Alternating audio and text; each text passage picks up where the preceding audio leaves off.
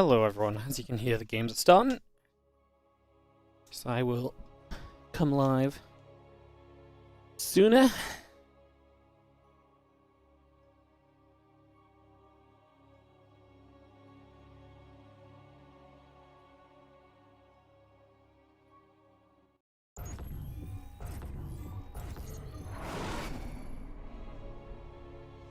Cool. My webcam is on, it just needs to... Hi guys. Alright, welcome to the RongYI Cup playoffs. Hello. Obviously I've been away during the group stages of this event, so we have missed out a little on some of the fun games that have been going on. But very excited to bring you guys the playoff action today and tomorrow and Wednesday. As usual, they've freaking split it over 3 days when it's completely something they could have done at least over 2 days, if not if not less.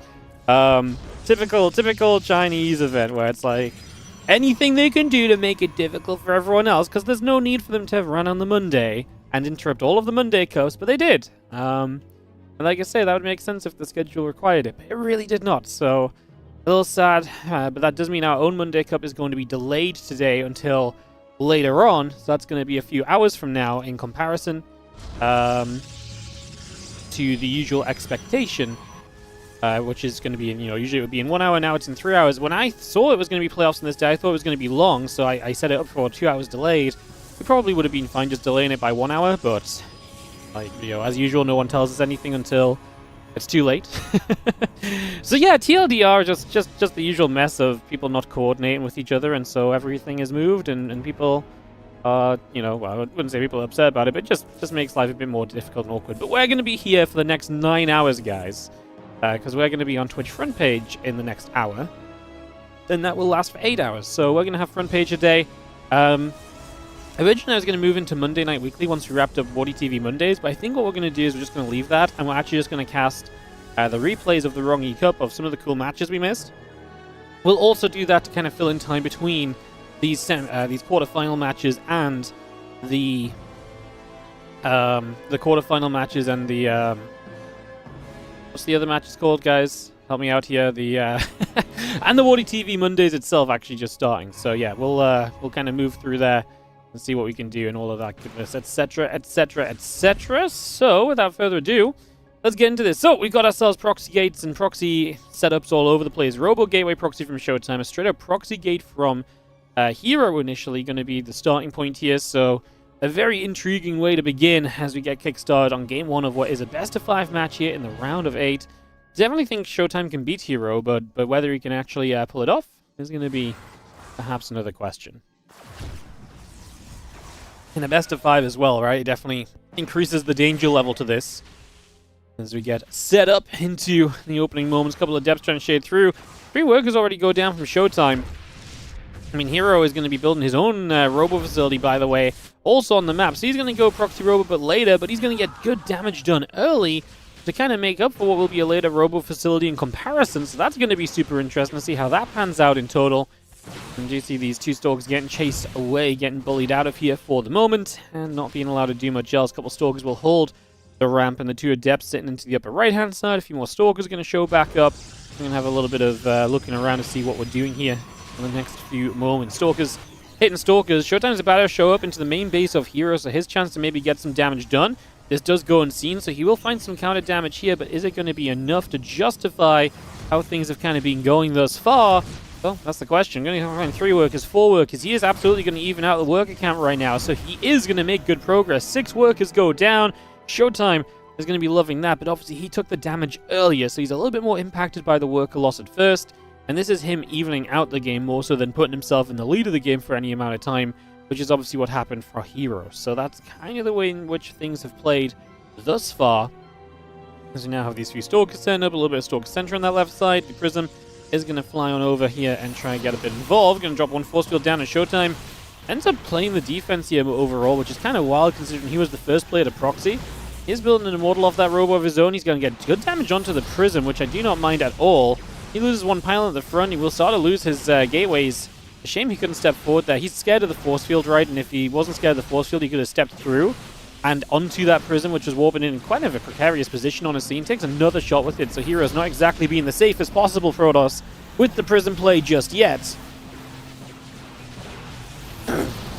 Excuse me, we now see these sentries continue to get bullied for a little bit. And we do have the prism. Ooh, Showtime trying to show up to bring the Immortal into play. We're going to just dive deeper into the main base here. We nearly get the prism. Not quite, though. It's still alive, if only just. It's going to get another warping off. A warping of Zealous, which is going to be frustrating for this Immortal to deal with. But the Stalker count is going down, so we are seeing things kind of twisting and turning a little bit all over the place right now. As this is going to be, I think, a defense from Showtime, but at what cost is always a great question. I mean, he's going to be down about 4 workers. Army supplies are going to be pretty similar. Did he lose his prism in the end? No, so he still has his warp prism, which is nice. He's going to have another Immortal showing up. Hero just now starting to build Immortals of his own as, well, both of them have a very low prism. I can't believe this prism of Hero actually survived through a couple times over, because I really felt like it was going to get shot down. I really felt there was multiple moments where it truly was endangered, I should say, and in a little bit of a rough position, but made it through. Now these Adepts trying to run away, threatening the Shade. Good damage onto them. Should be able to kill them all without the Shade going off, so that's Hero just losing out on supply. He has 23 to the 19 workers at the moment. As the Prism comes over, picks up a few Stalkers, and then backs off from that position for just a couple of seconds. Prism continuing over to the sides. And take a moment or two to try and find another way in. My voice is like, we haven't talked for like 4 days. What are we doing?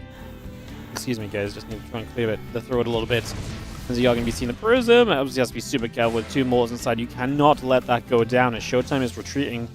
Hero just has that, what, like 6 army supply lead or so right now? Just maintaining that for the moment or two. He's just going to be seeing the Prism going to be there. The Adept going to be taking a couple of shots off the force field. We warp in more. We're going to lose another gateway here as Showtime. And we are going to be seeing Showtime trying to hold the ramp. He is very nearly going to get that Prism, but not quite. And it just looks as though Hero, supply-wise, is kind of breaking through. Not quite in total just yet, though. As the Adepts continue to get bunched around, and we are going to see this Prism continue to load back up. Gateway taking damage as well.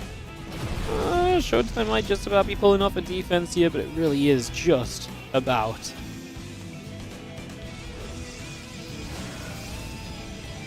Prism moves. Just going to see the few Adepts going to threaten the Shade by once more.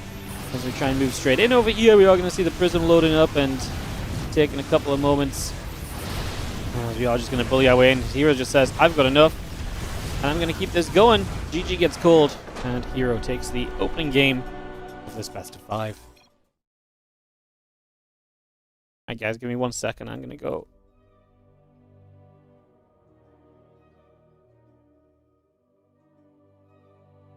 sort Ellie out, because she is just barking away. So give me 1 moment. Let me join the lobby. I'm just going to go and get her out of the front room, because she is just causing trouble for the moment. Puppa, who's been ill all weekend, is now feeling full of life just in time for us to get back to work. Typical puppy actions. Alright, lobby's coming up for game number 2 here, guys. I'm just going to be 1 second, sort Ellie.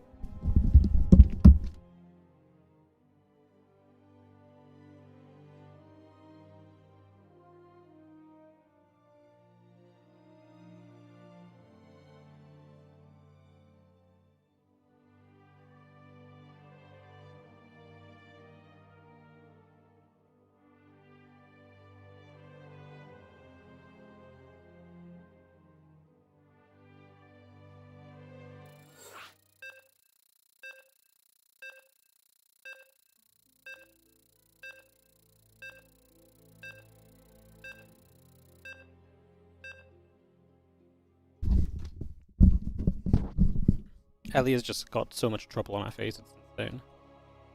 Crazy. Alright, hello guys, welcome back. We are heading into Ruby Rock in a couple of moments. Taking this one off and away. Let's see what happens, let's see what takes place. As Hero goes up 1-0. In the best of 5. Oh my god, there's so many casters in here. Ellie, if you want to say hi to the stream... Oh, I don't have the camera plugged in for you, baby. I don't have Ellie cam plugged in. Boo. Alright, let's see what happens. Let's see what takes place. As Hero goes up 1-0. In the best of 5. Oh my god, there's so many casters in here. Ellie, if you want to say hi to the stream... Oh, I don't have the camera plugged in for you, baby. I don't have Ellie cam plugged in. Boo. Tough life being an entertainment doggy when your owner doesn't even plug the camera in for you. Welcome back, thank you. Yeah, it was not quite the weekend away I had planned. Ellie was at the vets Thursday already, and then we had to take it back on Friday, and then you can see where this is going. So then I went away late on Friday after taking her to the vets, and then we weren't so sure how she was still on Saturday, so I came home early. And then I probably could have streamed yesterday, but I just mentally was checked out because I was not meant to stream yesterday, and so I was just like, you know what? I'm just not going to stream tomorrow. You know, I can do that, you know? That's something I'm capable of doing, just saying, no, I don't have to do this stream. I know, crazy, isn't it? Truly a little bit crazy, but I did it. I actually just stepped away and then took just a full day to just chill out and kind of just do nothing. It was crazy. Crazy business. Indy. Okay, well you are alive, Indy. Good. I was about to say, Indy Boy Observer is is broken. He's not moving, but he fixes himself up, and we get on track to begin this game number 2 of the BO5.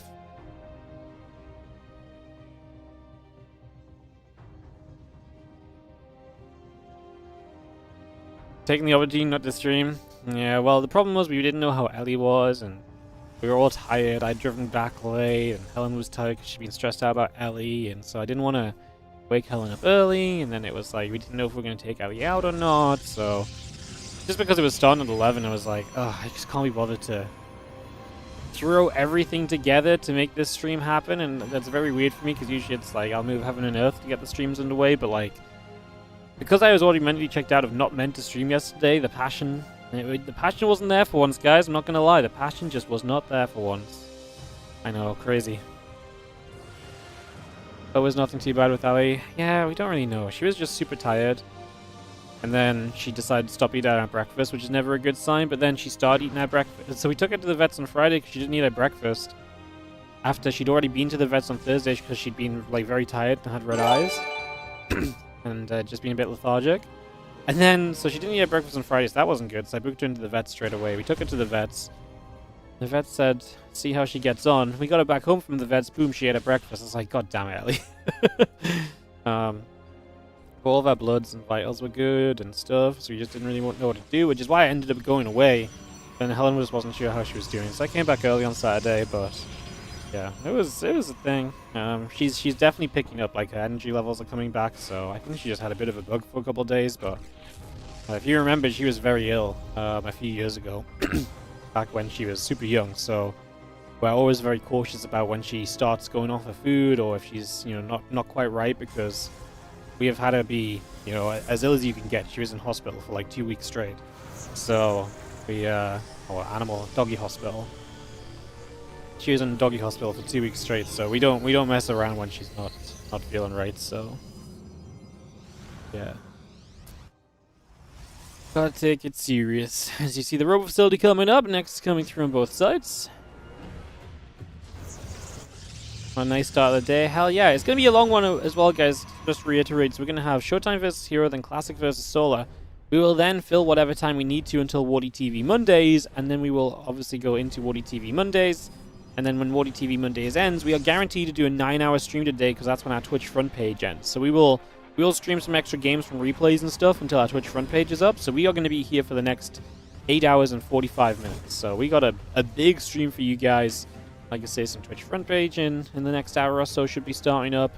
Should be a good time. Hope she keeps improving. Yeah, I honestly think she's going to be full good right now. I think she's going to be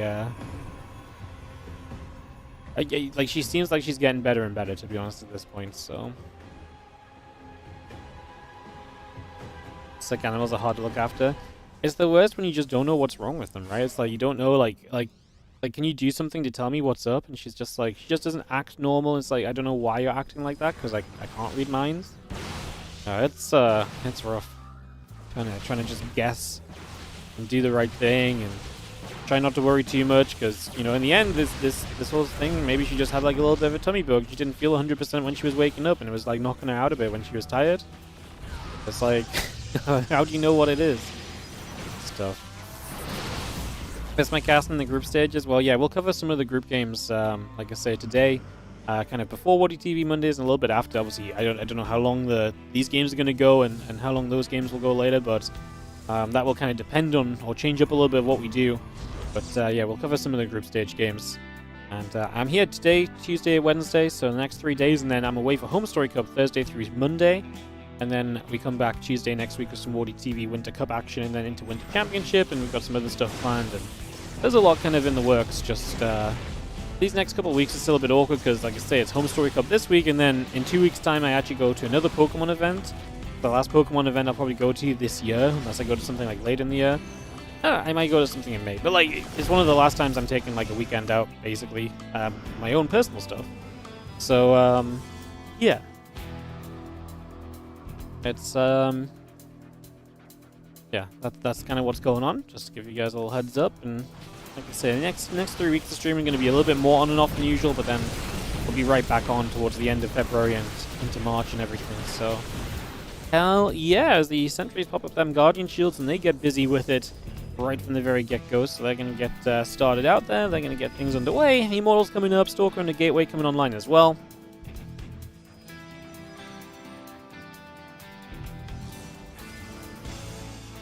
Continue to take a few moments to get fully settled on this as the attack for Showtime comes across the map. Both players expanded. Obviously just been yapping on while we have true action taking place. Already you have one Immortal that's just going to be popping out there as well, so that's going to be a factor. And we just have the Stalker, the hero, moving onto the map. Hero does have a +1 attack upgrade advantage. He does have Blink. Showtime has been very thorough on kind of just the robo production. He's got 4 Immortals to show for it, but that's not going to matter if he gets outpositioned by these Blink Stalkers, so that's always going to be the threat, and that's exactly what Hero wants to apply here, to try and get something done for himself and to put himself in a good position early. Just gets another Immortal as Showtime recalled a couple units up top. Yeah, great play by Hero.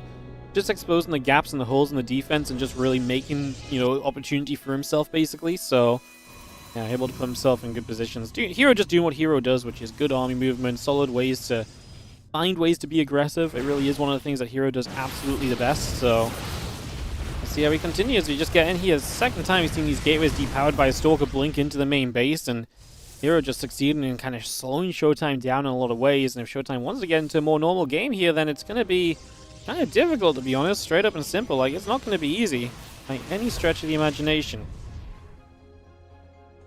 It's going to be a little bit of a rough time as the +2 attack, the Immortal, the Stalker, all that continues in the Prism, and the Blink coming up, the Immortal, the Prism still on the way out as well, so just continue through with a lot of that for now, bringing a lot of this up and running. This for Stalker's a hero, trying to come around the left side, gonna fire a few pings off, then blink away, not gonna commit through too much right now.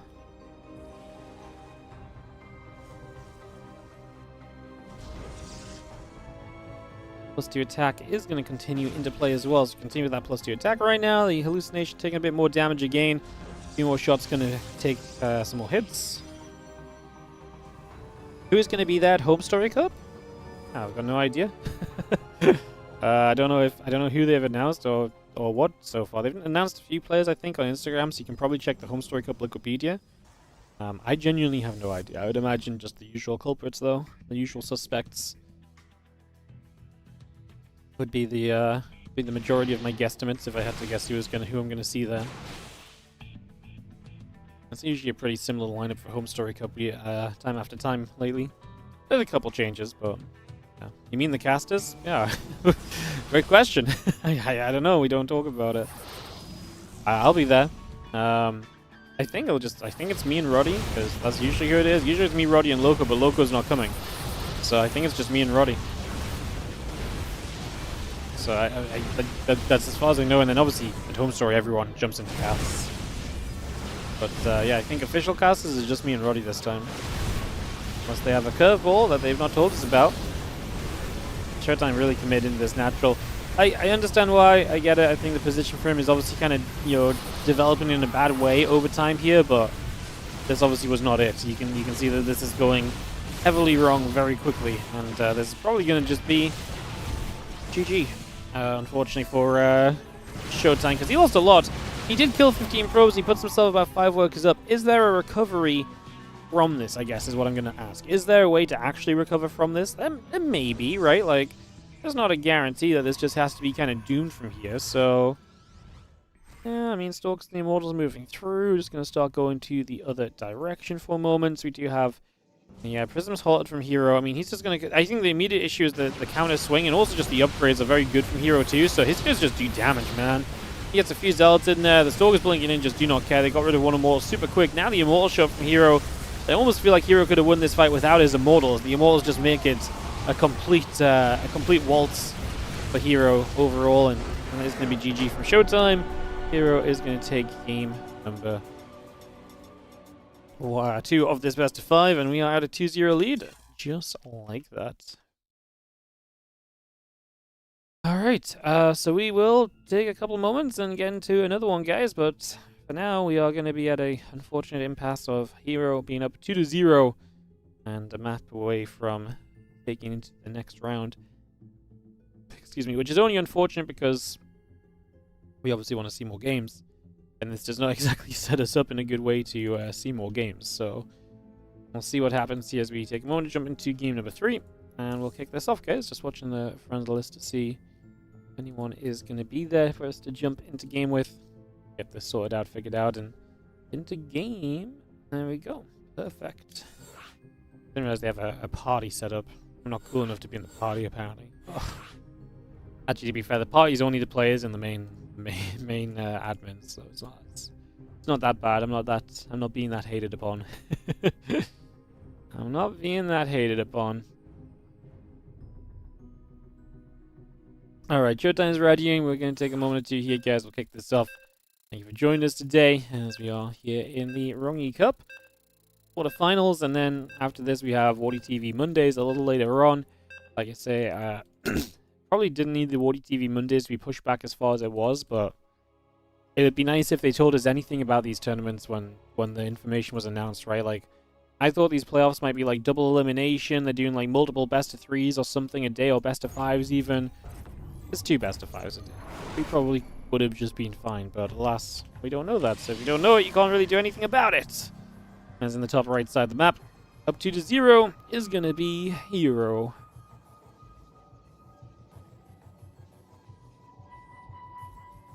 Yeah, there's ready to rumble.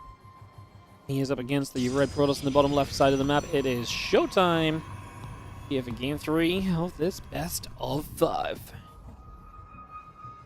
14 players are listed on Wikipedia for Home Story Cup. Yeah, I'm sure they'll announce the rest of them over the course of this week. They usually like to do a couple of posts and hypes and stuff like that.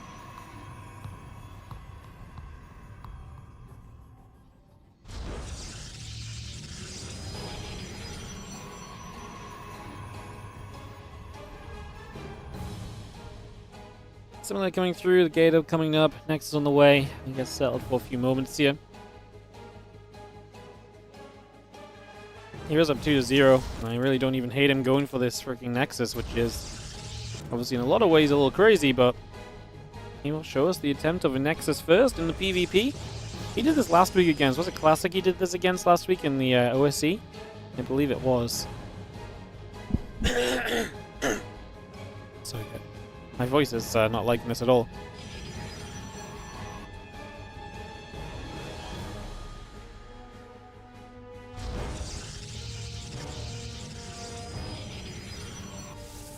Try and clear the airways up a little bit, because my voice, throat, combination, whatever it's doing it's not liking the fact that we're talking StarCraft right now, so apologies. Try and get that sorted out as we just have the pylon going to be finishing up here, so it's going to be Showtime. Bringing the aggression, and he's going to try and get aggro straight away, and this is going to be an instant fight from Hero.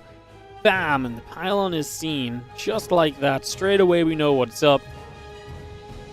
And it doesn't really get much better than that in terms of figuring out what's going on early, so you do get that bit of info right off the bat, basically. The gateway and the cybercore coming up, and we are just going to throw the robo down from Showtime. But look at this, obviously you see Showtime's robo is going to be halfway done, or Hero has a cybercore, so that's going to be the timing difference on the tech units.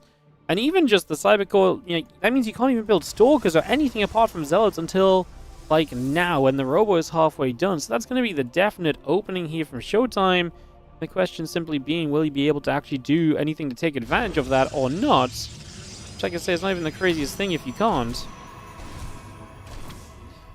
Let's see, the Zealot is going to come over. I say it's crazy if you can't, but like, I mean, there's a reason Hero does this, which is that it can be a surprisingly solid way to play as the two Adepts get rid of the Zealot there.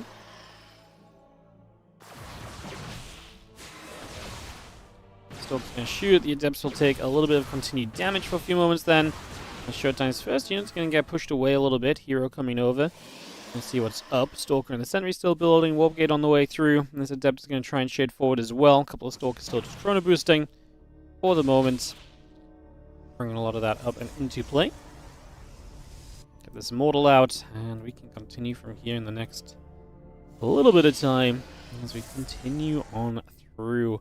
It's going to see the Adept going to take another shade. A couple Stalkers and the Immortal gathering up as well. Stalker's going to find a Sentry. Not pretty for Showtime. Losing a lot early in this game. Hero could have had another Stalker there, but he actually just wants to dive straight across the map. Now going to be seeing, I mean, the battery he already finished. What's awkward is that these batteries that are building are out of reach of the Nexus. They're starting with low energy. And now Showtime kind of needs to turn around and stop chasing. He's going to finish one pylon up over here. Going to drop a force field that's going to allow him to guaranteed kill a couple of those units. He was fighting against this pylon, but now he's going to turn onto the Stalker. Showtime. Showtime here is supply block. Prism is not going to get that to save the Immortal. This is just... This entire series has just fallen apart as Heroes just come in and just shown absolutely zero mercy. Absolutely none at all. What a brutal performance out of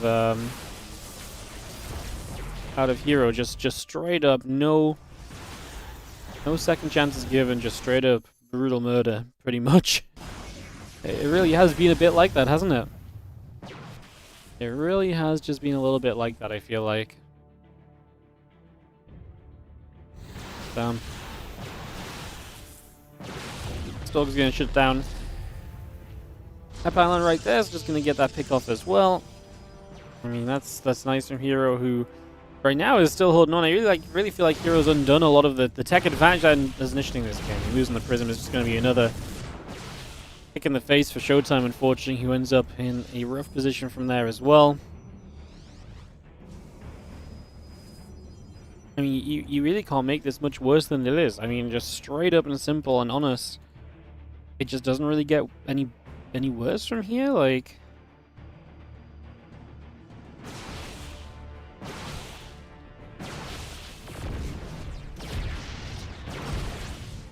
Not a fun position at all.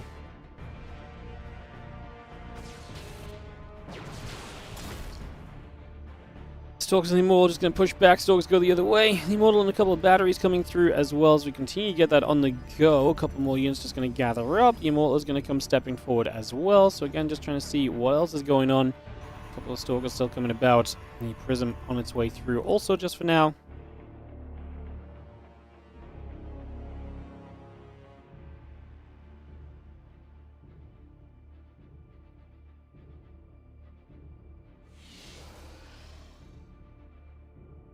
Taking a couple moments and just resetting for a handful of moments as we just see the Prism send up around the left. Showtime does take a supply lead, so maybe Showtime still will have another attempt at this. It's just crazy to me how much he's lost, and that he's still got at least a little bit of opportunity left in for himself here.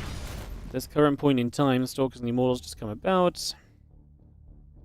Gather everything up. We take a moment. Ready to settle down on this one. Everybody's disconnecting today. Ay. One of those days, guys. It's one of those days. Unfortunately, it happens sometimes. The connection to NA can be a little bit rough as Showtime just poke around on the left here, trying to get a little bit of work done. The Stalkers are going to try and support this Prism getting up into the main. So just going to try and get over there for a moment or two. Get that in position. I mean, you've got to be careful. You lose that Prism again and it's going to become even more doomed than it already was. So yeah, we really do have to be super careful about this. You see some force fields coming down. Obviously kind of weird because a lot of the batteries out the front as well. So you can do a lot here at Showtime without having to break through the wall off. And he's going to micro back. Army supplies just slightly in favor of Showtime right now. Immortals lifting back up. The Prism taking a few more hits again. We'll be seeing the rest of the Stalker and Wolf still firing. A couple of Adepts are going to come through too. We are just going to keep on shoving it in. Does Showtime actually have enough? It does feel like he might. We might actually have ourselves a game on our hands in this, a series on our hands in this opening best of 5 of the day, because it looks like Showtime is going to successfully fight back into this. And it really felt like it went so badly wrong for Showtime that like it just didn't matter what was going to happen next, but we are able to survive on through. We are able to be okay. GG is called, and Showtime takes game number 3, and this series will not do it. Well, this series will not be done after 3. We will go to a map 4. There we go. Kind of crazy. Yeah, I mean, the power of Nexus first in PvP is maybe overestimated. It just felt like Hero was able to grab so many units at different points, but not mattering in the end. Alright, we're going to get ready for the next map in a couple of moments, guys. Get ready to start this off, just waiting for the players to get hosted. And we'll go into game number 4. This best of 5. Hero still in the winning position and looking to capitalize. We'll see if he can do that in the next few moments.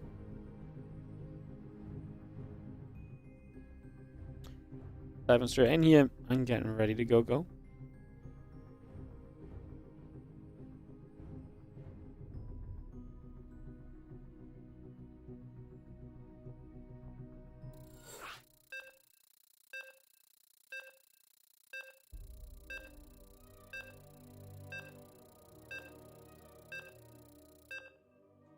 Sweet.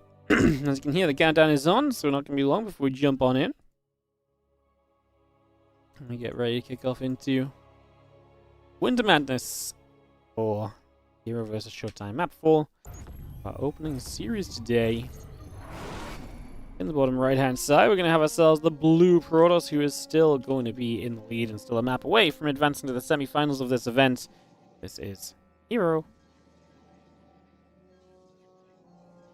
with the opponent being in the top left, Showtime.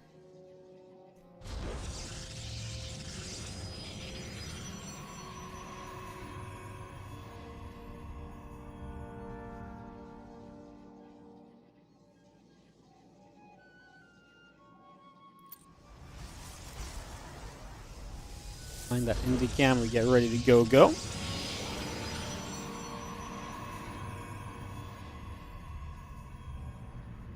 Take a moment to get set up. This one ready to party on in. Let's just have a little chrono boost coming down. It'll take a couple moments for a much more normal PvP setup to establish here, with the gates going through, the gas coming through. Actually, just building a gateway in general is already kind of surprising compared to the last game, right? That's kind of what we saw, so kind of moving on from there and seeing just where things go.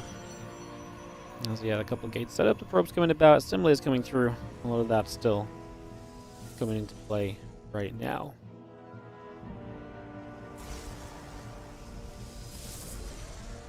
We're going to try and nibble through the other probe for a couple of seconds, so just trying to find something.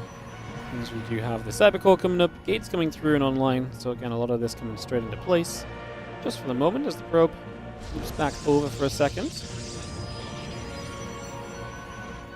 Now, Cybercore coming in, the gateway coming up, a lot of that just coming in for the moment.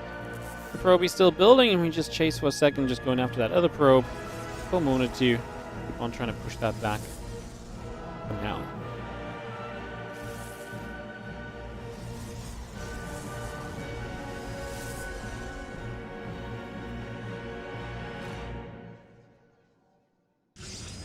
Probe facility and the couple of depths will continue through. Still got that warp gate coming about. I see the couple of stalkers coming through as well with that warp gate. A lot of getting set right now, guys, as we just take a few moments to really figure out where we're going to be. The couple of stalkers going to produce on through.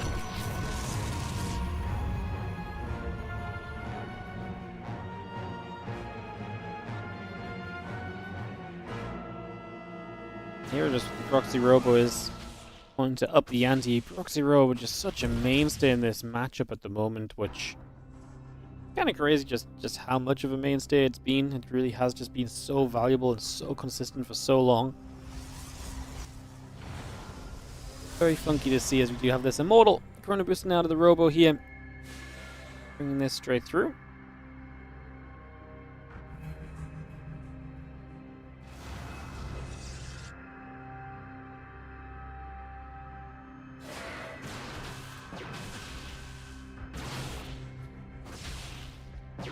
That's from here again caught, and the other two showing up are going to walk right into these stalkers, which I don't think is really going to do them any favors, so I don't think that's exactly what we were looking to make happen for these last couple of moments at all. Adept's just going to shade. Immortal is showing up. See the couple stalkers gathering around as well, so we take a few moments here, get things gathered together.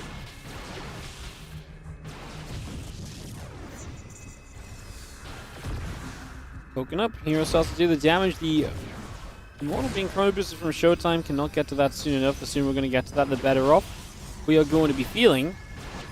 As we fire a few more shots in, the Adepts are going to shade through as well. Just getting to the top here, going after a few probes.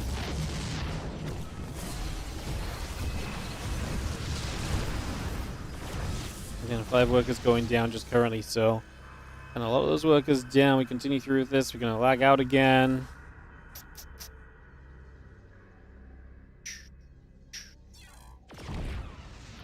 Someone needs to press the pause button. Game paused.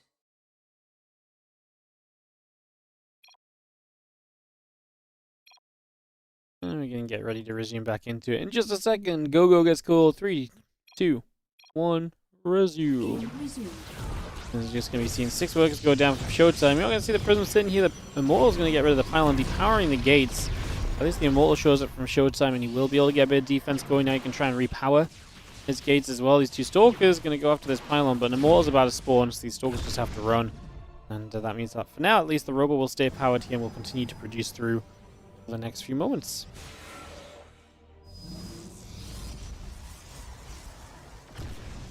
I'm just going to kind of keep on shading by.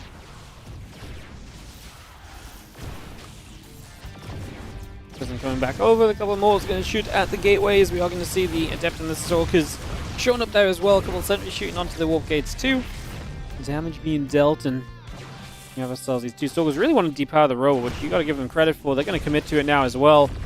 I mean, Robo gets depowered. We'll see how long that lasts as Hero is all still poking on the other side of the map here, and this game continues on, and Showtime is keeping himself very much so in this overall as well.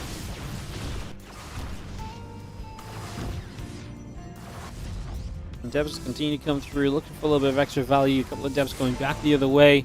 Shots coming on to set of Devs. A couple of Devs going to try and chase after for a little bit.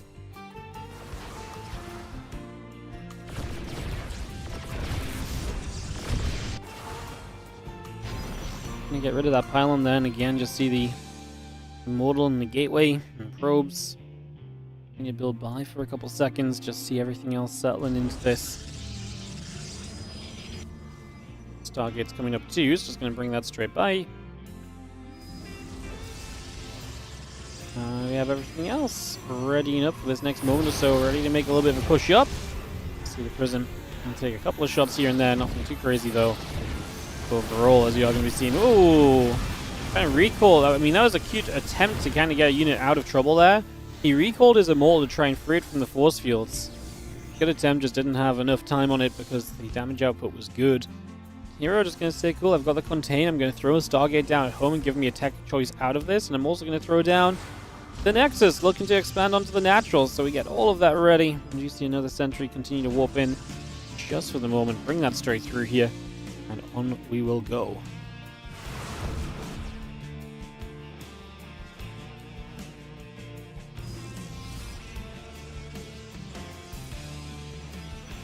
Robo Bay coming through from Showtime, so at least he has shown us some kind of tech to potentially work with right now, which I can get behind, so I like that. And let's just see everything else gathering together, and we take a few moments.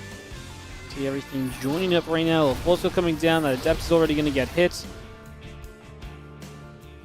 A little bit of a scuffle. I mean, again, you got to try and free yourself from this sooner rather than later as Showtime. The longer that this goes on, the worse off this is going to end up being for you. So we do need to kind of get a move along in terms of figuring our way out of this and getting ourselves, like I say, a bit out of trouble here sooner rather than later. 2 Immortals are going to fly through and put some damage out. The Phoenix is going to be there to put damage back onto the Prism. Showtime just going to say GG. He thinks because he's going to lose the Prism and the recall's on cooldown, so he's got no way to take this away. That's actually kind of wild. The GG moment really comes because he used the recall on that Immortal to save it. It didn't get saved, and now he has no recall available to get the Prism out of reach of the Phoenix that show up. GG. That's going to do it, and Hero is going to take the first series of the day 3-1. As, yeah, I mean, Showtime fought back a little bit, and this game obviously got a bit close as well, but it really felt early in this series like this was kind of the result we were just moving to the whole time, as Hero was just looking very good early.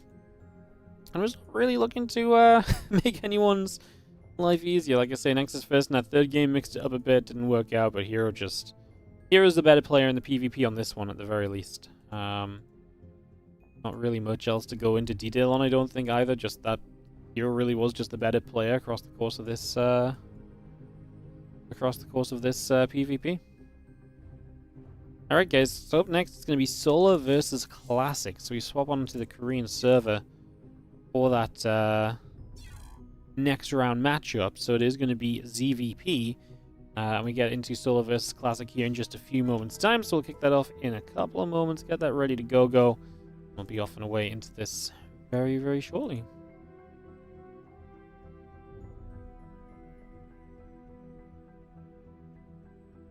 One sec, let's just get sorted onto the correct server and everything, guys. Give us a few moments.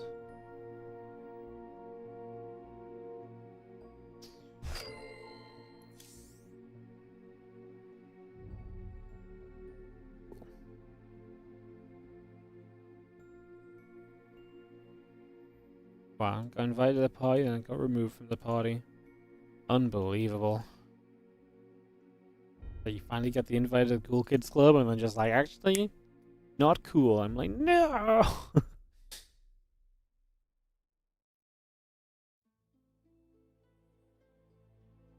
Yeah, I really wish I'd known what the schedule for this was sooner, because then we could have just moved the WardiTV Mondays forward.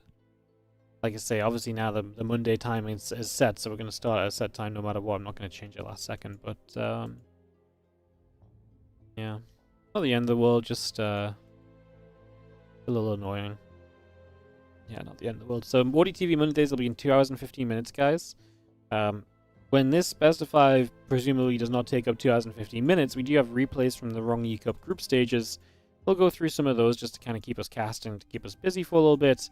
And like I say, we basically have content planned out for the full day in that regard, so we will have a bunch of that to kind of work through and go through. So, yeah. So, heads up for you guys on all of that. Because I'm just waiting for us to get into this next game. You just catch the cause of Monday Cup? No. Monday Cup starts in 2 hours' time. Yeah, Monday Cup. When they first announced the schedule, they announced that the Monday Cup would be... they announced the playoffs for this would be Monday, Tuesday, Wednesday. But I didn't realize they were only going to do 2 best of 5s, which would mean that we could have just left the Monday Cup. If not where it was, we could have just pushed it back by an hour. I pushed it back by 2 hours, expecting them to do like double Elim playoffs or something for this massive event. But they didn't do that, which I guess kind of makes sense because they have an offline final for just 2 people, so maybe single Elim made more sense. But yeah, so I pushed it back by 2 hours originally now. And that was a whole issue because obviously Monday Night Weekly is on the same day, and that's a problem too. So whole thing's just whole thing's just a bit all over the place. Unfortunately. So what we might do today is we might skip one of the semi-finals of the Monday Cup because the Monday Night Weekly is happening. We don't want to stop players missing out on that. Like, it just sucks. Like, if someone had just told us, it would have been a lot easier, but alas. The year is 2026 and communicating with each other in StarCraft 2 is as difficult as it's ever been. So... I mean, realistically, they could have done... Listen, instead of doing 2 best of 5s today, which is a terrible amount of content, I hate 2 best of 5 days. I really think it's stupid at the best of times, but they could have done Hero Showtime, Solo Classic, and then that semi-final day, and then done all of the other ones the next day, and then they could have done it over 2 days, and then they wouldn't have had to mess up all the Monday Cups that have been happening every single Monday for over a year now. I have no sympathy for anyone who schedules anything on a Monday right now, honestly. If you schedule something on a Monday, then I'm not your friend, because it's not just me. There's other Monday Cups. But what usually happens is anything that schedules on a Monday goes over my Monday Cup. So of all the Monday Cups that get screwed over, it's mine. I get it. Sometimes there's bigger things going on in the world, but like, there's also like 7 days in the week, and I don't think anything needs to run on a Monday so seriously that we should be having issues with that, to be honest. Like I say, it's well established. All the top players play. We're only hurting each other if we run over each other or if someone schedules over it. So, yeah.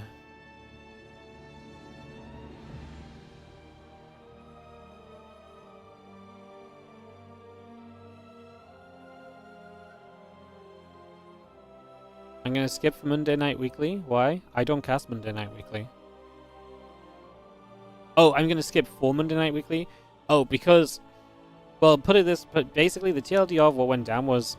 I told the Monday Night Weekly guys, I was like, hey, I'm sorry, but I have to push my Monday Cup back by 2 hours because of RongYI Cup.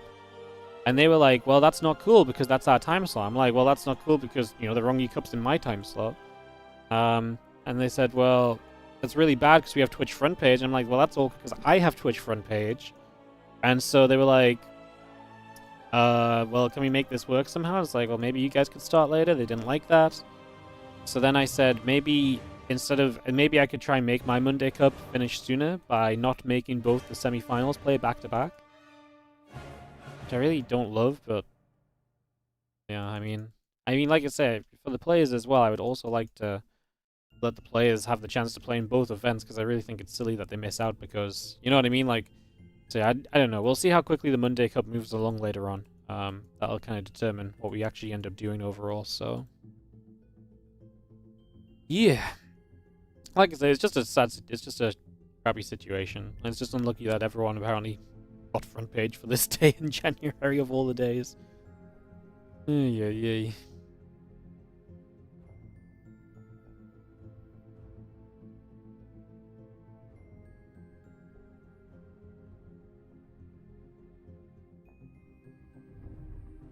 Accommodating the players is necessary. Yeah. But at the same time, I can't accommodate the players at all if we don't make enough money off the stream to keep running the Monday Cup, right? Like, it's like, yeah, I can make my tournament worse, but that doesn't help me run the tournament, you know? So who's really benefiting in the end? Nobody. Because if the tournament does worse, then we can't run the tournament as much. Like we can obviously, like, 1 week's not going to change things, but like, realistically, but like, it sucks. It's just unlucky.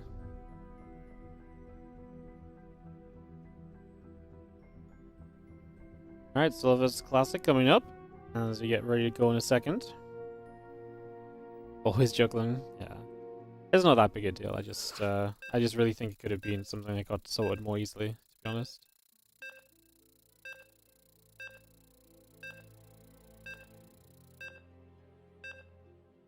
I have to noobcast if I'm on the front page so people know what's happening. Well, that's okay, because, you know, according to our StarCraft, I've not been able to analyze anything in the last 10 years of StarCraft 2, so I've probably got this. I'm probably the perfect person for the for the front page cast, because all I do is explain what's on the screen.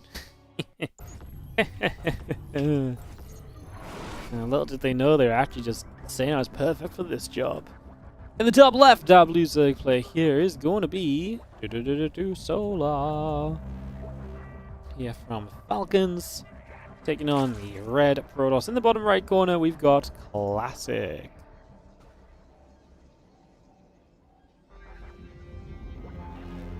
Alrighty, guys, so away we go into game number 1 of the series. We get this ready to rumble. Look to kick this off. Let's get into some action. Let's get into some awesome StarCraft. Let's see what goes on. Let's put the Indie cam on while we take a couple of moments early. We'll follow Indie's point of view because that's better than me observing, as per usual. Almost makes it a little bit easier on our side.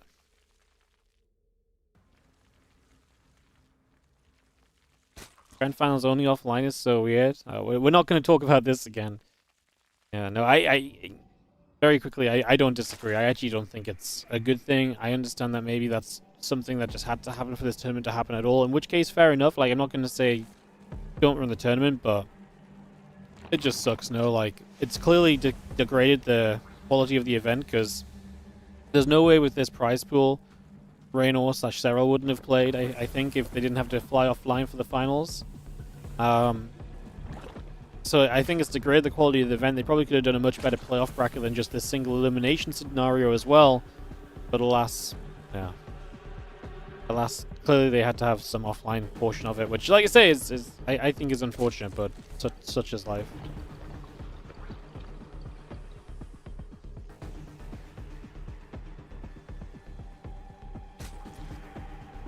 It's like that Twitch is doing this though for StarCraft. Well, the front page you can just apply to. They didn't say we love StarCraft, let's do this. I just applied like all other Twitch partners, and nowadays you're pretty much guaranteed front page once every 3 months, I think. You can they actually took away the downtime of applying, so before you could only apply once every 3 months. You'd get auto declined if you applied more than that, but now you can apply as much as you want once per month for a single day per month to have front page on.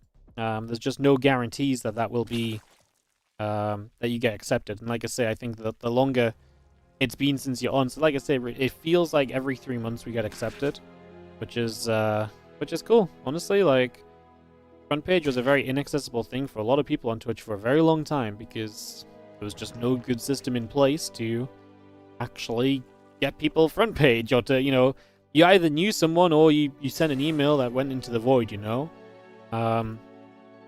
So yeah, it's nice that front page is somewhat accessible now, and while it's obviously never a guarantee, like, just the fact that we can apply for it for certain days and stuff is kind of cool. So yeah. Does front page make a notable difference? Yes. The last 2 times we've had front page, the last 3 times we've had front page, we've had about 3 times our average viewership. We've had about 15 times the amount of unique viewers on the stream for the day. Ad revenue is about 4 times as much as it usually is. Yeah, it makes a pretty huge difference. Whether it converts a lot of people into watching StarCraft and being long-term followers, I have no idea. But it definitely bumps the viewership. It definitely makes the numbers good for a day, so if nothing else, we take that. It's just like one day where you're like guaranteed to have better numbers, if nothing else. Yes, people use Twitch very differently to you. But you just, I mean, it's just something that gets pushed, right? Like, you just go to Twitch and bam, it's there. Like, the thing is, you also have all the people that, like, for example, anyone that watches, you know, Twitch on an Xbox. You open up your Twitch on your Xbox, bam, front page streams are there. You know? Like, right away. They're right there, ready to play and stuff. And a lot of people just go to Twitch and then they click from there, rather than just going straight to the stream that they want to watch. So, everyone uses it differently. Everyone does it differently. How do they decide who gets to be on the front page? I don't know. I honestly imagine they just look at the applicants for each day and be like, okay, well, you were last on front page last month, but this guy was on 2 months ago, so bam. I think if you still have like bigger events and stuff, there's like a different process to get on there rather than this application, so I imagine that it's like a different process again. But in terms of what we do, I literally just fill out a form and I just pick a day and they either accept me or they don't, you know. Let's just see how fortunate Twilight counts are coming online. A couple of oracles, one of them got low. We got 3 drones and 8 lings, which is not a bad start. But yeah, let's keep those oracles alive because they're very useful.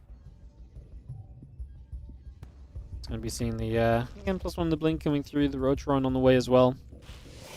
You go straight to the stream you want to watch. That's why you're here. Yeah, I mean, me too, I guess. But then, to be fair, there's a lot of the time I actually click onto the Twitch homepage and then click on something, not necessarily on the homepage per se, but like I click on the homepage to go to somewhere else. So yeah, I mean, like I said, everyone just uses it differently.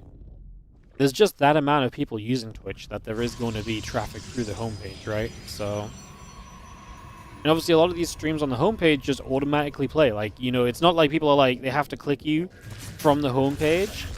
They just autoplay. Like, there's just like a group of streams at the top which you can kind of flick between. And one of them at least is always autoplaying. So anyone that goes to the Twitch homepage is going to then add to the front page, you know, stream viewership stuff. So, and what really, the most important thing that usually happens is that because you're on the front page is you get a viewership boost from that. And because you're on a viewership boost, people see your stream at a higher viewership, and so they're like, oh, Wardy stream's popping a day, let's go see what that's about, right? Like, if you open Twitch to watch something, but you don't know what, and I am one of the 3 choices that you have, you might be more inclined to click my stream today because you see I have a lot of viewership, so you think, oh, damn, the games might be really good today or something, right? Than one of the other streams you might have gone to otherwise. And that's a factor as well, where just naturally having higher viewership can be very beneficial in terms of just getting your typical audience kind of involved more frequently. As weird as that sounds, like it is a factor. So yeah, it's interesting how it works. 5 drones going down. Solar is taking a bit of a beating on the economy early in this game. He had a stasis ward coming down that was very effective as well.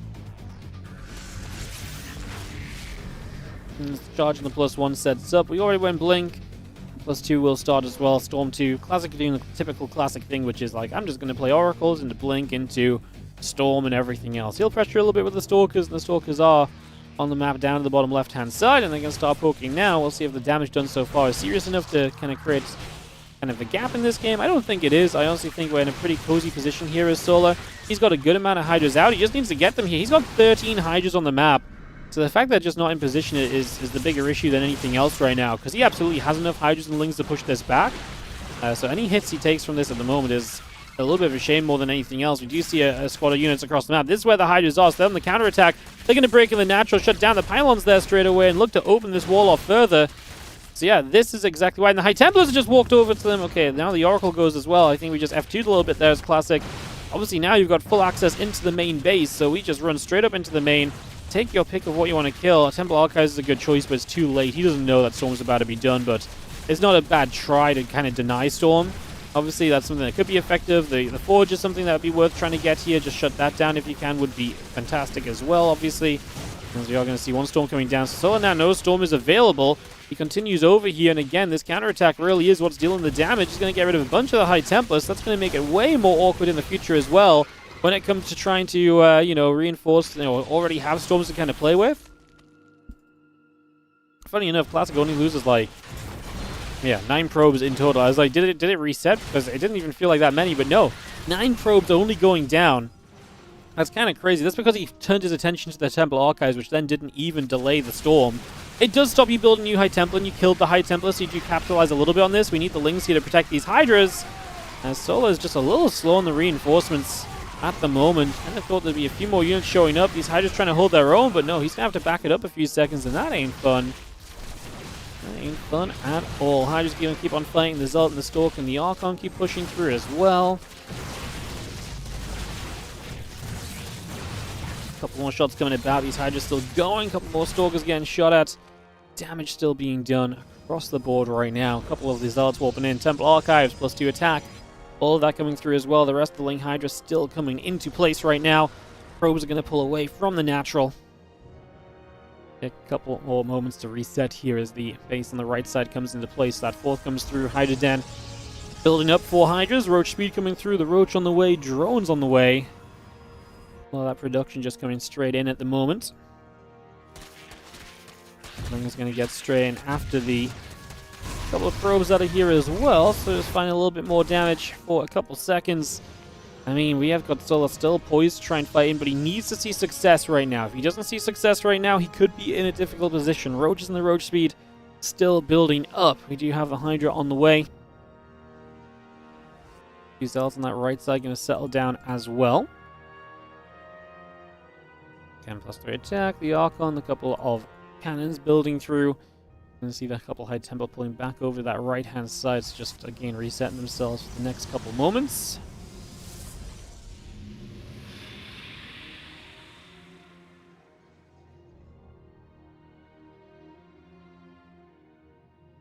Roach Hydra Ling up on the top. Units in the center from Solar setting up as well. Roach Robo Facility, battery. Fleet Beacon coming up. I don't know why I call that a battery. Brain sees a battery-shaped thing and calls it a battery. So yeah, Robo Facility and the Fleet Beacon coming up. So we're looking to the future. The thing is, Solar's still looking to the here and the now. Like, Solar's ready to go, go, go. One Storm comes down on the Roach Hydra already. Gonna see the Zealot still coming up. Another Storm coming down. A couple of units just getting pushed away for the moment, but not too far. It's not too bad just yet. Right where we go next. The Archons, the Stalkers, and the High Templars will gather through too. The Storm coming down. Just going to be seeing the Storm over here is going to hit for a couple of moments as well. So again, we just set up with that for a couple more seconds at the moment.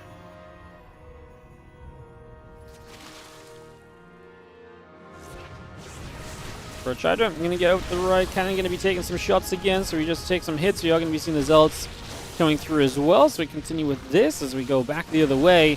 Can Classic have enough? 40 army supply down, but he has got +2, soon to be +3 against no upgrades. This is a numbers war from Solar, and I just don't know if Roaches are going to win a numbers war. Storms keep coming through, and it does seem like Classic's defense is looking solid. Now the army supplies are even, and this really does feel like it's taking a turn in the right direction for Classic here in game number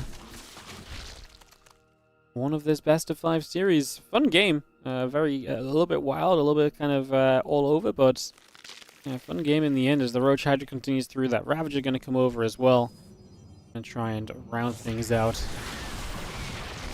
As the Stalker's just going to, shut down pretty much anything. Solar is going to have one word to say, or one phrase to say, and that is good game, as he has to tap on out of the opening map of the series. So Solar has to tap on out.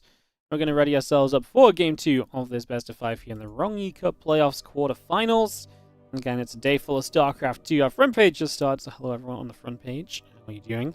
We're going to have 8 hours of StarCraft 2 coming your way from the RongYI Cup Playoffs through to WardiTV Mondays, our awesome weekly cup, and then later on today, we will throw in some kind of replays of RongYI Cup group stages that we did not get to cast because I was away for the weekend. So that'll be thrown in and sprinkled in throughout the course of today's stream also. So that will all be happening. Should be a ton of fun. I'm excited to bring you guys all of that action up and running. So yeah, I'm getting ready to jump on into game number 2 here. Classic does get the 1-0 lead. Kind of like I say, a weird game. I think Solar, because he went for the Temple Archives, never really benefit from that. Imagine the damage he could have done if he went for other things. Imagine he denies the +2 on the Forge, right? Bam. Immediately, that would have been a fantastic starting point, because that would shut you down so heavily, in the future as Classic. It would have at least slowed him down a little bit, whereas killing the Temple Archives didn't do anything, and he committed a lot of units away from other things, because it was quite deep in the base as well. So he had to really pull on over to get there, and unfortunately, that didn't really work out in the end. Which, like I say, is a little bit unfortunate as you get ready to jump on into game number 2 of this BO5, which is going to be Classic versus Solar. Again, quarterfinals today. A couple hours out from WardiTV Mondays edition 71. So again, be excited for that because we've got already a bunch of good players lining up for that. So that should be a ton of fun too. Should just be a good day for us all around, like I say. Alright, in the bottom right side, I'm going to kick things off with the red Protoss player. This is going to be Classic, who takes the 1-0 lead in this series. He's up against the blue Zerg in the top left. We are going to be seen from Falcons. It is Solar.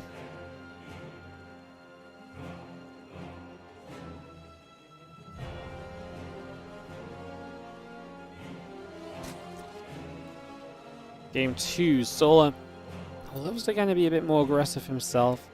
The setup for the last game kind of felt very Solar-esque to me. Obviously got forced into aggression off the start, but he was already being aggressive. He was already setting up with Ling Hydra on the other side of the map when, those other units were coming around. So we were already kind of set up for that a little bit. So yeah, kind of fun to look at there for a few moments as we just have ourselves Hatchgas drone coming through. Just going to see the gateway and the probe coming up as well, so continue to get that online for the moment, bring that into place. Just going to see the hatch gas and pool all coming up, and we take a couple seconds to get this fully ready to rumble.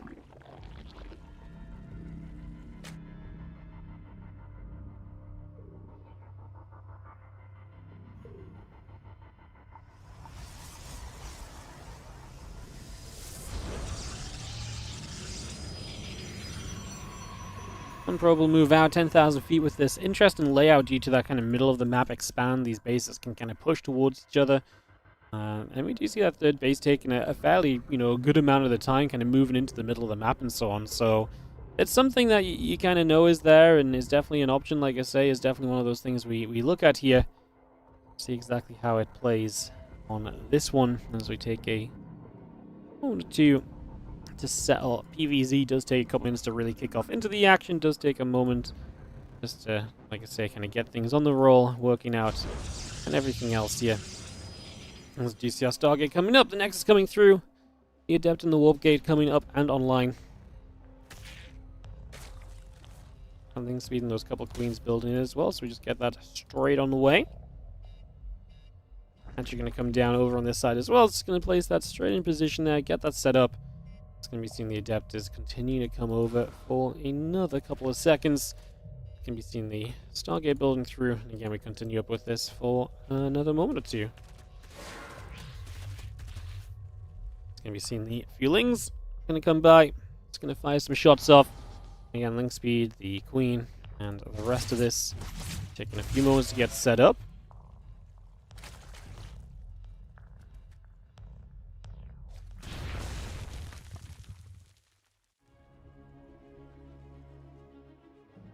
The Oracle is going to be on its way to Stargate. Very typical for this PvZ matchup. Gives you a lot of control early. Lets you do a lot from there, so it's not too surprising as the setup continues and we just take a couple more moments to see where else things are going to go.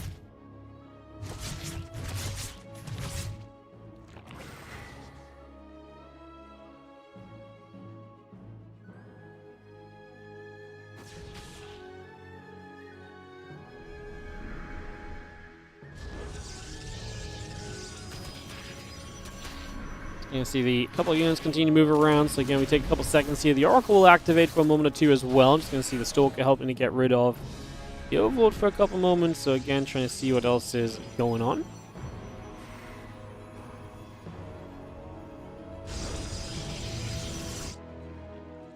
And a couple of drones, the Lings, the Overlord continue to come through. Just going to see the Spore Crawler coming up and around as well.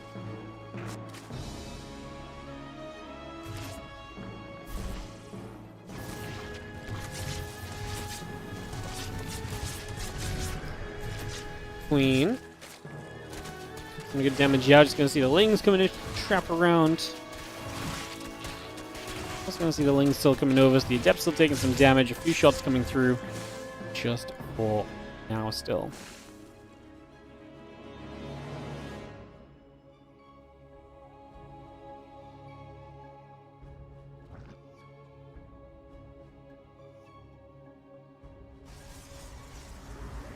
Hurtron coming alongside the Lamb. You're going to see Overlord speed building up. The Feelings are going to be on the map, so looking for some information when he can get the chance to find it. So just trying to find a bit of anything, if anything is kind of up for grabs. So like I say, even just information gathering can be good from these Lings to kind of roughly know what's going on. It can be a pretty reasonable kind of thing to move into here, so don't mind that. Queen's helping to play cleanup and pushing things back for the next couple moments. It's the Oracles together, going to try and dive in for a drone or two, and actually going to turn back onto these Queens for a second, so also looking for some work over here. Just trying to find any opening that might exist right now to, again, just, you know, get some damage in and maybe make something happen, try and get some things done is the general kind of plan of action at this point in time.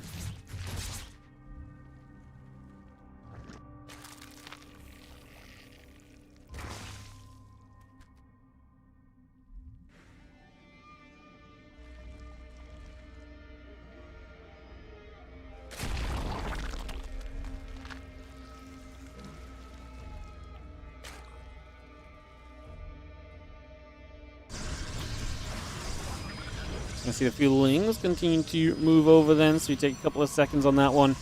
Just going to be continuing to move around. A couple of Oracles will be there as well, so again, just trying to see a bit more of what's going on here. We do see the units coming across. It is aggression time from Solar. He is ready to bring this damage straight on through, so away we are going to go.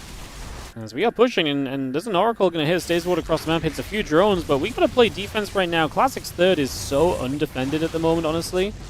But you can kind of just see, right, like, there is nothing really in position defensively. No static defense at all. I think he is caught quite off guard by the arrival of this army, to be honest. So, yeah, can't imagine he's necessarily loving this happening.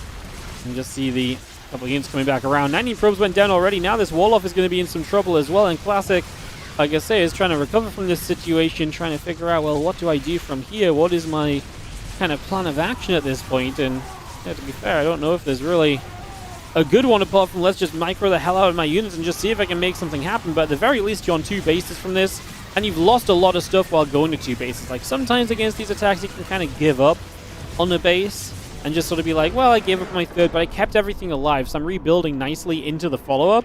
That's obviously not the case here in the slightest, and that's going to be GG and Classics in the bin for us to tie this up 1-1.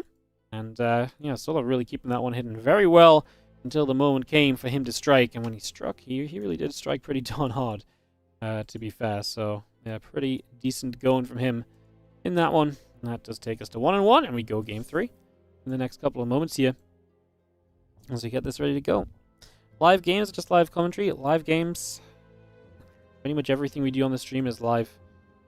It's very rare we do replays. It's usually just a rare occurrence when certain things come around or to help us with some scheduling, but that is not the case today.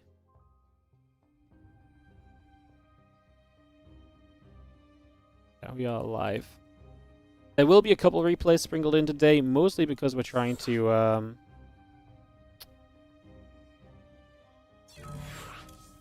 mostly because we're not getting into the game before they start it without us. Oh, I love my life. Yeah. There'll be a couple of replays as we kind of fill time between events today. So, yeah. Guys, we're going to have to jump into this one from someone else's stream because they started the game without us in the lobby. So, I will have to just take a moment. We'll get this resumed in just a second or so. They're not dropping lobby links in the chat. They're just expecting everyone to join their friends list, and my friend list lagged. Like, I clicked the button, and before I got in game, they'd started. Like, it just lagged out on the Korean server or something. I don't know. So yeah, unfortunately, we will just have to take a moment to jump in. We'll go from Indy's point of view and kind of go from there. But yeah, unfortunately, we'll just be watching. So there'll be no game sounds.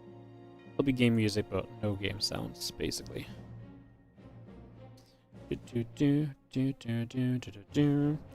Alright, just double check. Nothing weird is set up here. I don't think it is. Cool. Alright, so there'll be no game sounds, as it's 1-1 in this best of 5. Going into White Rabbit here for map 3 of the series. We get this up and running. Ready to go.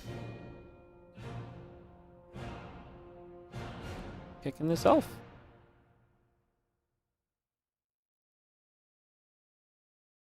Kicking this off.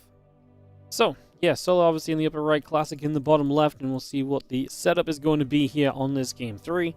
White Rabbit for our map. Again, Hatch Gas coming through, waiting for the little bits and pieces of this to come by as well. And there's going to be a spawning pool. There we go. That's kind of what we were looking for here. Take a couple moments, get set up, and move along in these early stages. Where's your boy Clem?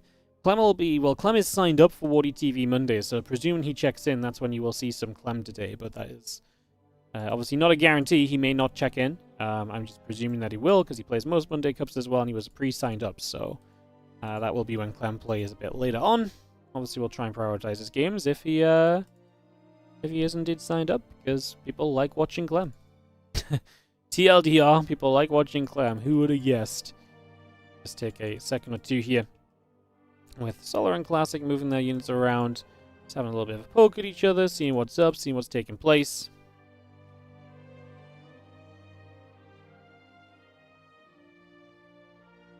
Why not at this cup?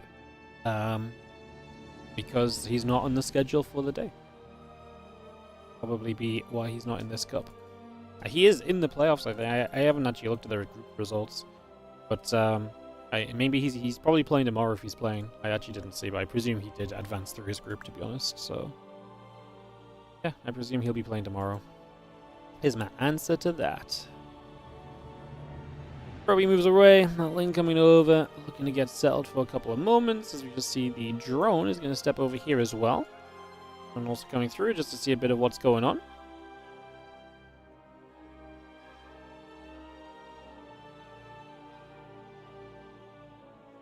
Couple of depth shading around again. You'll not hear game sounds, guys. The game music's from my client, but obviously we're not in game because of the I'm starting without us, so the game sounds will be missing. Because otherwise, if we unmute the stream that we're watching through, you're going to hear the Polish commentary, and obviously that does not exactly that doesn't exactly do us any favors, or doesn't do us anything beneficial, really. So yeah, there's a little bit of info on that for you guys as we get set up. We move around. I'm just going to be having the Oracle is about to pop from Classic on the other side. Link speed coming through in the next moment or so as well, so bringing a lot of this up. Game is about to kick into a bit more of an interesting state. The Adepts will not commit to that shade, which is absolutely the right choice. You can pull away from that one. at first as well. I'm seeing this couple of depths going to try and come through once more, so just going to try and push straight on over. Get that in position.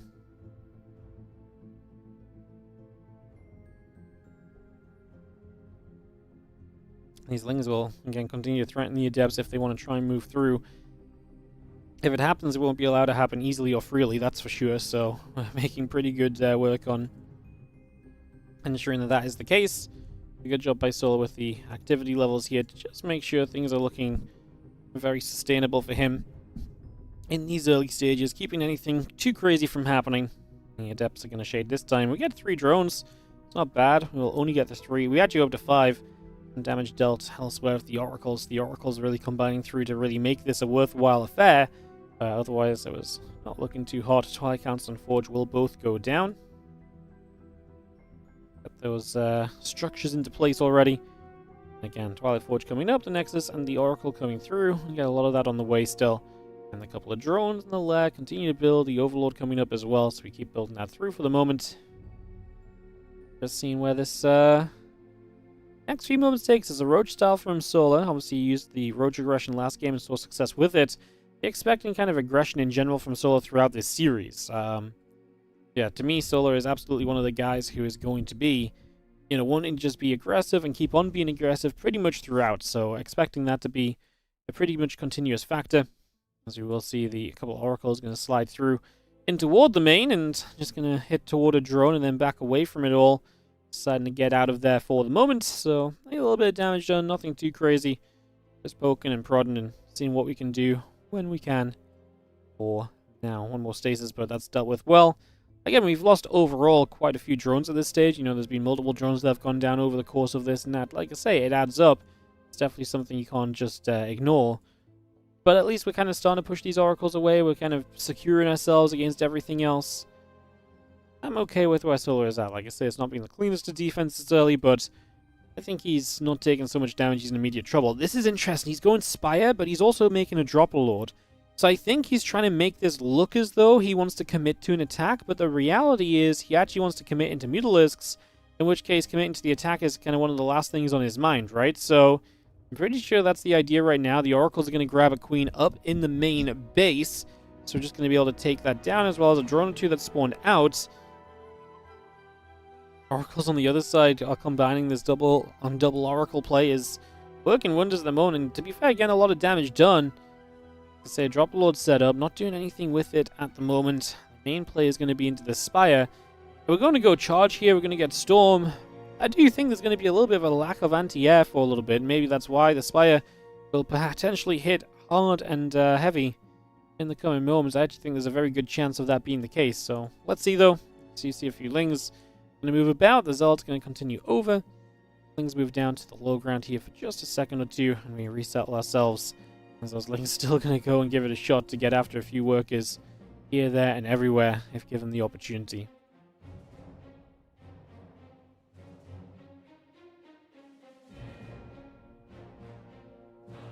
Oracles and the Zealots gather. Again, a few workers going down. The Ling Roach going to be there, keeping the Oracles at bay once again. The Arc and a couple of Adepts pulled back over as well. Just resetting for the moment. 9 meters coming out. The Phoenix on the way. Continue to settle in with this as well. So again, so far so good. As we take a few moments right now to see where we continue. I mean, it's a big push from Classic.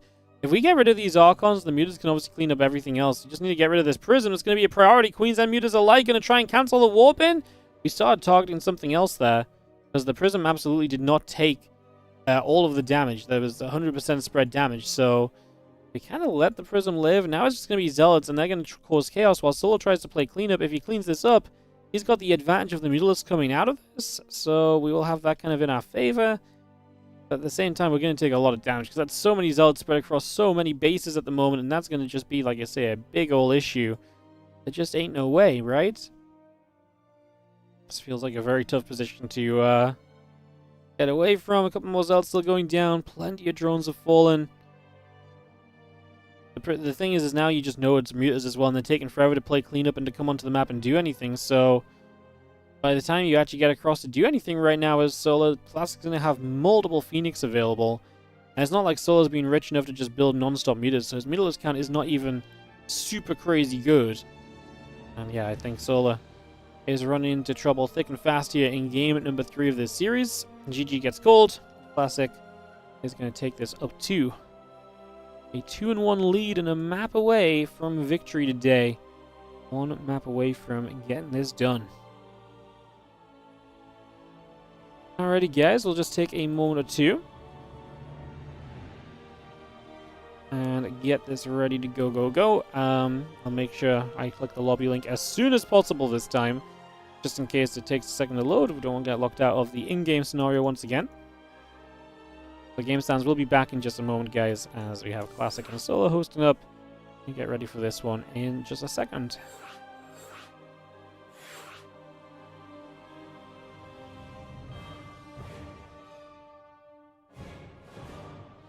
Yeah, guys, not the player's fault. I just didn't click the lobby link in time for it to go off and to be joining before they couldn't start the game. And it's not the players. There's an actual admin here as well. They're just not counting the caster number, so they're not making sure everyone's in before they start. So, not the player's fault or anything. Like I say, if anyone's fault, it's mine. I clicked it a little bit later than I should have done. I mean, there's pretty much no room for error. That like, you know, if you don't click it in the first 10 seconds, you miss the game. But like, that's still on me.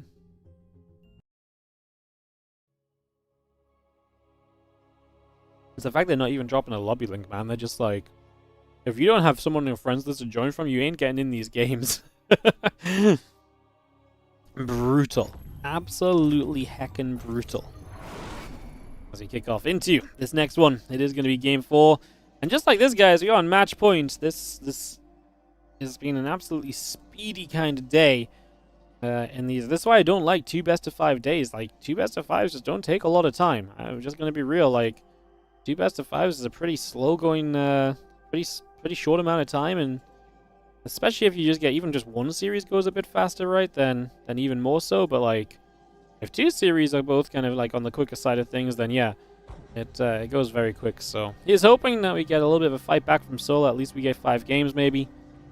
As we have in the top right side, Classic playing the role of the Protoss, taking on Zerg player Sola in the bottom left, fighting for tournament life here in the round of 8.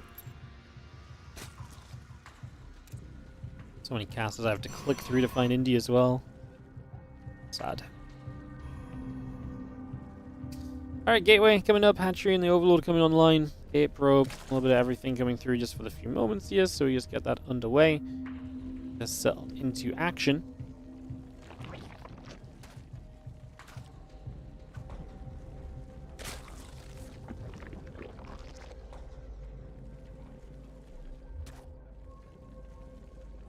Well, Hatchgasm Pool, all coming about. It's going to be taking a moment or so. The Nexus coming online, so we get that set up as well. And the Nexus still coming over. And we get that put into place nice and quickly, as we just have the Nexus and Cybercore both building through. Hatchgasm Pool all coming up. Let's get this on the way for the moment. So again, a little bit of setting up being done, a little bit of establishing being made, and just seeing where we go over these next few moments here as the drones and the Swarming Pool all come up as well. And yeah, Nexus and the Cybercore currently being built. Just waiting to see where we end up overall.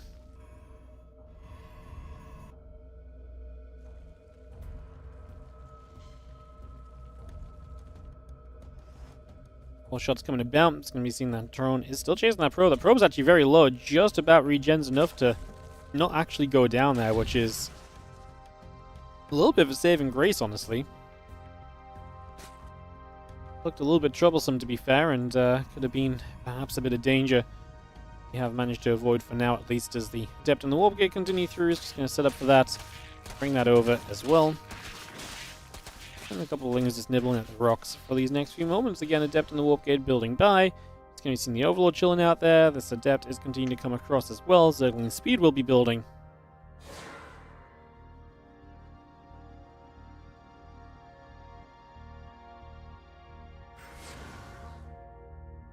The Adept still just moving about and taking a couple seconds to see where everything's going to and how everything is kind of playing for these next few moments. And Oracle and the Warp Gate both building online. Queen and the Ling Speed coming up as well. And the Adept will just take a shade. all a couple moments trying to push through and again seeing where we can get to. See if there's any damage we can kind of find over the next little bit of time. Gonna see a couple of depths will fire once again, so just gonna try and go for a little extra. Again, looking for opportunities at any moment is what makes this adept play so solid, can make it so good for you, so always good to kind of try and get in and find that info if it's available. The adepts are going to make that shade, and like I say, just look for the opening. Queens and Lings there, so the opening obviously doesn't exist right now, but it's not bad to, like I say, just be constantly checking in on that and just asking the question of like, hey, can I do something here? You know, can I be an annoyance to my opponent? Can I come into this and make your life a little bit more tricky? Like I say, looking for those options, you know, brings those options around. You know, these options don't arrive out of nowhere, you know. Just going to be seeing the Lings and the Overlord still building through, and the Oracles will gather to the bottom left-hand side here from Classic, so just get those set into place, and we take a moment, see where things are going to go. Queen's going to hit the Oracles for a second, going to get rid of one, and the Spore Crawler firing through, Oracle still taking shots. Again, Twilight Council and Forge both building here just for the moment. I'm just going to be having the Nexus and the Oracle coming about as well right now, so again, a lot of that coming straight through. Seeing where we get to, seeing what we do. Just going to see the Ling going to nibble on the gateway on the low ground. Just going to pick on that for a couple of moments, if nothing else.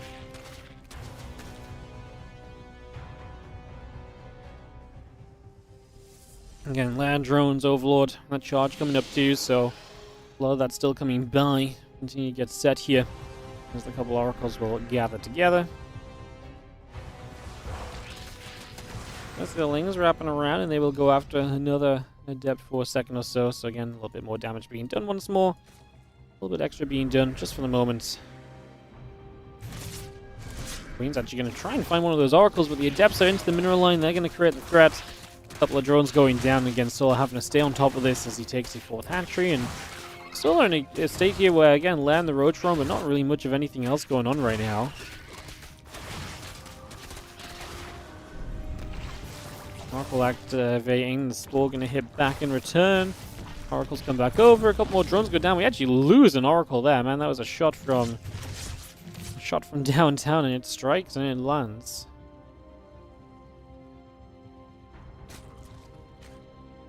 Storm +1 in charge, all of that building through.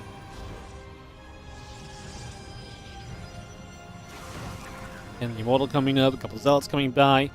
Those gates still coming into play as well. Just going to have the Spires about halfway done at the moment as the +1 missiles and that Roach speed will continue to produce through for these next few moments. We are going to see extra gates still coming into play as we speak, so continue to bring that up. And yeah, Storm +1 on the charge. Currently all on the list of things to be added into at the moment, so we get all of that coming up and online. We go from there.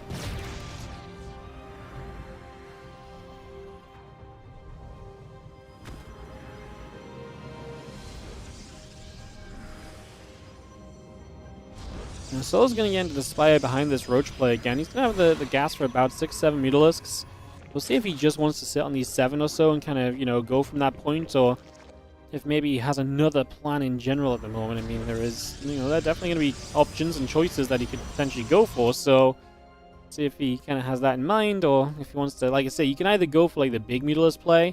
I think this is more likely 7-8 meters. You sit there on 7 or 8 Mutalisks, and then you just produce from that point kind of Roaches, and you just try and mass up the Roaches. You get them to very good numbers, and you look to get a lot of work done with those Roaches on the follow-up, while the Mutalisks kind of pull things out of position now.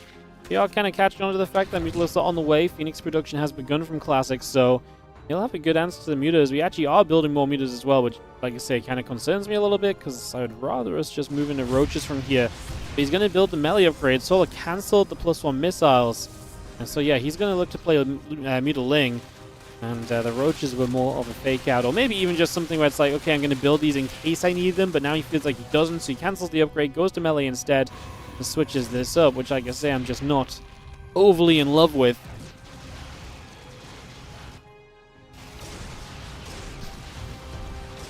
I mean, he's putting a decent amount of damage out, looking to get rid of this assimilator, but the Phoenix being here, like I say, is just a constant concern.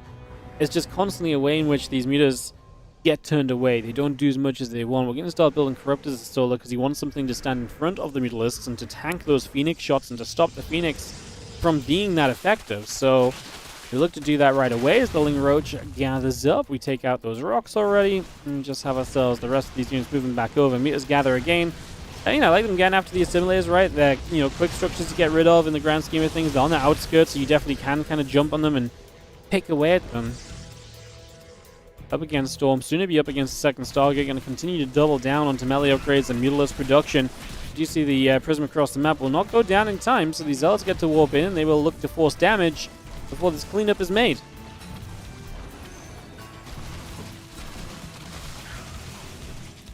You're going to recall the Zealots out as well just to minimize the losses there. Keep a few of those alive and get a bit more value out of it all. Let's go back to the top. We're going to see, a couple probes around the edges they can maybe grab onto. The Phoenix will show back up. We do have the Corruptors going to get here, and again, they will be, mostly aiming to tank those Phoenix shots until a nice Storm hits pretty much everything right there as well, which is really not a bad thing at the moment as the couple extra Phoenix continue through into play. Plus on air weapons, plus 2 ground weapons coming up. That Storm coming into play. The Muta's taking a bunch of damage as well. A few more shots coming over. For the moment as Ling Muta Corruptor continue to produce by. Get us back to the top. Ling Roach coming by. Just going to see the Storm coming in, hitting a bunch of those Lings. Phoenix will continue to chase. The Mulas are going to get hunted down here. This is the issue. There's so many Phoenix. We can't really ignore them, but then what are we meant to do? Solar does have the supply advantage still, but it feels so superficial in the grand scheme of things right now as he's kind of struggling to realistically find a fight that looks good for him in any way, shape, or form, honestly.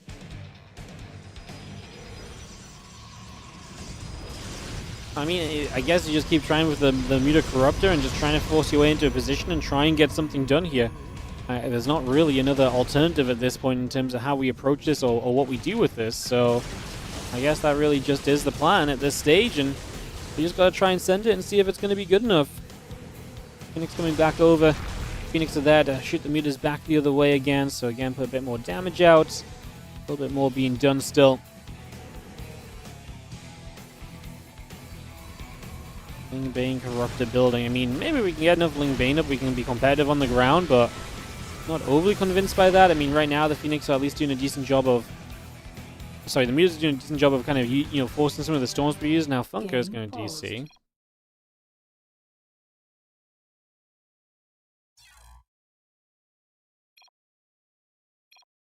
No messing around here. It's a big tournament. There's lots of prize money on the line. Lag is lag.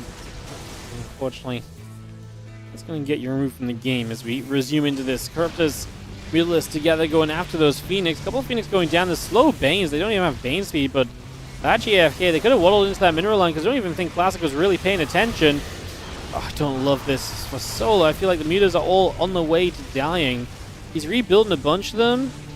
The Corruptors should be able to turn and fight off the Phoenix. They should not be allowed to give chase.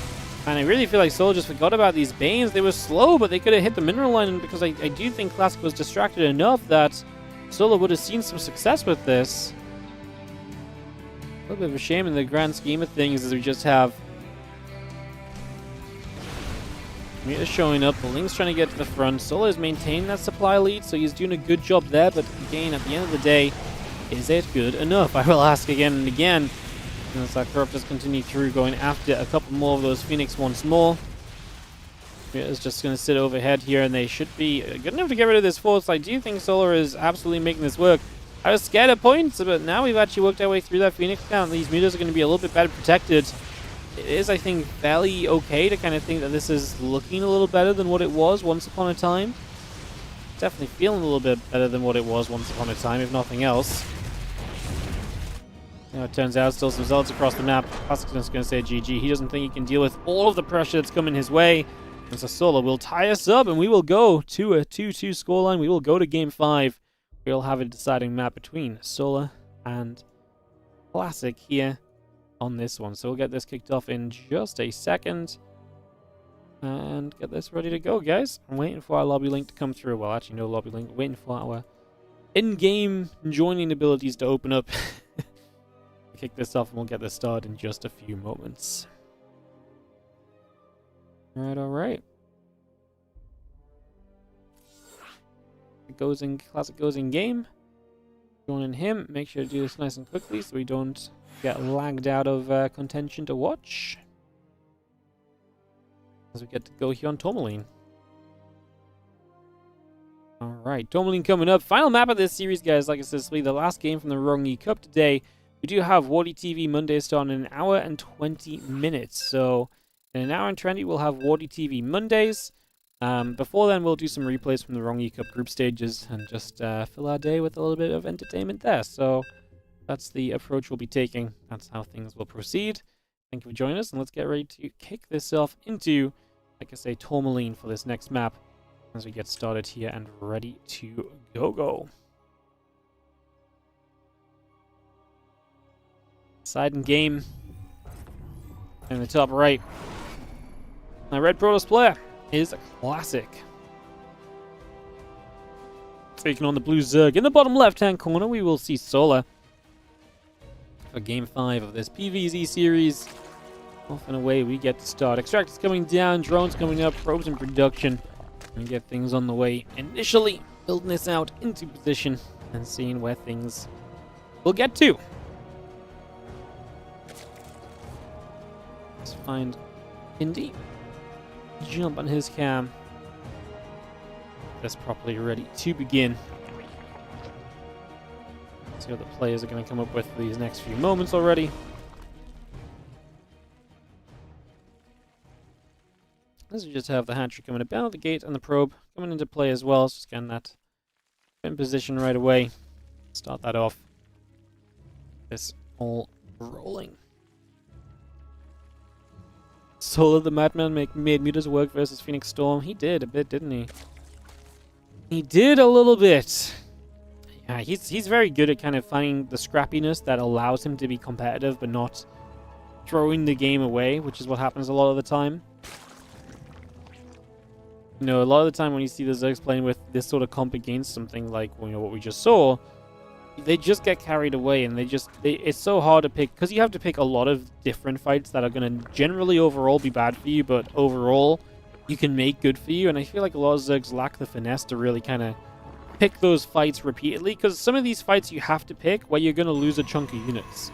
You know, there's a bunch of times I'm casting this last game, and you'll have heard me say, like, oh, I don't know if I love that for Solo, because it's a hard call to make. Even more difficult, we're watching it from the observer perspective, we see everything, and it looks rough. Even more difficult to be in the player point of view and be like, man, okay, this is something I have to do to keep momentum on my side, to keep things rolling in my favor, and to get myself into winning position here. I always think that's a very creditable kind of way of playing, so that's off to Solar, who makes it happen.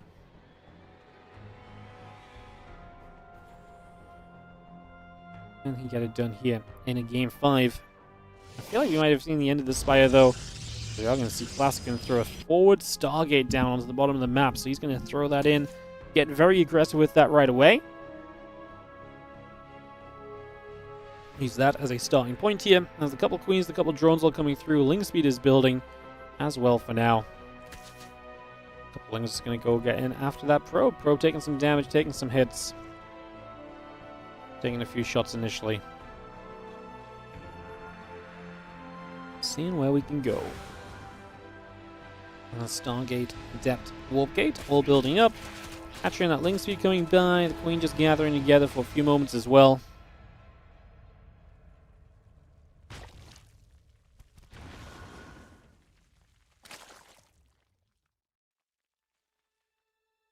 Yeah, just seeing where we manage to get things to. Over these next couple of moments, that Adept is going to come around.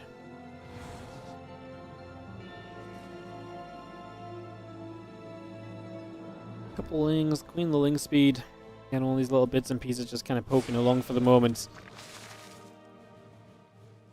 Getting settled in. Seeing where we get to.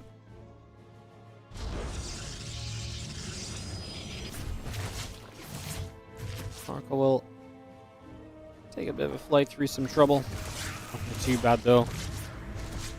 Overall. Yeah, Oracle and Warp Gate continue to come up just for the moment. Just going to see those couple extra gates and probes building through as well, so we get that on the way.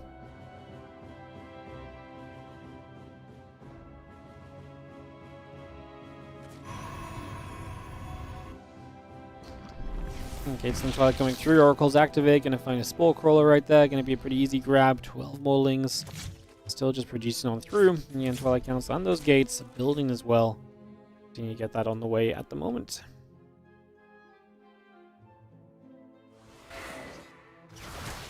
As we'll look for the wraparound on set of depths, but we'll not find anything just yet, so no fortunes there. And we continue onward for the moment. Just again, wait to see some action popping out at some point soon. You'd guess as the feelings will take that chance. They're going to go for the probe. Obviously, put some pressure onto the Nexus right now as well. So just trying to find a little bit of what else we can do at the moment.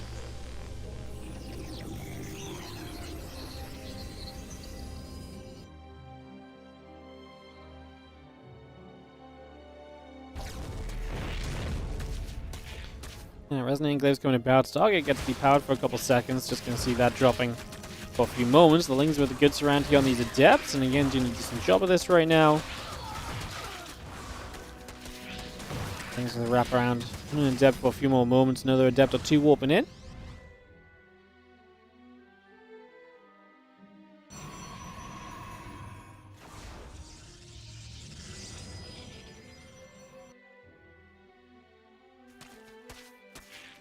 Back down the bottom. Stargate will get struck, so we're able to jump on that for a few moments as well. So we get straight on through. Again, Robo Facility Forge, Resonating Glaives, all continuing online for the moment here.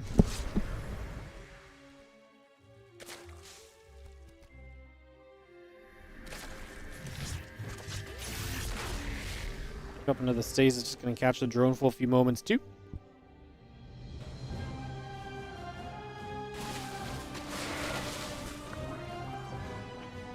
And those Adepts going to go shading. A couple moments as well. So just going to move back, take a couple seconds. Try and resettle things here. The stasis is going to fade. And the Adepts will threaten to shade on through. Classic. Not really finding much with this Adept play early, but he is following up into the Immortals. We'll see if he wants to go kind of more aggressively here and kind of shove further, or if he's going to take a bit more of a laid back kind of back away from it, kind of give it space approach.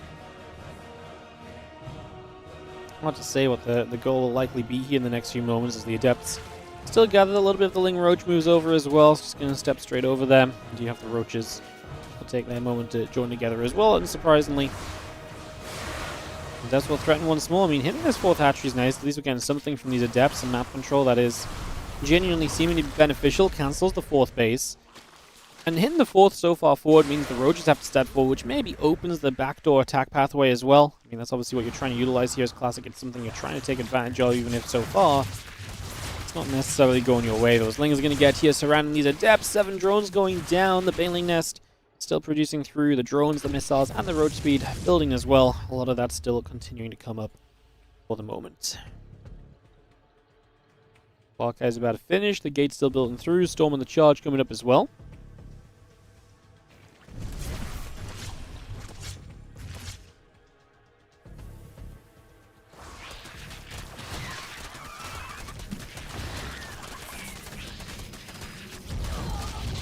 Get rid of this proxy now, and we will clean this up.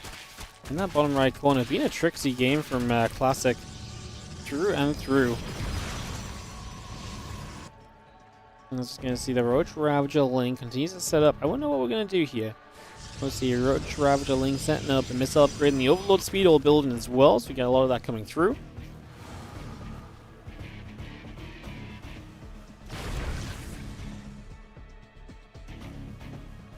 Plus one Storm coming up, the Immortal and the Twilight Council coming into play. Immortal gets rid of, excuse me, a single Zergling at the very least, so we just grabbed that already. You're not going to see the Phoenix Stalkers warping in too. Ling Roach Ravager pushing toward the natural. A few Lings slip through into the natural, into the main base.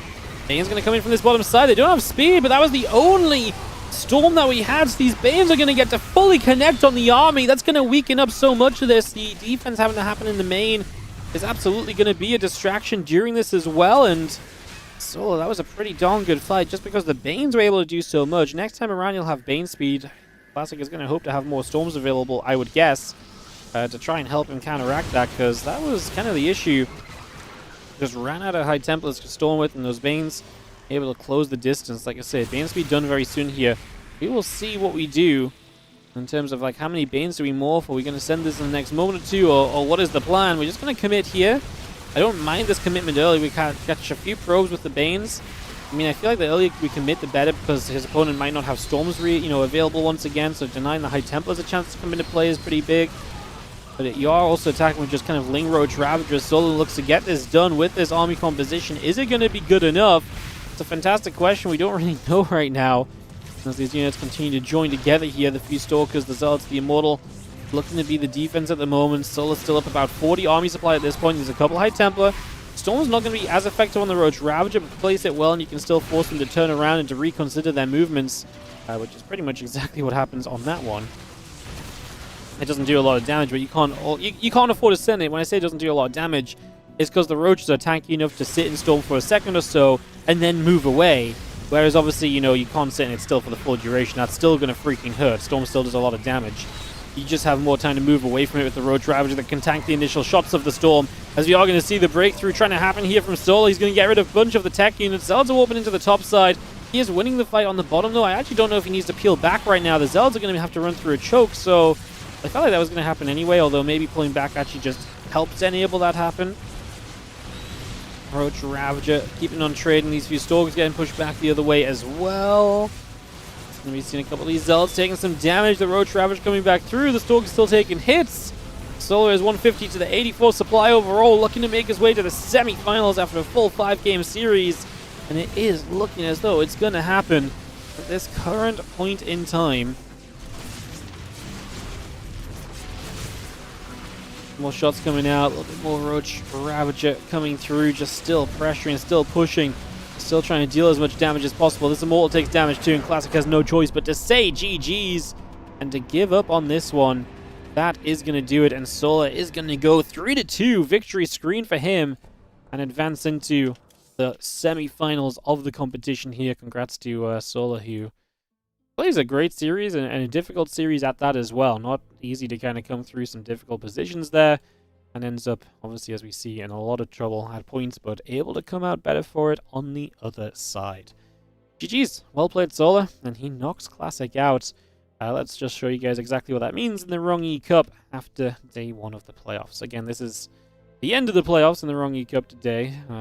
Again, we can talk about that as much as we want, but tomorrow we'll be back with Clem, Trigger, and Creator versus Maori. Now, of course, we've got plenty more StarCraft today. What we're going to do is, obviously, we're going to know some of the results here, but we're going to go through the groups, and we're just going to kind of cast some of the best matches from the groups, because we've got about an hour until WardiTV Mondays begins. So in 1 hour, WardiTV Mondays begins. That looks a little bit like this right now. Now, obviously, not all signups are made just yet, but we've got Björn, Showtime, Hero, Clem, Classic, Shameless Rex, Cure, Let Alex, Skillless, Nikoract, Creator, Geralt, currently signed up. Usually a lot of players sign up towards the later moments of the signups as well. So we've got a lot of players signed up. We've got a lot of people ready to participate. But that does not start for another hour. So that does not start for another hour, so we can't really do anything until that begins. So we can't do anything else. Like I said, that's why we're going to do the RongYI Cup kind of group matches and just see if there's any cool games and so on. I'm not sure what we should necessarily start with. Let's just start with Group A, and I'll just cast whatever matches seem cool. Is genuinely, I think, going to be my approach. Another hour, what are you going to do with your life? You're going to watch some games with me, man. Yeah, let's just start with Group A and just kind of go from there. And just, we'll just go from there and, yeah. We'll just take it as it comes. I like it. Why not?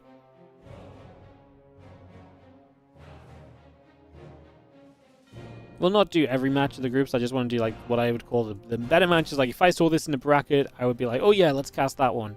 That's kind of what I'm going to do. So, for example, in Group A, I think we're going to probably jump into, like, Björn versus Hero sounds kind of fun, to be honest. So, yeah, let's just have a peek through and let's just see what kind of grabs our attention.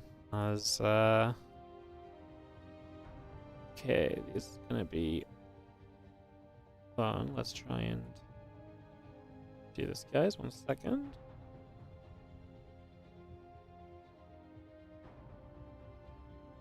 trying to figure out what format the replays are in. They in order. They are in order. Perfect. Yeah, let's start with Hero Beyond. So this will be the winners match from Group A. We didn't have all the matches from Group A because of the there was some issues with loading into games, apparently, is what I was told when sent the replays. But we'll do Hero Beyond from Group A, and then we'll just kind of go from there, and then go from there. Group B was the best, but I can take suggestions from the chat as well. I can take suggestions from you guys if you guys have suggestions, but I am generally going to work through. We're going to do some of these replays later today as well, so I'm not looking to only do the best. Maybe we just start with Group A. Maybe we'll just do like the winners match and maybe the decider match of Group A, and that'll probably take us up to WardiTV Mondays, and we just kind of go from there. Maybe.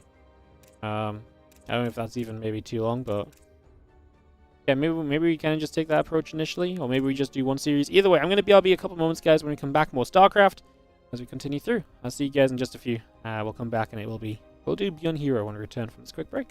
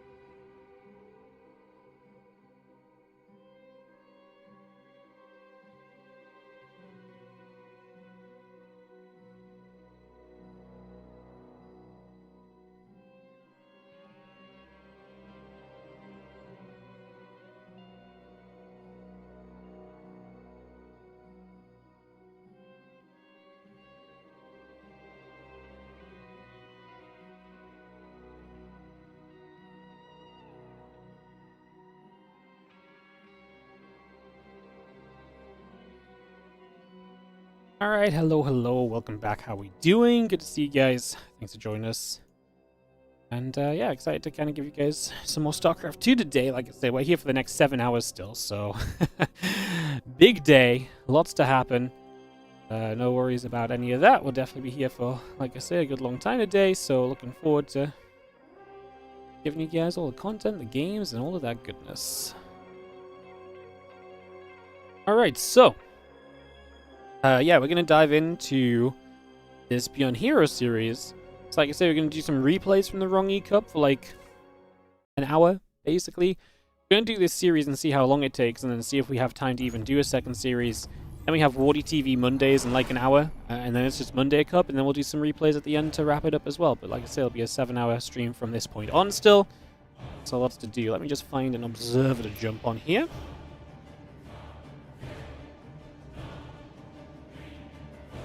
Oh, interesting. No one I usually follows in this game. Cool. We'll just go for this one. This should be the official observer, so if they're no good, you can blame the official stream.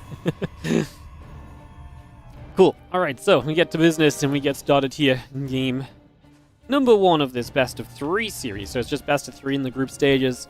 So this was played on Thursday. Thursday? Yeah, Thursday, right?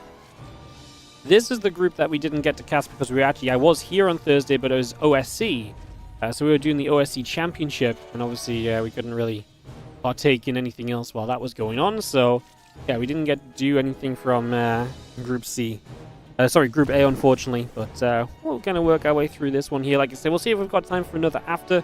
If we don't, we'll probably have some time for replays at the end of the day as well. Or some fun stuff. Like I said, we've got front page for another 7 hours, so we're going to go for 7 hours straight, pretty much. And yeah, like I said, I was away for the weekend, so I missed all of these groups. So unfortunately for me, I missed everything, but the benefit or the beauty of replays is we can catch up. The only awkward part is we have to cast the replays before, cast the playoffs before we do the replays, so it's a little bit difficult to be completely spoiler-free. But in this scenario, this is a winners match between Bjorn and Hero. So while we knew Hero made the playoffs, we don't know if he won this series or if he made it through the decider match, right? So that's actually true for me, at least. I don't know which one he made it through, so we'll sit back, we'll enjoy, we'll see what happens. And yeah, we'll see what takes place. It's just going to see our simulator coming down, command center, orbital, and the Reaper all coming through for a couple of moments to bring that up into play, get that going. And so yeah, Reaper and the orbital coming by, factory coming through as well. Get this settled into place just for the moment here. And see where things are gonna start going.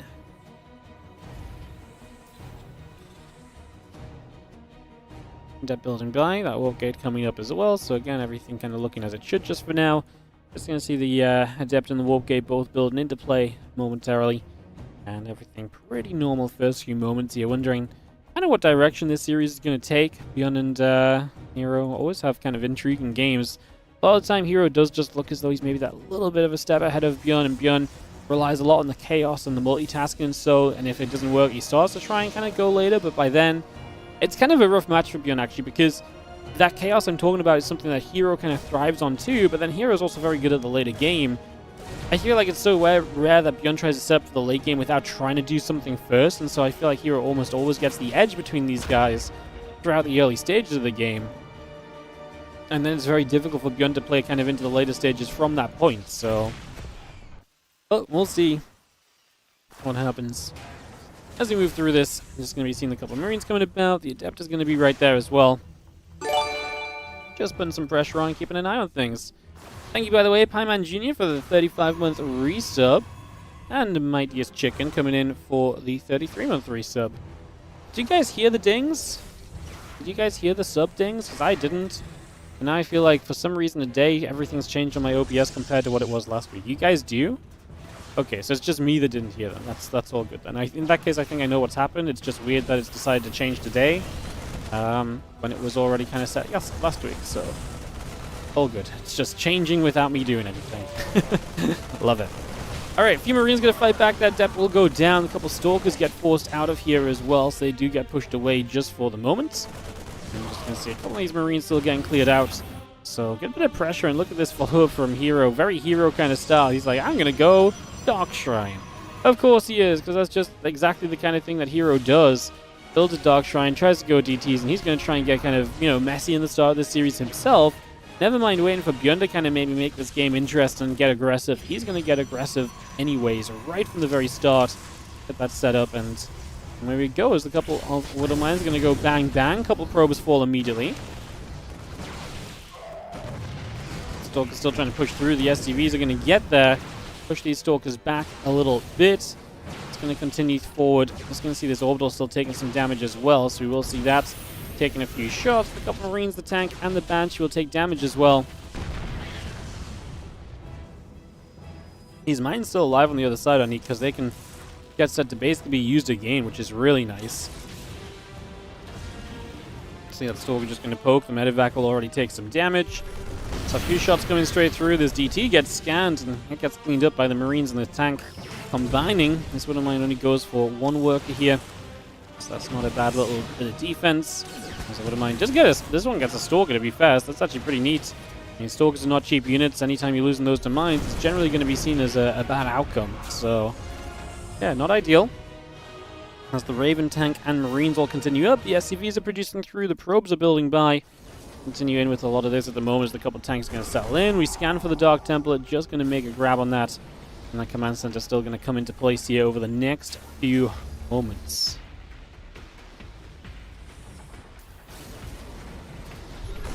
As a scan, I mean, Young's been pretty prepared against these DTs, and he will now have a Raven, so the continued effectiveness of these Dark Templars should kind of go down the drain at this point. There shouldn't be too much else that can really be done at this stage from them as the DT again. I'm going to just come step up for a second, see what else is going on. Again, charge coming by, the Nexus, the probes, the gateway continue to come up just for the moment.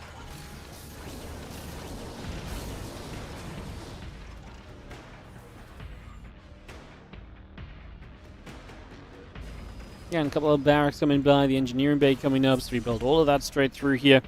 Got all of that involved. Take a few moments and see where we'll go next. Again, a couple of SCVs in the engineering bay coming about, the barracks is coming through. Just gonna have that charge continue to come about as well. As yeah, Stimpack starts up from beyond, and like I say, so far surviving through the DT phase of this game and getting to the next part, whatever that may be, which at the moment seems as though there's going to be a bunch of Zealots running through. It's a great auto turret. It tanks the charge and all of the Zealots initially, so it gives you a bit more time before these Zealots do commit through onto the tanks.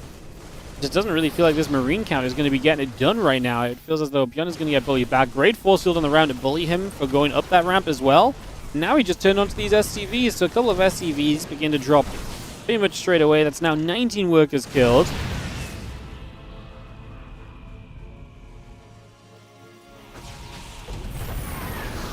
That's one coming through again. Auto turret goes down. Just going to continue to push through into the Marines. A couple of Zealots will still be dropping there. Tank still firing. Again, Stim and the +1 coming about. Stormforge, probes, and the Templar all building up as well. So continue to get that through just for the moment. That Storm is still very much so on its way. And again, Forge and the Gateway coming by as well here. So we get all of that set up. Going to be seeing the combat shield coming through too. Bjorn's still hanging in there. Bjorn is 28 to 12 army supply, but obviously has a horrendous economy in comparison to his opponents. So kind of needs to get that economy fixed up before everything else kind of kicks through. Storm still coming into play.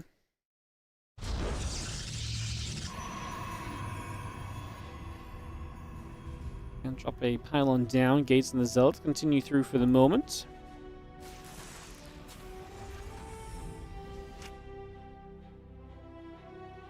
Impact, combat shield, and +1. All building by. A couple of Marauders and the Widow Mines coming up. The SCV coming through. And Concussor Shells building on the Tech Lab over here. As it just continues to see Blink and that Storm coming online for the moment. The couple Stalkers going to get underneath, and that Raven immediately in some trouble. Auto turret will try and defend the Raven. The Raven will get to the corner. Maybe it'll actually make itself away. Some Marines will clean out this forward gateway. And we go from here, looking to see what we can reset ourselves to at this point.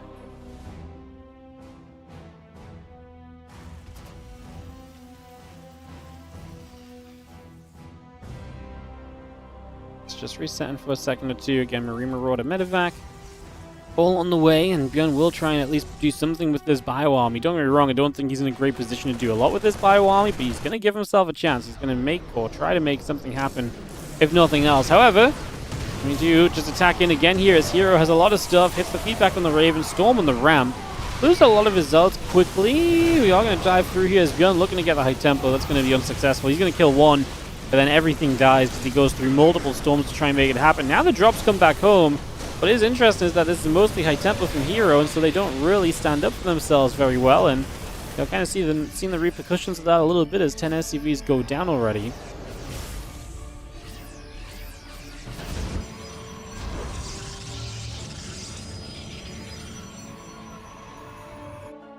Let's see those medevacs boosting through for a couple of seconds. Just going to see the +2, a couple of gates coming about. Just going to be seeing the bio unloading onto the pylon here. So again, looking for just that little extra right now. Put a bit more pressure in. Now going to see the Americans is going to get there and pick off this pylon too. So it's going to knock that down. On top of everything else, still got that +2, still got that blink building, gates, robo facility, forging the cannon. All of these structures continuing up at the moment as you just take a second or two to really see Bjorn at least making a shot of this. But I think Hero's position is truly going to be a little bit too good. I really find it very difficult to see how Hero does not just come out of this super advantaged, if nothing else. Like, don't get me wrong, like, Bjorn is obviously putting some work in, the drops are doing some damage, but man, he's just behind third base, is not in position at all just yet, as obviously it shouldn't be just now. The position just seems very doomed. Again, it's a very negative kind of way to look at this, but I think it is just the reality of the situation right now is that, yeah, the situation is pretty doomed. 50 supply deficit. Hero is set up well to attack. He's got 4 bases. Bjorn will have to try and find his way forward to a third base. That's one of the issues I'm seeing. It's not like the third base is already pre-set up here and we're ready to kind of party. You still got to get to that third base and kind of push out into that position before anything else even happens right now. So that alone is kind of a part of the problem at this point.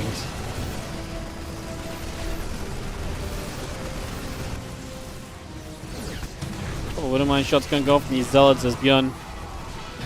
I mean, if he has units in the main base, it's because he's lacking units elsewhere. The drop on the backside, kind of making it weird, which I guess what you need is Bjorn, make it weird, because the weirder it is, the higher a chance you actually have of some success maybe at this point. But that's pretty much all you can do, is to try and make it weird at this point, basically. So, yeah, and even then, obviously, don't get me wrong, he's killed a bunch of pros, but he's also just going to be losing a ton of SCVs. Like, damage is being done quite rapidly, and that is going to be Hero taking game 1 of this best-of-3 series as we round this one out, and Hero takes the 1-0 lead. Kind of got into just a very good position early, and Hero really kept that good position kind of rolling on through from that kind of point onwards at that stage. And able to take that one through to some W action. Alright, we will just take a second here, guys, to get set up.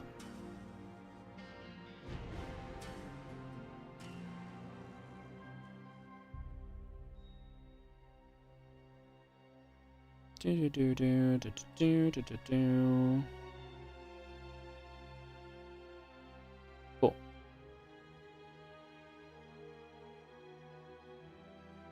Yeah, guys, we'll just get set up here. We'll just let the ads play for a moment or two, then we'll kick off into our next map. It's going to be Ruby Rock between Hero and Bjorn. Like I say, WardiTV Mondays begins in about 15 minutes time.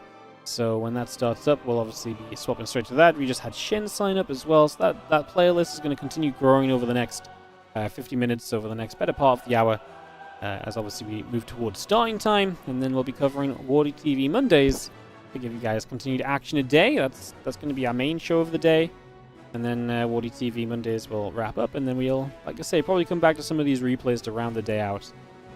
While we still have some Twitch front page that we're going to try and obviously take as much advantage of as possible. So that is the plan of action today. That's what we're moving through to.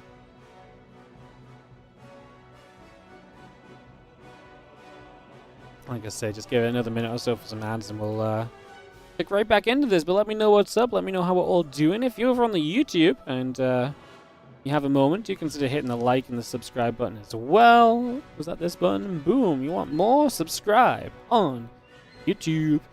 Hit those buttons. Helps us out a whole bunch. Obviously, liking helps us out a bundle as well. Also be talking a bit about the Patreon today because it's a WardiTV Mondays day coming up. We can get our new WardiTV Mondays logo on the screen already. Get prepared to enjoy some Wardy Mondays. Like I say, playlist is already looking pretty darn decent. As we are going to ready ourselves up into this game too in 15 seconds, let's say. Let's do it. Beautiful. StarCraft 2 resuming here today as we get more action on the way for you all. Thank you for joining us. Thank you for tuning in. And yeah, sit tight. We are just going to be jumping into this game number 2 of Hero versus Bjorn right now. So game 2 coming up. We're going to get this straight on the way. Get this started and see what will happen on Ruby Rock. On the top left-hand side, our red Protoss player is going to be Hero. It is best of 3, not best of 5. For whatever reason, I put that up. And he takes on the blue Terran in the bottom right corner of the map. We're going to have Bjorn.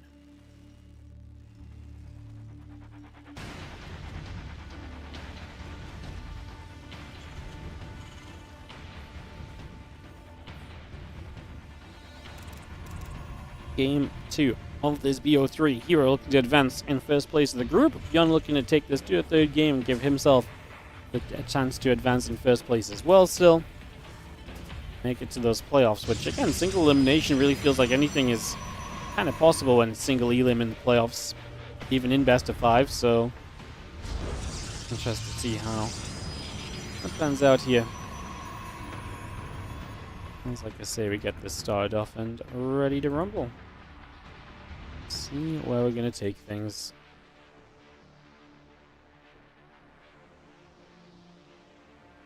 SCV just steps across the map for a moment or two. He's going to be seeing the probe already there.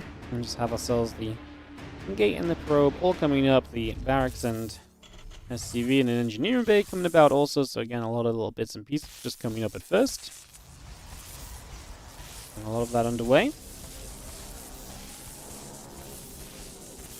The engineering bay block is going to throw Hero off a little bit. Just going to be dropping that engineering bay down into position just initially.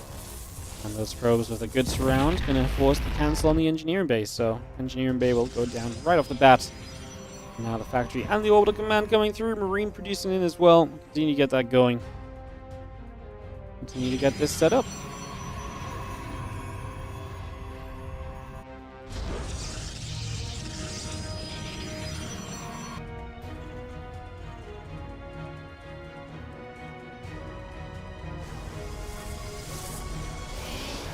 Cybercore complete, so we'll see the Stalker already chrono boosting out. It's going to be seeing that rallying down to the low ground in the next few moments. Again, Stalker, Wolf Gate all building. Reactor coming up in the barracks, the factory coming through as well. Command center will be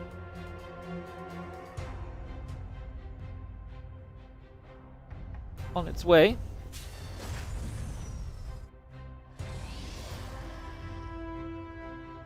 And those Hellions continue through, so they're just going to continue up also to bring those Hellions out. Command Center SCV also coming online just for the moment.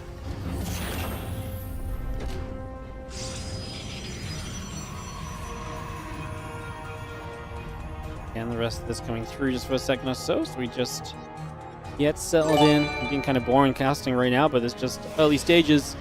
Says, yo, what's up, Fly Yiken? Thank you so much for the gifted sub going out to Shadow Prison. Thanks so much coming in for the 56 months. Appreciate you. No, sorry, 56 total gifted subs. Blah. God, my brain is not loving making perfect normal sense today at all. It's struggling. Thank you so much for the 56 total gifted subs, and thank you, Shadow Present, for joining the WardiTV family. Gonna see the Marine just gonna nibble at the pylon for a couple of seconds, so we will just fire through. The couple of Hellions will join up. And we'll just have ourselves a little bit of an approach here at the moment. Is this match from WardiTV Mondays? No, Mondays starts in 45 minutes. We are just casting a replay to fill some time between tournaments is all. As the Hellions look to come through, good force field on the ramp. And turn the Hellions back away. The probe is going down, so not a bad start at all from Bjorn. Gets in, gets some damage early. With a couple of units going through, the SCVs are going to pull in. They're going to obviously try and keep this depot nice and alive. We see one Marine going down immediately, the second Marine in trouble. Cyclone, I've got a few shots coming off to help there as well. And you're all going to be seeing it again. Marines, the Banshee, coming up also. Cyclone locks back onto that Stalker. Pushing this back the other way. Cyclone now going after the Adept, going after the Stalker again. Cyclone really is doing very well here. The SCVs pulling to help, but I mean, the Stalker's still doing damage. Obviously, as we lose SCVs, all the damage that Bjorn did kind of comes undone already.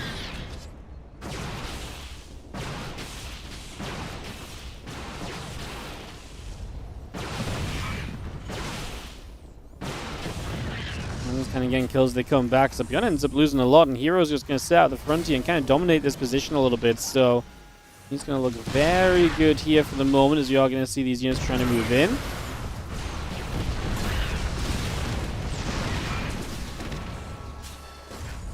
Just gonna see the Stalkers and the Sentry coming back over. Again, Banshee Marines coming up, taking a moment or so. Just gonna see that order coming back over as well, and we are just gonna get back to the natural. So Bjorn will get to his natural expansion once again, but it's not gonna be easy. Still got a lot of units here that are gonna pressure him for the next couple of moments as we push on through. Again, Tank Marine coming about, Banshee still coming into place just for these next few moments.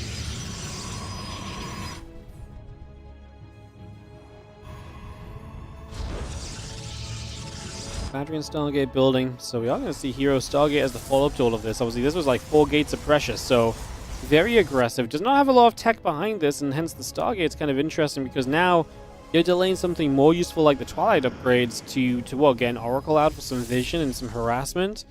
I don't know if I love that. I think the priority needs to be making your army good enough to fight. Right now, straight up and simple, your army is not good enough to fight. You know, you gotta get out there and really make something happen right now. Like this is not okay in the long term for you here as Hero. So I'm a bit concerned about that. 2 Banshees are gonna show up. Obviously no cloaking on them, so maybe that's why he went Stargate. He was like, I need to get a revelation for the Banshees, but there's no cloak, so maybe he's prepping for cloak, but he didn't realize it doesn't exist. So yeah, gets in, pops the revelation on the Banshees. Maybe that is it. Do we prefer the Oracle then over just like getting a robo and an observer? Maybe. I mean, we're going to see the Phoenix going through. Drops the revelation again. He is absolutely convinced Cloak's available, and Bjorn did not build any such thing in the end. So yeah, that works in Bjorn's favor. Hero could have, you know, paying the dues of cleaning up something which just doesn't exist right now. Kind of a big deal in the end. Well, a few more SCVs return some minerals across. We have the Banshee going to linger around to the bottom left side. A few Marines there are going to push the Phoenix and the Oracle away. Again, trying to keep those at bay for the next few moments too, as the extra upgrades and the units continue to come about. Tanks, barracks, and everything else all coming through here as the Stalkers, the Zealots, the Sentries get ready to push themselves down into this natural expansion. Guardian Shield is going to pop. Again, I mean, we don't have charge yet, so this is just a completely unupgraded Protoss army. Not even an attack upgrade, no sign of a Twilight upgrade until charge is done at least.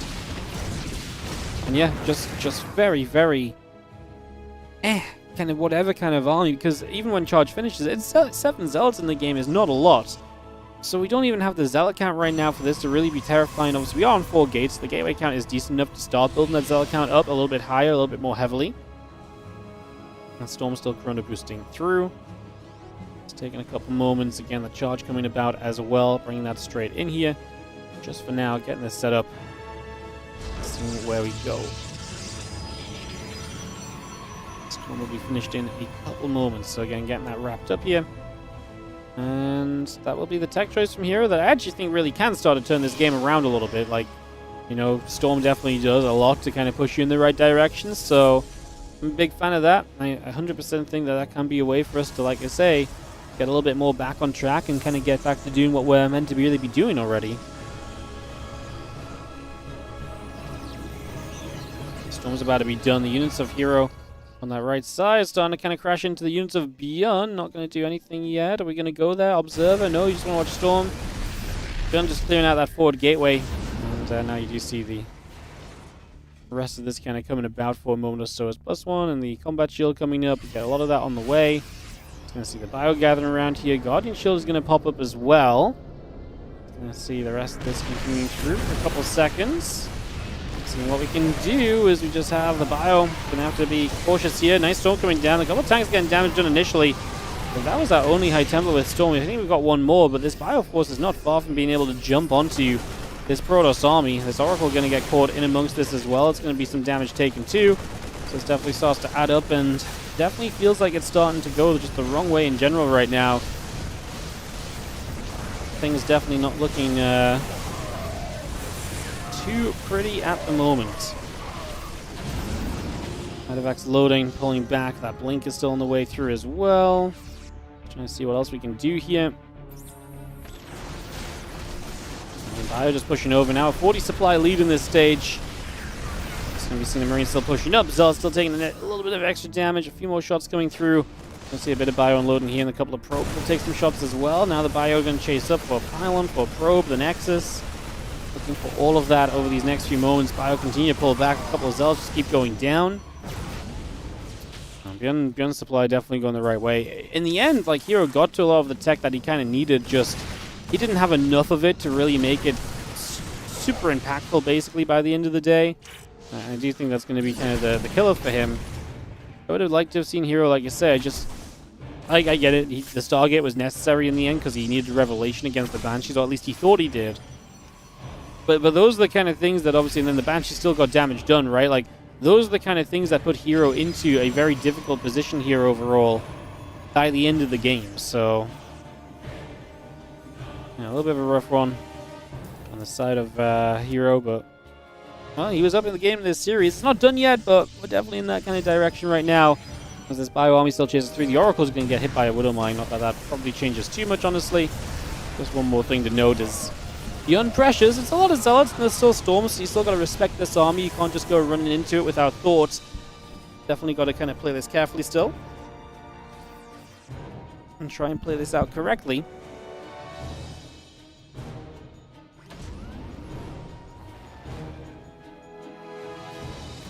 Again, Bio gathering, a little EMP coming about. Just going to be seeing this force coming over for a couple of moments. Zealot's going to peel away.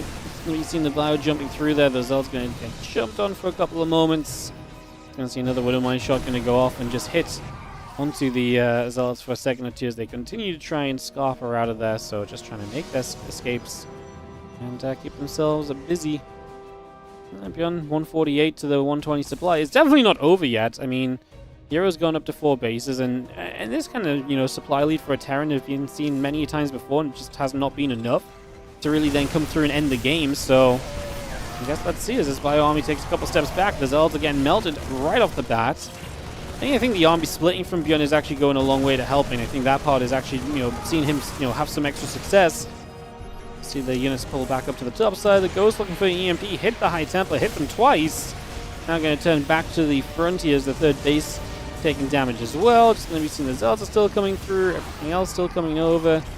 A lot of this just continuing at the moment. And you're going to see the Widow Mines unburrow, reburrow. At the end of the day, I feel like a lot of this army composition from Hero just isn't it right now either. I mean, again, it's a numbers game. And this army comp looks a lot better when it's swarming and surrounding and just has those sort of numbers to really participate with. When it doesn't have those, it looks a whole lot weaker, and that's exactly what you're seeing right now, where it's just not good enough. And so Bjorn is able to push through. He's got the Ghosts, he's got the EMPs, he's got plenty of them as well, so he's got so much to work with here in comparison to Hero. And that means that this game, too, is going to go the way of Bjorn. We're going to get tied 1-1 in this best of 3.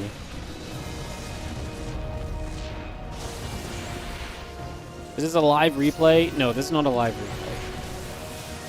These games were played last week, and they were casted. I'm just doing some replays to fill the time between events, because I didn't know that we were only going to have 2 best of 5s in the RongYI Cup playoffs, so I didn't realize I could have started my Monday Cup an hour earlier, basically. So we are just filling time instead of just sitting here and doing nothing. We're casting some of the games that I didn't get to see, because I wasn't here last week, so I missed all of these groups. So... But yeah, you know, usually when we say we do live replays, it's like, you know, we're doing replays but of a match that's not been shown before. This very much so is a replay cast. But it's only for this series, guys, because after this, we will have WardiTV Mondays. I don't think, I guess, because this goes to a game 3, I don't think we'll have time to do another best of 3.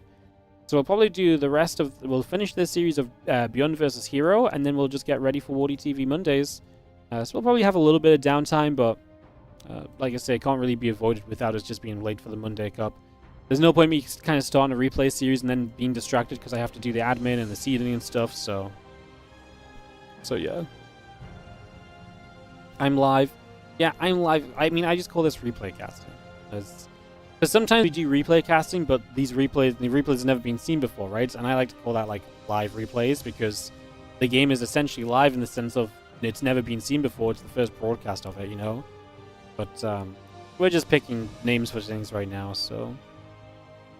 Did I cast the Serral game from last Friday? Probably not, because I got no idea what Serral played in last Friday, and if he played in something I don't have the replays from. The replay from Rich Tournament, it's from the RongYI Cup. It's from the group stages. It's from Group A of the RongYI Cup, which obviously was what we were casting the playoffs of a little bit earlier. Like I say, I was not here for any of these games, so... From Roddy's tournament, the Basilisk event, they don't give replays out. I've asked in the past. They don't allow other other streams to cast their replays, unfortunately. They are exclusive. As we jump into Winter Madness. Why not? I don't know. I just got told that we're not allowed them before. Or the one time, I think, I'll take that back. I think the one time I asked, they said it was possible, but only as a one-off because it was a special matchup or something. And then I never got them anyway, so maybe not, maybe it's not impossible, but, yeah.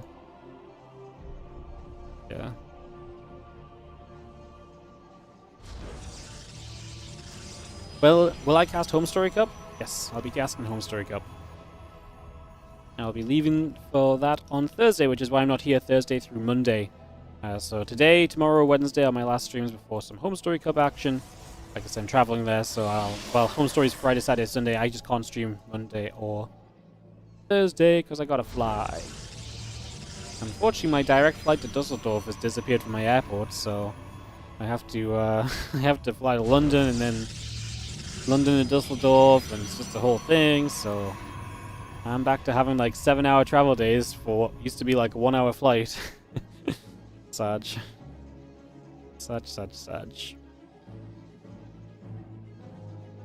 All good though. We'll make our way through it.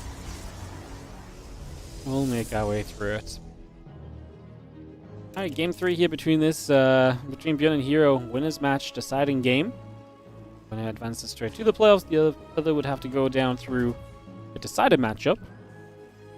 Not sure who that's versus. Like I said, I did not catch these groups, and I tried not to look at the results so I could try and cast the groups a bit spoiler-free to the best of my ability.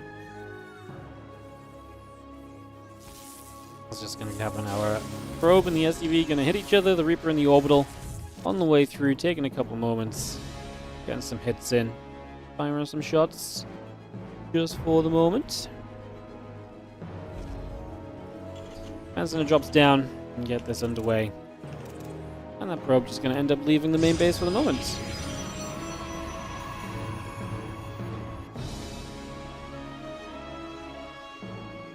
How did I get front page? I applied for it. It's not some dark science or black magic. There's just a form you fill out, and you either get it or you don't. Probing into the bottom left. This is going to be seen in the factory. Command center continue to come through. Take a couple of seconds here. And just see where we can go as the probe pulls back away. Again, stalking that warp gate, continue to come up for the moment. So we bring a lot of that straight online. There's Reaper just hanging out the front to keep an eye on things too. And see where we maybe end up. Because our Nexus is still just now about to finish over these next couple moments. And yeah, probably going to come back around. Just going to be seeing the SCV over to the main base for a couple seconds here. Going to pull back for that for a couple of secs, and yeah, we'll see what we get to over these next few moments.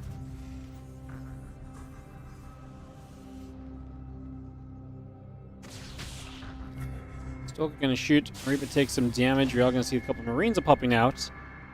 Reaper continues by. Stalker is just going to go pushing the Reaper back out over to the other side. And yeah, we'll get in the Stalker, continue to come up at the moment. The Cyclone and a couple of Marines will come through as well. Continue to get a lot more of that just on the way for a moment or two. And see where things take us the next couple of seconds.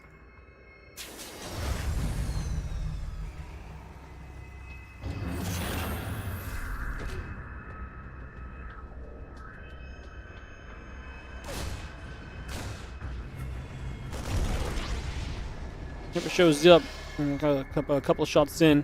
It's going to see that Blink still chrono boosting along as well, and the couple of units going to jump into the medevac there. It's just going to go reset things for a couple of moments to have ourselves the few seconds of just getting what I feel like is just getting reestablished at the moment. Honestly, nothing too wild happening just yet. Rover facility coming about. Just going to be seeing the gateway and that Blink all coming through as well. So we got a lot of that on the go. Bringing a lot of this up and running. And we are going to be seeing the Marines and the Cyclone dropping into this base. Maybe a couple probes starting to go down here right away. So damage being dealt right from the get-go. And as Bjorn shows up with those units and tries to put some damage out for the next couple of seconds.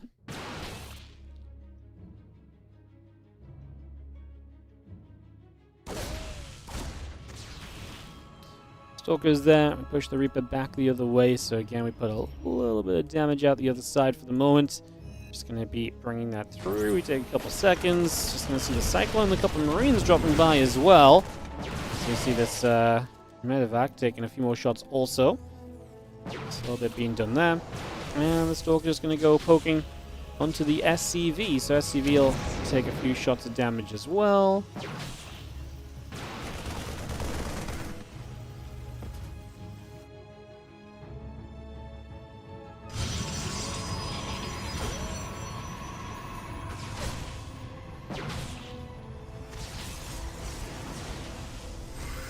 We've seen the Stalker getting there. Reaper's going to get turned away, so a couple of shots just initially. A few hits coming about. We are going to be seeing this Medevac going to go down, so we actually do shut that down in the end.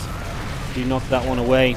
Take a couple of moments to continue through just for now. Take a couple of seconds to see where this gets to.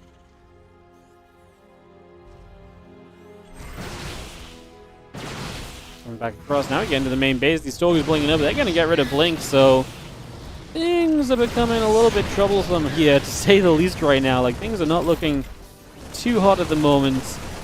Definitely a couple of moments to go in the wrong direction and putting us into a little bit of an odd spot right now. Seeing if we can kind of figure our way out of this.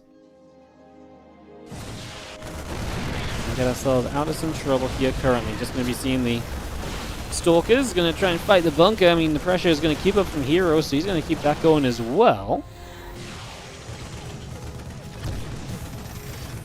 Auto turret dropping straight back down again. Just going to get that in position here. A few more shots coming about just for a moment or two. And we're going to be seeing the Stalker still putting the pressure on again. 8 probes going down, but that's not going to matter in the grand scheme of things here. As we just see ourselves this continued chance to push further forward and just keep on shoving for now. Pressuring by. Stalker's going to jump onto the starport, and again, a bit of damage being done. Going to get rid of a reactor. It really is just Hero completely bullying right now. Really not ideal. Don't know what else to say. It's not been pretty at all for the last few moments.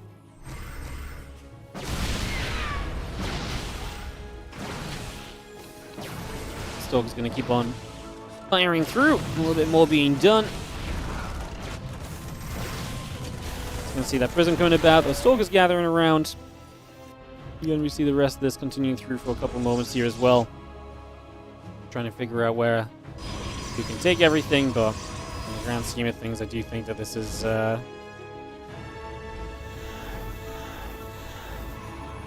kind of going against Bjorn. I mean, you look at what's being lost in this game. Resources lost 2.5 to 1.6. Not being free from Hero, and he lost a bunch of probes too, but the Stalker pressure on the other side has definitely added up, and it's still adding up. Like, we're still doing a lot with this as we speak. So we are getting a lot of value over these current moments here, and it's definitely, like I say, adding up a little right now at this point in time. I'm just going to be seeing these SCVs still pulling once again. I mean, how much time have we seen SCVs off the line? Because the combat shield denied, another upgrade not allowed to come through for this bio army. At this point, from beyond, it's not like he has 2 tanks, but then he is really trying to rely on the bio. At least he's still got Stim on the way. But that is very much so on the way and not ready yet, right? So, again, just an issue kind of through and through at this point in time. Honestly, kind of a brutal little situation. Not a fun game for Bjorn. I feel like he's getting bullied. And like I say, he's had some success himself, but time for him to kind of get out of here, and I'm not sure if that's something which is going to be easily done. This position is definitely feeling a little rough right now.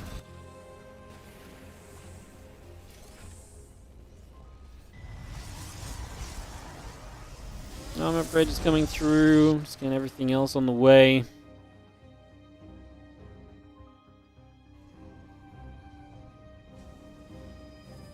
Take a few moments to continue right now as you see where we're going to go.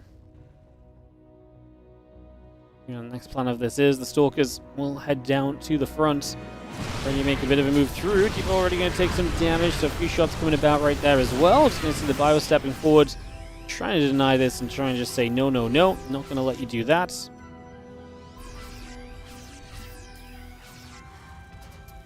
Bio gathering up, and we take a couple more moments here. So again, get settled for a moment or so.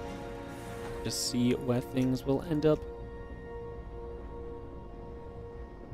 Given a little bit more time to develop still. That orbital going to float on over. Just going to take position here. A couple seconds as well. Just going to move that straight through. For now.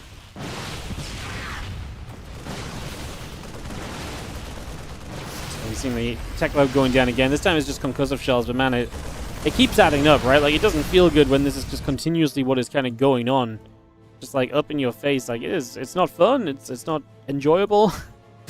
Hard to really love this at all right now. Yeah, I'm just going to see a couple of storms coming down. This army is going to be surrounded, and obviously another storm coming in. I just look at Bjorn's HP, and the HP of everything is kind of in the wrong place, and unfortunately that's going to be good enough to say GG's. Hero takes it 2-1 and blasts on through for victory. And yeah, moving into that next round of competition via the winners match is going to be the situation. GG's. Alright guys, so we don't really have time to do another best of 3 here, but we do have WardiTV Mondays coming up in 20 minutes. So, we'll see if we can get anyone else signed up for that, and obviously we get ready to move into WardiTV Mondays in about 20 minutes time anyway, and that is kind of just where we currently stand. So, that's the current state of things, that's what we are doing, and we're going to kick that off in couple moments more or less to get that really underway. I'll run some ads. We're just going to chitter-chatter for a little bit, guys, so it will be a little bit of downtime in terms of just yeah, it will be a little bit of downtime in terms of just actual like casting, but we're just going to sit here and kind of chat with you guys and stuff for a little bit. So yeah, that's what's going on. That's going to be what's happening. Like I said, it's going to be a little bit of time as we just wait, chill, and take it easy, waiting for this next matchup to be ready. We can show you guys a couple things. We got some stuff to share and stuff and to talk about a little bit maybe, so all good there. Just see how it goes, see what happens. See what happens, guys. That's the plan around. How we doing?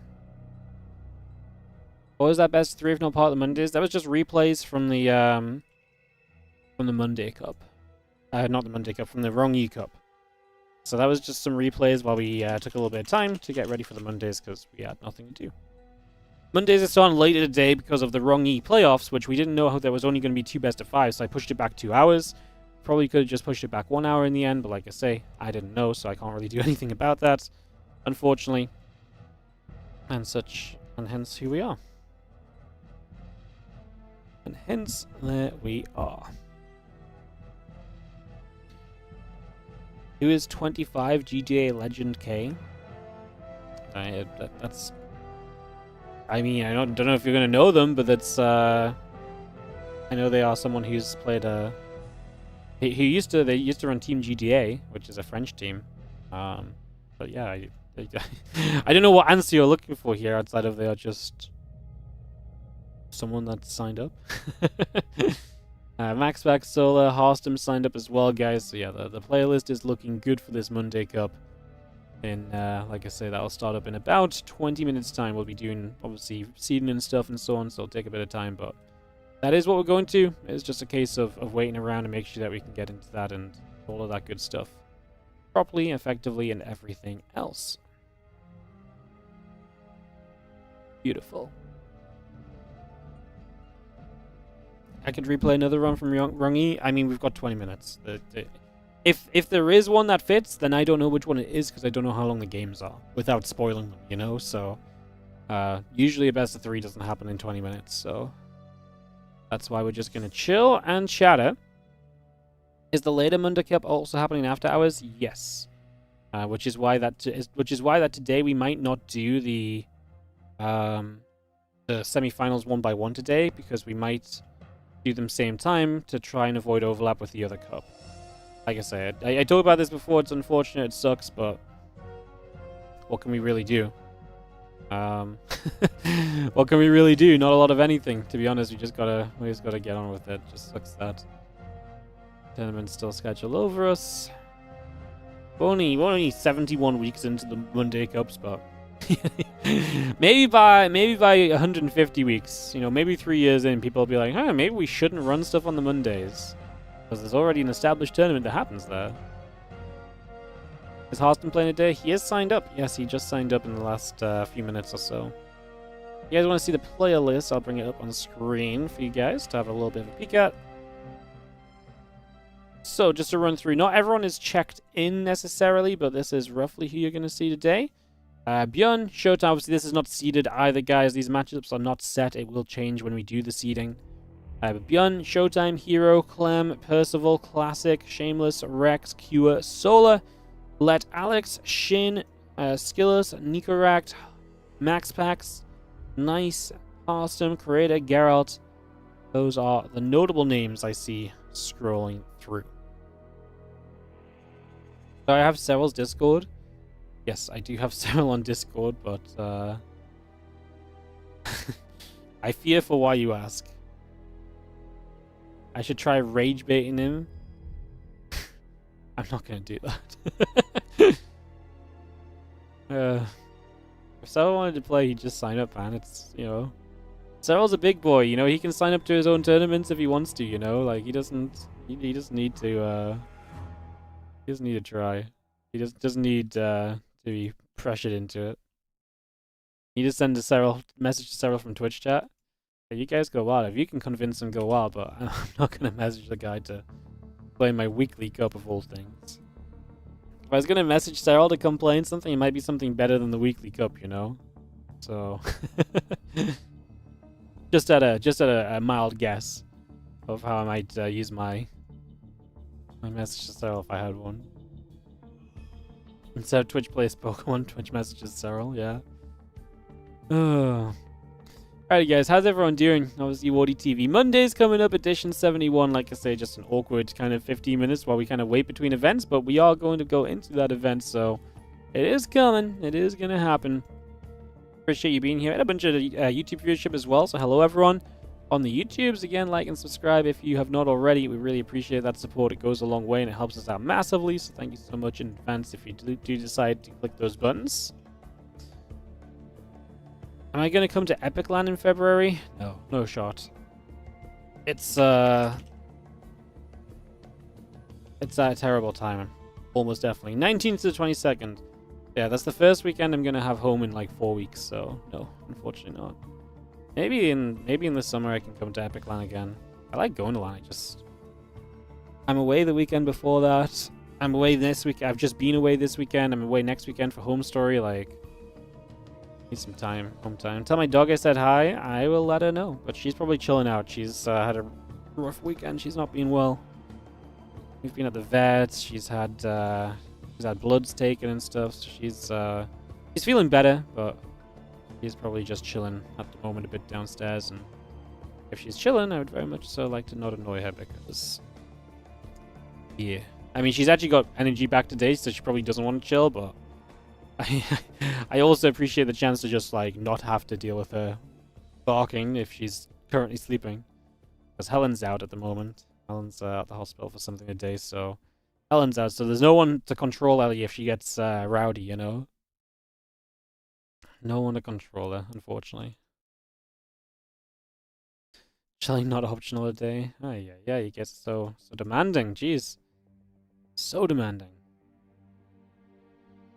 Unbelievable. Forced chilling for the doggo. Ellie co-stream hype. Trust me, if she was feeling good, I'd get her up here and get her to earn her keep, but alas, what can we do? What can we do? Well, we could probably make her earn her keep still, but does she ever bark in the background when I cast? Because again, you think about getting a Doberman, but you work from home and don't know if it'll bark in the background. Yeah, she barks all the time. She so when she was like 1.5 or so, she was really ill and she went to the hospital for 2 weeks. And when she came out of the hospital, ever since then, she was she must have picked this up in the hospital. But basically, like, what I imagine happens is that, you know, when someone came in the room or something, or they could see people, the other dogs bark because they're like, oh my god, someone's there. Because she was never really a barker before that. So since then, she's a barker, and now she looks out the window, and whenever she sees anyone out the window that isn't me or Helen, she starts barking. Like I said, she picked that up when she was sick, so Yeah. She likes barking for sure. She's a barker, no doubt. Can I train her to stop that? No, there's no shot I can make her stop. I mean, it's tough because she picked it up as a habit when she was older, right? So, like, I feel like when they're younger and more trainable, then sure, but... I mean, like, maybe, but it's a lot of effort because, like, we don't have all day to sit at the window with her and give her a treat every time she barks. I'll make, like, stops, like... Yeah, I don't know. I mean, it's kind of useful too. Helen kind of likes it because it makes her feel safer at home because if anything happens, she barks, so... Yeah, it's whatever. Usually she barks the most around, like, over the last hour or two of the day because that's when, like, a lot of people are around doing deliveries and stuff. After that, she usually settles down because... And then if someone drives up, she doesn't see because she's not on, like, permanent, like, you know, window watch. So... Yeah. It's not so bad. It's just, she is loud, for sure. She is definitely loud. No doubt. No doubt. It's an instinct, you think? Yeah, I like I say, I'm not gonna blame her for it at all. Something she picked up, it's not even, like, it's not even bad, it's just, like, sometimes she barks at nothing. But yeah. All good. We still think she's cute, even if she's loud. That's the problem. She gets away with everything because she's heckin' cute, you know? If she just wasn't so cute, she wouldn't get away with as much. Typical. Typical, typical, typical. Alright guys, we're just waiting up a couple moments to get started here. Give it a couple moments. Should be able to get this going. Thank you for your patience. Like I say, I say a couple moments. We're about 10 minutes away. We've got some seeding and stuff to do, but we're just on chatter time until that happens. So we'll keep on yapping until we are ready to go. We currently have 27 players checked in out of 32 signups. So looking like a pretty hefty cup today, actually. Not bad at all. What I could do is I could maybe give you guys...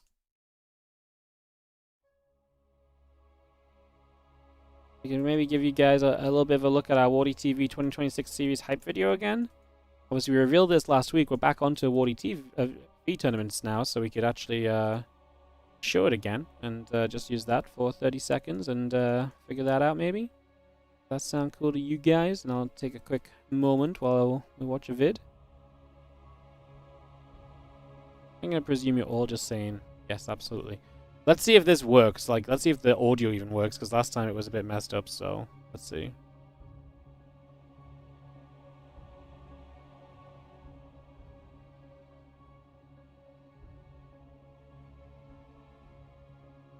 No? Silence again? I just don't understand it, man. Oh, I thought I could see it though, making sounds, but actually I understand that it's not. Hang on.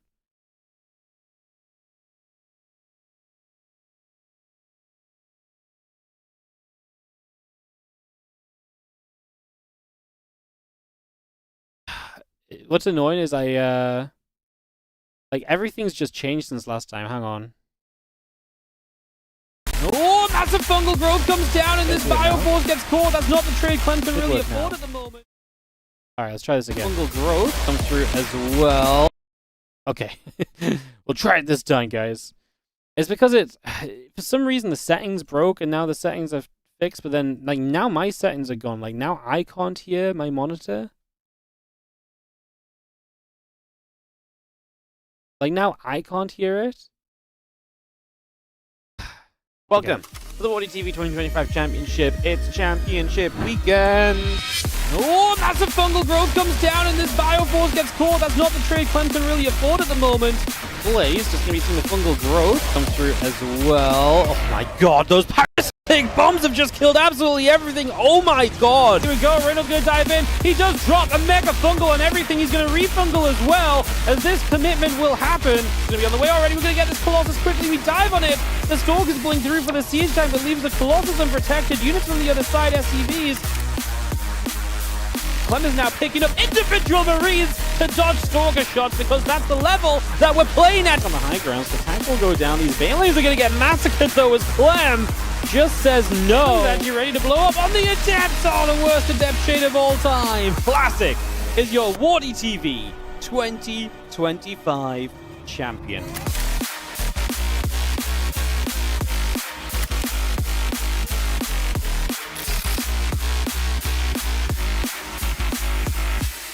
.4.0 dominance. Love Windows set and reset my audio update, my audio settings. But they didn't. My audio settings are the same as last week, just now it's not playing the way it played last week. It makes zero sense, man, honestly. I just need a new audio interface and just restart, because like I'm just so confused how everything's set up at this point. I just don't hear videos, but then like I should. I just don't get it. I really don't. Anyways, that's obviously a little bit of hype for the WardiTV 2026 series, which is coming up. Obviously, the Winter Cup already a part of that. There'll be a proper intro video about it soon. I've been very busy the last week or so, but after we come back from Home Story, I'll get that video out and give you guys a bit more kind of proper info on the WardiTV 2026 series. Obviously, one thing we've already done this year, though, is we've already kind of introduced the 2026 series to the Monday Cup. So now the Monday Cups give out WardiTV points. So they give out WardiTV points as well. So that's already kind of a bit of a process of kind of linking everything together and all of that kind of good stuff. So, yeah. All right, who won last week's Monday Cup? So that when I do these seeds, we have them set up correctly. Let's start doing it. Let's have a peek. So last week it was Bunny, Showtime, Hero, and Hearthstone. Oh, this is going to be a fun one to seed, isn't it? All right. That's I'm going to start doing the seeding, and then if anyone else joins, we can randomize them. Bunny, Showtime, Hero, and Hearthstone. God, Hearthstone is always RNGing himself into good brackets, I swear. Bunny, Showtime, Hero, Hearthstone. Showtime. And Hero, where are you at? Drag you up, so Showtime, Hero.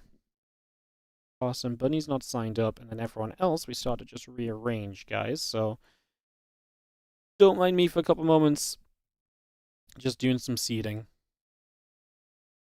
for a couple of minutes and getting things underway, guys. So, like I said, just doing some seeding. Tournament starts in about 6 minutes time. Give or take a little bit of time for us to find a matchup. We should have StarCraft on the screen in about 10 minutes for you. Sorry for the downtime, but unfortunately just the way that things are going on today's stream.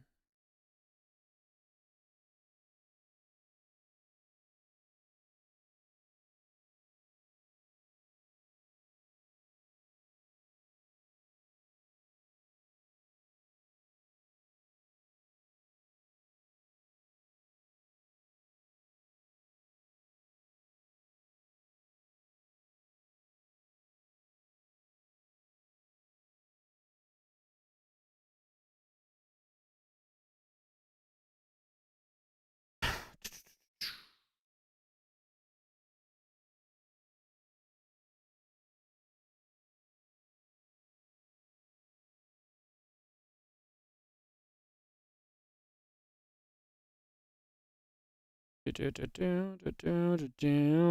I think seeding, the main seed is done, but we'll try for double check what the brackets like. That part looks fine, that part looks fine. I need to process and just double check, but set up for the moment should be fine. I mean, splitting up the Protoss players.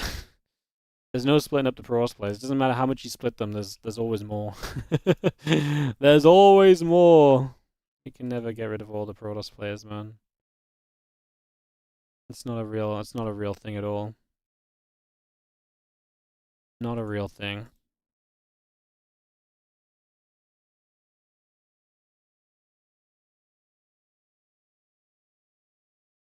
It is not a real thing.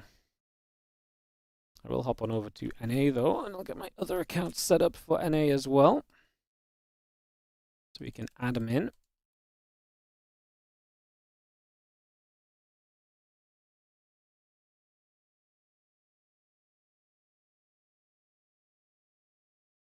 See, this is all the exciting stuff you guys miss out on at the start of the day, you know. What about giving Terrans and Zergs an extra 20% payout? Or what? Doing the same thing the Protoss players do? Just with an easier race? Well, if Terrans and Zergs want to earn their money, they should play Protoss. It's difficult to win as a Protoss, man. That's why we only have the only Protoss winners you ever see a freaking hero. Only one guy can do it consistently. Yeah. I don't have money to give an extra 20% out to people, man. Like, more diversity. I promise you, offering more money to Terrans and Zergs is not going to change the player lineup for this event at all. I don't think a single player shows up that doesn't show up already, to be honest. Like, these events are either good to play in already or they're not for people, you know? Like, that's already kind of determined for the most part.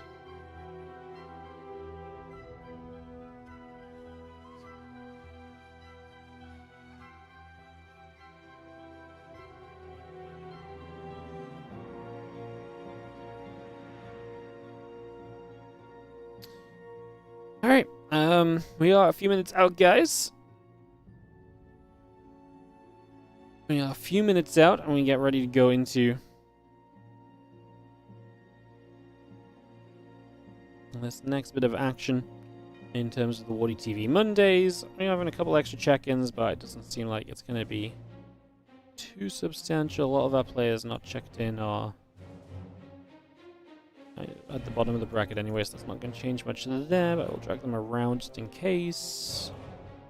Like I say, in about a minute, I'm just going to process the check-in results, guys, and once we process the check-in results, we can kick this off and get this started up.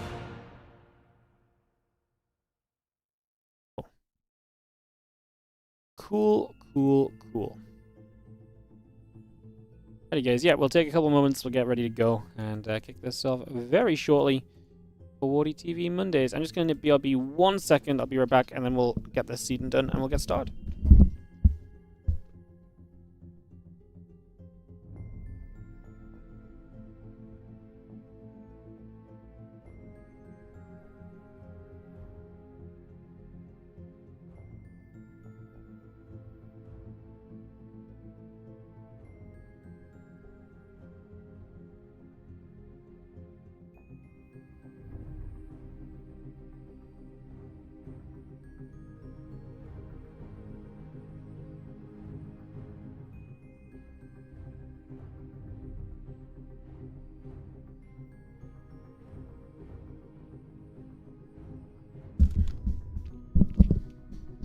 Alrighty, guys, let me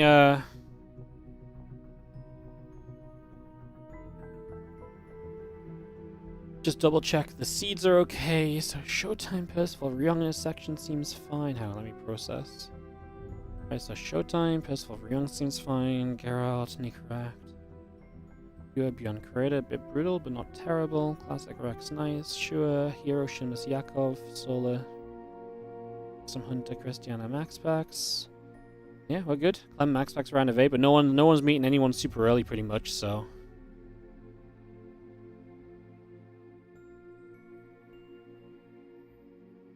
Alright, give people 2 minutes to message me in case they thought they signed up but they didn't, so we'll give them a moment there to fix that, and we will resume, guys. We'll get this kicked off into WardiTV Mondays. Thank you for the patience while we wait between tournaments. I appreciate you guys. Bracket will be live unless there is any last-second changes, so the bracket is pretty much set there for now. You might go Clem, let Alex, winner versus Shin, winner potentially Max Packs. I think that's just a pretty stacked section on the lower side of the bracket. There's going to be a lot of good games today, I think. It's just one of those brackets where there's a lot of good people signed up, to be honest. So, I'll probably be going from that.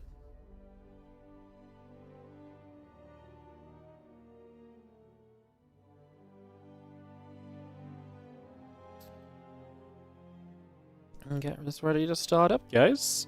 How's everyone doing? Again, thanks for joining us. Thank you for the patience between tournaments. Like I say, not ideal the timing of it all, but just the way it turned out. But it looks as though we are good. No one's messaging me.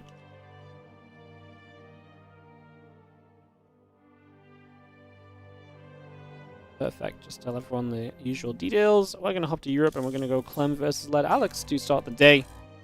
And jump in from there, basically, is the Planaran of the day. Hello, everybody. How you doing? Welcome to WardiTV Mondays, edition 71. A bit of a later start than what we usually have, simply for the fact that obviously we are kind of having a delay for the RongYI Cup and so on. So we've had that going on, but otherwise, all good.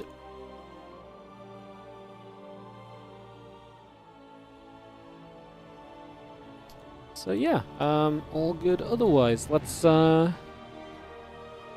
ourselves ready to party on through. Again, thanks for being here with us, guys. Just gonna check people are around. Yeah, we'll wait for Clem, Led Alex. I see Led Alex here. I imagine Clem will log in shortly. They should play on Europe, and yeah, we should be able to kick that off shortly, like I say.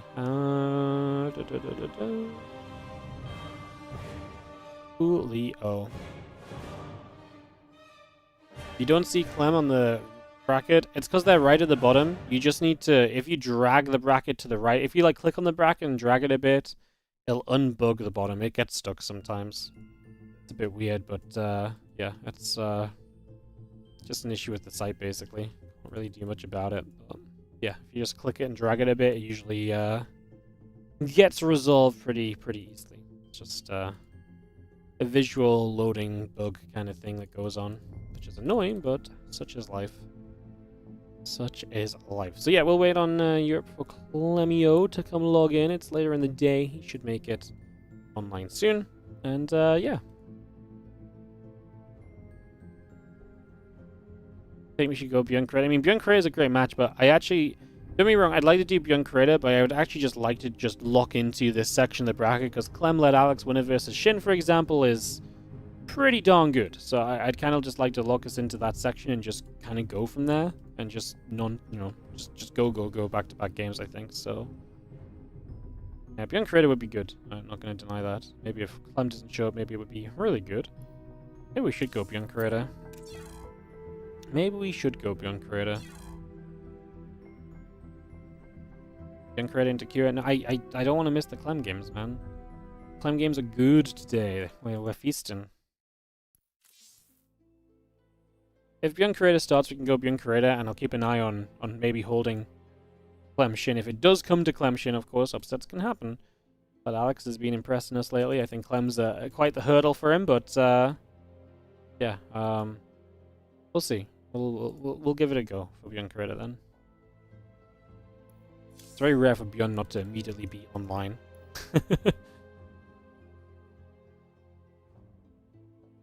Ay.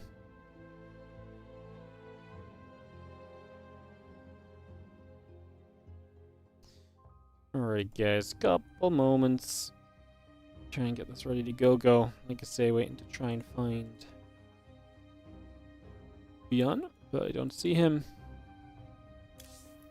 Maybe we go back to our original plan. Christian Max Packs is good. You know it is, but there's never a world in which I'm gonna be...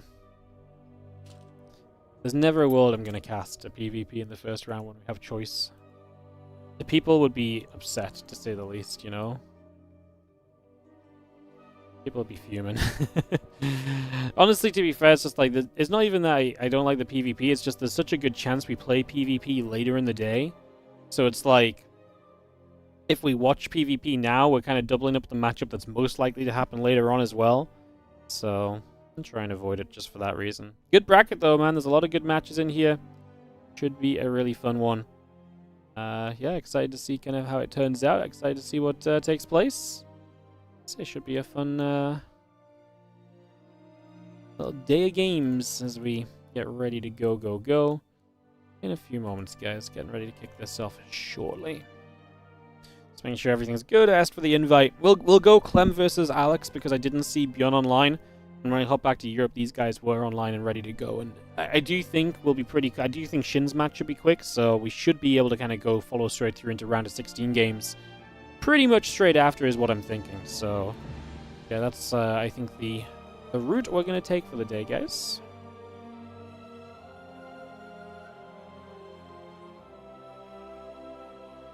Beautiful. Hi, sure, says Clem. Yeah, you better be sure.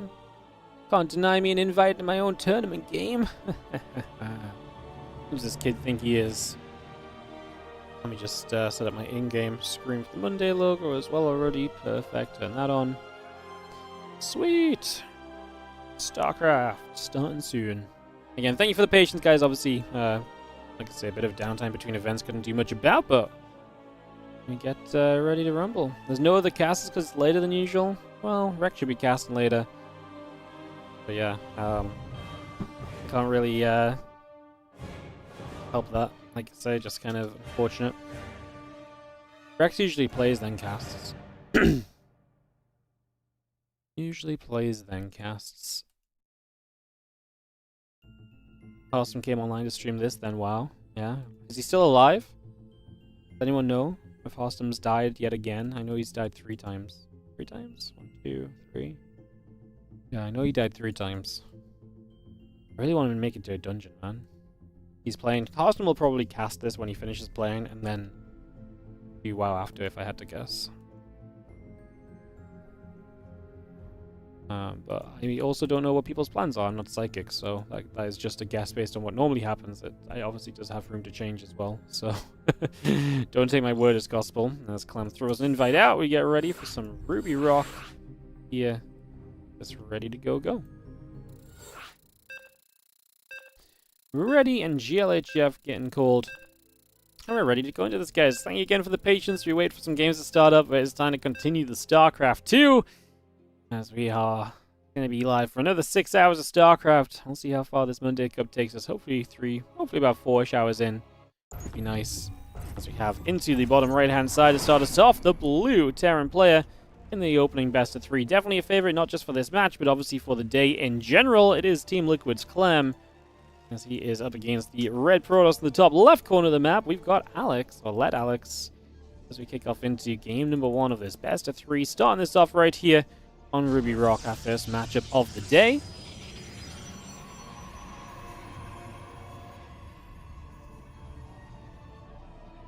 I gotta remember I'm an observer. Uh-oh. just remembering that I actually have to observe now after not observing the first part of the day, so that's always when my observing's the worst, when my brain is already turned off from like observer mode because I didn't have to do it yet, and then I actually have to, and it's like, ah! I do love an underdog story, but it's so hard to go against Clem. Yeah, I agree. I mean, Clem's going to be absolutely, beastly to kind of get through. It's never going to be easy. Well, Alex has been good lately. He's created some upsets and some maps that I didn't expect him to take, but a lot of that also I feel like happens more in PvP than other matchups, so I'm not convinced his PvT is going to be there to really fight against Clem today. But we'll see. Like, I mean, this is a first round matchup. It's the first round for a reason. We shall see.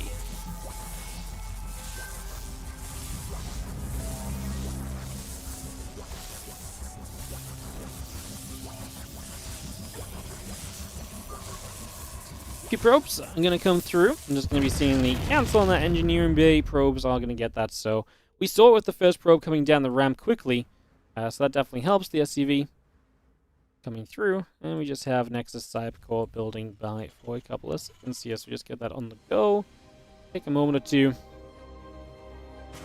And the SCV back at home. I'm going to build up a depot. And we're just going to go command center onto basically reactor first into the command center. We just kind of go for there for a couple of moments. That's going to be our plan for now. So we get that set up. Otherwise, just have ourselves a few moments of getting established here. Take a moment on this, take a moment on that. Obviously, these Marines are going to be popping out. So Clem is not going to have much vision at this point because he doesn't have the Reaper on the map, which you would usually have at this stage. But he obviously does have the Marines, which are going to join up to be able to apply some good pressure you would expect. So keeping our eyes on how that turns out for the next few moments. As this Marine already firing up onto the probe, second one as well. So you do see the 2 Marines, and that obviously gives you a bit of info as well here. As the Protoss player, you at least see that there's Marines coming out. You know it's a reactor. You kind of know roughly the timing of things at this point. So we get our little bit of an idea of what's going on just initially. We begin to move through. A few Marines gathering up at the front. Will Clem say GG? I mean, that depends if he loses or not, no? This first Stalker will harass, and obviously can put some micro in to get some shots off kind of freely.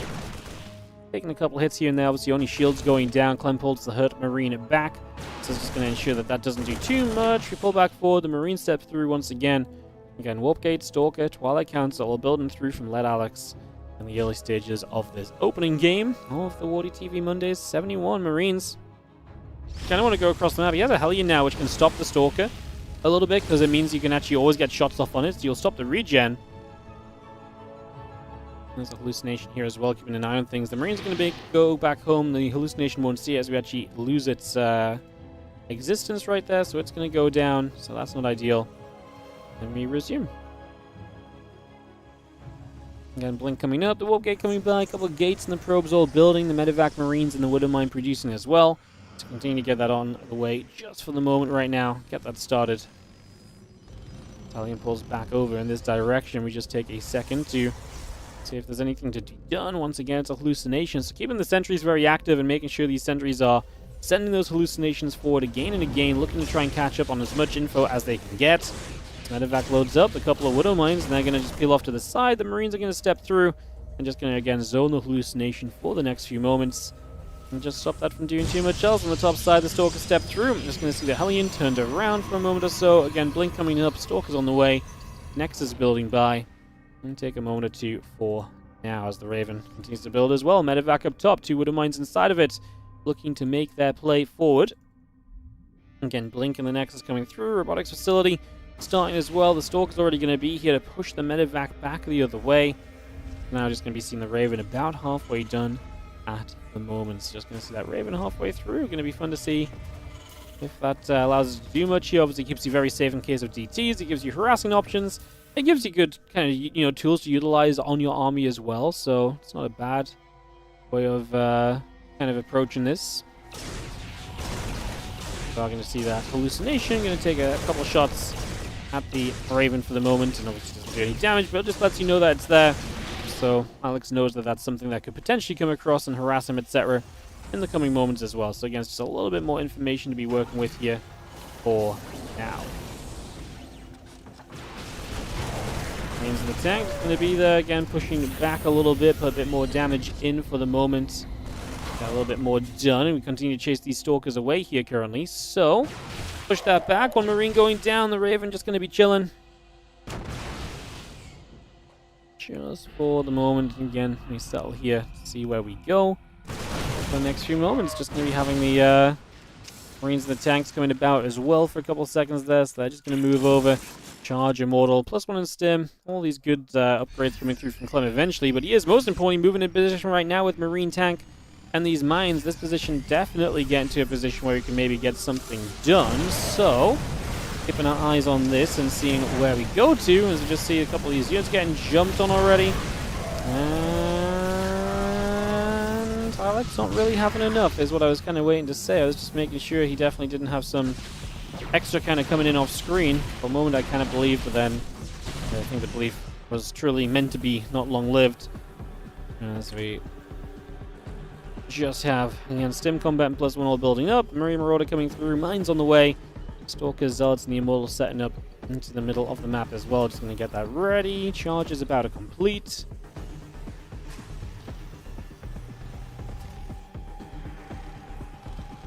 I mean, Clem just pulls back and waits for his upgrades to finish up here, right? All the bio upgrades coming through in the next few moments. Gonna be a big deal. Let's just see the army continue to head down to the bottom. This Banshee comes up the left-hand side, looking to try and push into position here as well to try and get a little bit extra on the way, just for the moment. Shots coming about. Banshee getting some damage done at least. It's going to be peeling away once again as Marine Marauder continues to produce through, so we continue to bring that straight into play right now. The Stalkers stepping back over for a couple of seconds. Zealot's going to charge through, but Clem's kind of nearby enough to deal with this, realistically. Well, he's just going to send, he's bringing SCVs across the map, so Clem's not messing around. He's going to let the Zealots do their thing. He will have a Widow Mine burrowing up. That will kill one Zealot. The other couple on the high ground there should not do too much.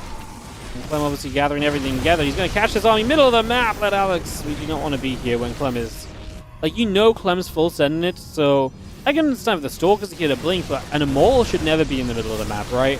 That is just asking for trouble, as now this army just pushes through and is obviously looking fantastic, looking amazing, looking incredible, and looking as though we are going to have full force attacking through. That Colossus in some trouble. It's going to take shots. The Stalker's taking a bunch of damage as well. SCV's going to end up pulling away once more as well.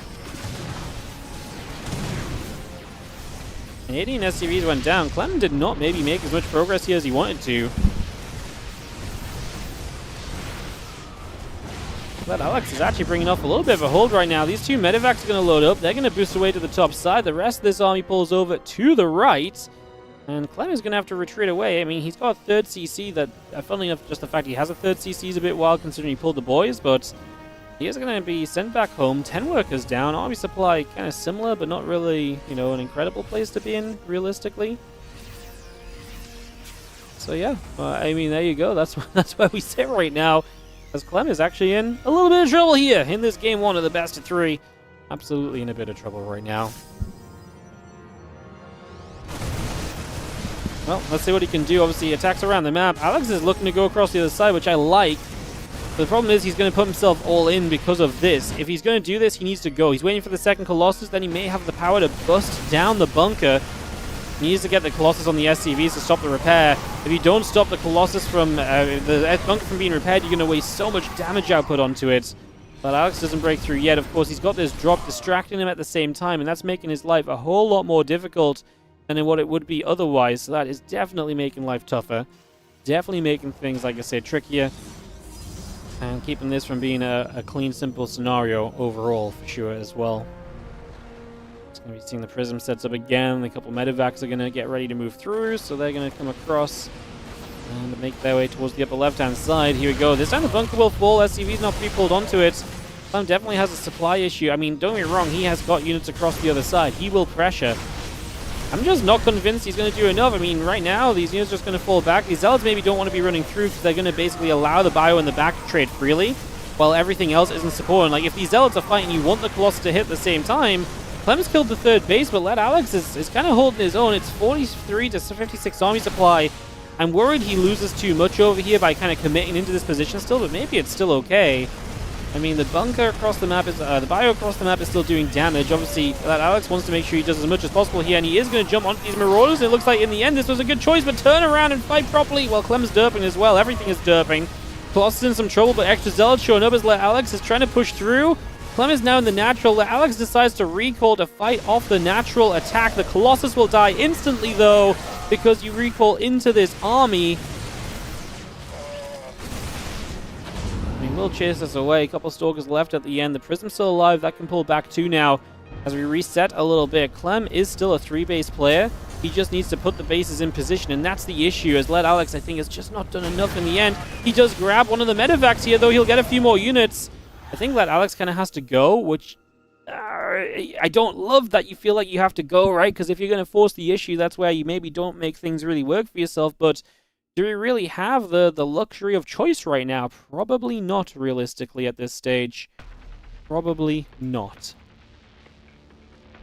I think that luxury is going to be fast fading as the bio comes back over. Going to go in for a little bit, deal some damage. Pylon going to go down. On the other side, we're going to push through. I think Clem's just producing so much despite the lack of economy. And again, right now, it's like it's Zealot Stalker versus Bio, whereas before, at least you had the Colossus, and the Colossus made a significant difference. We are rebuilding the Colossus. We're about to have +2 attack. That will only help you as well, right? Any upgrade that you can take in your favor is genuinely going to be a positive. Ain't no one going to be denying that. But the bio still gathers around over here. It's just going to settle for a couple of seconds.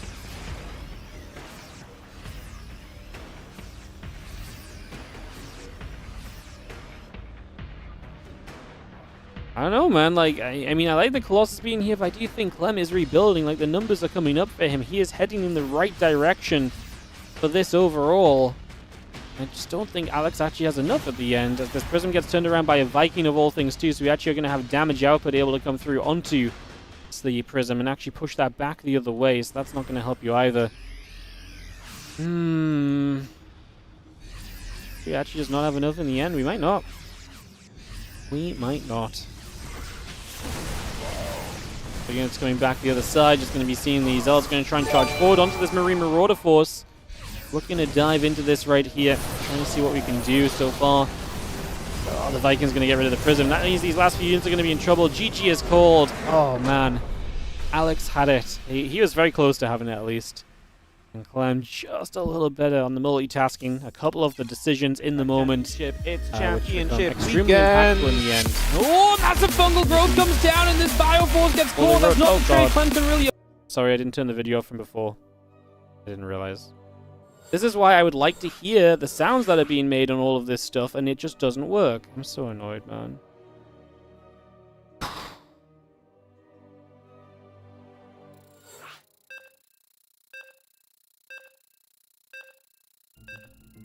I just don't get it. It says it's on the right thing. It's there. Oh, my... Right, okay, I see what's happened. My GoXLR was booked out. Right, I see. My GoXLR was saying that it was doing things. But now it's just randomly... No. Hang on. Hello? You guys still hear me?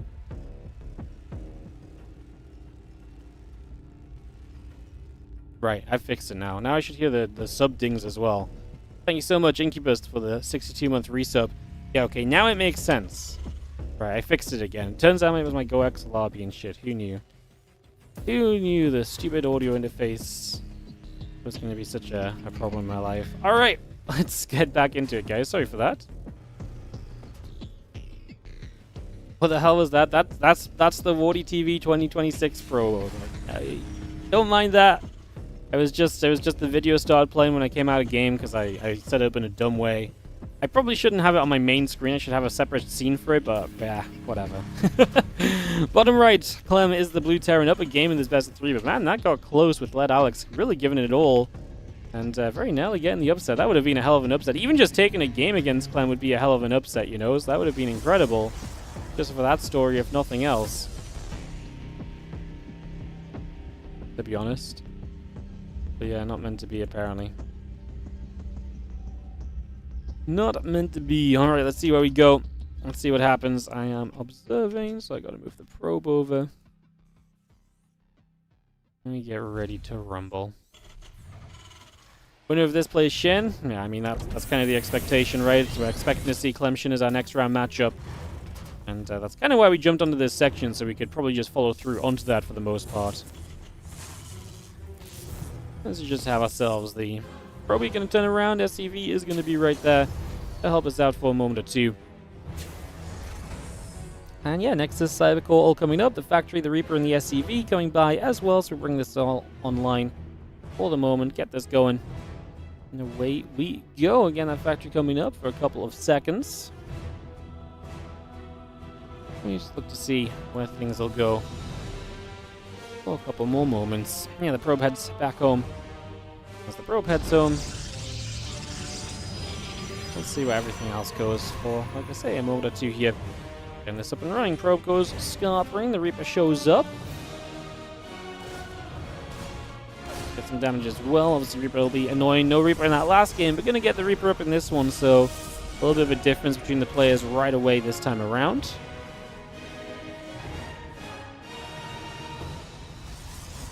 Like I said, just a little bit of a different approach to start us off.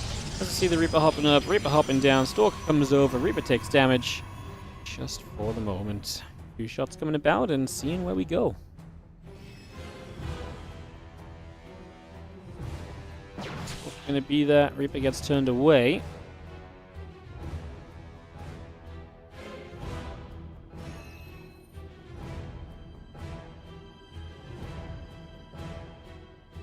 Yeah, we'll follow this Reaper around for a couple of moments here, so we just move that over, we get that set up, take a couple of seconds, and like I say, reestablish ourselves a little bit right now. Just going to see that Reaper coming through. Again, that Stalker going to be nearby as well. And yeah, we just move over. Like I say, keeping an eye on things early. Put some pressure in.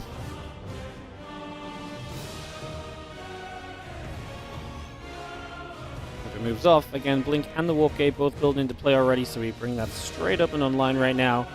Get that going.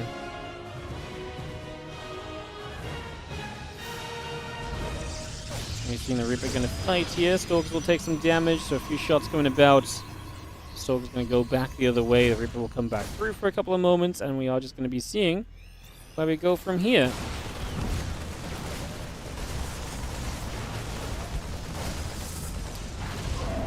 Medevac is going to load back up and tries to... Apparently, Reaper gets left behind. The Medevac took some damage, but apparently we're confident it's going to get out of there. In Clem, usually confidence is placed well initially. See a couple of units going to get dropped back down once more, so again, just going to come straight back over.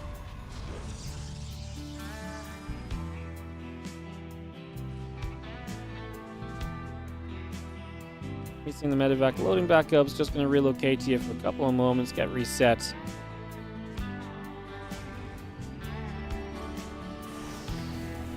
Let's see the Marines, there's a Viking, the Cyclone coming back through as well. It's just going to get a lot of this on the way. Bring this up and about. We're just going to have ourselves this push continuing forward, so we are sending it at the moment. Coming through with this, and like I say, going, pushing into those few Stalkers. Clem up the left-hand side, tank, Viking, Marine, Cyclone. Looking to get a cancel on this third base. Let's see if we can find success here early.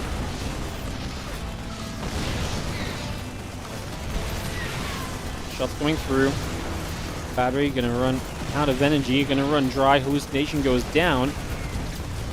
Nexus ends up cancelling, so this is going to be reset a little bit. As you're going to see, the Stalkers will blink in, so they're going to go for the kill. Obviously, we do have one tank here in the back that just never sieged. These two Vikings are just pounding away on these Stalkers, man. And while we kill off the tanks, the rest of this army kind of lives through, and that was a lot of units lost here from Led Alex. I mean, the base already ran down. You've basically traded 8 Stalkers, what, a handful of Marines, a couple of tanks and a medevac. Maybe there's a chance to do more as these units kind of retreat away, but so far, not so much. The issue right now is truly the fact that these Vikings just do so much, right? Like, Vikings just do that bonus damage to mechanical, and so the Stalkers are just getting shredded. And every time you make a play in, like, you're kind of blinking into it to kind of close the distance, but by blinking in, you're opening the door to just being in a ton of trouble, basically, as now the Marines and the tank and the Vikings pushing up. I mean, we're just single-targeting with the tank. We don't even need to siege it. And again, because we're just committing through every time, it's not good. We try to chase the Cyclone there. And in this game, I think you're definitely seeing the benefit of Clem's decision-making in micro in these fights over, unfortunately, what is coming through from Led Alex, which is just not quite comparable, unfortunately, as this one is looking to be a little bit of a rough ending at the end of the day. Cyclone locks on, and we can see a Stalker chased and killed, a couple of Marine Viking force coming about. Stalker's going to have to back away from this too. We're going to finally clean up here as Led Alex, where the damage is done. No third base still at 7 minutes in this game. There's a prism across the map, and Led Alex will look for some damage right here, so look to get rid of some SCVs at this point and try and just find a way to get a little more done. I mean, it's a nice counterattack, right? It's a nice move to just try and get something out of this situation currently. And Stimpack, Combat Shield, and +1 all continuing by just for the moment. Clem. But you're going to have a pretty exposed tank here, and he gets a little bit too far forward. You know what? The Stalker's following this up. They have potential, man. Because we lost the tanks, and because Clem reinforced that army a couple times, he lost his, what was kind of his reinforcing kind of tech units. So, you know, I don't hate this for being a half chance from Alex. Like, don't get me wrong, I still think this is pretty doomed for him in the long run. But it felt like there was at least a little bit of hope here, right? And he's doing the right thing. He's realizing the opportunity to maybe make something happen. Stalker's getting targeted by the tank, unfortunately. I mean, I feel like right here, you kind of got to go. The problem is the Zealots would have been nice if they actually had charge, but without the Zealots being able to close the distance on these bio units, they're just way less effective than they want to be. That said, Clem has lost 14 SCVs, and Led Alex has put himself up 11 workers in this game. His army supply is absolutely terrible, but the rest of this kind of makes you feel as though there's some possibility right now. Absolutely. Bio firing through, damage being done. Let's just see the charge coming up, Temple Archives, the probes all coming into play still. Marine Marauder in production too, Reactor Tech Lab Orbital being brought on into play as well. Just for now, get that set. Temple Archives in charge, moments away from completing here. The Forge and a couple of Zealots coming through as well as the Bio regathers back around the other direction. Currently, the Orbital going to float over to the right-hand side, so it's going to move over there as well for the moment. And we will take a third base here as Clem, so he's going to begin to stabilize at this current point in time. A little bit of that bio coming through, the medevac's gathering up. Again, charge, Stormwall coming through, a couple of tank shots already firing, Stalker's taking damage.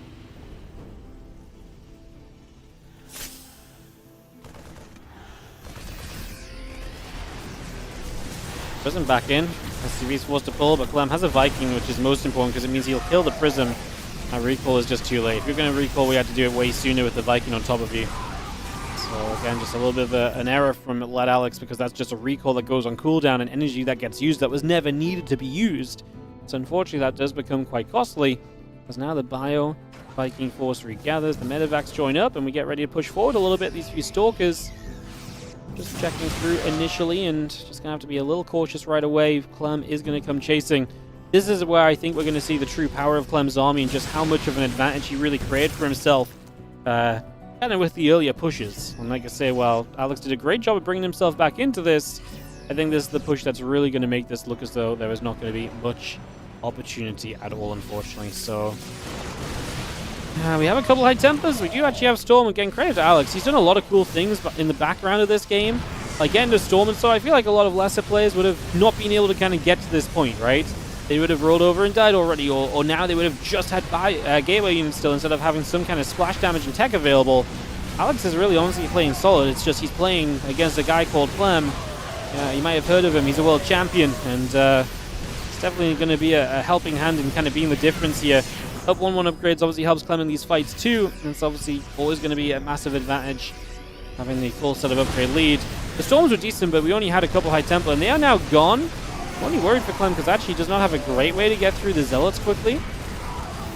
So the Zealots actually kind of, pack a little bit of a punch. Not going to say they're super crazy or anything, but they slow Clem down and they give you a little bit more of a chance, perhaps, possibly. Everything else moving through again. The Nexus taking damage once more. Come back through. The Medivac's going to play a few shots off. We're going to go backwards and forwards. Zealots going to charge in. A couple extra Zealots coming about. The Zealots now on top of the siege tanks, putting some damage out. We continue to deal the damage. The Bio on the bottom side pulling away as well. Just going to see the rest of the Zealot Archon Stalker coming through. Continue to pull back. These Zealots keep on getting picked away out. You're not going to be seeing the Stalkers, the Archon coming through. There's the High Templar going down as well. And we're not going to be having this army still pushing forward. A bunch of units going down. Clem, 123 to the 80 supply. At this point, he's just going to push until Lad Alex breaks. And there's no counter pressure coming in. Alex doesn't have time to set something like that up. You have a few Archons morphing, which might buffer this army up enough to kind of make Clem not just kind of win out here. Because, 3 Archons are kind of difficult to attack into. So maybe we need a way to, maybe we need to get the Ghosts out, which he does have access to. The first Ghosts begin to build right away now. So yeah, I think there might just be a little bit of a case of that, honestly. As you see the Storms coming down to try and help, but Clem actually looks as though he might be a little bit too powerful here, just straight up and anyways. One Marine stibbing in, those couple Archons continue to play the retreating game. And yeah, Ghosts, Medivacs, Marines, concussive shells, a good bit of everything currently on the way through right now, as you just have one Marine off to the top side split apart. The rest of this Bio Medivac tank all joined together. It's going to take a stim forward. The Archon gets picked off already. The couple of Zealots will begin to go down. So we're going to grab a bunch of those and just going to continue to fight this out. The Zealots dropping, the tank dies. Realistically, we can probably just chase forward here with the rest of this Bio army. The Immortal is going to start getting caught as well. A couple of Zealots are going to try and charge through. They're not going to have a great time either. Alex will have another Storm. I mean, again, credit to him. He's really fought absolutely brilliantly. And when I tell you guys I get excited about this guy, this really is why. He is getting better and better. And he's made Clem freaking work for it today, man. Like, this was the most difficult first round match Clem might have ever had in a WardiTV Monday. Because, like, this was this was not easy. Even when he was winning this game, too. This was not good. That was a very, very sick performance from Alex, who, like I say, Nelly pulls an upset off. GG's. You know what? I'm glad we did not swap on over to something else, to be honest. Clem advances through. He will play Shin in the second round of today's Monday Cup. We're obviously just going to follow Clem through, guys, and watch someone that you guys all enjoy watching. So we're going to follow Clem through into Shin in the next round, which is going to be on NA. So we're going to hop on over to America and just get that set up for you guys. Will be a moment or two, and we'll kick that off. Alright, let me change the bracket command on the YouTube, guys, just because we've swapped into the next tournament now. I'll just update it so it's a little bit clearer. Oh, no, doesn't want me to do that. Ay. Why are things so difficult sometimes? Bam. There we go. And pin that up. Place. Cool. Alright, we'll go Clem versus Shin, obviously, guys, like I said. couple times already. Clem Shin coming up as the next matchup. Some TVZ. Is it West or Central Day today? It is West, Central West. It's going to be Korea's advantage on the servers. Just worth noting. Means that they play West Game 1, Central Game 2, West Game 3. So in general, the Koreans get the one map with better ping if it does go to all 3 maps.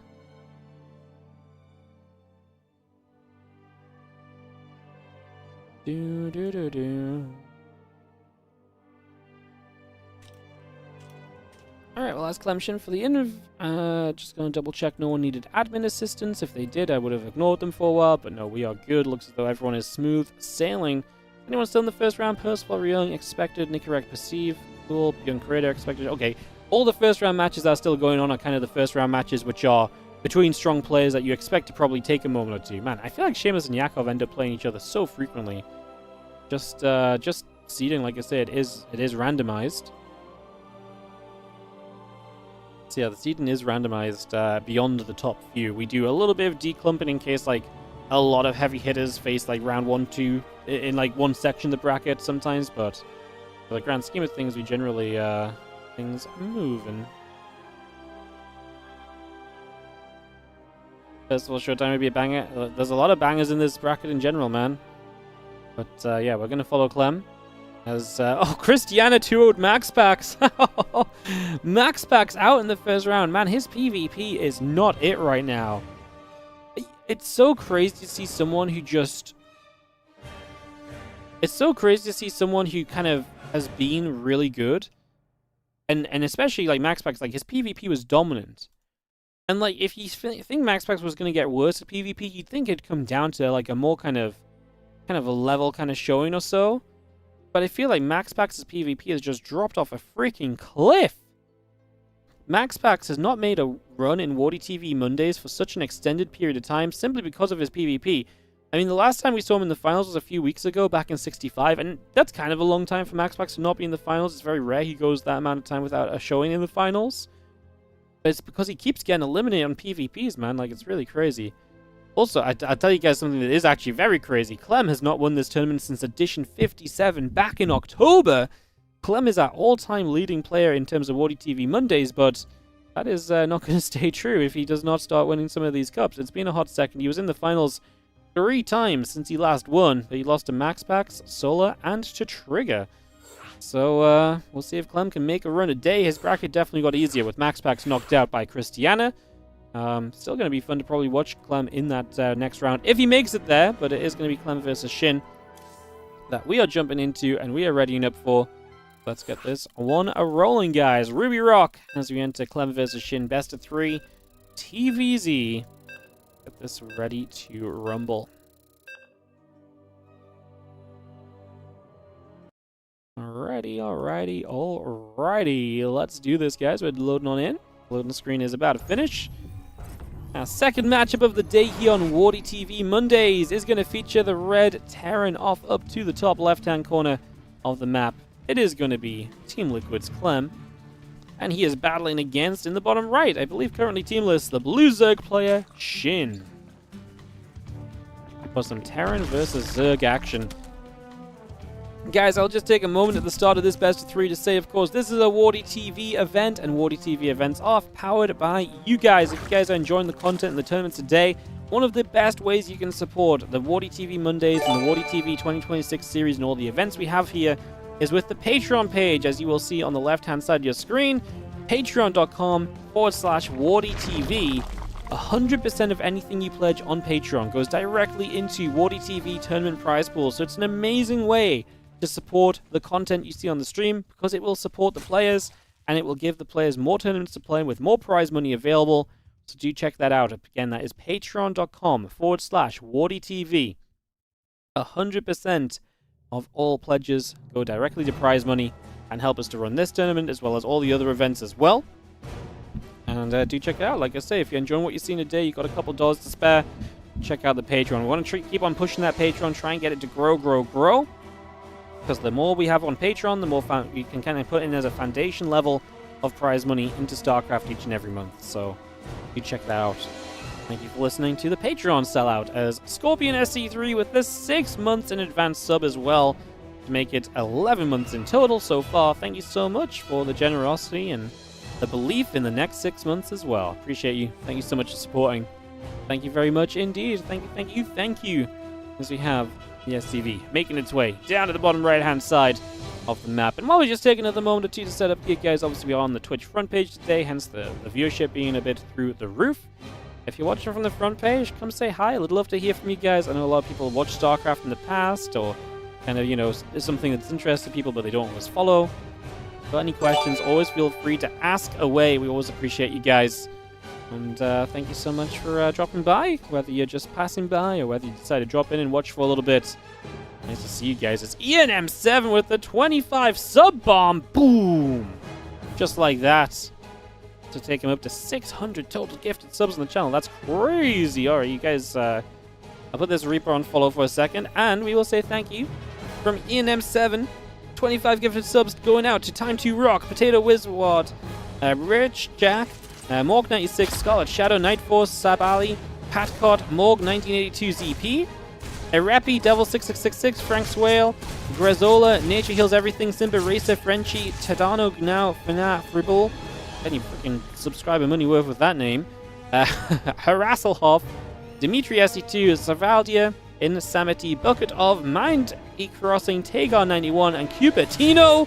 Thank you so much for the 25 gifted sub bomb. I appreciate you as always. Thank you so much. Thank you, thank you, thank you. Appreciate you. If anyone else wants to turn that into a cheeky little hype train, then get your prime subs in now or get your bits in. That's like an insta level 3, surely. If it's not an insta level 3, it's very close to an insta level 3. If anyone wants to jump in on the hype. Otherwise, let's actually talk StarCraft 2. Because this game is getting set up. We've seen the Reaper moving around. It's been pretty passive. There are a couple of Hellions starting to move out onto the map right now as well, though. So the couple of Hellions coming across, that Reaper will join together too. As, hey, thank you, Bigger is Better 94, 10-month resub on the Prime. Keep them coming. Svera TD coming in for the 3-year resub on the Prime as well. I appreciate you. We only need one more, guys, for the sellout to be real. So if you're feeling generous, Prime sub it up. One more, and we can just get we get a free emote basically. Free emote, you gotta love that. All right, couple Hellions the Reaper coming around. Let's go, Twitch TV Zelt. I'll do it. Thank you so much for the Prime sub for the 2 months, and Golden Wizard on the 5 gifted subs. Going out to Ella Tindra, Myolin, Leanne Shan23, Mayan James, and Narftastic. Thank you so much. And their own resub for 44 months. Gauntlet Wizard, thank you so much for joining in and kicking us off to the level 3 hype train. All right, guys. Appreciate you all. Let's actually focus on the StarCraft 2. If you just want to sub, you can sub. I'm not going to sell out on it because we got this game progressing into a fun little state right now. There's a couple of Hellions coming through. Medivacs, Marine, Stimpack, all of this coming in. The engineering bays will be building. The Hellions back to the center. Let me just take a couple of moments to settle down here and get a lot of this up and running over the next couple of moments. You actually see the Hellions over on that left-hand side just going to come through for a couple of seconds. And the Hydra Den is about to finish up from Shin, so we're going to get that Hydra Den completed. 10 Hydras already coming through, so he's going to go straight to the Hydras. So Ling Hydra going to be his choice. He did kind of play some like Ling Hydra Infesta stuff against Clem back in the WardiTV 2025 Championship, back in those seeding matches. He had some really crazy games against Clem back then. But these couple of Hellions getting chased by those Lings and threatened. The Marines are going to be there. Marines will step through. They'll get rid of this Overlord. That's a kill that Clem can pick up easily. And otherwise, just pulling back away from this for a couple more moments. It's just stepping out of here again. Obviously waiting for upgrades is Clem. Shin is going to be ready to fight soon if he wants to just commit on Ling Hydra. And I mean, he's on 48 drones and producing purely units, so it feels like Shin is getting ready to just send this. The Lings here will fight, and even getting rid of a few Marines is nice, because it's going to reduce the Marine count that the Hydras have to deal with as well. What's the army supply at? 57 to the 30, so this is going to be Shin, 3-base, Ling Hydra timing. He's got to go soon, though, because the longer he waits, the closer Clem gets to those upgrades. That's going to be a major factor. If you can get to 1-1 and be up against 0-0, you're going to shred through a lot of these, what are already kind of glass cannon-y units. You know, if you increase the shadow, if you reduce the shadow resistance on the Hydras by, you know, giving the other guy a bigger hammer to break through, your glass cannon isn't going to last as long, and you're not going to do very well. So, I do think if Shin's going to see success here, it needs to be soon. He is droning a bit. He actually went up to 55. I'm kind of surprised because it feels like this is pretty committed to just, like, fighting. And he is going to hit before 1-1, so he is going to hit kind of in the time frame I'm asking him to see success. Here we go. Ling's going to run straight through, going to try and distract the tank. Tank is target firing the Hydras. 10 SCVs already down. Clem has no defense here, apart from just the units that he has. There are the Marines fighting. You can imagine if he had the 1-1, how much better they might be able to fare right now as the Hydras are breaking forward. Another tank further back is helping, and it does look like Clem, while losing 18 SCVs, it does look like he's going to hang on in here. And it does look like he's going to live for the moment as a bit of Ling Hydra turns away. Over to the right side. Orbital Command takes some damage. Some shots come through. And we continue from there for the moment. Alright, so we will see Clem making a defense. And so now Shin going into those extra few drones looks smart. Or does he? Because I actually don't know if he just sent it. I don't know if he would have just had enough to go. Like, if he just went with even more units and didn't add the extra drones on, might he have broken through? I think it might have been close, honestly. Like, it felt pretty close overall, but not quite in the end. 2-2 upgrade still building. Marine tank on the way. We got ourselves Hydra's infestation pit, drone, missile and carapace upgrades building as well. A lot of that continuing through right now as Marine medevac tank continues to produce into play for the moment as well. So just bring all of that up into play and we see where we go next. Lings will gather up. Hydras as well just jump onto this set of rocks to put a bit more damage out for a few moments here. Pick through those rocks, open up this space. 2-2 upgrades on the concussor shells building in as well. We continue to bring that into play. As we have drilling claws coming through, the vehicle plating coming up, the Ling Hydra still gathering with the rocks down. Single Zergling going to the upper left-hand side to see what else is going on. And there's a few Lings and Hydras are going to come back over this direction as well. Just going to be seeing the rocks will go down once again here. Just going to pick straight through that for the moment. So that is going to be opened up. We're going to see Microbial Shroud coming through, so Shin is actually going to show some of those infestors. And now finally the Baneling Nest is on the way as well, which you might think is like, gosh darn Shin, why are we so late on the Bane Nest? But this style doesn't necessarily need it straight away, especially with the threat of the fungals. You can kind of keep the Terran pinned back a lot more than you would expect. And that's a lot of what's kind of going on here at the moment, as we just have the Marines gathering, the medevacs joining, and this army from Clem spreading a little to kind of cover all areas on the map for the next moment or two. So yeah, a lot of that just coming about. The 2-2 upgrades obviously a part of this as well. And we get a lot of that on the go. The Marines and the medevacs going to take a chance to run down the bottom of here and get rid of a bit of creep. I tell you what, because Shin was so aggressive earlier, what it has allowed is this creep spread, right? Like, this creep spread is actually pretty darn decent. It's kind of all over the place, and Clem has not had a lot of chance to really push it back just yet.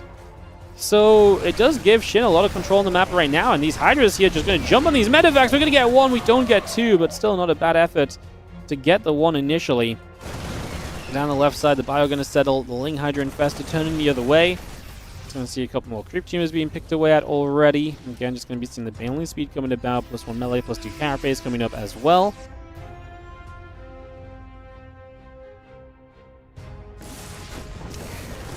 Going to try and run through. Wouldn't mind looking to set up. We throw a Microbial Shroud down, which is, I guess, where we're going to end up kind of fighting here for the most part. Kind of threw another one down. Interesting placements. We'll see how he tries to do it as we continue through this. We pull back down to the bottom side. We are going to see a few Marines around the right, pushing around there from Clem as well, and they're just going to push straight in to a mineral line where there's a couple Queens and a bunch of Lings, so the drones here are going to be fine. This medevac goes down. We kill a Spore Crawler, a couple of Lings.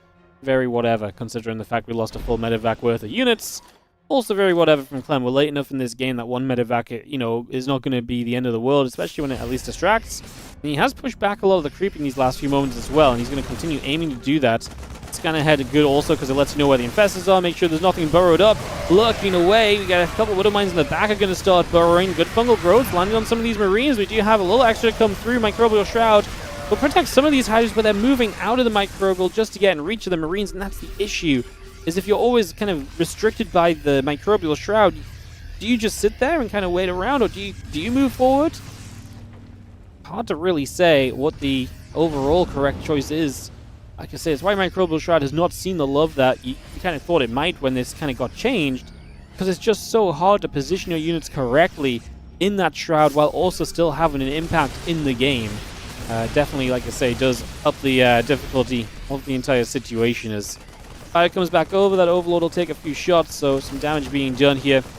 As you're all going to see, the bio will get through for a couple of those Overlords. Just going to turn onto this hatchery, stimming up once again. Lingbane Hydra Gonna try and make an attempt to get forward here as the Widow Mines are gonna fire through. And we have ourselves this army taking a few more shots. Hatch gonna get jumped on right now. The Ling Bane gonna come through with this as well. Just gonna chase into that Bioforce, which pulls away for a few moments. Again, 3-3 upgrades coming about right now. The Advanced Ballistics coming through. The Hatchery, it's getting low, but does not quite go down. The Ultra and the Hydras and the Bane still chasing forward, going after the rest of that Bioforce. Still hunting and pressuring for the moment. And Shin does save this right side base. There's now going to be a stim into the bottom left position where there is an army waiting to meet Clem. So Shin is pre-prepped to deal with this. Fungal is going to whiff a little. Catches a couple of Marines that are probably not going to do much. The second Fungal does nothing either, so Fungal's not great there. And Shin not able to capitalize with those spellcasters. Now he has lost all his creep spread. He's lost that map control. Clem looks to sit on a comfortable 4-base setup. He's adding on extra command centers as well. His position really seems to be improving vastly at this point in time. As you see the Ling Bane Hydra Ultra regathering here. A couple Widow Mines burrowing up and getting forward. Just going to send ourselves through with this right now. A couple Widow Mines lining up, hitting a couple different units. Some of the Bane's getting splashed on. Shin coming in from the other side. Bane's going to force Clem to split into the bottom left, which is a corner. Overseer drag the mine onto the bio units as well. So Clem's units are going to take a lot of damage. And now they're low HP. He's going to have to keep on running. He'll try and stim. I don't know if everything was able to stim, honestly. A couple of those Marines, I think, were a bit too low. Not all of them, though. Most of them did get the stim off. However, this momentum, Shin's going to carry it through and push on forward. Hydra's going to jump onto these Liberators. The Ultra's still chasing. Clem finally lifts and evacuates. However, this opens his bases to extreme pressure. As this couple of Ultras need to get away from that mine and get back in that mineral line. There's so many workers we can pick through there. And of course, most importantly right now, as you can see, is that we're just going to kind of camp out the front. We're in no rush to make anything happen right here. You know, when we're not needing to kind of push straight through. That's a nice Fungal, mind you. And the Banelings get to connect through the Fungal. Widow Mine actually goes into the Bio Army as well. Fortunately, it lifted into the Medivacs. A Liberator spawns and it goes down immediately. Feels like Shin is going to take control of this game completely as the SCVs are getting chomped on. 20 workers going down. And Shin is going to take a significant advantage from this fight. Beautiful trades from Shin. Took a good fight in the middle of the map. Continued through from there.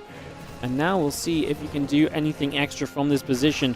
Clem's supply is still not terrible. 143 to the 163. His army supply is similar to Shin's. What I worry for Clem is that attacking into Shin is going to be difficult. Because if you attack into Shin, you're going to be attacking into the Fungals. You're going to attack into those pre-positioned infestors, right? And that generally is going to be a complication that is going to make life difficult for you. So, could be a problem as the Spire continues up. The Ling Bane continues by. Infestor reduction building as well. So there's Infestor still coming out alongside everything else just for now.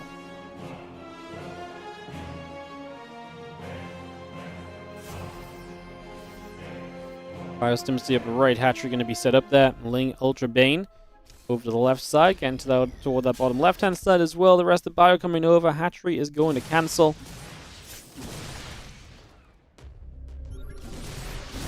Going to jump onto the creep spread and get rid of a couple creep tumors right off the bat. The Ling Hydra army going to gather, looking to shove through, looking to jump onto this Bioforce. Good surround from the Lings. Going to jump onto a bunch of those Bio units. A lot going down. The Medivacs have to evacuate out of there. And we are going to see still the rest of this army from Shin collecting back to the bottom side. A couple transfusions come through. Queens doing what they can to keep these Ultras as healthy as possible. 5 Corruptors producing by. Lings and Overseers building into play. And this Bio army trying to get back to the bottom left corner for these next few moments. See what we can do there. Corruptors +1 flyer attack upgrade coming through. Widow Mine going to unburrow, reburrow.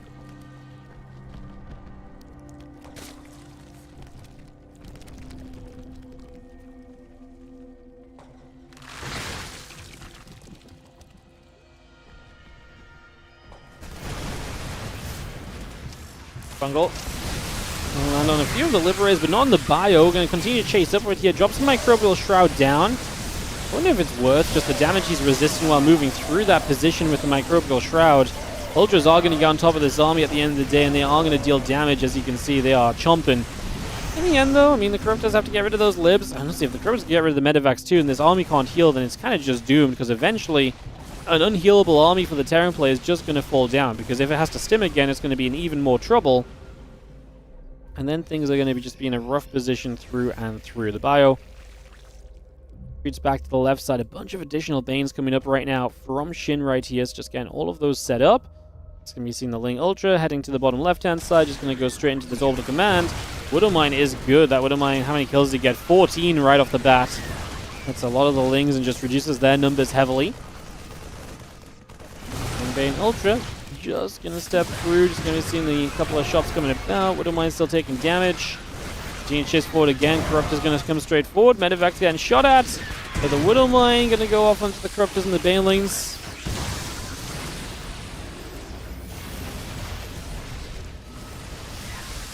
Twenty-one SCVs dead. This base wiped out in the bottom left-hand side. Dropping in the top right goes nowhere as well. So Clem unable to re-establish control, and yet, alas, here we are. 29 to 28k resources lost, so it's really not bad at all for Shin, considering ZVT. 80 to 44 workers, and yet Clem is still hanging on in there. Shin has some minerals to spend. Could maybe do with an extra gas taken, just to kind of balance out the mineral-gas balance in the game at the moment. It's not a big deal, but it is something to maybe look at. Just in case, right? You know, just in case you end up a bit too mineral-heavy on some of these rebuilds. I think get drop loads on the way from Shin, which I don't know if that's just kind of overcomplicating things to where it needs to be, honestly. I just don't know if that's really necessary compared to just like, let's make sure we have as many units as possible and we don't let Clem win one big fight, which is kind of what Clem is looking for right now. Army supply lead. Again, Overseer sets off and splashes onto a bunch of these bio units in the background right away. Shin needs a couple more units here. Does he have any spellcasters left? I think the Infestors are all out of energy. The Banes actually get a pretty good jump towards us, but then they're going to get eaten up by Widow Mines. So the Banes that got close get shut down by the splash damage. We're just going to chase through with Hydra Bane. And a couple of the Ultras continue to shove through. The Corruptors putting pressure onto the Medivacs as well. The Overseer once again leading the charge in, allowing us to kind of just tank through the Widow Mines and not let them do too much. I love this, not letting the Banes go off on the Planetary just yet. One of the Ultras cuts the corners, and now we get the Fungal on the Ghost as well, so we do get a catch in the end from Shin, and that's actually going to be nailing the coffin from Clem. GG must be typed, and Shin takes game 1 in this best of 3 round of 16 match. And we are off to a fantastic start of this series. Shin has actually had a pretty good track record against Clem somewhat recently. Like I say, the 2025 WardiTV Championship definitely had some pretty good results on the side of Shin against Clem.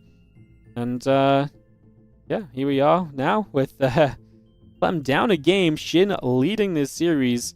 Winner of this will play either Hearthstone or Christiana in the round of 8. Meanwhile, Classic has 2-1 Nice to move into the round of 8. He'll be our first quarterfinalist today. Some other results. Percival 2-1 Ryung. He plays against Showtime.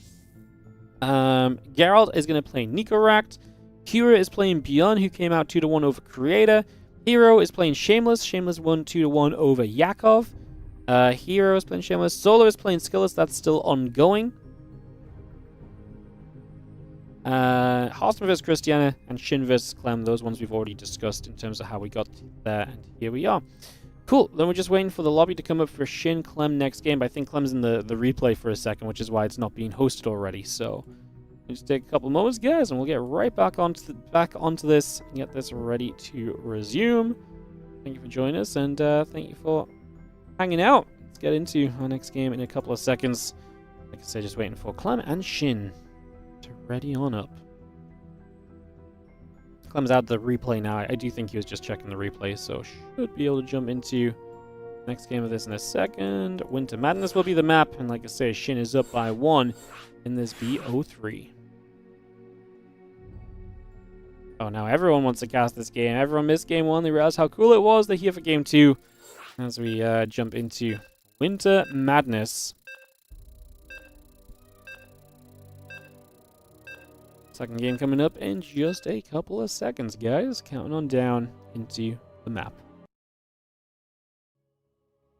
Hell yeah, what a great opening game of this series. What a great start of the day of the Monday Cup in general. I mean, Clem against Alex was way better than we thought it was going to be, and bam, here we go. Shin Clem delivering a little bit as well, as we have got in the top left-hand corner of the map, the red Terran player representing Team Liquid. This is Clem. Up against the blue Zerg. In the bottom right-hand corner, we've got Shin in number 2 of this BO3. I'll kick this off and get this underway. Let's see whether Clem or Shin will come through game 2. Shin wins it. He's into the round of 8 for some ZVP. Clem wins it. He's into the game 3 to try and fight for that round of 8 position himself.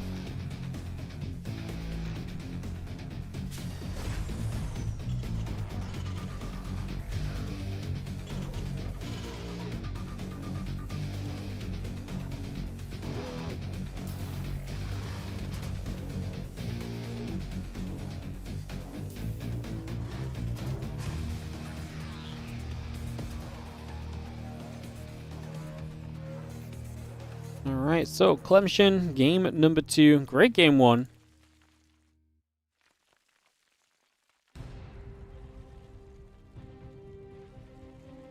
The hatch in the pool coming down. A couple of drones are going to come about here. And get settled in. Just for a couple of moments. And get ready to go, go, go.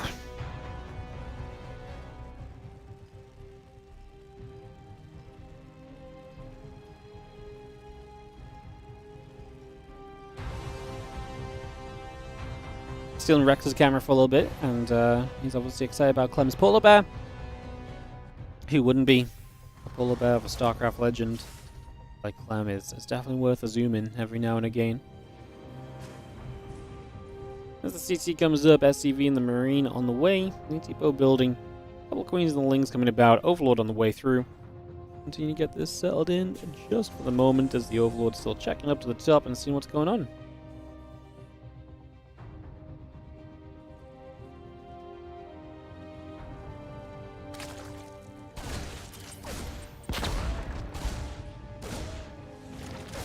We're just going to shoot. Lings take some damage. Just going to see the CC factoring, so going through for the moment as well.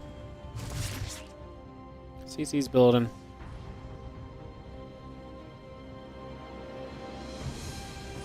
We're just bringing this by. Just going to see the Reaper hopping up. Queen's going to put some damage out. Reaper gets pushed away. For a couple moments there. Chasing out of here. Just for now. Queen, Reaper gathering together as well. Take a moment or so. Couple Lings and that Queen will just be nibbling through. Not much happening just yet then, guys. We take a few moments settling into this second game of this best of 3. Early round still of the WardiTV Mondays. Real early rounds. Not a lot to happen. As the Evo Chamber hatchery and the Ling speed all build up, and again the Queen just going to settle. The hatchery joins in. Take a few moments to ready up across the board here. As again, Link Speed, Evo Chamber, and the hatchery all coming through. So we get all of that in production. And 18 Link startup. Kind of early from Shin, but not super crazy, I guess, overall. Just see where we go with that. Go for the next couple moments, and Queen's going to gather. A little grenade going down, so a bit of damage being done. These Hellions are going to threaten the mineral line, but like I said, there's a bunch of Lings that were just made, so should be able to defend against that pretty aptly. That should not create too much of an issue. And again, Banshee Marines and Cloaking all coming up for now.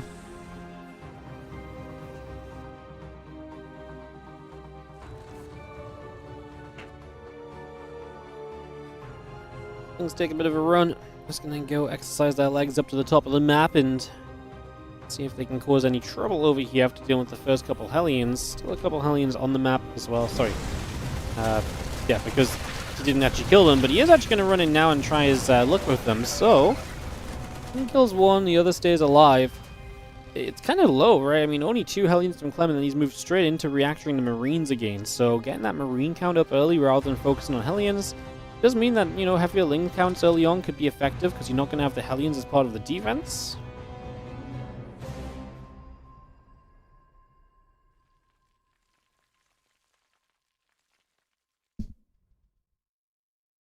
That coming up. Bailing Nest on the way. Again, a couple Queens in the carapace coming by for the moment. Just going to see the Stim and the Cloaking going through. The Banshee's going to move over. And we do have ourselves the extra drones and Queens building for the moment as well. Bailing Nest Lair coming by. Carapace in production. Take a few moments here as you just see the Spore Crawler setting up in the back. The Banshee already going to fire onto a couple of these drones already. So a bit of damage being dealt early. You can see 3, 4 workers going down pretty much right away, so damage being done.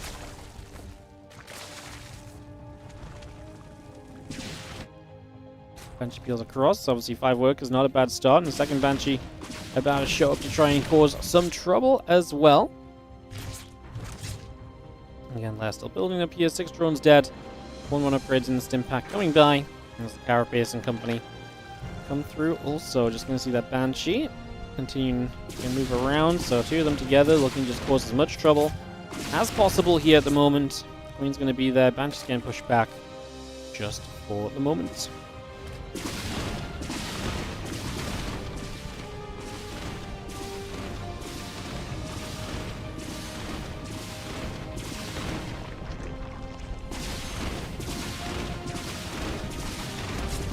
Banshee's doing a lot. Hatchery still taking damage. Gonna get a bunch more shots off onto it.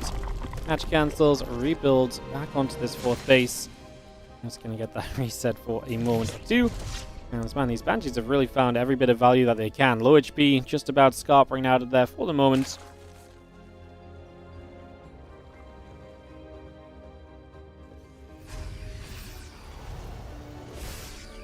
Look at that hydrogen coming through. It's over halfway done as the +1 melee and the +2 carapace all build alongside this right now. And again, that Baneling speed will be coming up in the next few moments. Just about continuing to get this going here. The Marine tank going to move down in the bottom still.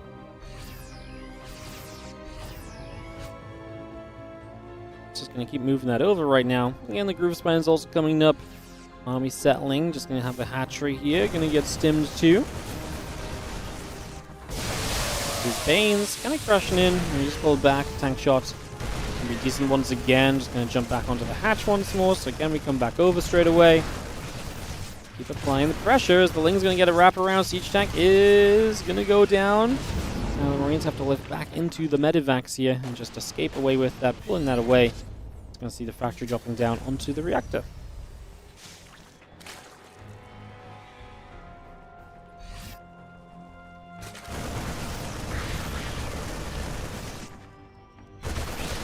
Marines stimming through. Indeed, the Ling's running forward. They're going to get a bit of damage done. The Medivacs have to lift off and retreat. The Ling Bane going to gather. Just these Marines and the Auto Mine coming about as well. Still got the 2-2 upgrades coming about. 2-2 on the side of Clem as well. So everyone and all of that set up at the moment. A few Marines are going to stim. The Lings are going to run through. The Medivacs pull back there. Again, the Ling Hydra coming by for a couple of seconds. And we just see the Banes. Just going to be seeing the Medivacs coming back around. Once more, the Marines actually going to have to pull back. The Banelings come back through. The Hydra's going to be there to push the Medivacs down once again. Lings, Marines, all the exciting stuff happening at the moment as we see the Lings still chasing forward. The Medivacs going to retreat. And we're just going to pull back out of there. At this stage, I mean, again, Shin is heading into this kind of, Ling Hydra. But with the Banes this time around, it's a different way of getting here. Going to be a nice, comfortable 80 drones. Currently set up nicely on 4 bases. Trying to take the 5th in the upper right side. See if we can hold on to this, because this is going to be without creeps. So these fights are going to be that much more difficult to really make happen. He's taken some great fights in the previous game, but like I say, this is all off creep. He is set up to surround from the other side. The Widow Mine is going to be scary. They're already zoning the Banelings that were looking to come forward back. I'm going to try and let the Lings do some friendly fire there by dragging the mines onto the Marines. And once again, the mines have definitely been Shin's friend in this series. He's played really well with the mines to make them hit the Marines more often than not. And to really get some good splash damage throughout and really just minimize what they can do to him. Most importantly as well, right? If you are stopping these mines from hitting you, then that's already good. Never mind if you make them hit the opponent instead. This side, Clem may just have a little bit too much right now. Extra mines showing up. These Hydras getting pushed back. There's not a lot of Banes, and I think, again, just off-creep, this fight is so difficult to take continuously because there's just so much pressure that continues to come through here. The Hydras step through. The Marine mine has to step away for a couple seconds as well. Not really much choice in the matter right here other than just backing out of this. You're going to see 2-2 upgrades and the +2 melee. All of that continue to build in right now.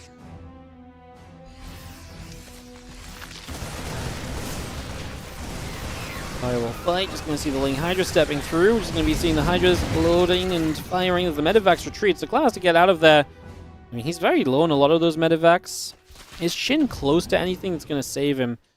Not really. I was going to say, like, if he was on his way to, like, Hive and a couple of Vipers, I'd love that for him right now, especially low HP Medivacs, right? And then you've got parasitic bombs that have so much potential, but he's only just now starting the Infestation Pit after we've already talked about this, right? So, no, he's not close to anything apart from just pure Ling Bane Hydra, and maybe positionally he can get himself in a good setup. I mean, he moves up this ramp. I'm just not sure if this is going to be it. Obviously off creep, and Terran maybe has to reposition back into him, but again, there's a lot going against Shin right here. I don't think Clem minds this too much. He's going to pull back, let the mines do some work. He's going to be slow to kind of approach this. He's not in a rush. Because to be fair, Shin's not exactly doing loads and loads into the natural or main base or anything, which, would be the real concern of this position once that natural wall got broken down. 21 SCVs go down, though, so finally we do get some work at damage. And the last few units of Shin are lasting a long time. These Lings refusing to go down. Able to tank quite a bit, keeping the Hydras up behind them, and they're able to keep dealing some damage as well.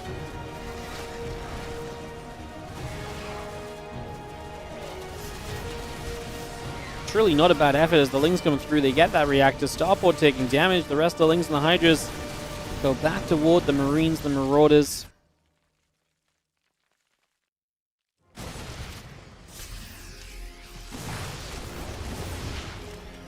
Libs and Marines will continue through here on the side of Clem, so those units continue up. The 3-3 upgrades still coming about as well. It's going to be seeing the upgrades finish from Clem. We'll give him a bit of an edge. I will say, credit to Shin where it's due. I was not really convinced that he was going to be able to have that much of an impact on this fight.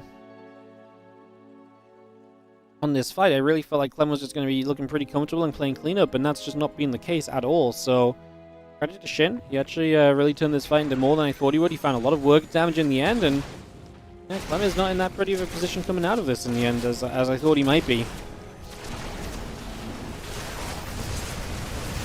It goes down, the Bio going to stand there and fight. We do see the Banes pushing through. Good spit from Clem. It's definitely a good start to the fight from him. Lings are running in from the left side to try and help, but by the time they get there, yeah, I mean, I guess they're still going to help kind of take some attention off the Hydras, and medevacs are going down. Man, a lot of these units are low HP as they get loaded up to evacuate away. Kind of gets scary at the end of it. See some of the Marines and medevacs unloading back down as well. The units continue across.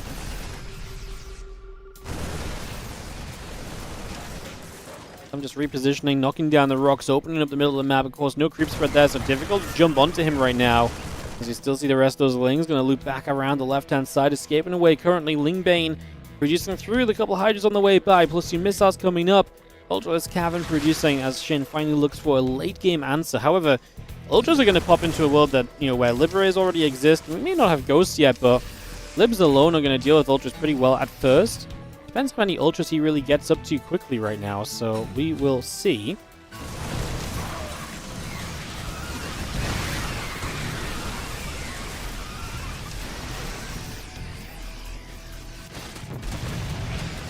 Couple of shots coming down. I'm just going to be seeing a couple more hits coming through, a bit more damage coming over.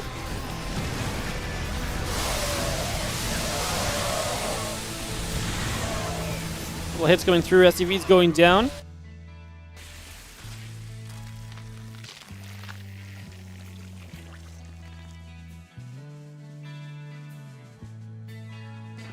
Marines, Marauder, medevac continuing through.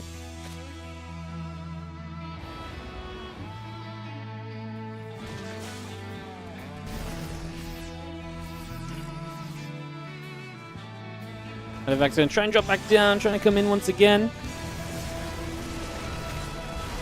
Pushing in once more here, taking a couple of seconds. Just going to be seeing the Bio still setting up, the Lings coming around. Just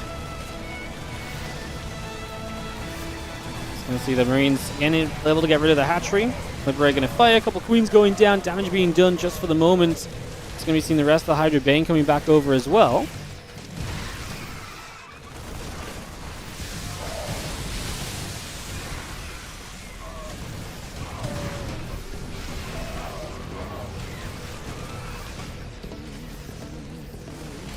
We've seen the Ling Hydra coming about, still holding on. Clem trying to fight this and still push this position.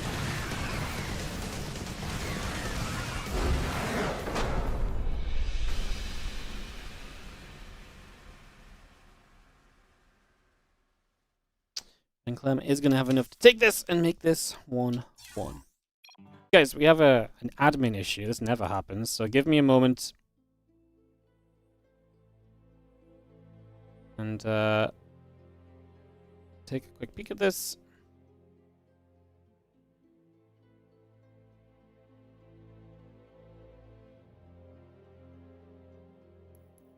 Clem's just going to restart his game. All good, right? Give me 1 second, guys. Let me try and sort the admin thing out.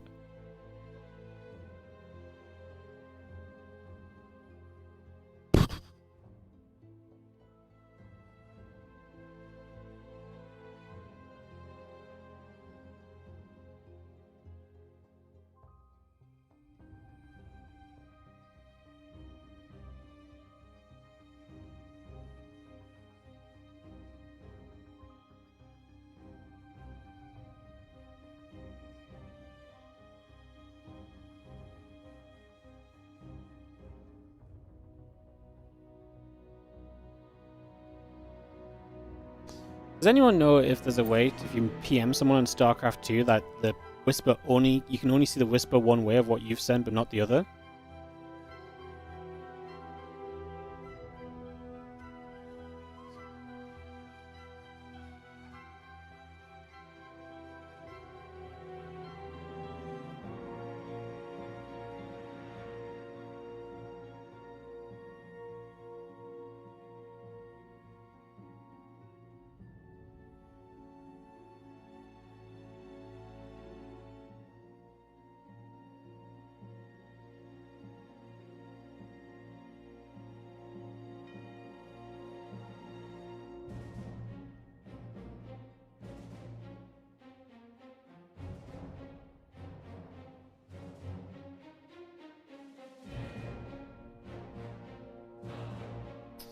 Yeah, sorry, you jump into White Rabbit, but let me put this out.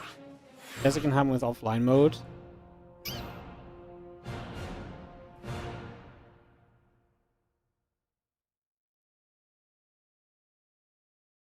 Now let me just open these in two different, so that looks like that.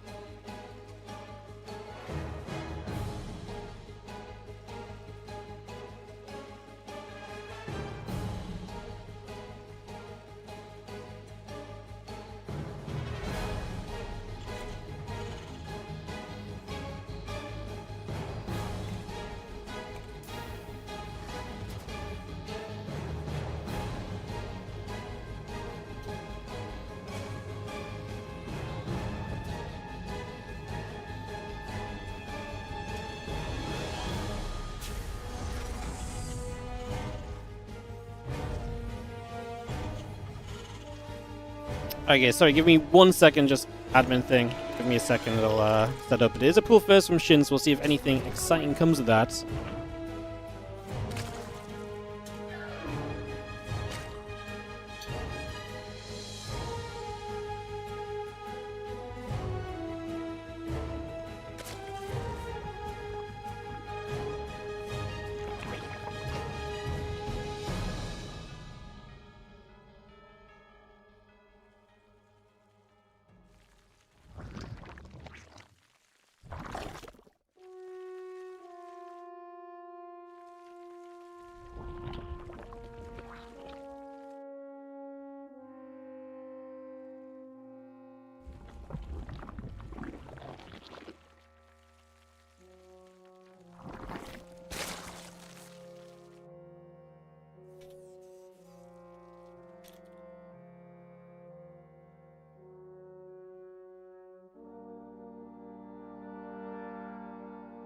Things will come across the map as Shin puts some pressure on here just initially, so just going to start stepping over this other side, put some damage out, try and get some work done in these early stages.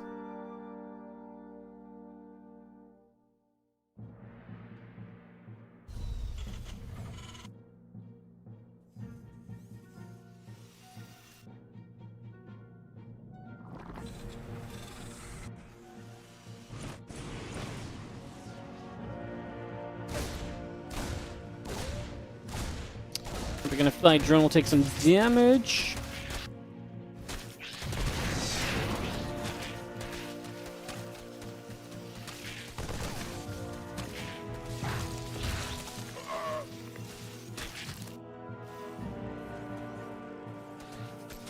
There's a couple links coming over. SCVs will pull.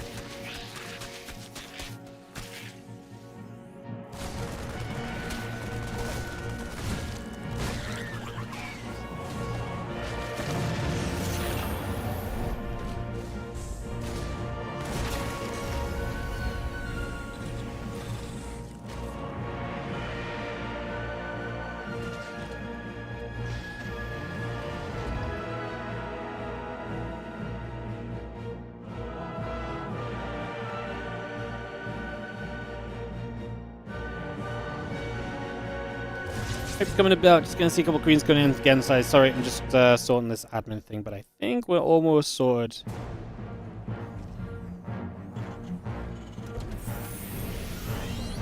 You can see their barracks pulling over and just moving through.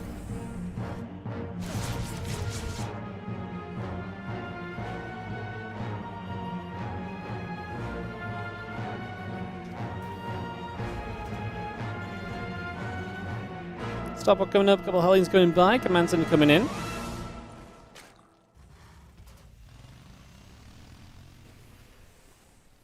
There's a couple of Hellions coming about, the Marines coming through, and again Hellions and the SCVs coming over. Queen, drones, and the rest continuing to come about for the moment.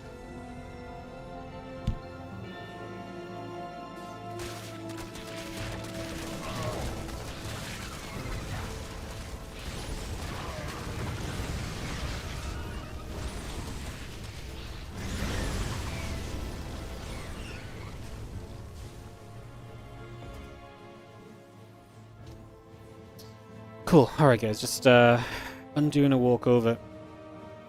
What happened?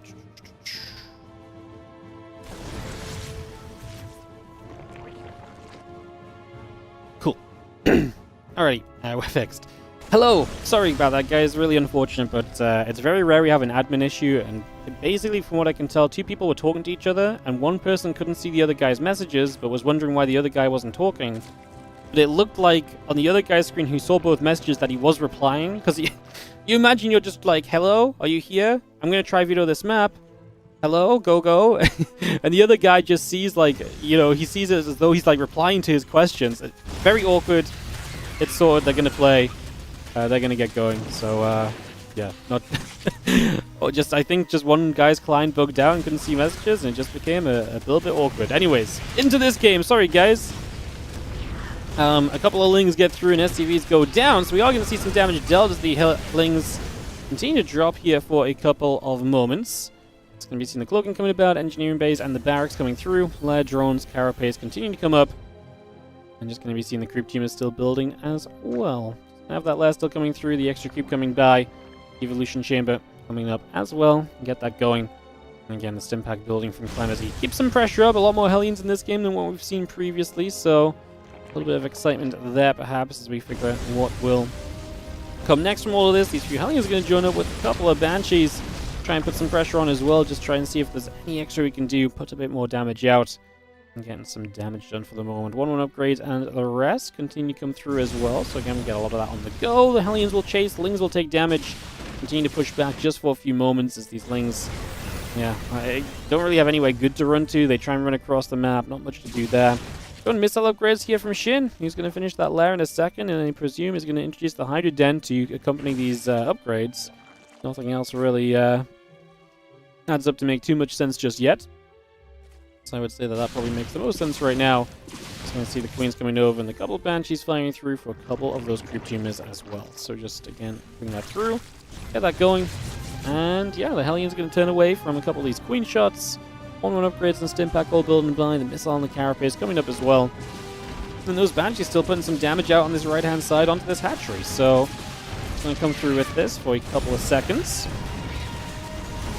We do have the Lings continue to chase by, the couple of Hellions still coming in there. Just going to see the melee upgrade starting as well. Again, Groove Spines continue to come up for the moment, and we get that on the way.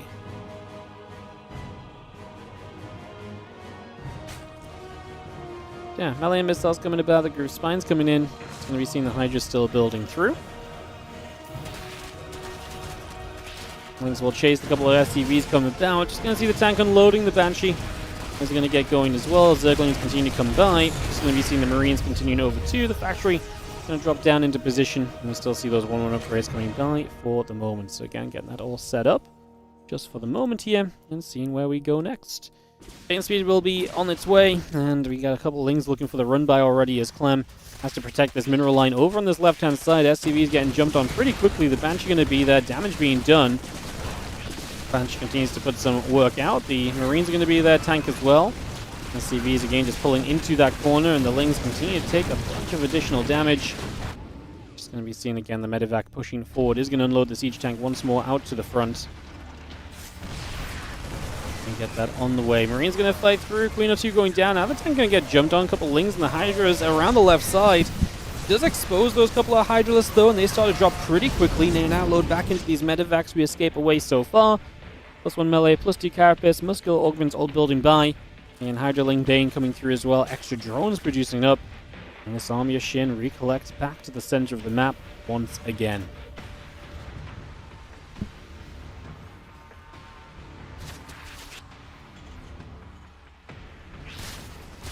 Hydra, and we'll just jump onto the rocks. I'm just going to be seeing the attempt to come through. I'm just going to knock those rocks down, and we'll drop a hatchery into place. Again, drilling claws, 2-2 upgrades, all building by. And again, we just get the rest of this. +2 carapace, Bane speed coming up for the moment. 14 Banes will continue to produce by just for the moment here, so we get that on the way. Infestation pit still very much so coming through too. And we do see some Marines. Going to catch at least a couple morphing Banelings before we have to lift up and leave from this. Here on White Rabbit, Shin with a little bit of a supply lead, nothing too crazy just yet, if we're going to be honest. Looking pretty chilled right now, current point in time.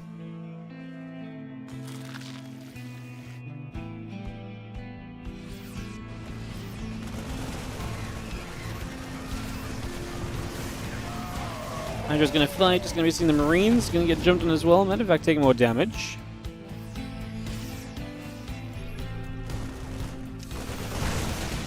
Going to run in, the Marines come back the other direction again, just going to pull back there.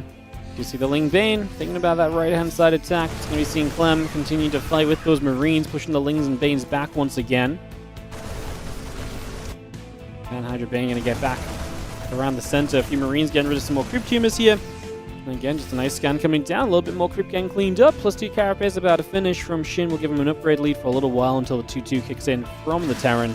That'll be one of the next things on the way up here soon. Am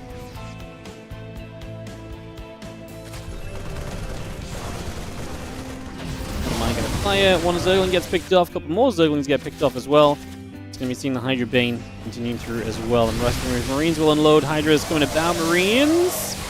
Just going to be firing through onto the Banelings there. So a bunch of damage being dealt. Bane's trying to get back up this ramp. A couple more Widow Mines join back together. We do kill the base though. So Clem losing now big time. As Shin knocks that base on the 6 o'clock down. That's a major shutdown. And now Shin setting up to maybe continue to pressure. He's continued to deny the drops of Clem pretty aptly. There's not been a lot going on from Clem from these medevacs around the map. Like, he's kept on a bit of pressure up. It's not been significant. If nothing else, during all of this, look at what Shin's doing. He's on his way to the Lurker Den and Hive, so he's going to get an amazing army composition towards the tail end of this setup. If he doesn't take advantage of the 30 supply lead that he has right now. Nice, again, split against the Widow Mine. Shin's been playing amazing against the mines all day, I have to say. Like, he's been absolutely spot on against them. These Widow Mines going off, a few Banes crashing through. The Lings continue to chase into this. The Banelings will continue to push by as well, looking to hit this mineral line. As we are going to see those Banes looking to blow up onto those SCVs. The Marines in the corner just about getting lifted up and escaping away. The rest of the Hydra's coming through. Clem does not manage to sustain against this, and he's out in the round of 16 as Shin brings the upset, and Shin is going to knock down Clem in the early rounds. Shin will move through to play Christiana, who 2-0'd Halston in the round of 8. We also have Nikoract in the round of 8 as he 2-1'd Geralt. Showtime is playing Percival to play the winner to play Nikoract. Kua versus Björn, winner will play Classic. Sola is going to play Hero or Shameless. That's the match that had an admin issue, so that part's a bit slowed down. And like I say, Shin moves through to play Christiana in the quarterfinals. So guys, we have a choice. We either stay with Shin, and we do Shin versus Christiana, which could be a cool series, or we could maybe go and wait for Classic versus Björn or Kua, potentially as well. That's going to be... I don't know how far through Björn and Kua is, but that's up to you. I mean, I think we should probably just stick with Shin against Christiana. What do you guys think? I think that's a fun one, to be honest. So I think we're probably just going to be looking to do that. Is probably my plan. Shin, let's say Zerg, let's see Christiana. Yeah, okay, you guys want to see Shin Christiana? Let's do it. All right, we'll do that, guys. We'll be back in a couple of moments. Just get that set up.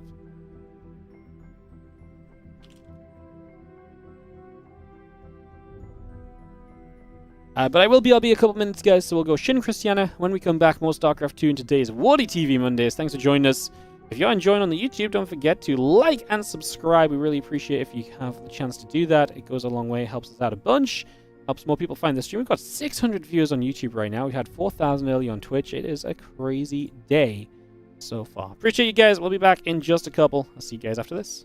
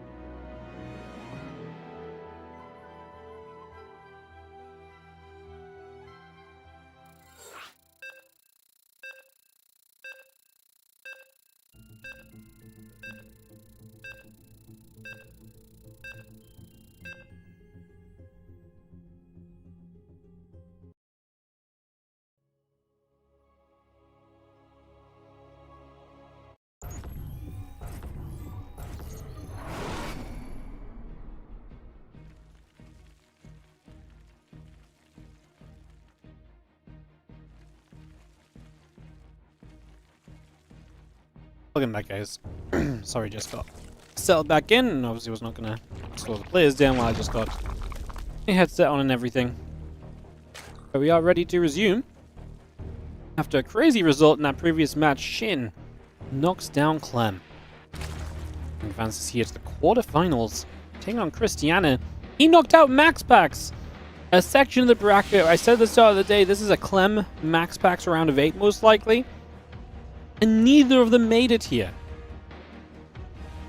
Neither of them made it here. That really is kind of crazy. Alright, on we go as we get set up. Just going to see the gate and the assembler coming by as we get into this. Christiana has some fun ways of playing this matchup, and Shin does too. He's going to start proxy hatching. Excuse me, sorry. He's going to... Sorry, excuse me. He's going to start proxy hatching right from the beginning, so... It's going to be a very fun little moment or two as we kick this off and get this going.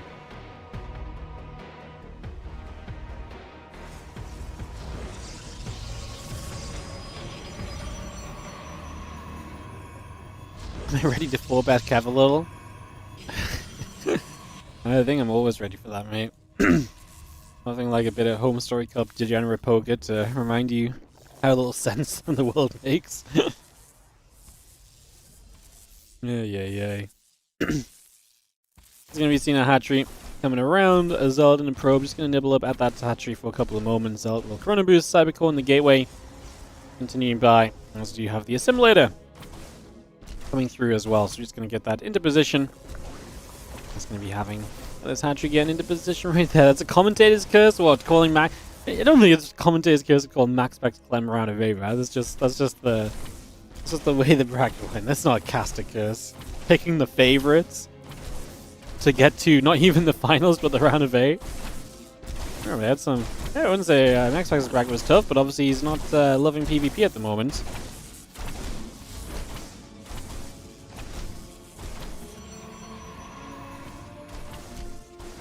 Results will get rid of this hatchery, which means the Broodens will pop. That puts some damage on the pylon. We have a lot of Lings building from Shin. He does need to make sure he's got enough to ready himself up a defense against the Zealot Adept if necessary, so that is likely going to be important.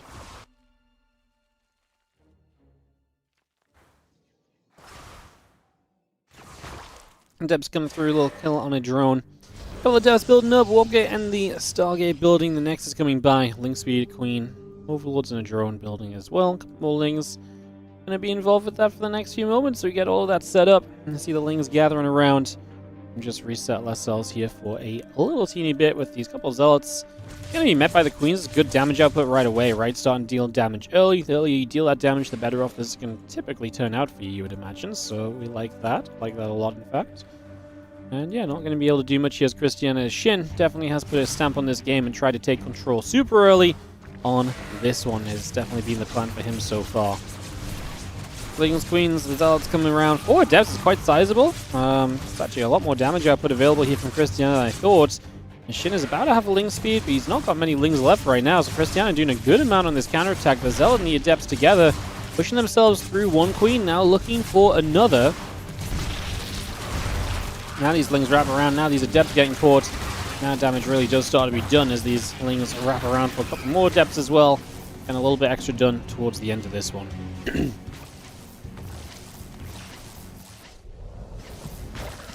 Well, Oracle just activating this Mineral Line. Man, Shin's not having a good time. What a terrible few moments for him as Christiana able to come through and fire through for some damage. Fantastic little position there as the Adept and the Oracle continue to build on up. Queens, drones all building by. We do see the Oracle activating through for a couple more drones. Going to make this 7 workers in total so far. As we see the Oracle pulls off over to the left side. Another Oracle out down to the bottom. And again, we got the Queens, the drones, and the hatchery building up for the moment. Couple gates will come straight through. Another one going down as well. So we will see the Twilight Council just getting started.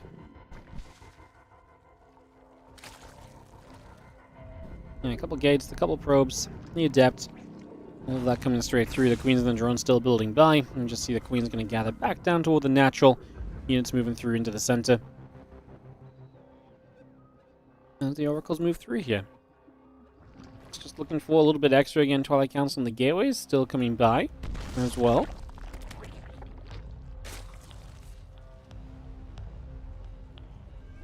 Couple of Adepts, couple of Glaives continue to come through again. Drones and the Queen coming about as well. Just going to see the Lings wrapping around, so some of these units will take some damage, obviously. You see the Oracle still trying to stay active onto the couple of drones there as well for a moment or so, looking for some hopeful value, but not really finding too much just yet at this point in time.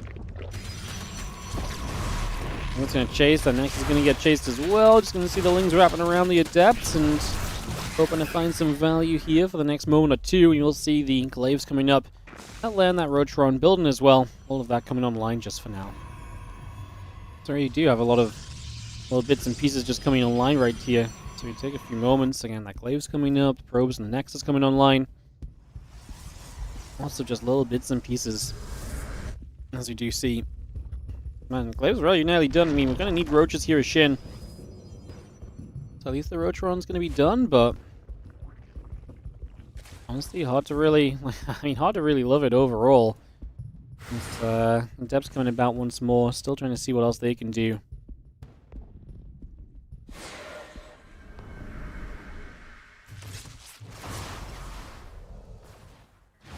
You can see that Shade cancelling, the Lings and the Queen still gathering the Adepts. We'll stay at the front, and the Glaives are ready. We've got some Oracles to back them up with some Stasis Swords as well. Christiana still making Adepts. It's not transitioning away from this just yet, so it's pretty committed to the current setup as the Adepts pull over to the side. We'll see those Lings pulling through, the Adepts getting grabbed. A bunch of the Adepts continue to go down right now. Roach Queen coming over also.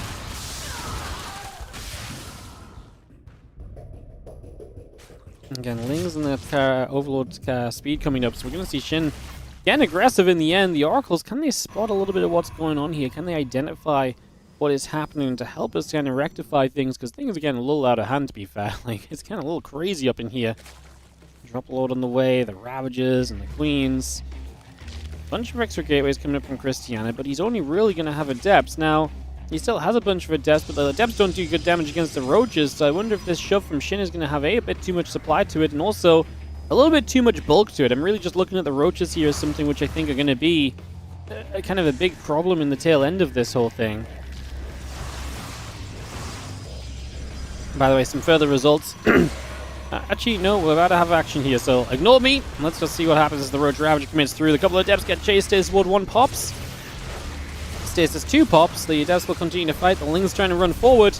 The Adepts doing what they can to try and hold this off. A couple of Corrosive Vials actually going to land headfirst onto that Stalker, so that Stalker gets headbutted by the Vials. It's going to be pretty nasty. A couple more Vials coming in again, man. The Vials have done a lot. Is the Oracles are still alive, and they are actually now able to start progressing toward the Ravagers here, so it does feel as though, I mean, the big issue is that these Queens got caught in the Stasis Wards, right? So they just had no damage output against the Oracles at first, so they've just survived and attacked on through, basically. And now we're going to see a few probes pulling in. The Lings are going to be there in response. 19 workers going down. Shin, well, he gets some workers overall, but I mean, his army gets chased away, and it's kind of an expensive chase away. I love the Drop Lord is evacuating 2 Ravagers, I believe it is, as well. As the Adepts trying to shade forward, but Christiana comes out of this okay. He's got a 3rd base, equal worker count. Shin doesn't even have really proper lair tech online. He's just now starting Roach speed as a follow-up to the failed attack, so this has been kind of an expensive few moments for Shin, and I will say that you gotta kind of like where Christiana is at. It's not like he's on a massive supply lead or anything, but the economy is solid.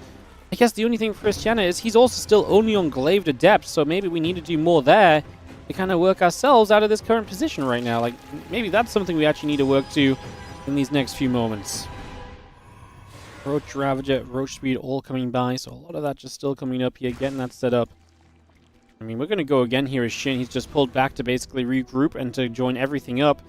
I don't hate it, because I still don't think there's a lot of good stuff here from Christiana. Like, it was a good hold from him, but boy, where is the tech? The double robo facility on the way now is finally going to be something that kind of pushes us in the right direction of just having tech available to really make a difference here, basically. Double robo coming through, the probes coming up. Roach Ravager in good numbers. I mean, there's just not a lot to deal with that amount of roaches. Like we thought the Adepts were going to struggle before, and now the Lings get through into the natural and main base as well, so that's going to be an issue. The Adepts are going to try and shade to the other side of the Roaches so they can hit the Ravagers, maybe? They're just going to stand here and try and fight. The Lings are going to shred the mineral lines again. Christiana is going to lose economy, and I actually just don't think he wins this fight either. Man, I actually thought there was a bit of hope for Christiana here, but Shin, just a little bit too much, especially on this second go-around. Especially with the units getting through on the front door. GG's, and Shin is going to take game number 1 of this best of 3. I see a couple of other results came in just before things got exciting. So basically, Showtime 2-1 Percival means Showtime and Nikoract will play in the round of 8. Again, all round of 8 players today earn themselves a WardiTV 2026 point as well, guys, which is obviously a point towards qualification for future Wardi events, and especially the end-of-year tournament as well. So you can build those up with some performances in the Mondays, get those added together. And like I say, 1 point for a round of 8. So that's Showtime playing Nikoract in the round of 8. Bjorn will play Classic as he 2-0s Cure. So Bjorn 2-0s Cure to move into the round of 8 as well. And then we have Hero just now 2-0'd Shameless. There was an admin issue there which slowed it down, but Hero will play Solar. The winner of Hero and Solar plays the winner of Christiana and Shin, which is ongoing. That is our bracket here today in WardiTV Mondays 71.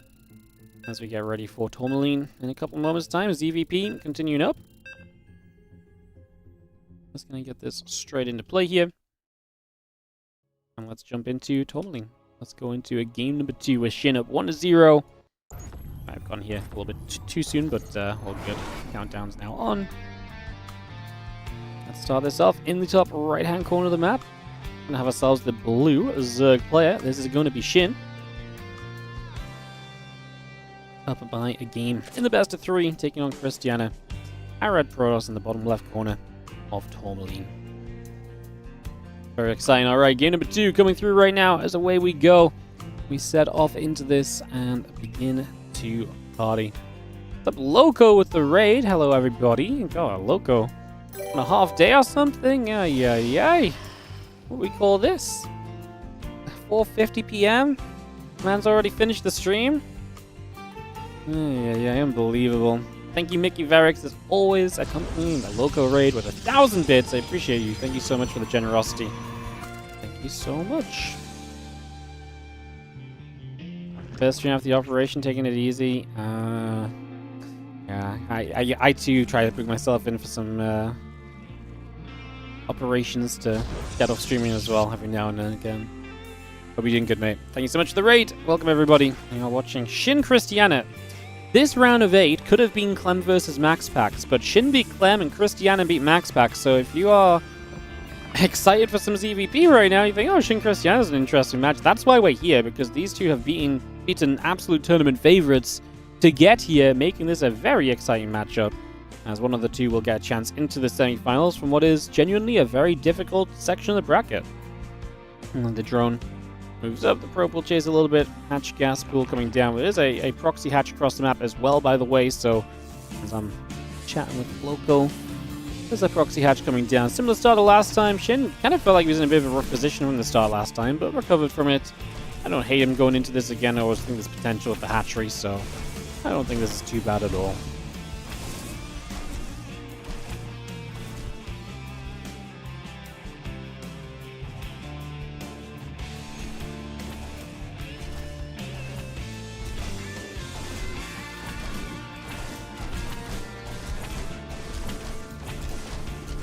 Doubles out, gonna make more depths.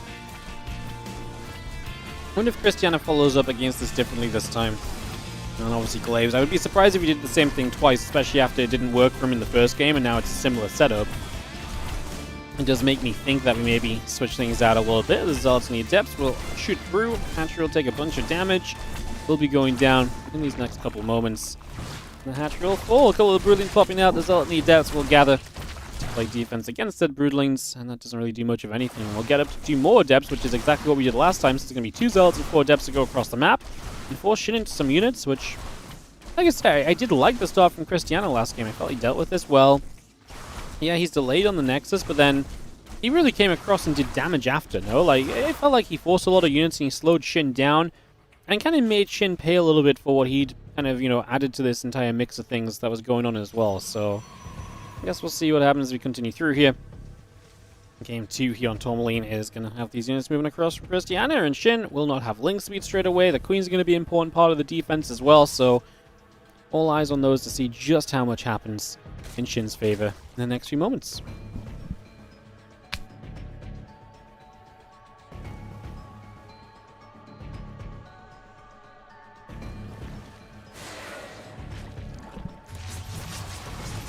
And that will threaten the main. Zealot's good tanks on the low ground, but the target fire is on the Adept, which I kind of like from the Queens, and now the Lings get us around.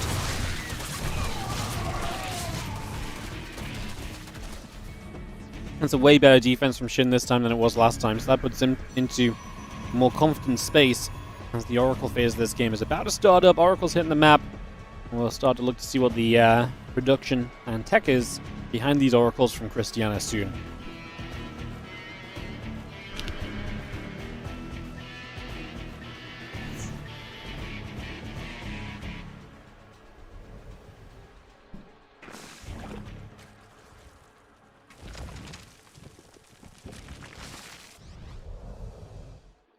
Bunch of drones coming about, the Adepts coming by, that Oracle's about to finish. Double Nexus on the way from Christianus. He's double expanding, obviously delayed start. Now going to try and take the third quickly. We'll see if he can. I mean, he's got Oracles to protect, so I think in theory, with the Oracles nearby, he should be able to. Just as we say that, the Oracles decide to leave. There's still an Oracle here. Like, there's still one.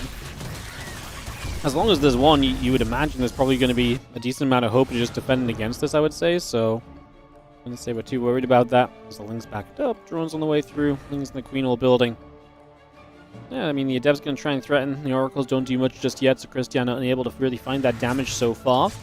Not a great starting point as the Ling's going to wrap around. A couple of Adepts are going to end up caught, and once again, Christiana is just not finding value with these early units like he was able to in the earlier series, or in the earlier game, where he was actually able to do quite a lot with those units before kind of continuing through, so a little sad there, as we will see the Oracles activating for quite a bit of damage, able to do very well for a couple moments as well. Just going to be seeing a couple of sentries are warping in, the Robo Facility Forge and Twilight all building up as well, so all of that comes straight through right now. You can see the Ling's going to force the force fields, and this Oracle can't even activate Pulsar Beam right now, so okay, it does in the end. It's just sat there for a while though, no? You can get 4 drones across the map, but it does feel like this is quickly heading into Shin's favor. As Christiana just hasn't really shown us any success on the map just yet, really.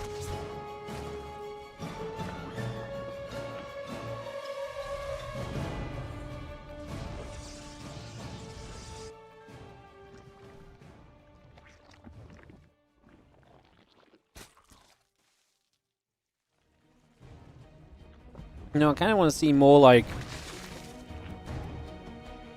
I mean, I guess success really just is the word for it, but I want to see more activity from Christiana that deals damage, you know? Like, it feels like Shin is just getting away with dealing with anything Christiana throws him right now. Like, let's look at units lost. 4 drones and 18 Lings. That's not terrible. And, you know, a hatchery too. That was killed off. That was the proxy. But 6 Adepts, 2 Zealots. I mean, in the grand scheme of things, when you think 6 Adepts and 2 Zealots, each general trade there has gone against Christiana. So he's had some success, but it's really not been ideal. And now the danger is that Shin has just drawn to 69. He's in a comfortable economy. Spire on the way, so his tech is coming through freely. These Oracles are low as well, so they're going to struggle to really do much more. They can't aggressively dive because they're going to be easy targets. And if Christiana doesn't know what's up, he's going to end up in trouble. He's gone no blink here for the 2nd game in a row. This time he's just going straight into charge. But that's going to be punishable by the fact that there's Spire on the way, so if you don't have blink, and you're not preemptively building Phoenix, like, you're going to have a bad time against mutas. Mutas are going to absolutely own you. And you're going to be locked down by those mutas. You're not going to have much opportunity to play around them at all.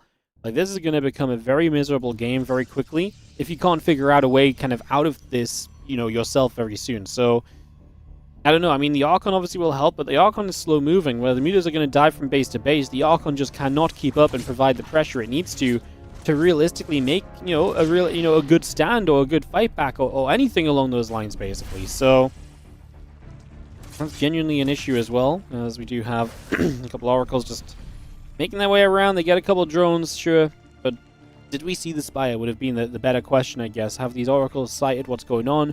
No. So Christiana still doesn't know what's up. There's a ground force on the map, so we're going to try and threaten on the ground to maybe make you overreact defensively there and then give the mutas more chance. And maybe there's not even that many mutas, and if it's 5 mutas, then we go and double down on the ground attack, then that could be very interesting as well, of course. Let the Lings work around here immediately. And they get a good wrap. That Archon's going to die. I mean, when we're talking about this Archon as like one of the few bits of anti-air that we're going to have, that's obviously not really ideal. As now these Oracles activate and Roach Ravager taking a bunch of damage. I mean, and then the mutas show up, and the anti-air is going to consist of 2 sentries and 1 High Templar that doesn't have the energy to storm just yet. The battery drained from his previous fights. The mutas will take that chance and go for what they can. We saw warping Stalkers. it is going to be more meters now. Now we're going to go into 11 more, and I almost just wish that maybe these first 5 meters hadn't shown themselves so soon. Obviously, they're going to start dealing damage, and as more meters come around, they will get to do even more damage as well. So there's definitely positives to it. As you see, these first meters just want to try and keep themselves alive. If you're going to have, meters reinforcing, the more meters you keep alive initially just means the stronger your overall army is going to end up being. As the meters currently busying themselves, getting rid of an Oracle across the map. The Phoenix has been a champion, by the way. Got rid of at least a couple meters on the retreat there. And that Phoenix really delivering quite a bit in those last few moments.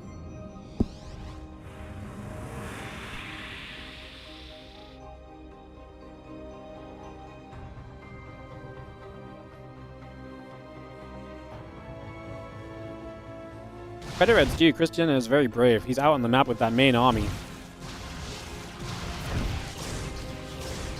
I think he knows more meters are coming, in which case, him shooting and fighting and actually going across the map puts a bit of pressure on Shin, which is interesting.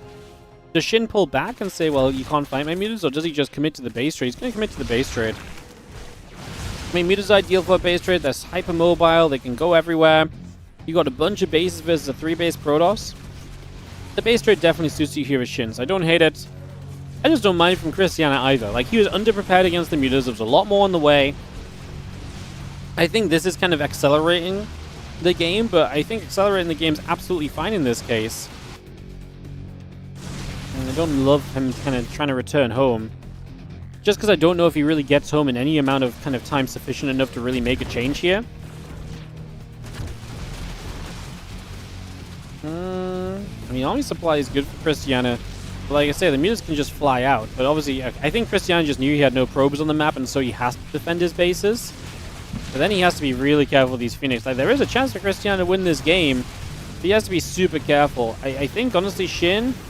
Okay, well, Shin's just going to dive in here. The Archons will do what they can, but there's just not that much anti-air. The Stalkers are unfortunately caught fighting Lings. Oh, we do fight through this. I mean, it's just really a question of the anti-air, and is if it's going to be enough against those Mutalisks. These Phoenix could not be more important right now. These Stalkers starting to fight. The Phoenix got to get in reach. We lose one Mutalisk, though. Oh, sorry, we lose one Phoenix, though, to the Mutalisks. The anti-air from Christiana is a big, big issue. I mean, his unit tab right now is 2 Phoenix, 2 Sentries for 17 meters. And unless he micros like an absolute king, I'm going to go ahead and presume that that's probably not going to be good enough. I mean, please prove me wrong, Christiana. I would not be upset if you did.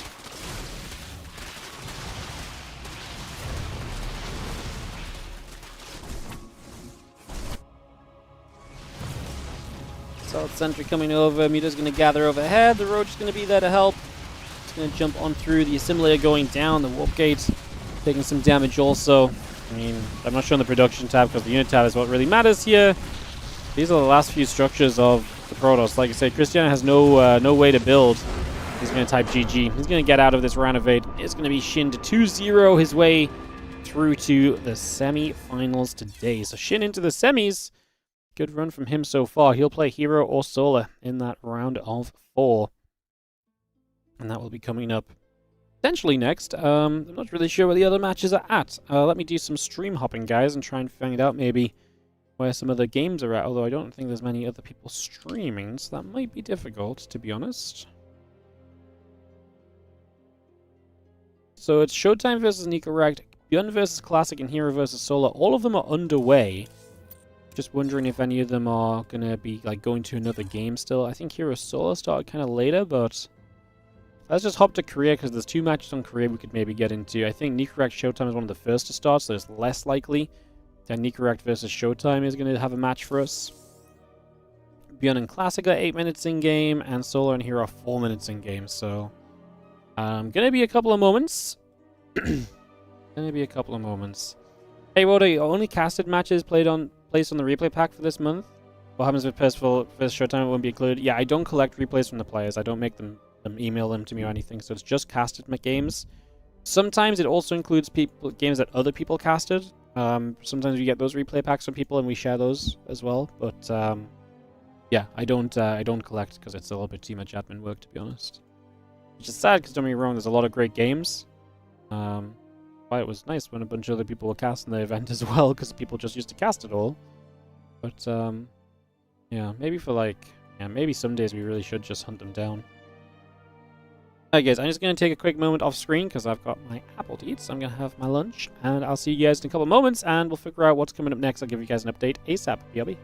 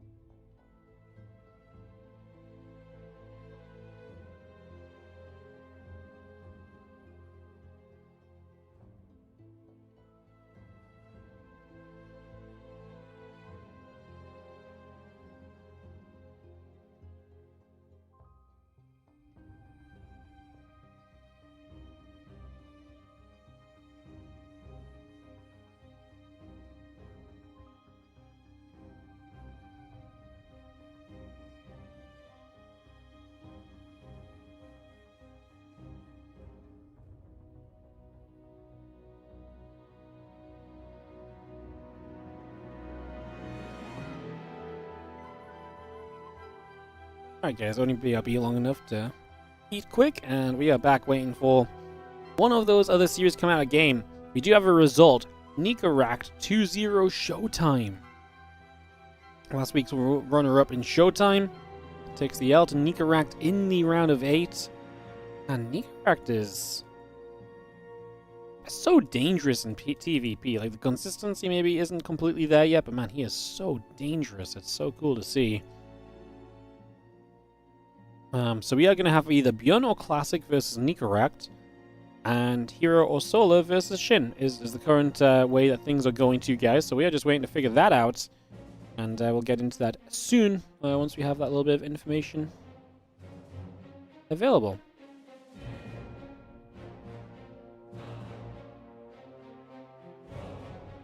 I'm watching these guys on the Korean server waiting for someone to come out of game. I don't think anyone is in-game. No, that might not be true. I think Pommy might be in-game with one of them. Let me try and investigate that.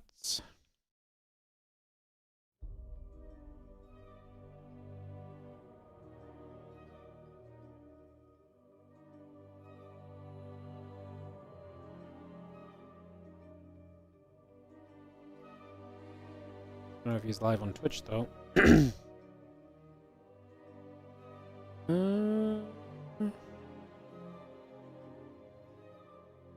No,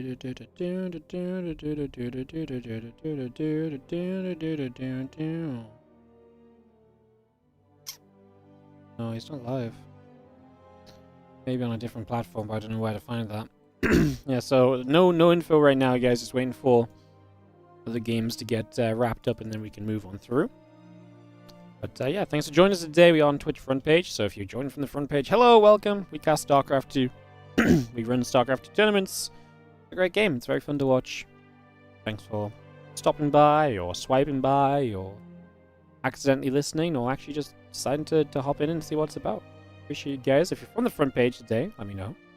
Always love to see if anyone's actually clicking onto the stream and going. It's been a bit of a hectic weekend and stuff for me, so I'm not doing the best job of casting and keeping everything organized today, but Appreciate you guys anyway. It's been kind of crazy and busy. Then we actually had like a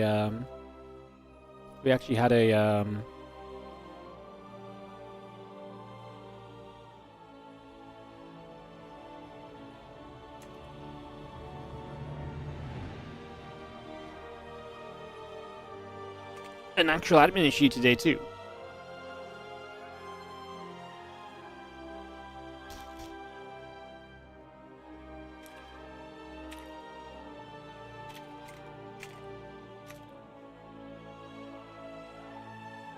So yeah, it's been a it's been a day. Sorry, just conversing with Nikoract quickly.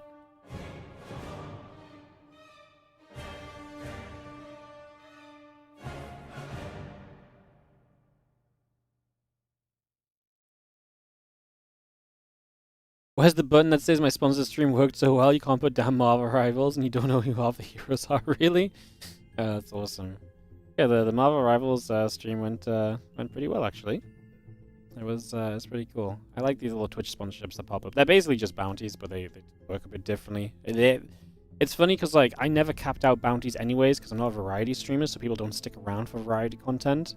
So the sponsorships benefit you for having a lot of viewership when you start, and like they capitalize on it people who just stick around a few minutes even. So I'm seeing a better payout, even though like the max out is lower. For me, I average higher because I can capitalize on people sticking around a few minutes more than anything else. Beyond and Classic just came out a game. We're going to see what the scenario is between them as I get ready to resume. Found you on the front page. Been enjoying the games? Hell yeah, that's awesome. I genuinely think it's very cool when it happens. Like I say, people see some StarCraft and you get to enjoy. Classic just logged off because he's hopping to NA to play Nikoract, guys. So we're going to go Classic Nikoract and get this ready to go. So we're going to jump on into that and get that ready to go. I'll kick this off in a couple of moments. Perfect. Classic versus Nikoract, round of 4. It was a 2-0 for Classic over Björn. And Classic will play, like I say, Nikoract in this semi. We'll jump into this because it's fun to see Nikoract making it so far. And he's going to play the matchup, which he's succeeded in to get here so far as well today, which I think is also just very cool. So, yeah, we'll jump into this. Like I said, we'll see what the other semifinal does. We'll see how soon it's ready. If it's ready soon, we can potentially let that play same time because there is Monday Night Weeklies today, which makes it a bit more awkward in terms of just trying to get things going. So it's a little bit of info for you guys there, but give me a sec and try and get this next matchup started. Just waiting for our players to get ready to party, pretty much. Classic just joined us. I'm gonna get this started.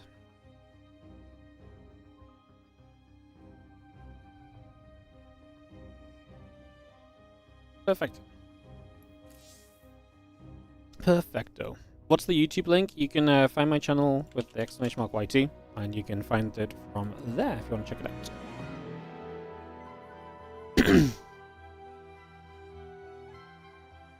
Awesome. Awesome, awesome. Again, thanks for the patience between games, guys. We just came out of one series, and there's only a couple other series happening.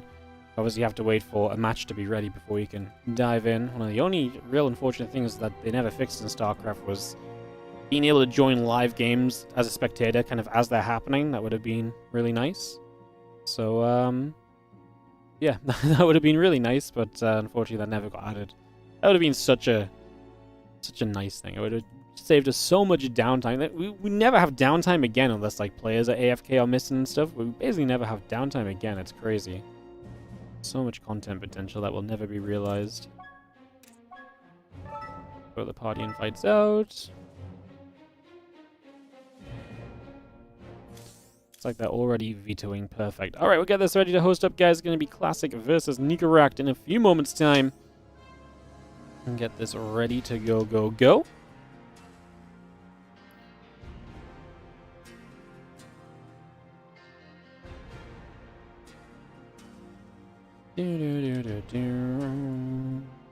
Tourmaline, Celestial Enclave, White Rabbit, Mothership, vetoed straight away here, guys. So quick vetoes coming through. It is West Central West, so it will be server preference to Classic here today. So just give you guys a little heads up on that.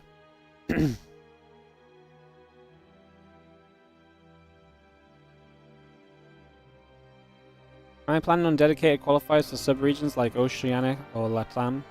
I am not. It doesn't really fit into my schedule. It just doesn't really fit into my schedule, and my schedule's already kind of full of stuff, to be honest, so... Unfortunately not. Unless someone comes up with a cool way to integrate it into the Wardy circuit, it's not something I'm looking to do myself, because, like I say, it's just hard to pull off usually. 10k, I'm going to be vetoed as well, which means we are pretty much just a map or two, or one veto away and a map pick away from having a series. Going to be Old Republic and then Winter, Ruby and Tidal are going to remain.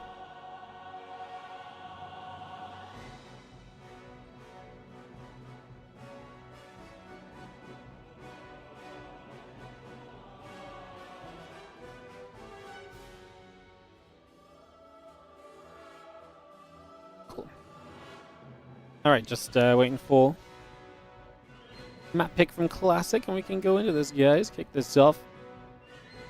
Get this ready to go, go, go. And we'll be on our way in just a moment or two.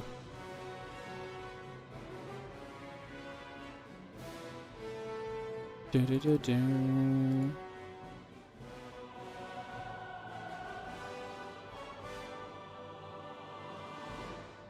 Alright, Winter Madness is going to be map number 1. Let's get this hosted, and we'll get ready to rumble, guys.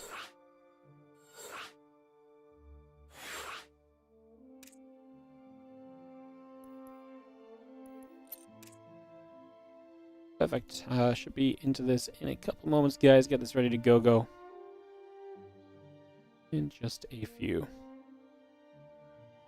Ready says Nico. Ready says Classic. Let's click start. Let's kick this off.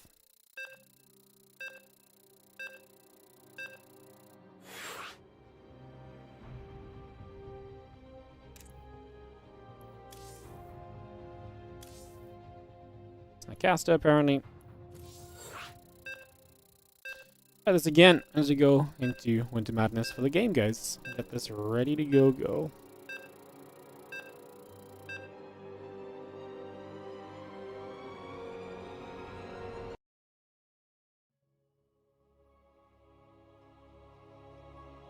Alright. Let's kick this off. Let's get this going. Let's dive into more StarCraft action today. Thanks for joining us. It's semi-finals time, as we have got in the top left corner of the map the Red Terran. This is Nikoract. Taking on the Blue Protoss in the bottom right, we are going to have ourselves Classic as we get this EVT ready to go, ready to start, and ready to roll. Alrighty, so Island Probe coming down. We are going to see the SCV and the Depot coming up as well, and we take a couple moments to settle down and figure out what's going to happen. Nikoract, can he upset Classic here? That really would be something. As we look to figure this out, we look to see what will take place as we drop down in the gateway. But Nikoract likes to play aggressively, so you got to imagine that's got to be kind of the go-to plan for him here right now as well. We will see soon enough as the Rax gas, double gas even coming down. So you already seen the potential for kind of an aggressive opening coming into play here initially. We're going to see that probe just being an annoyance on the building. SCV trying to get that barracks up and running, and just like I say, not really being allowed an easy time to do that. So yeah, just making life a little bit tough for you right now. Well, the SCV chases the probe out down to the low ground, and a few little worker fights and scraps will continue. So SCV and probe fight each other, but otherwise barracks in the Nexus now coming through. So quick Nexus from Classic, no slowing down there. Able to get that started very quickly.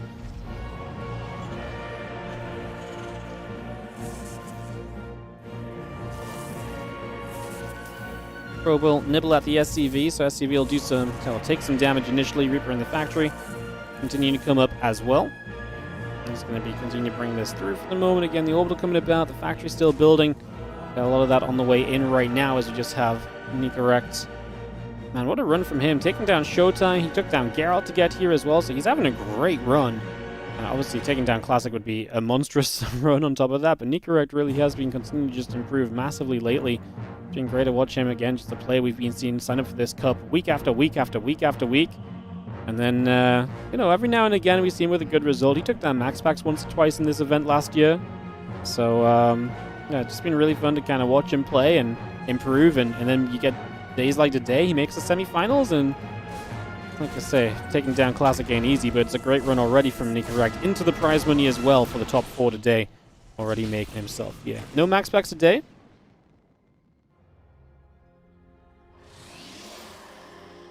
Yeah, no max packs today because he got knocked out by Christiana earlier on. So, yeah.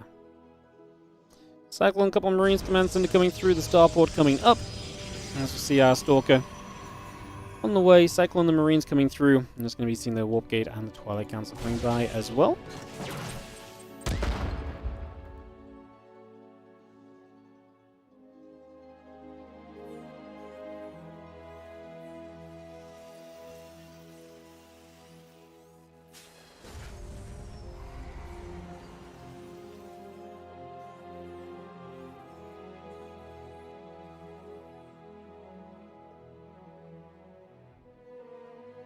Tank, the Marines, the Medevac continue to come through. Again, that Blink coming about. Warp Gate coming through. Gate still producing.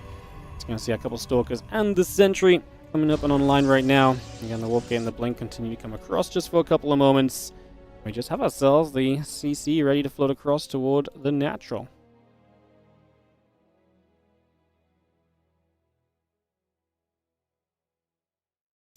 So the Cyclone, and the other few units coming out, a Hallucination coming by as well. And we are just going to be seeing the Viking, the Marines, gathering up for the moment, Orbital Command coming through.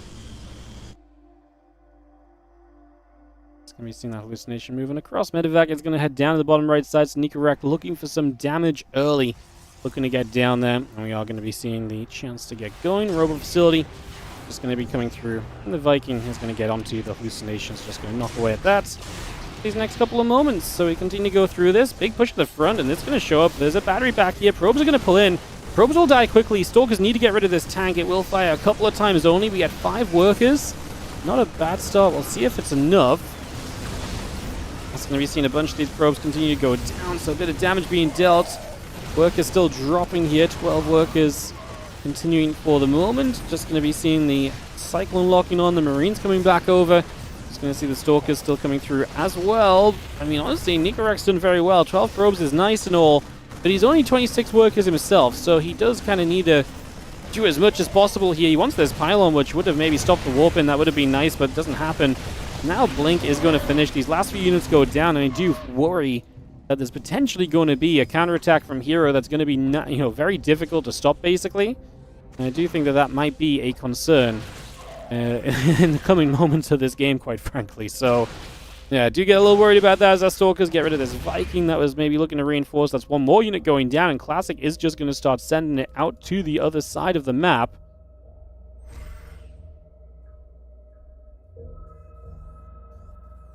I was going to see the Stalkers gathering. Tank is going to be there. A couple extra Marines joining up.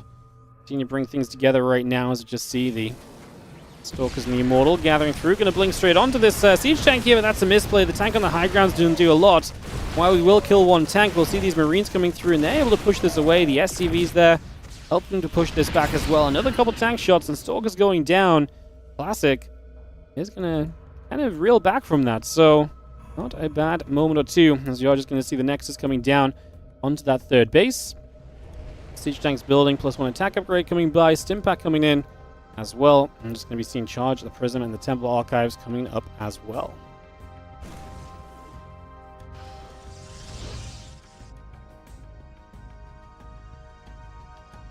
Viking looks to get into the back of the main base. Just going to land off in the corner. Just advance through toward a few of these probes.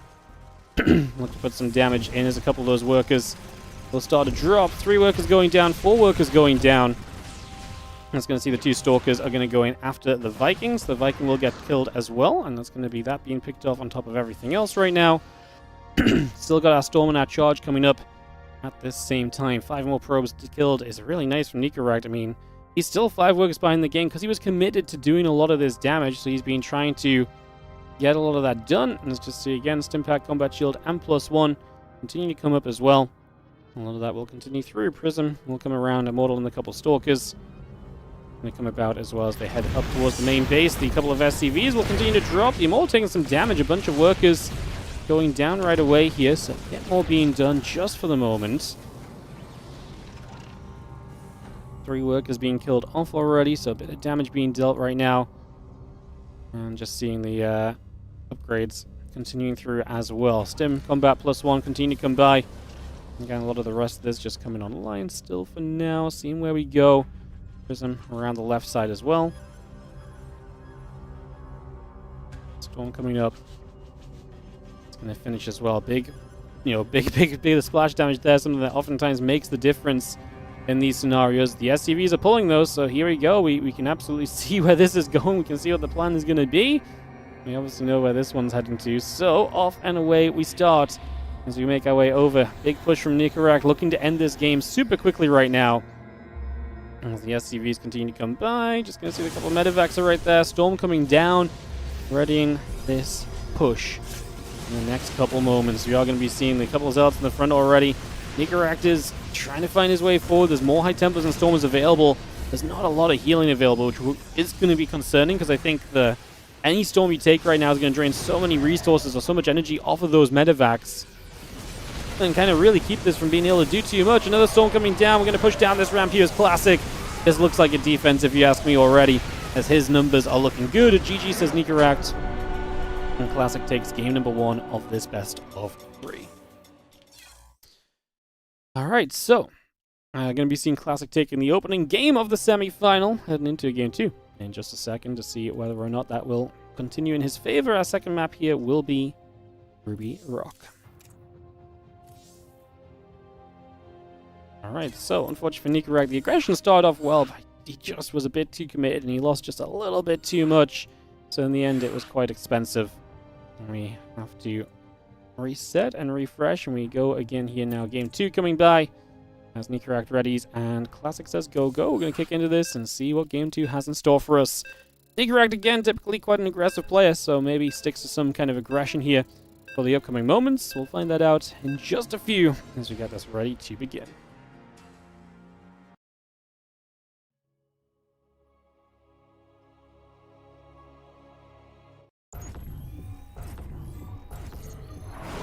Alright, let's kick this off as we go to the bottom right-hand side with the red Terran, who is down a game in this series. In the red, it is Nikoract. He is taking on the blue Protoss. To the top left-hand side of the map, it is going to be Classic.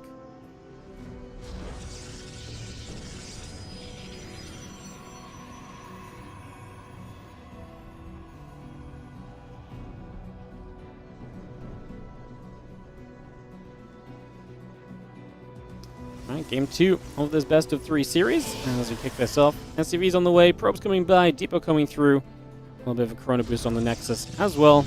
As we get this all started up on Ruby Rock right now, game number 2 of the matchup. And we see where things are gonna go. See how things are gonna taken for us here. As we get up and running, a couple of refineries coming about, that barracks coming through. Probe gonna be firing back a little bit of return fire. Yeah, a couple of bits and pieces of everything else coming up and around right now, so she's going to be losing the probe early, which is not exactly ideal. It means less scouting, less annoyance kind of making happening. So Classic will not be living that just for now.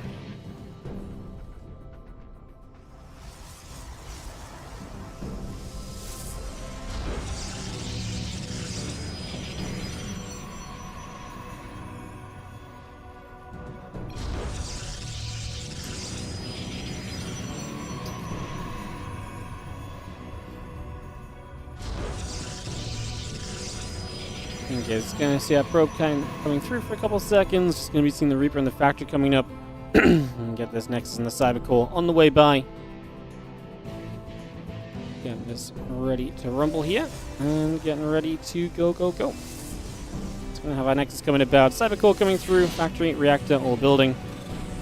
I'm just going to get this on the way. Hey guys, we're going to let the other semi-final play. Because, yeah, I mean, I really dislike it, but Monday Night Weeklies weren't happy that we delayed our tournament. And so, to try and limit the clashing, we will not hold our other semi-final. Which kind of sucks for us, but such is the way of the world. I don't want to upset people, even if it kind of hurts us. So the other semi-final will be happening will be streamed by the French guys and Rex if you guys want to watch Shin versus Hero. As the Adept is going to chase and the Reaper will get hunted. We do see a couple Reapers and that Hellion all coming up right now. And obviously going to have a lot of pressure early, or able to be applied early here with this group of units from Nikoract. So he's going to have a lot of firepower coming through. The Reaper Hellion all setting up, Starport coming by. Command's in the building, Stalker able to get rid of the Reaper already. And that Reaper will come straight through just for the moment and get picked off. Not great if you're going to go multiple Reapers and Hellions, because then you'd really like to have those numbers stacking up, rather than just getting shut down straight away. So unfortunately in that regard, things kind of go in the wrong direction a little bit. As this Adept comes back down to the bottom side, a couple of Reapers come through. SCV going to be there as the Adept is going to be there as well, hitting that SCV in return, and SCV will go down. So Hellions will be there to play a cleanup, the Adept falls, and that will be that for the moment. Again, Blink, Warp Gate, Robo Facility, Gateways, all that building by for the moment as we just have ourselves set up at the front coming through for now. Reaper Hellion will continue to go to the upper left-hand side. As again, Banshee Marines and Cloak coming through, commencing the Tech Lab coming about as well. And just have that factory. Going to get that Tech Lab finished up here in these next few moments. Again, the Reaper Hellion will take a chance to fire some shots in at the Stalkers. Little grenade going down, going to pop those Stalkers a bit further back also. And we will have the rest of this Reaper Hellion continue to go and get chased away too. Stalker Sentry will continue by. And again, Robo Facility, Gateway, continue to build up just for now.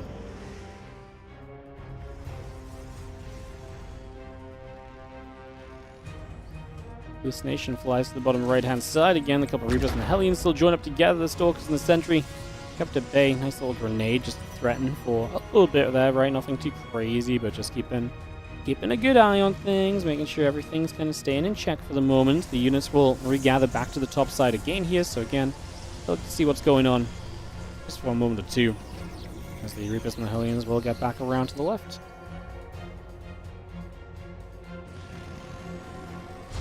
For a little fleet beacon down on the left side. Sorry, that's not a fleet beacon. I've called a fleet beacon a shield battery today, and now a shield battery a fleet beacon. Isn't that weird? It's like, obviously there's no way in hell this could ever be a fleet beacon, and I already call it a little one too. It's just like my brain just sees, for some reason just sees it. I'm just like, I know it's a shield battery, just for some reason it looks like a fleet beacon. Like I say, the fleet beacon looked like a shield battery earlier.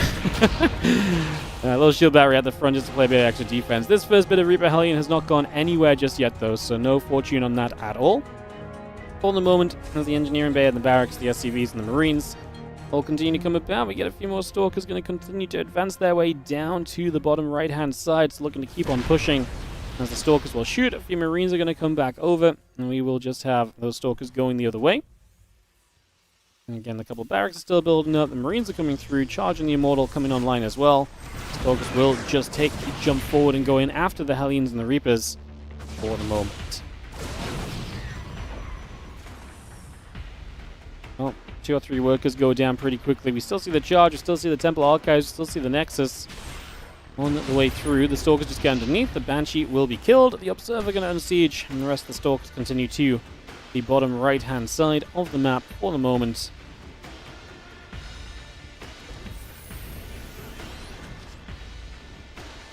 Well, third Nexus on the left-hand side, and we do still see everything else settling. Bunker at the front, tank positioned well. Nikoract up a good amount of army supply here, pretty equal workers in this game. You know, these Banshees didn't do a lot, and yeah, I feel like for the denial that we had on these Banshees, I was kind of expecting more of a lead from Classic when you kind of stop and look at the numbers. That's not really been the case, so kind of intrigued in terms of how it does end up here. As we see this little bit of a scrap brewing. Stalkers going to fire up onto a couple of units at the front if possible, and just trying to see what they can get done. Tank siege is up. Classic positions around to the left side. The Observer getting ready for a little bit of a play, perhaps. This moment or two.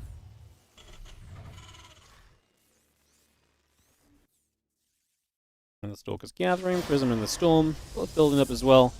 Bring that straight by. And again, Stim Combat and +1. All coming online. Stalker's going to blink into the main base here. So they're going to look to make their move already. Stim Combat Shield going to get denied. Going to be a pretty quick way for things to end here, and that's going to be GG's. Classic takes a 2-0 lead 2-0 victory, sorry, in this best of 3, and Classic advances to the finals. For the first time in a few weeks. The last time he was there, he was back-to-back champ, beating Hero in weekly 67. So, we'll see if he comes back again. Alright, let me get a stream up so we can watch the point of view of someone in the in the Hero versus Shin game, guys, because, like I say, that one had to start without us because of other events. Sont accumulés au niveau de la B2.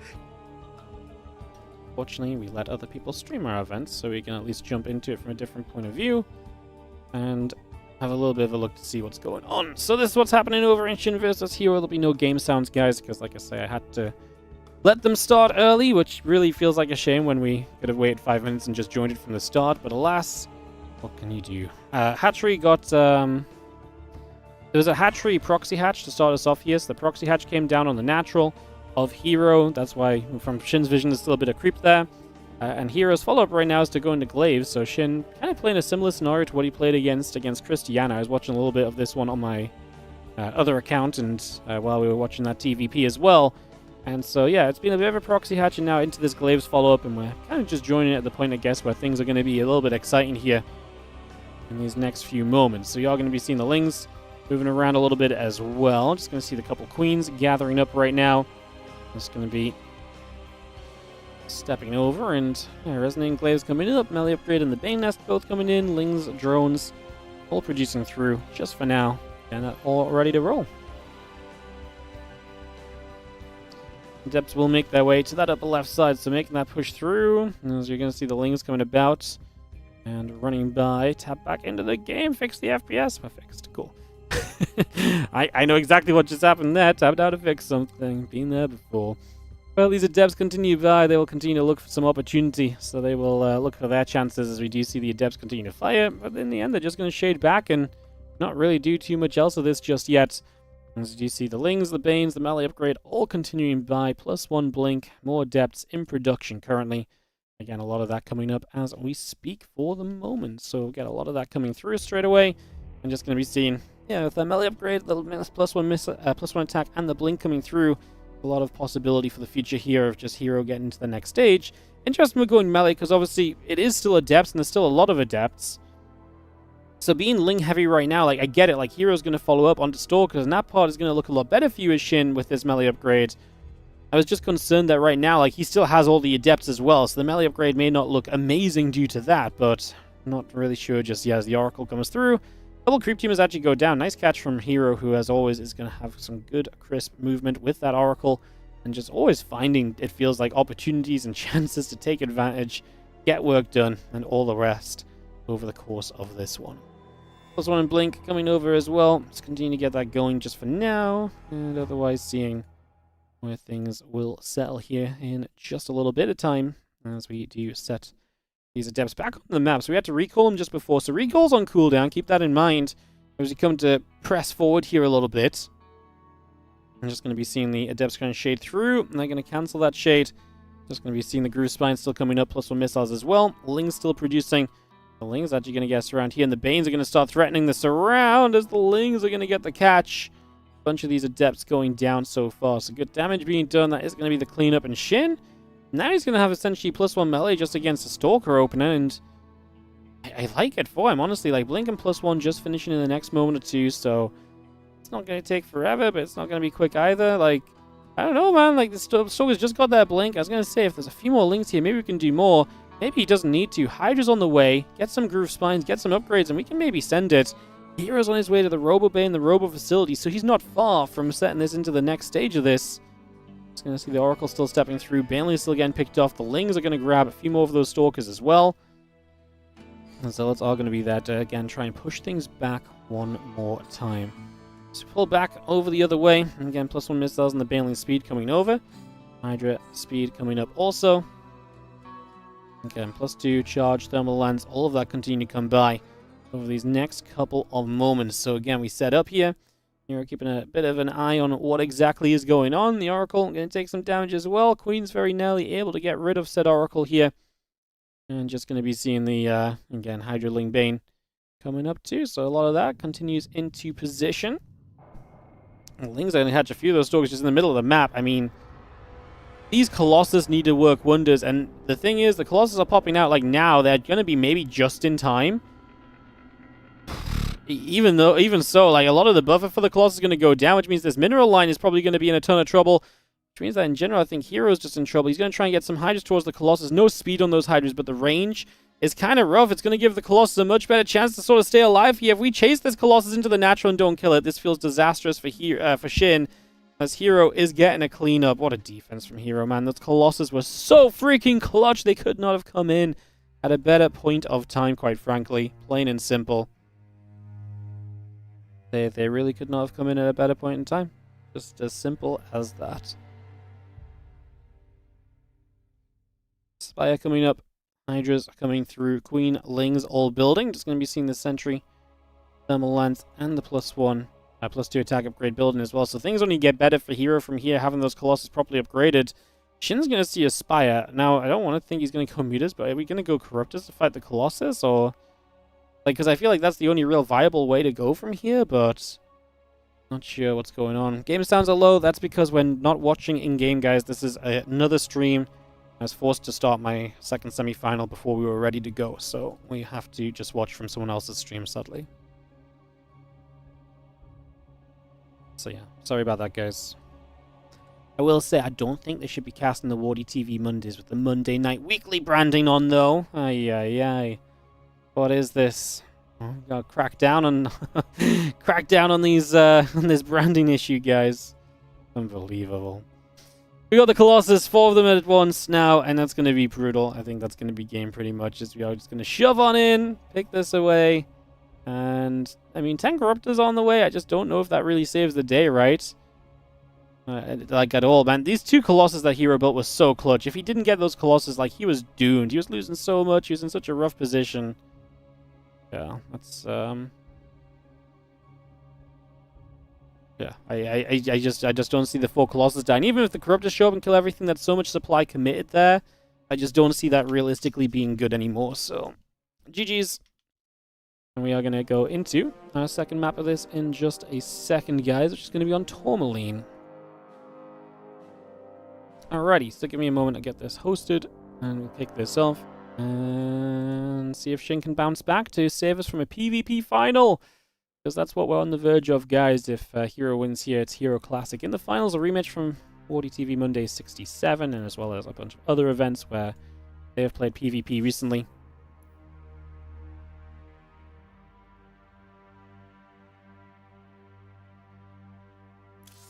I'm still on the NA server. Let me move over a second.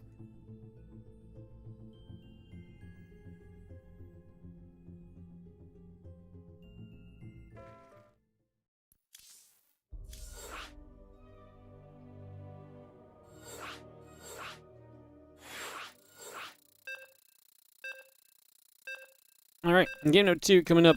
Kick this off, get this underway. Tourmaline going to be our map as we get this one ready to rumble.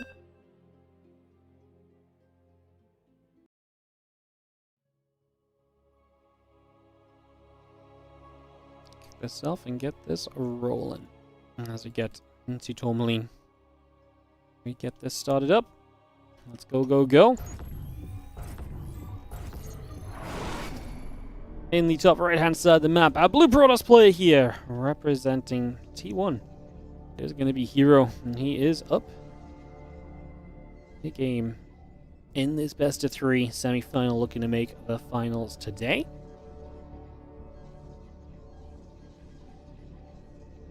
Taking on the Red Zerg in the bottom left side, looking to bounce back. It will be Shin. Again to game number 2. Man, I really just felt like he had it. I actually really did feel like he had enough to just make it happen in that last one, but Hero's so clutch, and like I say, the Colossus was just perfectly timed to deal with the attack. And that is going to be about it.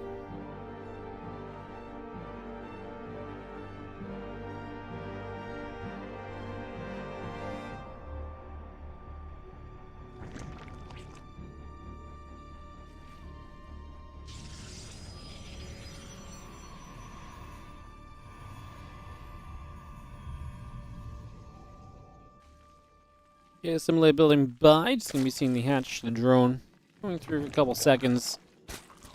Getting rumbling. As we take a couple of moments early, throw down the pool after the hatch and the gas, so we get that set up initially. And get that ready to go.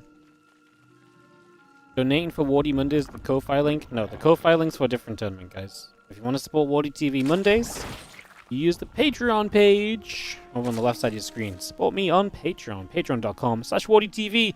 100% of anything that you pledge on Patreon goes directly into tournament prize pools. We are pushing the Patreon hard this year. We want to up the level at which we can kind of foundationally fund events, and that's exactly what we use the Patreon for. So if you like the WardiTV Mondays, if you like the other WardiTV tournaments, Patreon is a great place to check out if you would like to support. You can even make a one-off donation on Patreon if you want to make sure it goes directly to tournaments. If the monthly subscription thing is not for you, that's all good, I get it. But yeah, if you want to support the WardiTV events, check out the Patreon, patreon.com/WardiTV.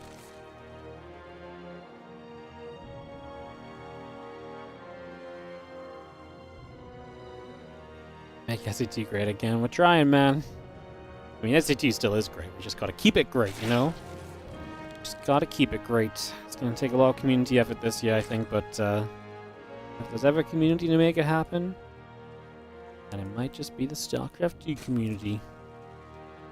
We'll see how it all turns out in the end, as we do see a few drones mining away, a couple units moving around, Adept Warpgate Stargate building initially. There's a little bit of action on the map, which Rexy was not following, just for a couple seconds. Now we're going to see those lings turning back around. So they're going to back away, they're going to turn off from this, and we will resume on through.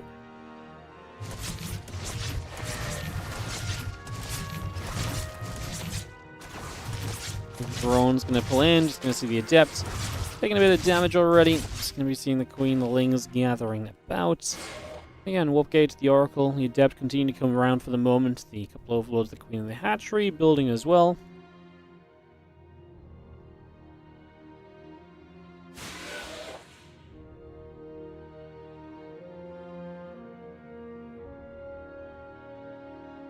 Well, Adepts will just chase. It's coming about for a couple of seconds, trying to see what's going on. Drones in production, Queen on the way, Hatchery coming up. And about for now, the couple of Adepts just going to shade down to the bottom side. And the Lings and the Queens will gather. Just try to see if there's any opportunity to put some pressure on for the moment. Uncle will activate, and a couple of drones will start to go down. So some drones taking damage. The Queens come across, Oracle's push back. Gateway, Warp Gate, Nexus, all coming through. At the moment, 12 Lings, 3 drones, and the Queen. Reducing by right now.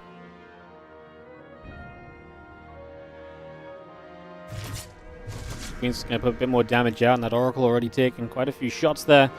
As we are going to continue to apply some pressure through. Just going to be seeing the Queen fighting. Oracle will take some shots. You'll see the Lings coming about, and moving on to the map here as Shin just looks to take some initial map control at first. Going to threaten to kind of keep some Oracle pressure kind of back on the other side as well, right? So I'm imagining that is kind of a factor here as those Lings run over to try and see what's going on.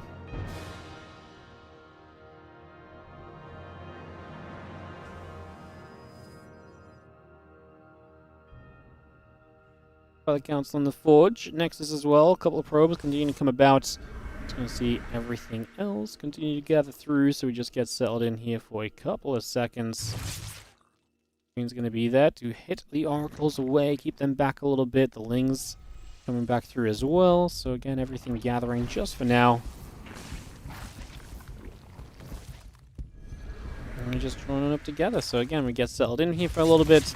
Couple drones, the Lings, everything coming through. Just going to see the +1 and Blink building from Hero. Getting that online. A couple extra gates coming online as well. Yeah, the Lion and the Overlord still building by. Spore about to finish. Drone on the way through. Extractor's still building as well. This Hatchery will come down in the front. So it's going to be able to get that Hatchery down for now. Get that in position here. And away we will go. And that's going to shoot. Hatch already in some trouble. Well, see, this is going to be just a lot of Adepts into the Blink and +1, so we are not going to play the Glaives this time from Hero. We're still going to find a cancel on the 4th base.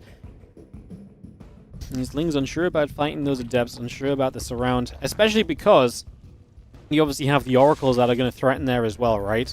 So if you have the oracles ready to threaten, you have the situation where, you know, if they just activate, then all of a sudden those lings are going to be really struggling unless they're able to fight more so on creeping in a bit more of a defensive place, which, again, so far has just not quite been able to happen. The oracles activate, this hash rate is going to go down, a couple more units dropping, and we do see +1 missiles, and that roach speed still coming through. Spire also going to produce by, at the moment, is the Temple Archives, +1 attack, and Blink all building in. And that's set up to rumble. A couple of shots onto the oracles that are overhead. Clean is shooting. Oracle's getting chased. Again, Spire, Roach run. Oh, Spire on the way, but Roach is producing, so it's going to be interesting to see the attempt to move into the Phoenix, the Mutalisks here. The back of these Roaches, that's another cancelled 4th base. That does not feel good for Shin, who is going to run into the recall and the reinforcements there, so those lings will do nothing either. He doesn't even have that much gas for like a ton of meters right now, like 6. And I guess my question is, are we going to go 6 meters into just more roaches, or are we going to keep on building meters? With missiles, you kind of feel as though you're going to throw a Bane Nest down, but with meters, you can, with roaches... With missiles, you probably feel as though it's more likely to kind of go back into like roaches after these meters and just try and pressure. But now we start the melee upgrade as a follow-up, so maybe we're going to try and turn this into like Mutiling Bane. I mean, here's a good question. Can Shin survive right now? Adept Shade into this mineral line. Roaches are going to have to try and stand up at the front. The Stalkers getting chased away by said roaches. A couple more hits coming through. The Adept's going to shade into that mineral line. They're going to cancel and just stay on the 3rd base. I mean, Shin again trying to get up to the 4th. He's got a lot of lings coming through, and he'll catch these Adepts. And let's face it, these Adepts are not glaived, so we should be able to do fine here. But that's a couple of meters apparently already going down before they even are able to get to the other side of the map and do anything. So the Muta's getting shut down ahead of time. Oh, it's terrible for Shin. Is that 4 out of 6 dead Mutalisks? Oh, he didn't even fire with the Mutas before. We were down to 2, now 1. Absolutely terrible circumstance for these Mutalisks. I mean, that just could not have been worse. That really could have been worse.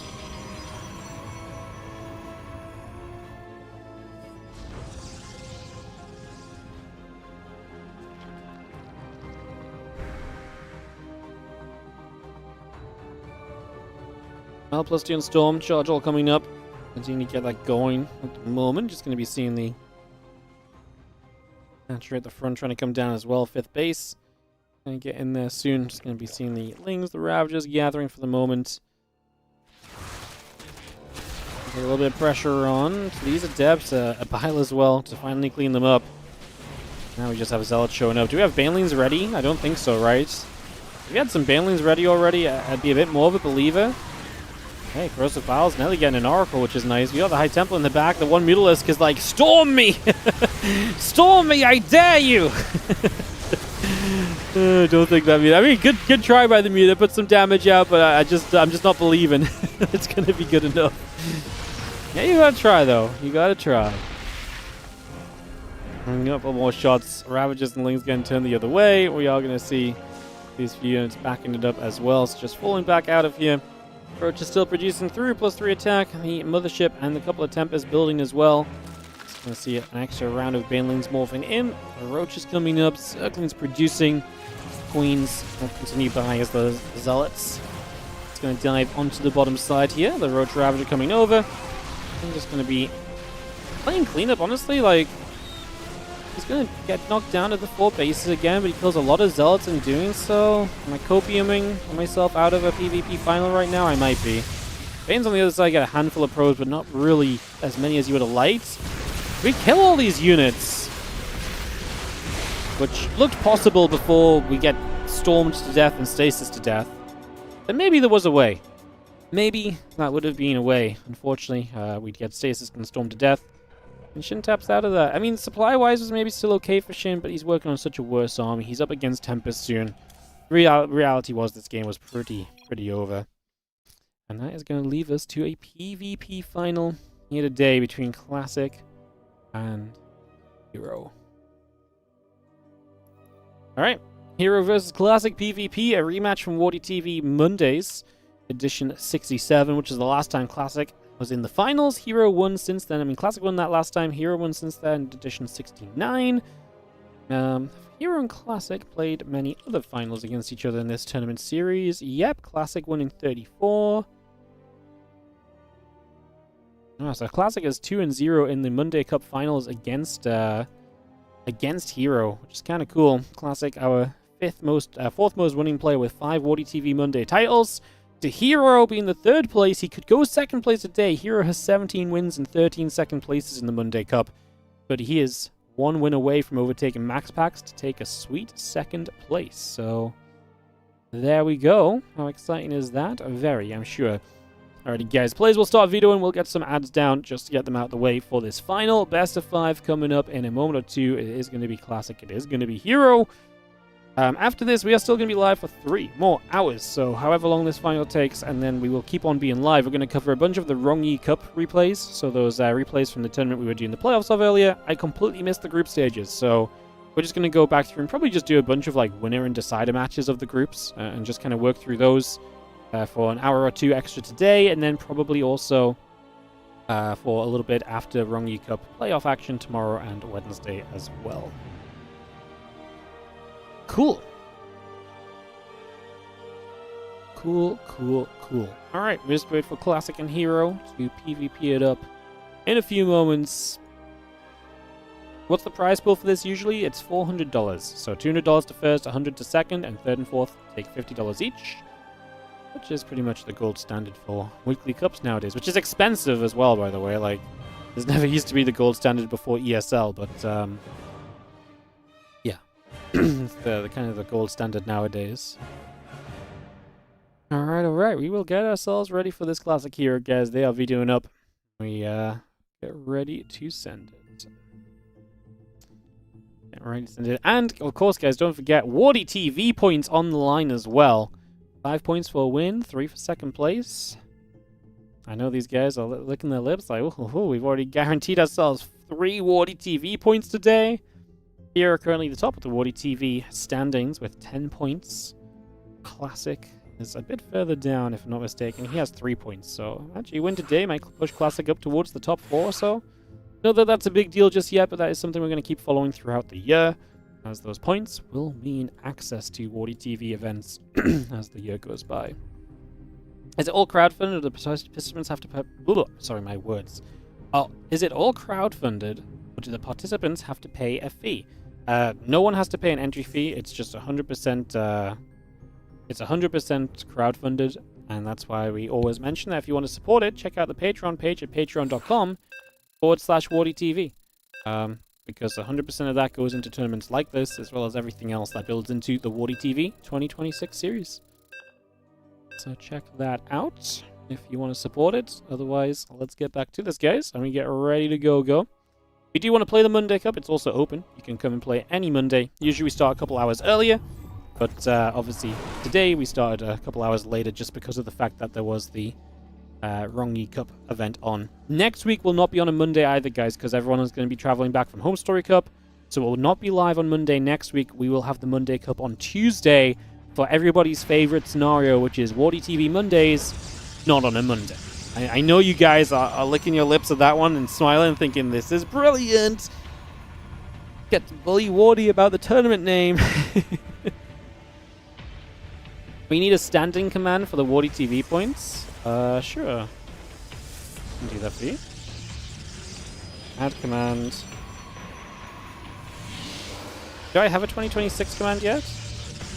I'll just make a 2026 command. There you go. Cool. Awesome. Alright, best of 5 PvP grand finals of today's WardiTV Monday 71. We just passed over 6,000 viewers on Twitch. Hello, everybody. Whether you're scrolling by on the front page or you dropped in to watch some games, I appreciate you guys. Good to see you all. Thank you, Dave Tester, for the gifted sub to Blubber14. Appreciate the gifted sub. If you guys have enjoyed the stream today, I've not really sold out much today outside of the Patreon, but obviously if you do enjoy the stream, do consider supporting, do consider subscribing, use your primes. If you're on the YouTube, do not forget to like and subscribe. It does not take long and it helps so much. We've had great YouTube viewership lately. Let's turn that viewership into some more numbers. We appreciate you guys. And yeah, if you're just enjoying, just hit the buttons, support if you can. It goes a long way to me continuing to stream and produce the tournaments and the content. So do check that out. I appreciate you all. As we jump into game 1 of this finals, it is going to be classic hero. And in a classic PvP kind of style, we are going to go throw down a pylon across the map just to start things off in the most exciting of ways, as per usual. Proxying right over here. I love it. I'm into it. I'm all for it. Let's see what happens as we continue on by with some aggro, obviously, in the first few moments of this game. So right off to the powerful plays to start things, and we'll see where we go. What's up, Schmacker? Thank you so much for the 19-month resub on the Prime as well. Appreciate you. Thank you so much.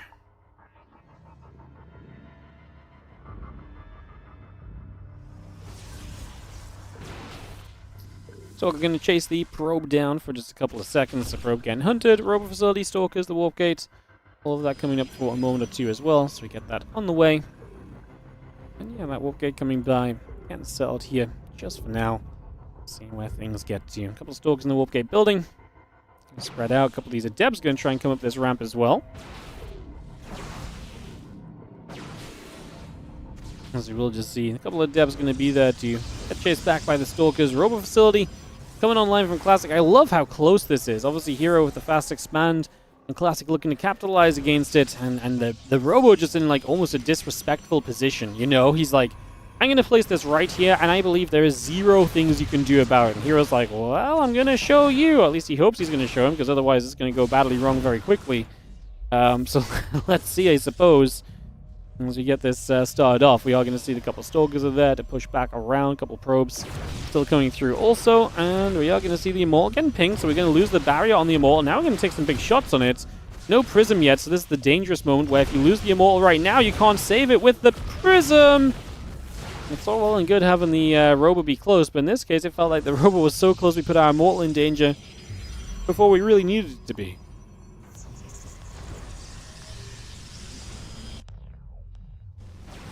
Two Stalkers, Prism coming about, just going to be seeing the... I mean, now the pressure comes in. I mean, this is where it gets interesting, because we are going to see a good amount of here, and still showing up from Classic. Man is on 2 gateways, and he's going to a 3rd, and he's been producing throughout this. That force field needed to be down a little bit, then he actually might have trapped one of the Stalkers in. That could have been a major change-up if he managed to hit that, but now with the Void Ray out and this Robo in some trouble, I'm worried for Classic, man. I'm not sure he's going to be able to have enough here. Robo taking a lot of hits, and what, we're just going to try and win this? I mean, at this point, you don't want to build Immortals, because you just want to build the Stalkers that can deal with the Void Ray. To be fair, this Void Ray is very far forward. We do save the Prism. Stalkers is going to have to turn around and fight, but we don't really have the numbers. You can't warp in because there's no gateway attached to the pylons yet, so it's going to be a slow warp in. This Robo is taking heavy damage, and I think here it's probably going to fall. I don't think we can really stop that. Its gateway finishes, so warp-ins will be a bit faster now, but man, it's still going to be tough because we lost a lot of Stalkers here, and Hero has another Void Ray out. So the defense is going to continue to grow, and Hero, to me, looks as though he is looking good for this game. Wow, yeah, the gateway gets depowered as well. Yeah, Hero's looking great for this game 1. He's defending this. His expansion is up.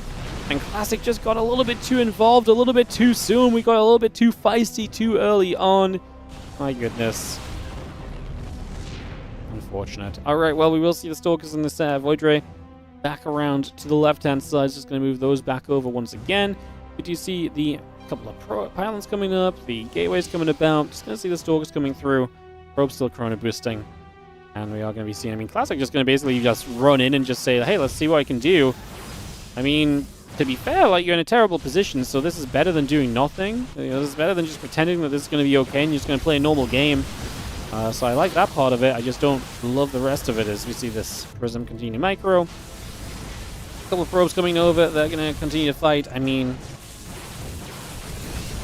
Classic just has so much less. There's no world he wins a base trade. But like you say, you got to try, you know? You can't just go out without, you know, taking a swing at the ball as it comes towards you, you know? Otherwise you look silly. So, yeah, gave it a go, and is now going to be down a game as Hero takes the opening map of this best of 5. Second map will be Winter Madness. We go straight to it, guys.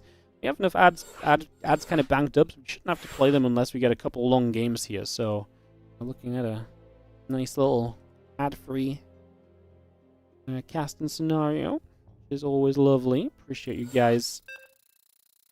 As we jump into game 2 here in a couple of moments, and get this ready to go.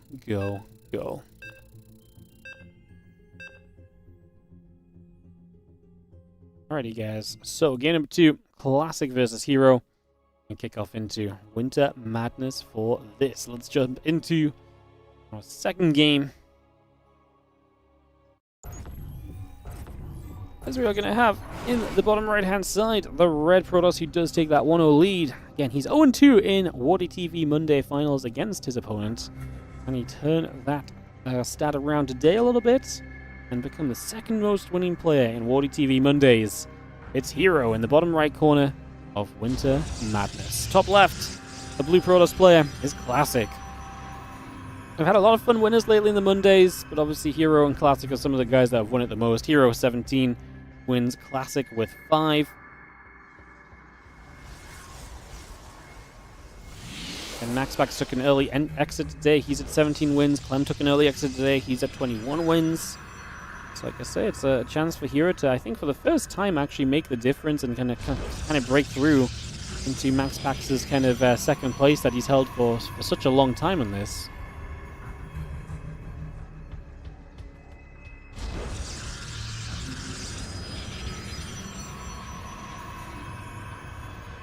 Alright, Proby's moving around. We got the gates and the assimilators coming about. We take a couple of seconds.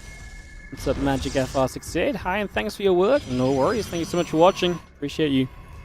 Thank you for supporting by watching the stream. I appreciate you guys a bunch. A lot of people asking lately, how do we support? Keep on watching, guys. The most important thing you can do, keep watching the StarCraft. We appreciate you. And goes a long way to helping us out, obviously. Numbers good, believe it or not. Numbers do be good.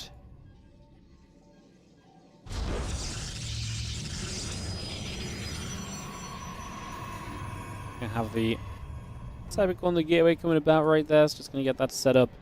Do you see the probes nibbling up at each other? A little bit of aggression here and there. Nothing too crazy just yet. I'm just going to have the Cyber cores finishing, and that will give us a chance to settle down here. It is 2 gateways each, so the opening builds are not really coming in as much as a surprise right now.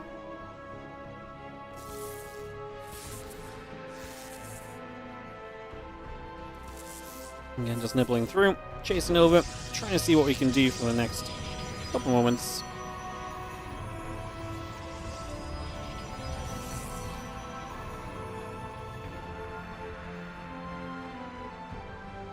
And a couple of depths coming by, that battery coming up, the warp gate coming in.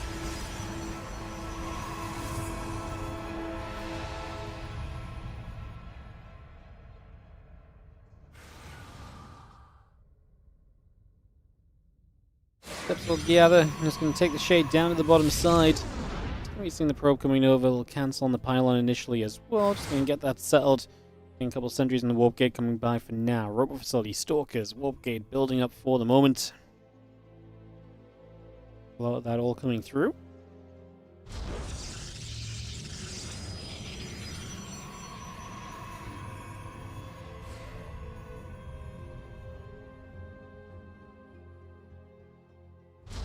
The Adept's going to try and shade up the high ground there. Battery coming down to wall those out.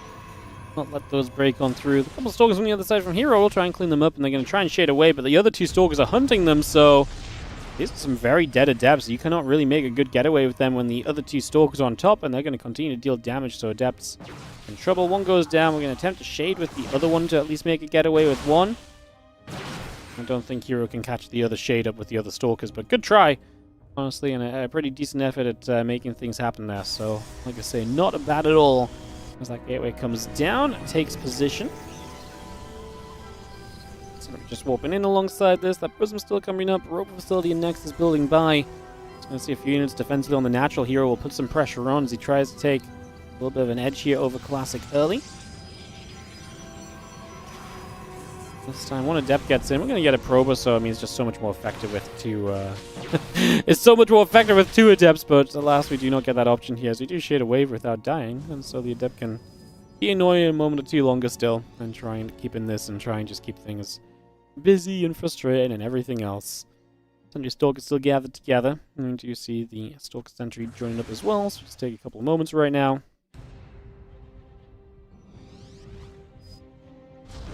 Hero is getting ready to send this, guys. Lots of Stalkers, lots of Sentries. He is ready to commit onto this other side of the map. He's ready to make this push.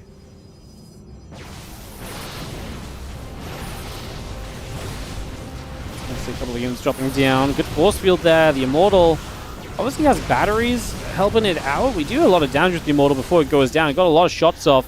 So I don't think Hero really breaks through well enough just yet. I also don't think Classic needs to be chasing forward this far. He's got another Immortal on the way. Stepping forward only gives Hero an easier chance to kind of deal with this. Next Immortal pops out from Classic. He needs to get a lot of defense with this right now. You can see the Stalkers are thinking about chasing. The Probes are there to defend. He can lose a lot of Probes and be okay here. And then Probes are actually keeping these units very safe. There's an... Oh, I love that. The moment the Immortal actually came down this ramp, the force field came down. I love that a lot.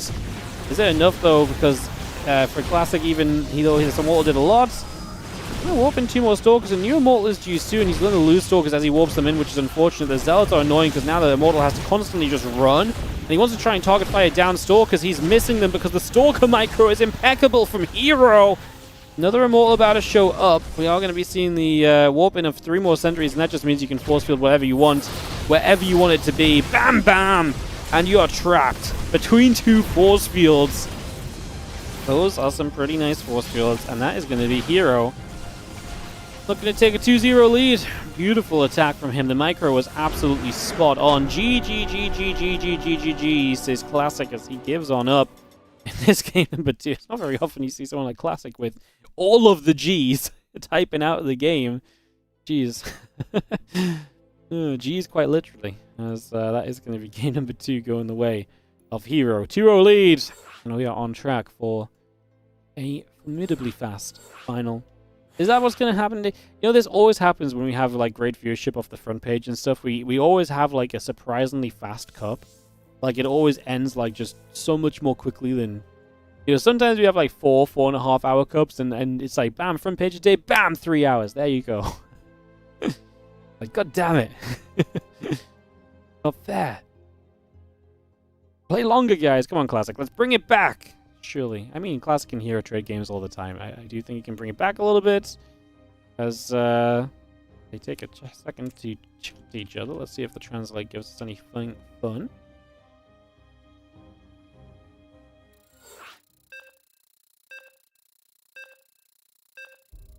Not sure. Alright, we're going to dive in, and we are going to head into White Rabbit here for map number 3. It could be a 3-0 for Hero if he just wins one more. It's as simple as that. Why not just win again? Oh, I'm sure Hero's going to try. Let's see if he can just get it done and wrap this series up and throw us over to, like I said, we'll be doing some replay casting after this for a while, guys. So that's our plan. As we get ready to go here on White Rabbit. Alright, bottom left-hand side. We're going to kick off with the red Protoss player. This is going to be Hero. He is up by 2. Well, last time he was up by 2 in a PvP, he decided to go and throw a Nexus first into the game. Not Proxy Nexus, just a Nexus first. So we'll see.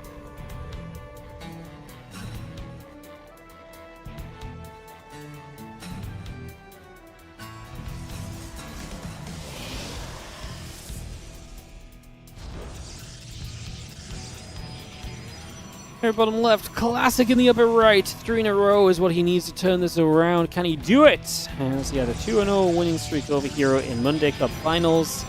That may come to an end today. So he's down by 2, and it's going to be tough to turn it around. Definitely not an easy position. Someone as dangerous as Hero, any moment in any game can be your last, so...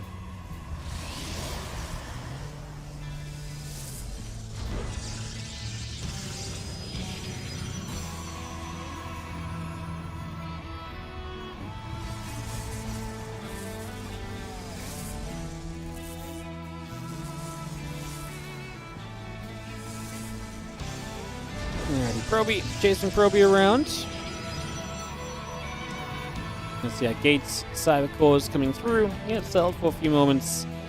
Let's see where things will go. As a little probe chases another probe. A little bit of action there. And again, Cyber Cores coming up, Gates coming through.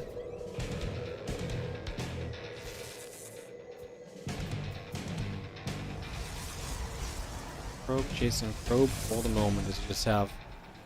The lag spike! Oh, we haven't had a lag spike all day. It's not me, is it? It's Classic. Oh. It's not good. Classic's like, oh, you need the finals to take longer? I got you, bro. Hold up. Internet. Boom. Well,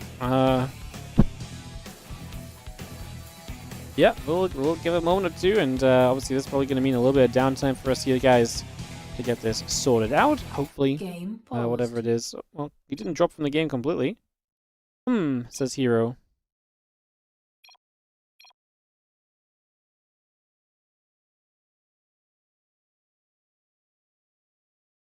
I wonder if Classic was lagging a bit in the last game as well, and that was what they were talking about, because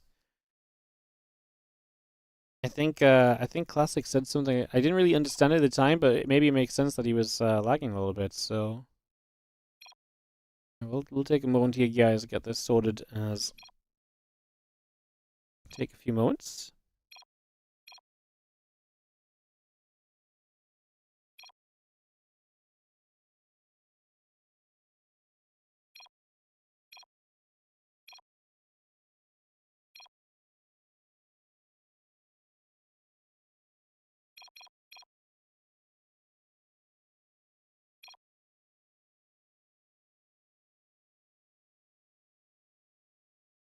Alright, guys, just wait a moment or two, get this sorted out, and like I say, I think it's obviously it's just an internet issue for Classic, and like I say, I think they were talking about this actually between the game as well. Just I didn't really understand the context of it before, but yeah, I think Classic maybe lagged in the previous one. They are gonna I think they're gonna talk about because I think they want to from 1 minute 49 in the game. So I think Classic said I lost control at 1:49. He hasn't clicked anything, and obviously 5 seconds in your build order time is going to be a lot. So they're just going to from 1 minute 49 seconds, guys. So they're just going to sort that out. I'm going to get back on track and go again. Let's just wait for Hero to invite us.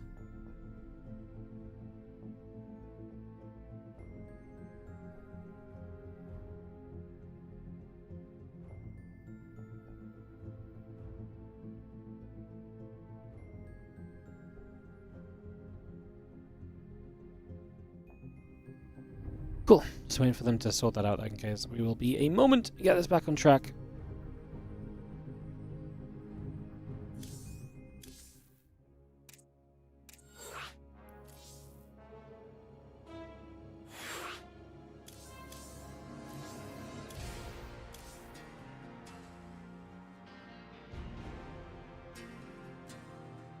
Do do do do do do do do do. Ba ba ba da bum.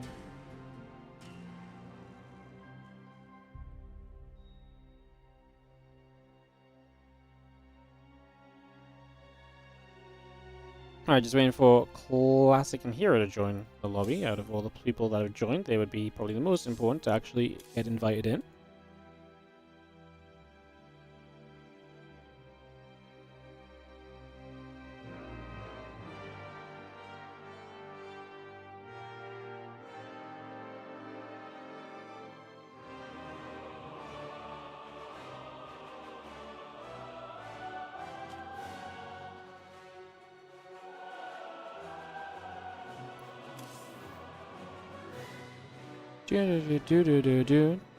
Welcome, guys. How you doing? Just taking a moment or so to sort this out, get back on track. Appreciate you guys. So we're just trying to get Classic and Hero into this. Classic's getting the link. I think he's trying to maybe fix things internet-wise, maybe though.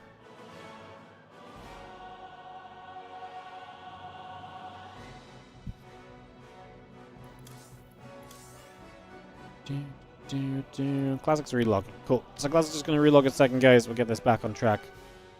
We will go from 149. We need to get to, so, like I say, I think Classic just lost connection and just couldn't control for a few seconds. So we're going to resume from the point he lost connection at, which is 149.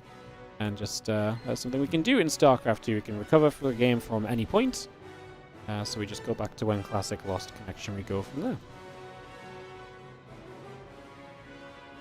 Do, do, do, do, do, do. EMP in Korea.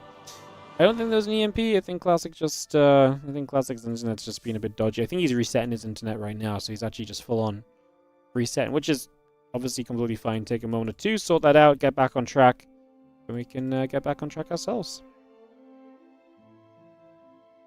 We can get back on track ourselves. Love it. With the capital L. Again, thanks for joining us today, guys. WardiTV Monday is 71. The 70s are very real now. Then next time we're gonna be talking about something like that, it'll be like the 80s, and then we're basically at the 100. Like, you guys think we need a special cup for the number 100? Don't know what we'll do. Kind of depends what week it falls on. Maybe we do something cool for it. Maybe we do WardiTV Monday 100. And then the week following, we'll just do a big cup to celebrate 100. So the Monday cup itself stays the same, but the rest of the week, it's like more, you know?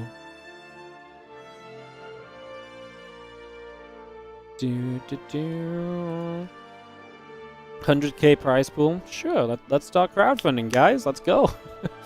Yeah. Cheeky 100k, yeah. An IRL trophy to the winner? Oh, really up the ante, huh? Really up the ante. Yo, last time, the only time I ever got a trophy made for an event, I won it. You know, the Cast of Civil War, the only time I ever made a trophy. The easiest way to save on shipping fees is just to make sure your team wins, and then you don't have to don't have to ship it to anyone. It's actually really funny because I actually found the Cast of Civil War VODs on my hard drive the other day, so I actually have like them saved like as raw files. In like a little portable hard drive. So I was looking through them, and I was looking at the end, and I have like I screen captured the Discord chat and scrolled through to show all the Koreans getting hyped about Spirit and stuff. And it reminded me of when I asked them about the trophy, because I sent them a picture of the trophy in the Discord chat. I was like, GG's guys, we won. And they were like, oh, we get trophy? And I was like, oh no, I just won trophy for caster. And then I was like, wait, do you guys want trophies? And they were like, oh no, it's okay. I was like, I can get you guys trophies made. And they were like, and then someone was like, I think Björn said like, yes, me want trophy. and then because Björn was like, yeah, me trophy, everyone else was like, okay, yeah, me trophy too. So then I got 5 trophies made, and I gave them to them. It was fun. I wonder if we still have the Stasis Wardies Discord chat somewhere. I just type in like Stasis Wardy. I wonder how far back I'd have to scroll to find that.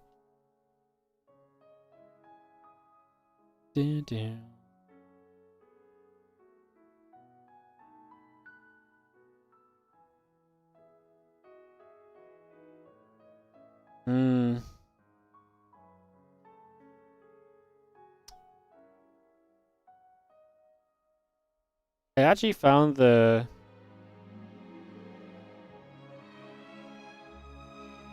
Oh, I found the War Chest Team League chat. Okay, if I go up a bit then... Maybe this is possible. Oh no, I found it! I literally found it.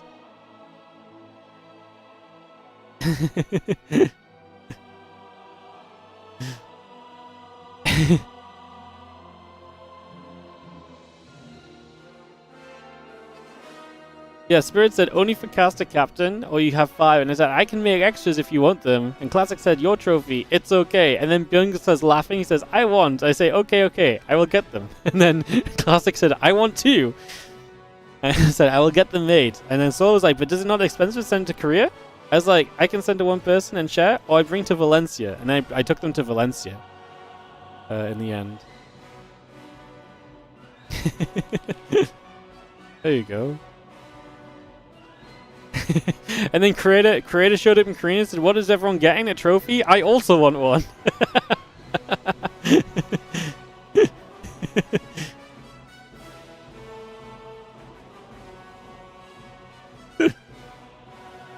Amazing. I said, I make for all. Good job. Good. Yeah, good stuff, guys. Good job, Stasis Wardies. Yeah, some StarCraft history in that Discord chat. we go. Sorry, what was going? Can we do a caster tournament where you guys play and the pros are casting all your matches and judging your builds during the matches?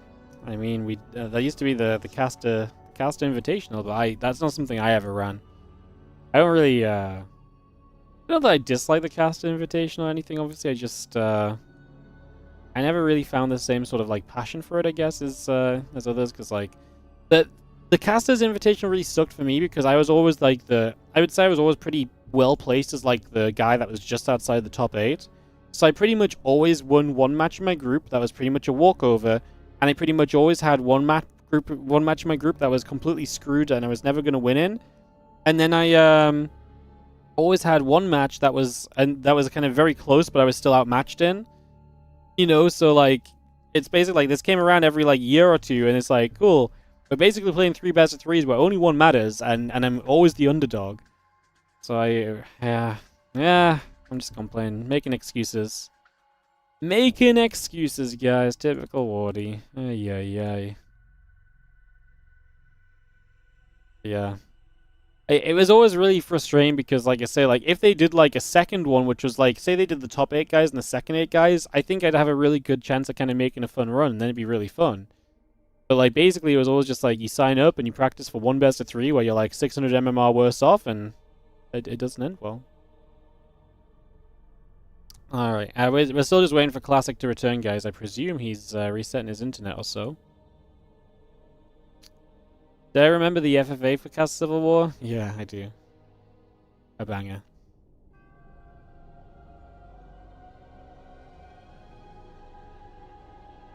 A banger. A banger indeed.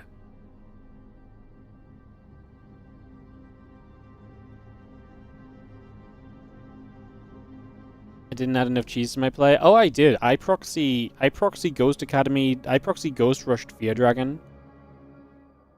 And he also proxy Tempested me. But I was going 1-based Psych Magfield Cyclones. That was one of my tournaments. I proxy T-Rex Reapered yeah, I proxy T-Rex Reapered I proxy T-Rex Reapered Maynard, and there was one where I played against In Control and he double proxy robed me. I thought he was off to such a good start, and he double proxy robed with me. I was like, no, not like this. I didn't realize it was double proxy robo. Otherwise I had the answer.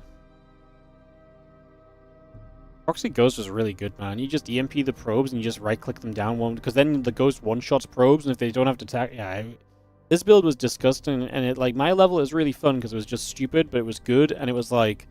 It just did a lot, and it was very easy for your opponent to respond badly to it and just, like, die. It was very fun to mix in. It was a very fun build to mix in. For real. Enjoyed that one a lot.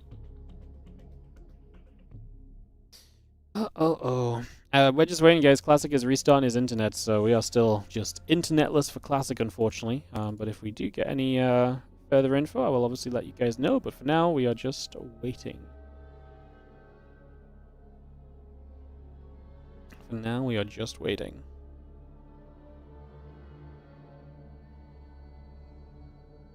Classical Classic. I tell you what, I'm going to run a round of ads, guys, because, well... We didn't run ads for a hot second. So I'll just run the ads. If I wanted to.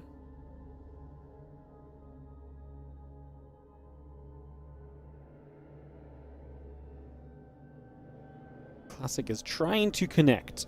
So we will give it a little bit of time. And hopefully get this sorted out, guys. Nothing like front page day for all the issues to happen. We had a true admin issue today. Like, we never get admin issues in this cup. That's why, like, I just don't get an admin. But today, what happened was, like, 2 players were talking to each other. So player A basically messaged one guy and was like, hey, want to veto? And then vetoes a map. And then it's like, hey, are you there? Hello? Question mark? And stuff like this. And he was not seeing any of the messages from the other guy. But the other guy actually saw all the messages. So...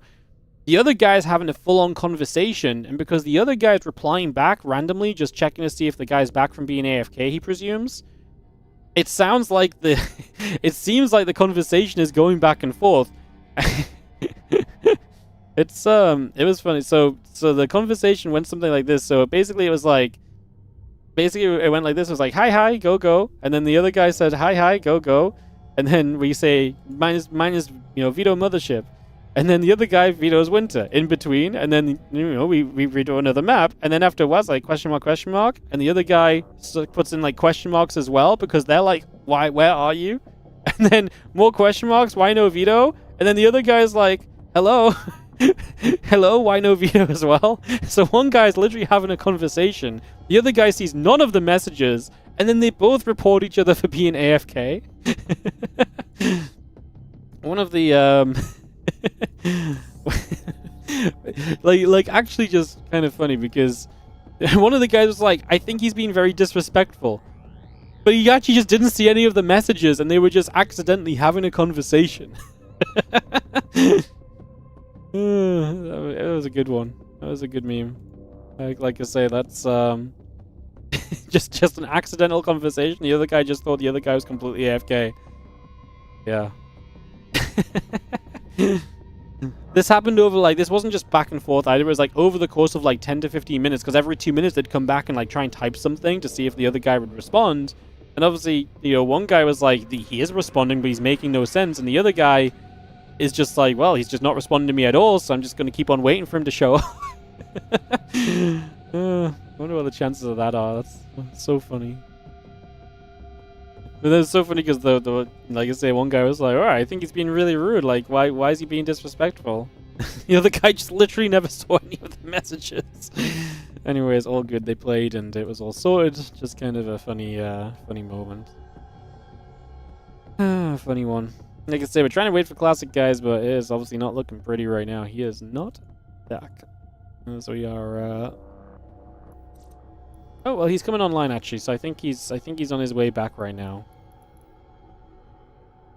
So yeah, I think he's getting logged in. So I think this may be another minute or two, and maybe we're good. He just came online on Battle.net, so as long as he can open SC2 and as long as the lag isn't there, we should be okay. So we'll cross our fingers and hope that that is the case, and get ready to go.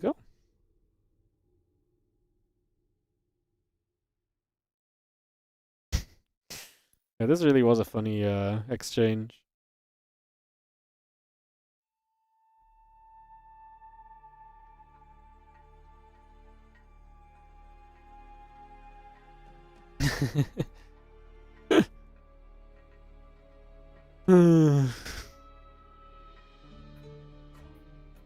Alright, I think Classic's gonna be back here in a moment or two, guys. Hey, I see him logged in. Let's see if he can join us.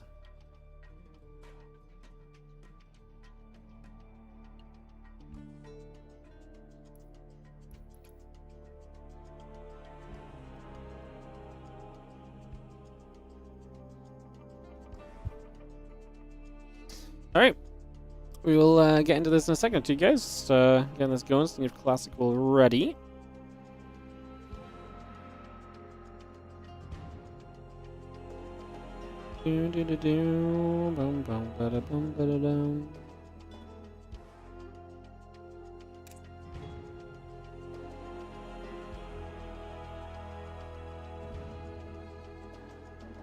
Alright, let's recover this from 149.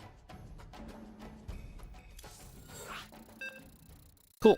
Alright guys, so basically when we recover the game, what the game basically does is it basically plays the replay. So we will load into the replay essentially, and it will then load the replay up to the point we were at with it covered so no one can see anything. And then we can, like this, so this is just it playing through the replay at 8x speed, and then we can resume from that point. So we'll just take a moment here, as you can see, because we're early in the game, we're only 2 minutes in, so 30 seconds. And we should be right there. And we can get back to it. Alright, if the players are ready, we can go.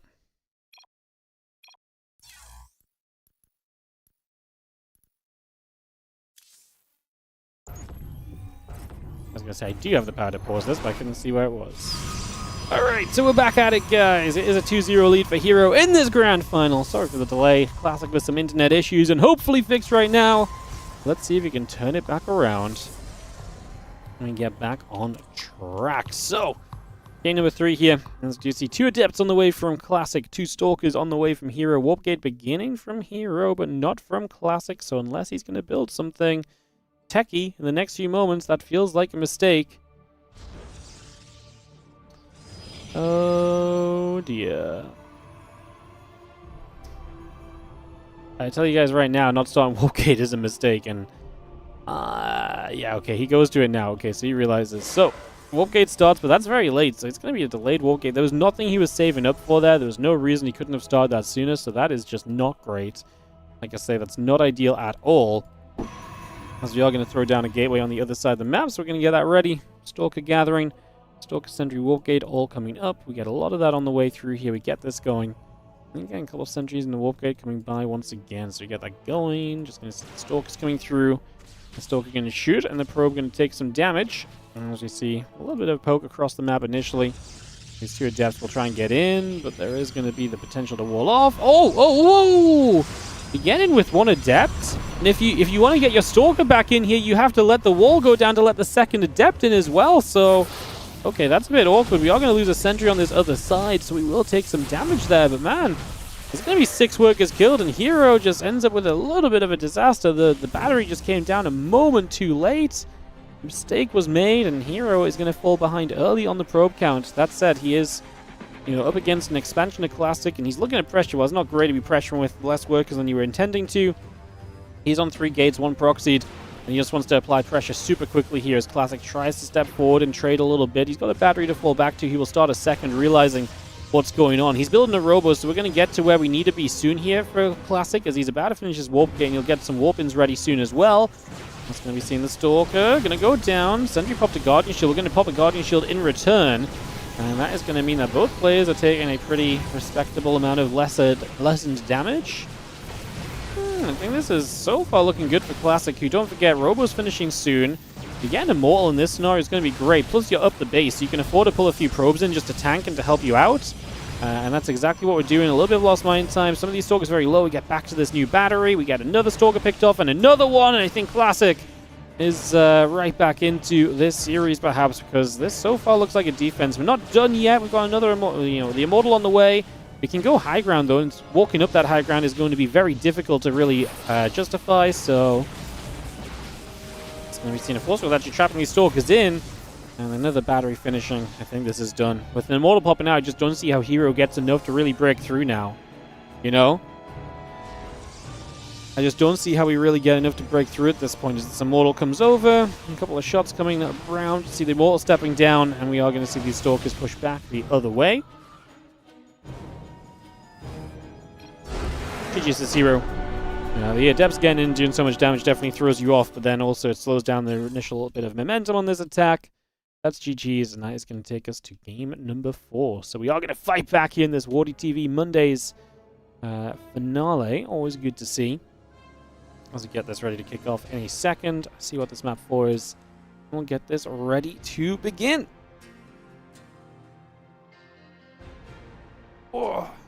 Alright, Hero is hosting the game, so I'm not sure what the map order is. So we'll let them sort that out, and we can go, and take ourselves into this. So, just ready to rumble. GG's. Let's see what happens on this one.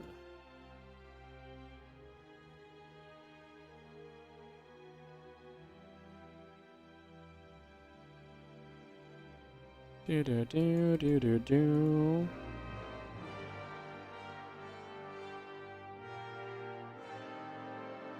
Yeah, I don't know what the map is, so these guys need a host.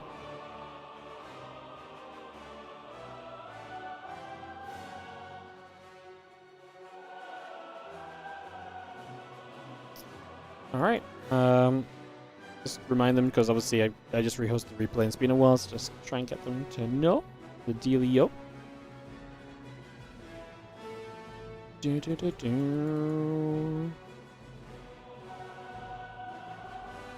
5k viewers, what happened? Yeah, Monday.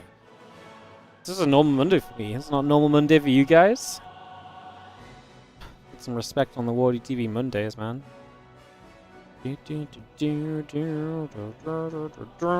Lobby's coming up. 10,000 feet coming through. As we will jump into this in a second for map 4. Classic brings it back a map and keeps this final alive. We jump in to this map 4 in a sec. Get this ready to kick off, and we can go, go, go. Ready, go, goes. Waiting for people to accept invites. Bam. Players are ready. Yeah. And they really did take my complaint of it being too fast, and they were like, you know what, Wardy, we got you. Internet issues. Here's a way to extend the stream by 20 minutes. Thanks, guys. Good guy, Classic's Internet, just helping us get a little bit more value out of this Monday Cup. How nice of them. Oh, nice. Alrighty, let's jump into 10,000 feet. In the bottom right-hand side, the red Protoss player is going to be Hero. He still leads this series 2-1, of course. He just needs one map to close this out and to be the WardiTV Monday champ. He takes on, in the top left, the blue Protoss. It is Classic.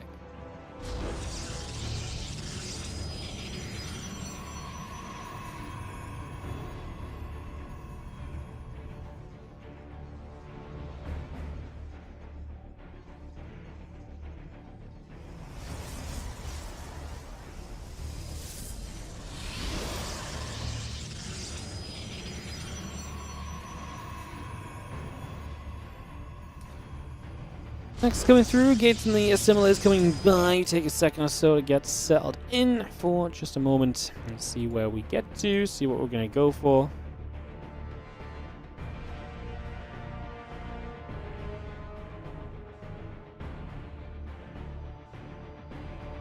Is this live? Yes, it is. We're a little bit later than usual today because of the RongYI Cup event. We were trying to make sure not to clash with that, so we start a couple hours later than our usual start time for the Mondays. There's a couple of probes going to zap over. And another couple of probes. And some damage will be done for a couple of seconds here early on. Cytocol coming about. Gateway coming about as well. So we're not going to see both players going into the double gates once again. So nothing overly crazy. As Hero does throw a pile onto the left-hand side, though. It's been a very proxy-heavy day or two in PvP. Don't get me wrong, PvP has always been proxy-heavy in this current meta, but, more so than usual, we've been seeing a lot of guys just saying, you know what, screw it, Robos. I mean, I guess maybe I'm just seeing more of the Koreans play, and, the Europeans kind of steer away from the proxies a little bit more so, but, yeah, maybe that's a little bit what's going on. Anyways, a couple of units popping out, the Stargate building through, Warp Gate in production. As we try and settle ourselves here for the next moment or two. And Robot Facility is on the way from Classic. It's actually a proxy Stargate from Hero. So a little bit of a different proxy to our usual expectation.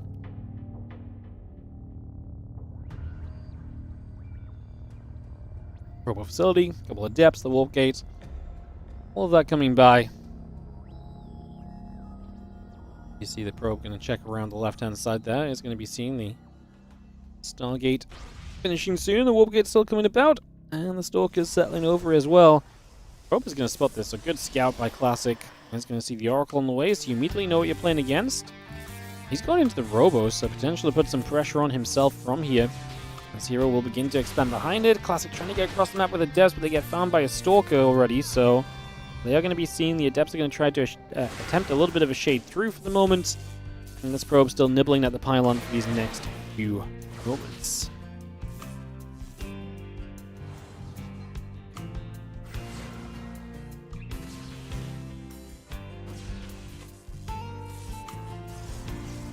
Putting some damage out. Robo is going to finish up the Prism. The Oracle denied immediately, as it should be, because you know exactly where it's coming from.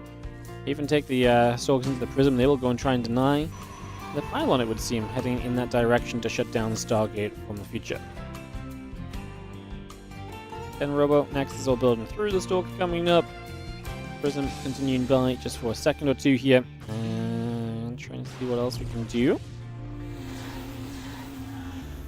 Stalker's going to unload. Stalker already going to get jumped on. Just going to see a couple extra Stalkers building about, resetting here for a moment or two. Just getting back on track. So, get all of that going, and we now have a couple other units gathering up as well. gates coming through, batteries on the way, robo facility producing, Nexus coming by. A lot of good stuff on the way for the moment.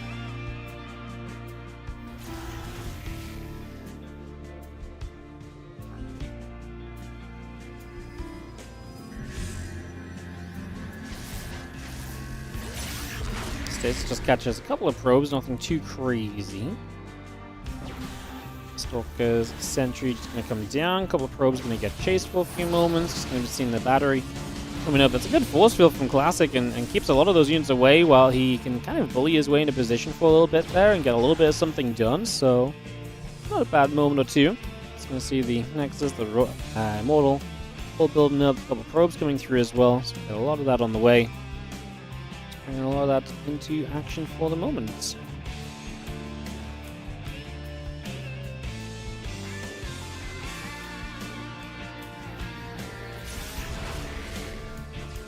Stalker's Center is going to fight. It's going to be seeing the Oracle getting chased out of there for a couple of moments. Just getting pushed over the side again. The Prism coming through.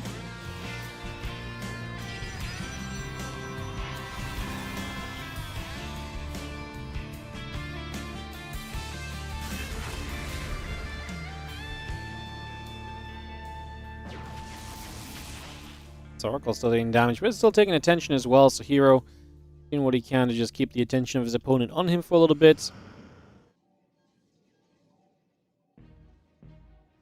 Let's see, the Twilight count's looking to go down. Immortal still Chrono boosting on the Robo facility. Cybercore coming up. Do you see the Twilight on both sides? Couple probes coming through there. That Immortal, like I say, building. We just got a lot of setup for the moment. Forge included, with those extra probies on the way by as well.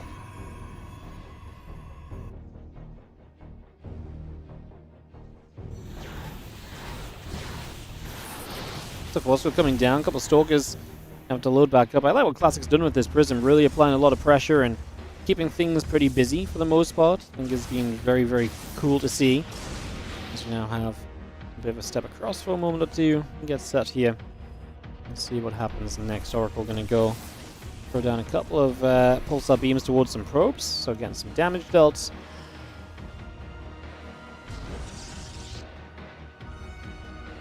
Bit of a difference right now is that Classic is going to go with no Forge, so no +1 from him, where Hero will have the +1, so it'll be interesting to see how that diverges. Classic's going to be on a couple of extra gates, so basically no upgrade as quickly, but he'll be on extra gates sooner, so maybe a couple more Stalkers for the lack of that upgrade initially. I guess we'll see what kind of an impact that ends up having on this game and these trades. +1 and Blink still building through.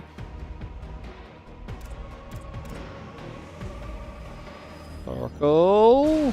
Oh, he does see the units coming after it, so we do not lose it right there, which would have been a little bit of a shame. A couple of Stalkers going to keep on chasing, said Oracle as well. Prism is being hunted in that corner. Hallucination flies straight overhead. We're getting close to Blink, and both players will start to take a third base. Of course, Classic fighting for tournament life still. Hero fighting for the Monday Cup win at this current point in time. +1 and Blink all coming through. For the moment, we get that set up. You can see the rest of these units gathering. Prism goes down, so Classic kills Hero's Prism. Because what, he was just following the Prism of Classic and with his own Prism, and so he just didn't pay attention and just died, I think? Uh-oh, Stalkers. Well, okay, there's the revenge kill from Hero, at least he gets the Prism of Classic. To be fair, it was kind of stuck here, but still would have rather just waited for the recall, you know?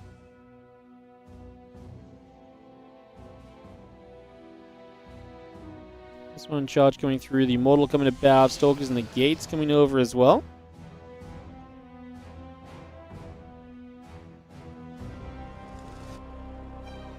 This one charge, Temple Archives coming up. Can we get that settled in for a moment or two? Prism still building. Stalkers blink into the main, trying to see what's going on. We'll be seeing the Stalkers going after a few of those probes. The probes trying to pull through already. You see the probes just getting away. Stalkers do recall out of there, so that's going to be really nice. As again, charge +1. Temple Archives and the Nexus continue to come about. The Zelt still building through. Swapping into the center there.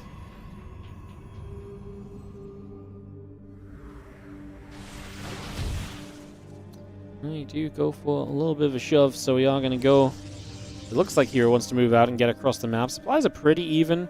In this case, the upgrades are going to be done for both sides. Hero will take a lead on +2 when that comes around, but that just isn't right now, basically. So, no, it's not going to happen just yet. Just a couple more units warp in. We'll head down through the center. Nice stasis. Gonna buy some time, and now Hero knows where Classic's army is, so is it just base trade time here? It's going to be my question. No, because Hero's going to turn around and try and come back over to this. We're going to see this now as Classic, and this fight is waiting to happen. Here, I'm not sure if he can wait until the, well, I'm not sure if he could wait long enough for basically like +2 to finish. Hallucinated Colossus going to take a lot of damage straight away. Some Stalkers from the bottom side coming up as well. Prism going to get blinked on. It will at least finish those few Zealots, but obviously now no more reinforcements for Classic. However, I think he's won this fight. The Zealots doing work. There was no Zealots at all from Hero, and he was not kiting back with the Stalkers. He was like full engaging, which kind of takes away the strength of the Stalkers and lets the Zealots really kind of do their job. The Immortals obviously not much use in that scenario either. Classic has a few units over here, a couple of Immortals that are here, and they're going to be fighting off these probes and Stalkers and whatever else they can get. Zealots can't actually fight the Immortal because the probes have a full surround. And these Immortals are just left to get a couple more kills, but the supply definitely going in Classic's favor, looking to swing this all the way over into Game 5 of this series as Classic blinks. Stalkers going down. Charge and Stalkers and the Immortals still coming up as well. We will see the +2 attack finishing very soon. How did it go so badly for Hero? Because he just didn't have Zealots. He basically played Stalkers and Immortals against Zealot Stalker, but then he didn't play the Stalker advantage. Like, if you have the Stalker advantage, you should be kiting, you should be moving back. You don't want to straight up, like, let's both attack into each other engagement. And that's exactly what came about. And so I think that's just where it went wrong. Just the Zealots able to get insane value on the side of Classic, and those Zealots really powering through and giving a lot of power right there. A lot of power. Hey, what's up, ZG? Thank you for the 113-month resub. Appreciate you. A few more Zealots warping in. The Immortal coming about. Just going to see the Nexus and the Cannon coming through as well. Just going to get rid of that Pylon. Zealot Stalker gathering about. A few Zealots are going to step through. Going to put some pressure on for the moment. Just going to see the Nexus taking damage. Spreading for a moment or two here as you just have the units. Can get through. The Nexus is about to go down. Well, at this point, Classic has the numbers lead, and he's looking to power through with it. You see, go goes. Just going to commit into this. A lot of these Zealots are dropping. The Immortals are going to get pushed into a corner. There's no kiting for them. And Classic is going to have enough. Who knew? Well, he just needed a 10-minute break to reset the internet and get going again, man. He just needed... It wasn't his hour before. Now he's waited for his hour. He's powered up, and Hero hosted this Game 5 so fast. He is ready to go. We're going to kick into that instantly here for Game 5 of this finals as we get into this game. What's up, Sugar Teats? Thank you for the 86-month resub and the WardiTV hypers as well. Nothing to mention in the sub message. Crazy. You know, usually the sub messages from the wife come with like the, hey, something terrible's happened, or hey, do you want food? But now today it's just WardiTV hypers. It's like, you know, this is a main form of communication for the month, just thrown away. Crazy. Thank you for the 86 as we ready up for Tourmaline. Let's get into this one. Sorry, I forgot to say the house is on fire. I should have known 5 WardiTV hypers means that. You know, it's just the code. You know, I didn't do my research. Yeah. All right, bottom left side. It's going to be the red Protoss player Hero, and he was up 2-0, and now it's 2-2 against Classic. Looking to nab away this Monday Cup victory from Hero here. What's up, Najib2? Thank you so much as well for the 11-month resub on the Prime. Appreciate you. Thank you for supporting. Thank you very much indeed.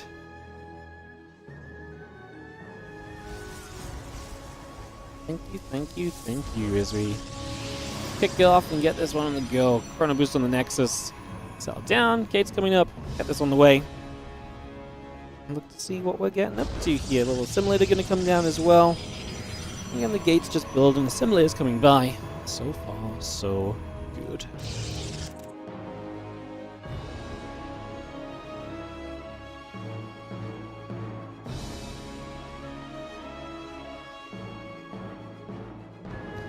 Well, the simulators still come up. The gates producing through. Probes will build.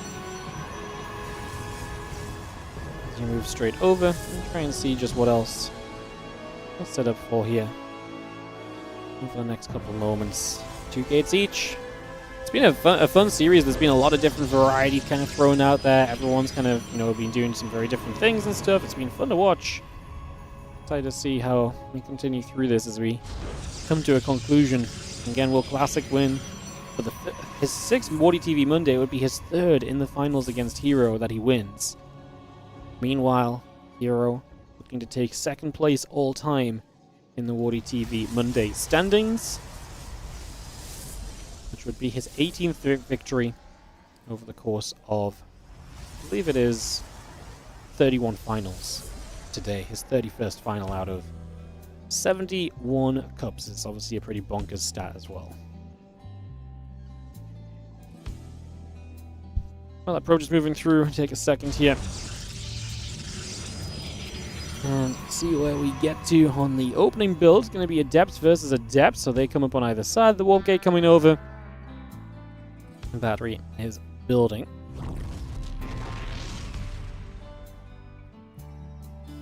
And there's a couple of Adepts coming about. Warp Gate coming through.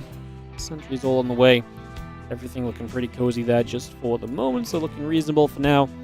And the Stalkers and the Adepts will continuing up. And away we will go.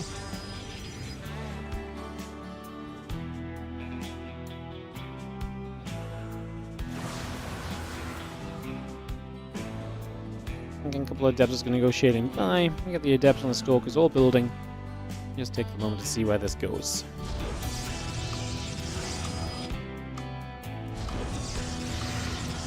Just for a few moments. Again, Nexus on the way. Sentries building versus the Adepts. Warp Gates are coming out as well, so that part's all even. I mean, extra Adepts from Hero is interesting. He's going to go 6 Adepts versus what is going to be Adept, then Stalker, then Sentry from Classic. Generally, with 6 Adepts, you're going to want to try and put a lot of pressure on, try and keep shading towards your opponent, and, like I say, threatening a lot of the time. Let's see if that's something which is potentially on the board or on the cards for this, as could cancel on the shade from Classic. We do see 2 Adepts coming in the other side. He's going to see those now, and do we have defense on the high ground? We are already walled to the point where your own probes are getting stuck, so all good there. Well, Twilight Council's coming up. We will see what the structure or what the upgrade is going to be, as the Adepts will just use their own shade to block. Adept shades can't move through other Adept shades.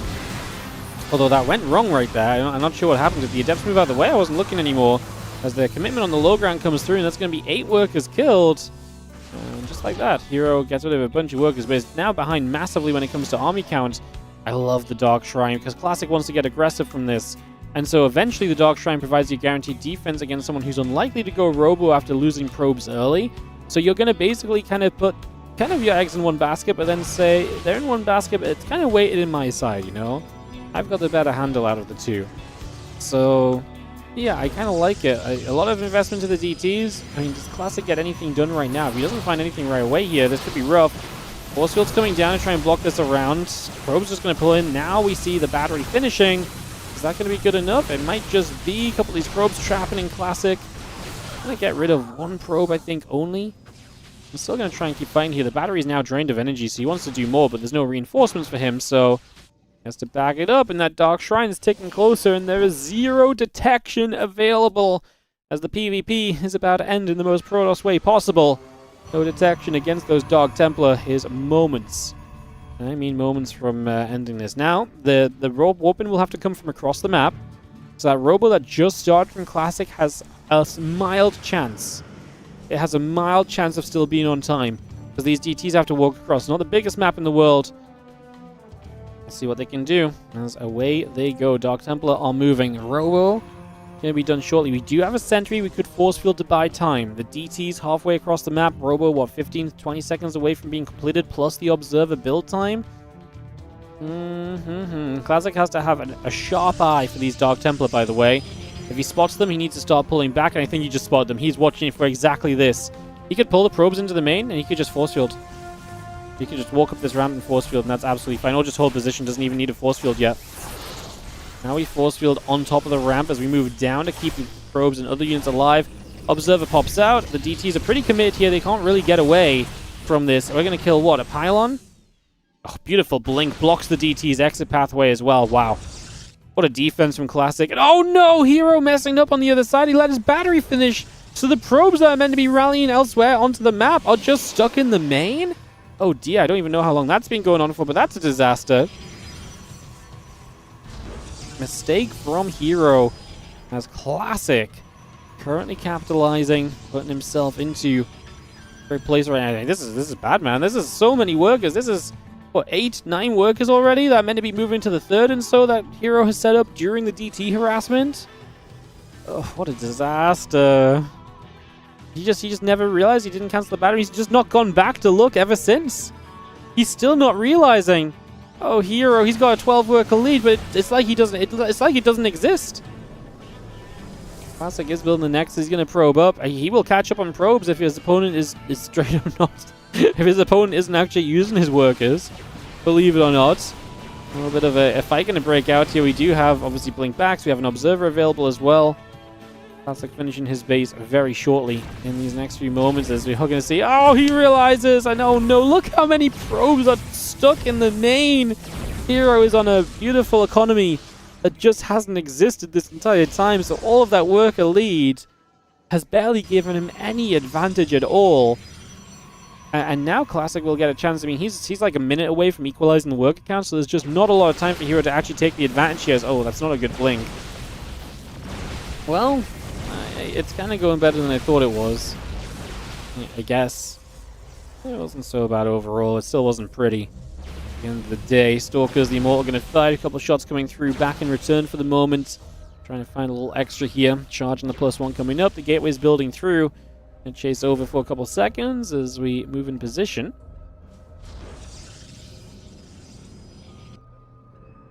Focus just gather up as well, so again we get that all underway here. A couple of gates gathering together.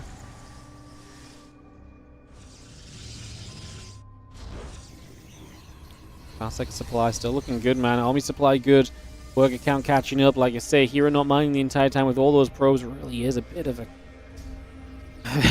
a hefty blunder after being up 2-0 in this series. It's now 2-2 and now game 5. It kind of felt like he actually did enough in the end to kind of take an advantage, but oof. A typical Hero move, I think it's fair to say somewhat. Archon coming through, the Immortal and the Charge coming up as well as we build that straight in. Just going to see a lot of structures coming up over there as well for the moment to continue to get that into place just for now. And +2 in the Charge building. The units are going to head to the bottom side here. A couple Stalkers nearby as well to gather onto the 4th. And we're actually getting like a proper later game PvP between these guys, which is not a common occurrence to see this kind of go later. And it's only 9.5 minutes before bases each is already kind of onto that later setup. Heroes once again kind of re-extended the probe count advantage into his own favor. He's got 69 against the 57. So he does have a solid 12 worker lead. That's something you can really sit on and work with throughout the course of this. Just gonna have the Stalker Immortal still gathering about. One more DT gets warped in right there. Just gonna see the rest of this continuing through for the moment. Again, Prism, Sentry, Archon, +2 attack. Building for the moment here. Just gonna have a couple of gates coming about. The Zealots and the cannon coming through. Defense being set up. There's game developing.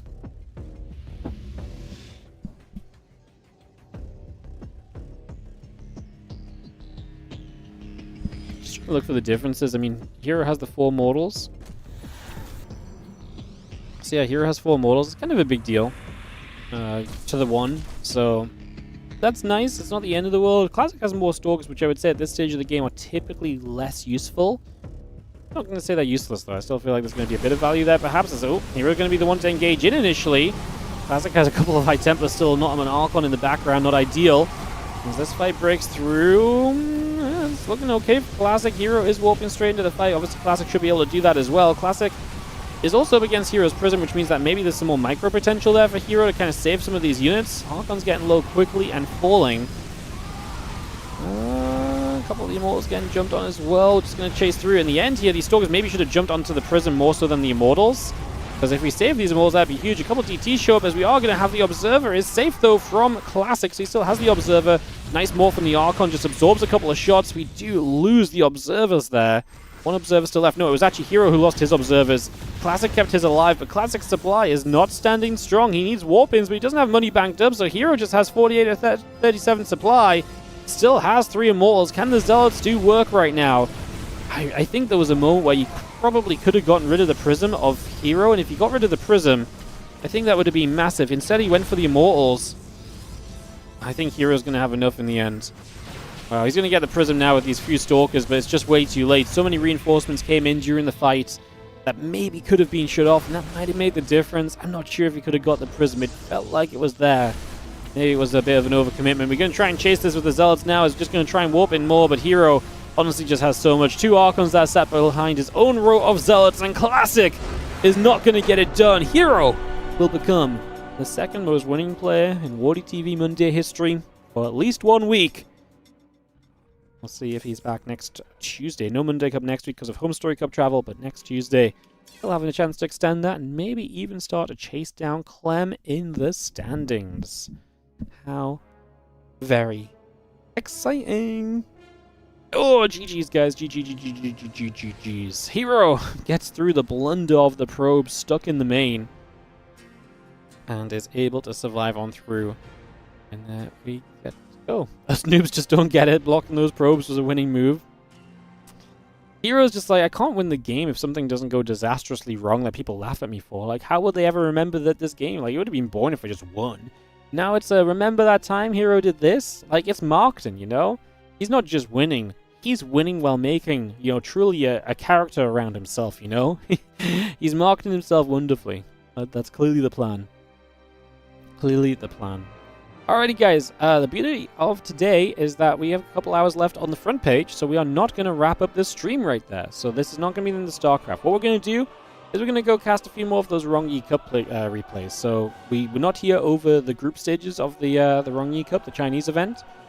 So we're going to cover the Chinese event group stages. We did one series earlier, which was Hero Beyond, to kind of fill in the gap between tournaments. And now we're going to go and basically go back and just continue to do that for a couple of hours until our front page runs out, because we've got a lot of viewership, and why the heck not?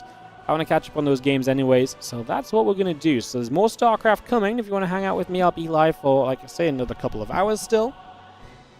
So yeah, I'll be live for another hour or two. No, 2 hours, 1 hour and 55 minutes still. So I'll be live for 2 more hours, but I will take a quick break, stretch the legs, and then we'll come back and we will get to work.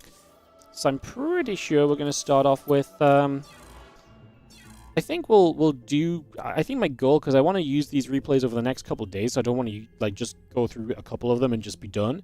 I think what we're going to do is we're going to go do the decider match of Group A, which is Beyond versus Trigger. So we're going to do Beyond versus Trigger, and then dip our toes into Group B, maybe. Some people said some bunny games in Group B were fun, so maybe we watch some of those. Or maybe we go back. I'm not sure what we're going to watch, to be honest. I'm not sure, but we'll figure out what we're going to watch. But for starting off with, we'll go Beyond versus Trigger on a decider match. So we'll do that. Like I say, yeah, we'll be live for another hour and 45 minutes or so, guys. But I'll take a quick break right here. I'll see you guys on the other side.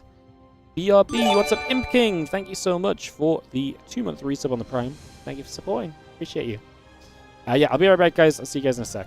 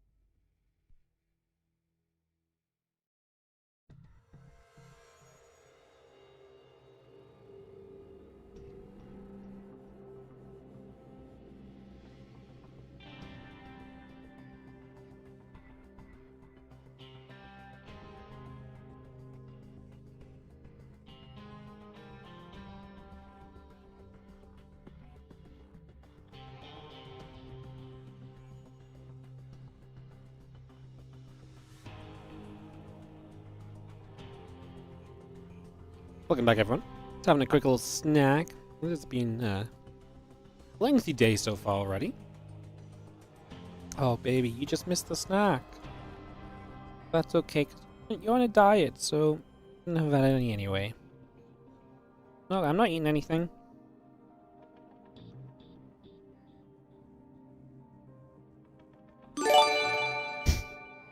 Hey, what's up, Yummers? Thank you so much for the Prime sub. I appreciate the subarenio. Thank you so much, guys. It's been a very good day sub-wise. We obviously had a bunch of gifted earlier. We're getting the hype going early. So, Bob Vernon, 6-year resub. Thanks for all, Wardy. Thank you so much for 6 years of supporting. I always think it's crazy when you see the year-long subs kind of counting up. 6 years is like ridiculous, man. That's like such a long ass time. Like, oof. That really is wild. That really is wild.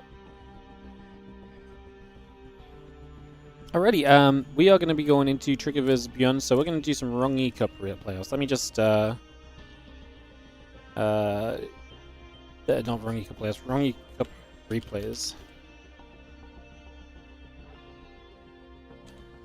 Let me edit the command.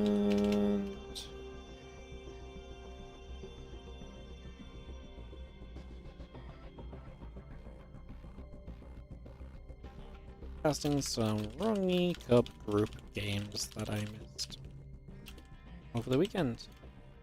Please.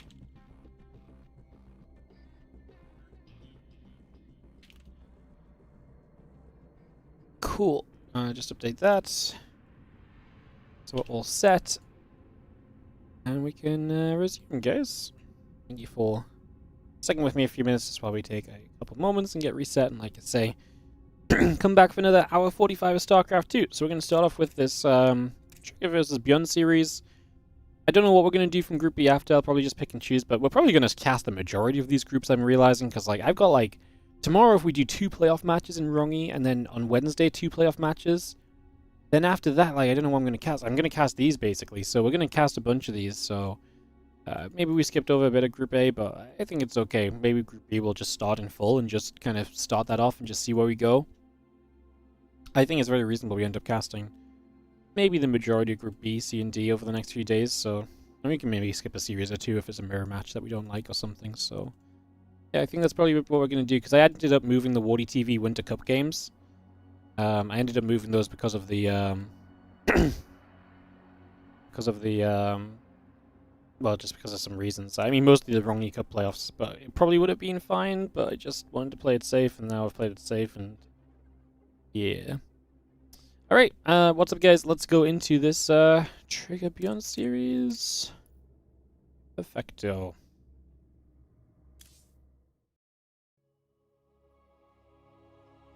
Alright, let's do this. Let me find out who I wanna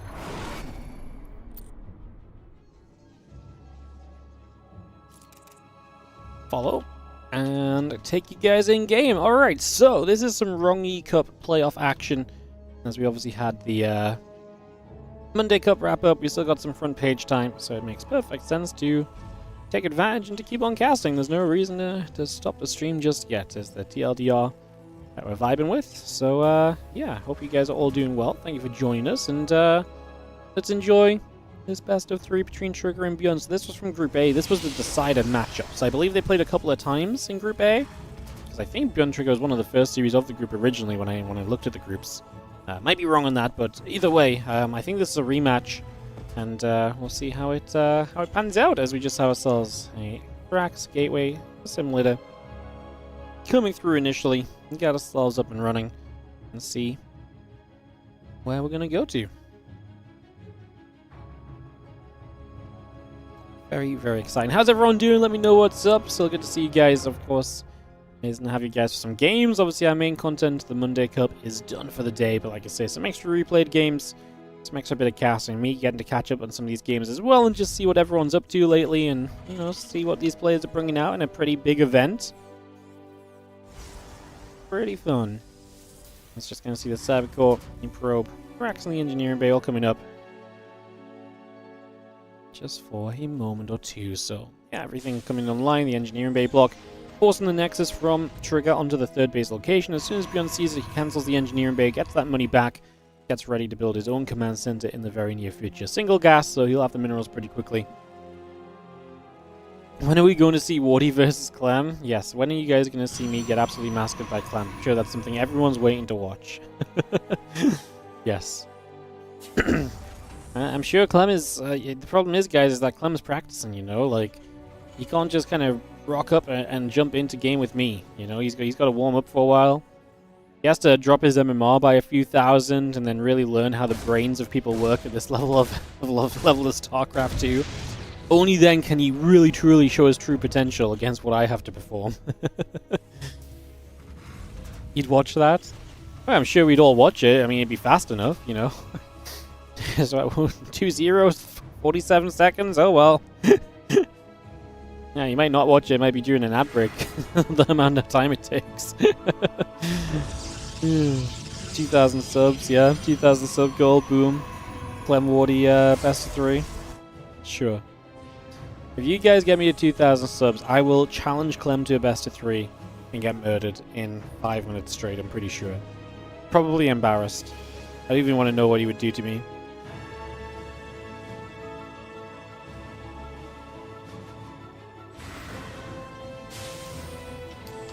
Let's just have ourselves a couple of moments. See what's going on. Going to see the Stalker going to be there, Reaper being chased. And we do have ourselves Widowmine, Starport, a couple of Marines all building up. The Orbital Command is building through as well. Getting that up and running.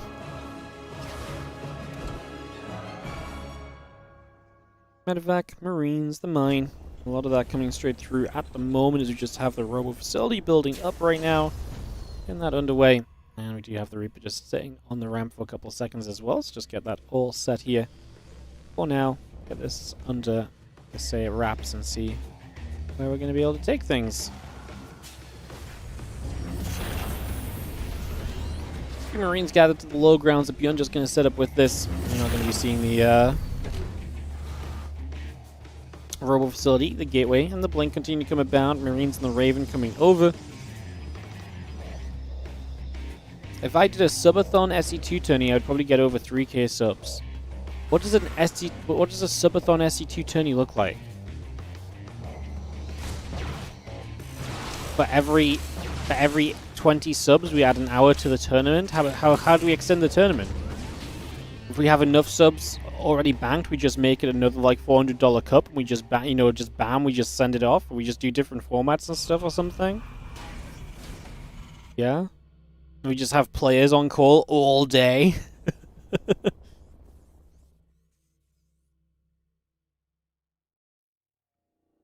I just keep asking people, yeah, King of the Hill, and the next match only starts when we have the money to pay for it. Yeah. Yeah, just let the players know there's going to be a bunch of events, and they might happen, they might not. It's up to you to decide if you're going to try and play in them or not.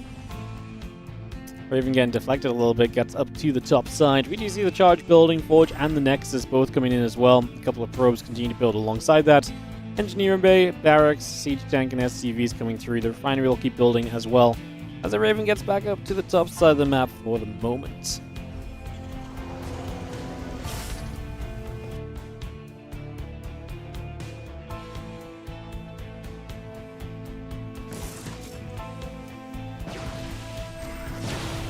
Let's get over there. It's going to be a nice little pick as well. Just get a quick little grab and we shut that down. So good map control here. Paying off for a trigger as we do try to see this mine just sneaking around here. That might have been a bit of an overkill on the probe hallucination, but we hallucinate a bunch of probes and we are able to clean that up without any issues. That's actually a nice little something as we reset ourselves for a moment or two. So yeah, resetting for a little bit here. Stimpack, Combat Shield, and the +1 all still building as well. We got a lot of that on the way right now.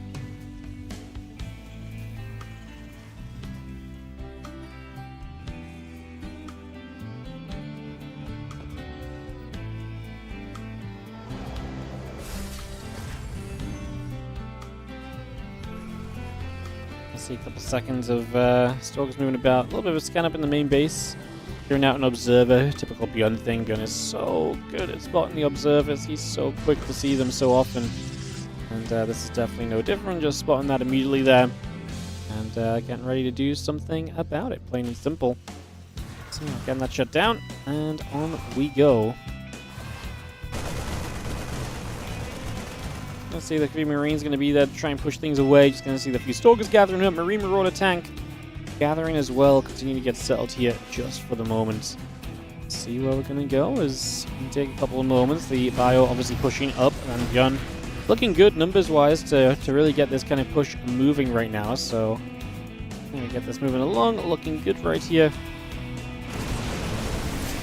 I'm just going to see the Stalkers coming back over. Medevac going to get jumped on. A couple of tanks going to get jumped on. Good jump from Trigger. He's just super ready to fight this. Anti-armor missile not even really getting much of a chance to do anything because everything's getting cleaned up before even really able to fight as Bjorn. So anti-armor doesn't do much and he gets chased away. All of his tanks gone. And Trigger's still chasing to just find a little bit more at this point in time. And I don't blame him. You win a fight like that and you usually do want to go and try and capitalize, and you start trying to do that right now. There's a couple of Vikings, Marines, and the Marauders coming up. Plus of shells is about halfway done. The armor upgrade coming through. A couple of Vikings are building. Plus is getting rid of a Marine. Widowmine goes off onto a Zealot. Widowmine is going to get cleaned up right now. Just going to get that pushed away. Just going to be seeing this Clem, and it gets halted from building. If we could cancel that, that would be incredible, of course. Bjorn sending some SCVs over to help him fight this. He gets rid of the Colossus. That's the main threat here. If the Colossus gone, he should be able to chase the Stalkers away with the Bio. I mean, the Bio is kind of low. If it has to stim again, going to start getting very expensive very quickly. Those units are going to be in trouble right from the get-go in that scenario.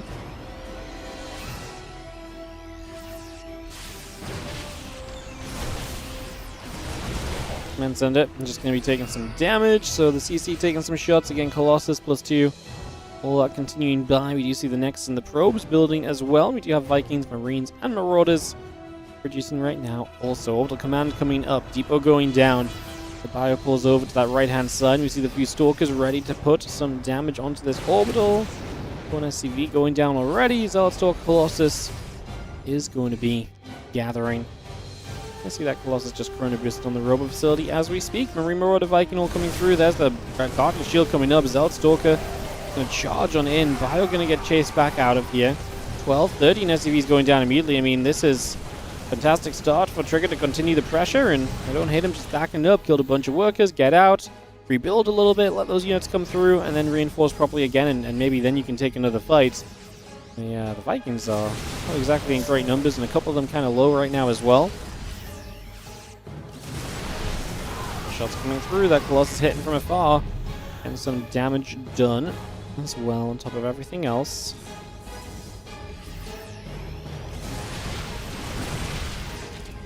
Pulling back, Engineering Bay, plus the Armory both building. So we are going to be seeing Bjorn wanting to go 2-2 upgrades. His +2 attack is not far from a finisher Trigger, but no armor upgrade, of course. Bjorn still has a slight edge there, at least. Again, I love the Colossus. I love that just instantly target firing some of the Marines.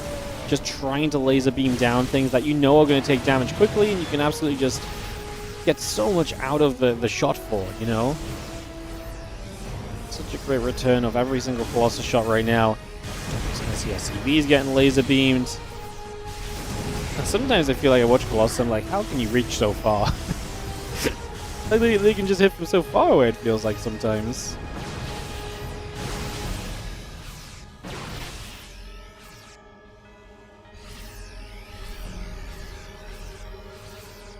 He's gone down, a couple of SCVs dropping. SCVs trying to repair.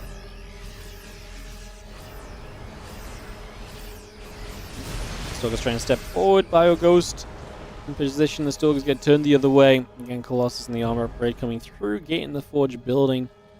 A lot of that's still coming online right there as we just see the SCVs mining. I mean, Trigger's just going to go home. He's done a lot. He's put pressure on the third, and during this, he's up to 4 bases. This is the point where I feel like if this was Hero or Classic, he'd be on 5, 6, 7 bases, right? This is the point where you start mass expanding. Maybe not quite yet, but like that should be something he starts going for sooner rather than later, right? Like the sooner you start kind of just expanding all over the place, I think the better off and the happier you're going to be about this overall. As the Guardian Shield pops up, one EMP goes into the center. I don't think an EMP or two is going to necessarily change things here. I still love how much Trigger has. He pushes up this ramp. The Vikings are going to be there to push the Colossus back and to try and turn those away. Stalkers, Zealots, everything joining in, pushing straight through. This army of Bjorn taking a ton of damage, but kind of holding its own. It's again another 18 SCVs going down. Like, Bjorn can't take a fight right now without bleeding out a ton of workers. That actually might be the biggest issue of all here for Bjorn, is that he just, like I say, every fight comes with like minus 15, minus 20 workers or something, and I mean, he lost 45 in this game, but there's like basically 3 big fights. So yeah, he lost a lot of workers every time a fight happened, and obviously sustaining with that worker damage being taken is rough, and that's a lot of what Trigger was kind of playing for there. Like, he wasn't necessarily playing for the home run kind of moment every single time. He was just saying, oh, if I can just, you know, shut down a little bit of your economy each time and then back away without losing much, and then I go again, eventually you get worn down as the Terran player, and there's not much else you can really do in that situation. And like I say, that's kind of what it came to at the end of the day. So, GG's, and we will head ourselves into Game 2 in a couple of seconds, guys. It's going to be 10,000 feet for a second map, as Trigger opens with a 1-0 lead, and we'll look to, I mean, if you win this series, you get into the playoffs. So, decide a matchup when it moves on. Let's see if we got it in us here as Trigger to take out a Beyond 2-0. Trigger's had some great results lately. It's been very fun to watch him see a lot of that success and so on, so very cool. As we get ready to resume. So, a couple moments, we'll kick this off again, guys. If you need tanks or libs or something else entirely, this is one of those games where it's just like, it's not really about what you needed versus you needed to just not be in so much trouble from the pushes from the start. You know, like, it's one of those ones where, like, it just snowballs so much, and, like, yeah, you get libs, but he can't get libs in that scenario because he was already behind. Because Trigger just pushed well and kept on pushing well and doing a bit of damage each time, it was so tough for Bjorn to get back on track, right? So, yeah. One of those times where it's like, it's not really about, well, obviously, like, yeah, if you get libs out, then brilliant, but how do you get libs out in the grand scheme of things here? It's, that part is, like I say, very difficult.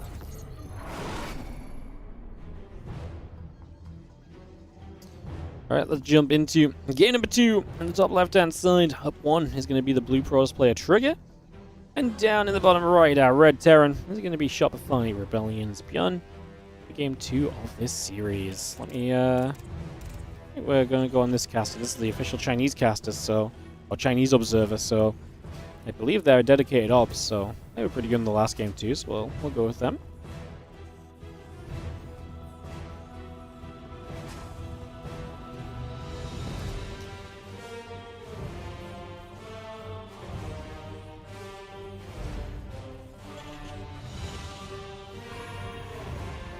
STV, Racks Refinery, all coming about right there.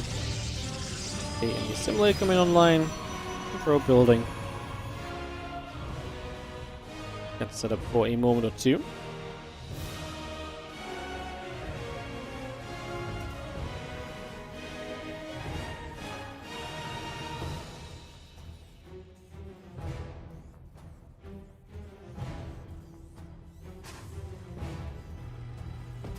Returns, checking over, looking to see what's up. Just gonna high five this SCV.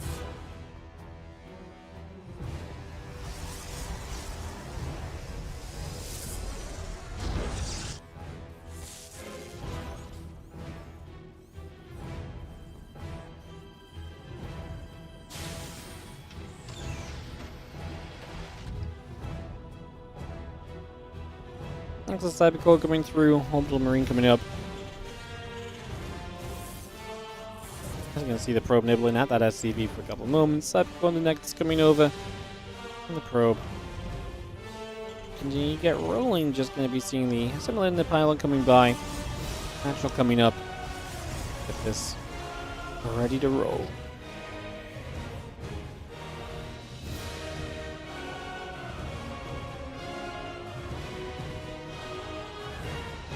We're on the bottom, seeing what's going on.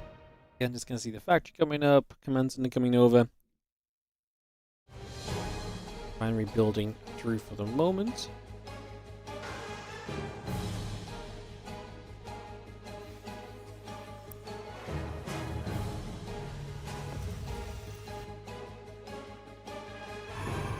Right, Council gonna start from Trigger, so it's gonna get his tech showing on the map here early to figure out where Game 2 takes us. Again, Trigger up 1-0 in this matchup. Trigger's had a lot of good results lately. I mean, how long was it? Not too long, right? 2-3 weeks?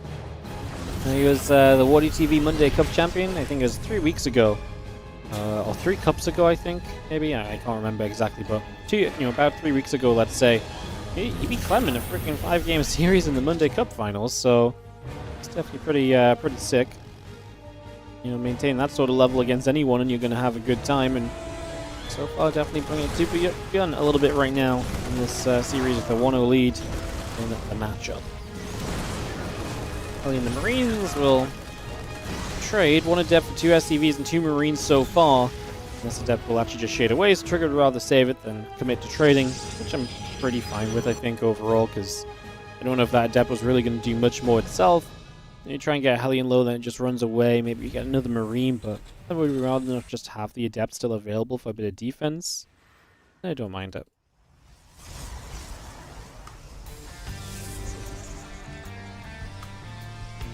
One couple gates, Robo coming about. Blink is halfway done, so you continue to get into that as well.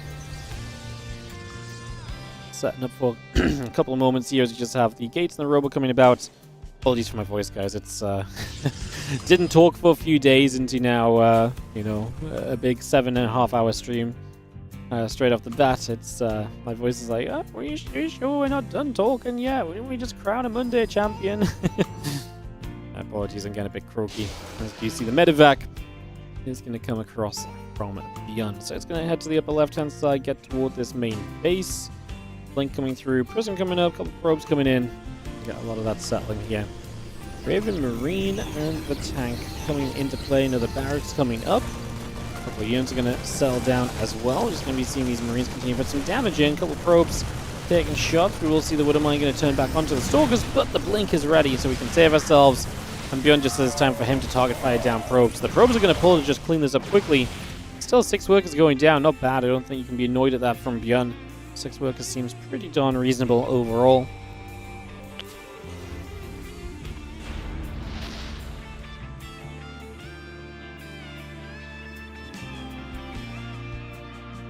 Barracks, a bunker, SCVs and a Viking, a tank and a Marine. A little bit of everything coming through right now.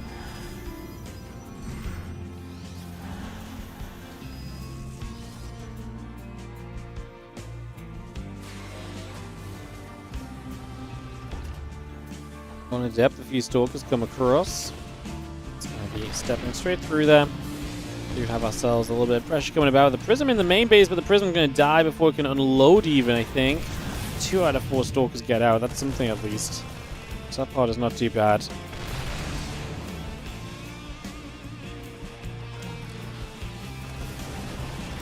Stalker's going to shoot bunker, taking some damage. 6 CVs down, to be fair. I mean, not bad for Beyond to find Trigger to find some damage, but Beyond getting some return fire, and he's gotten some pros with the auto turrets here. So the Raven finds 4 kills in total this game so far. So the Raven's doing fine, and we're killing some Stalkers too. This is not just free damage. 5 Stalkers, the Prism dead. It's pretty reasonable.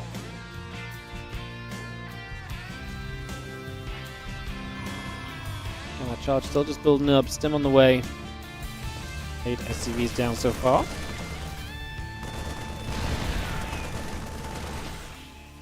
Stalker's trying to shoot SCV, will take some damage. Few hits coming around just for a couple of moments.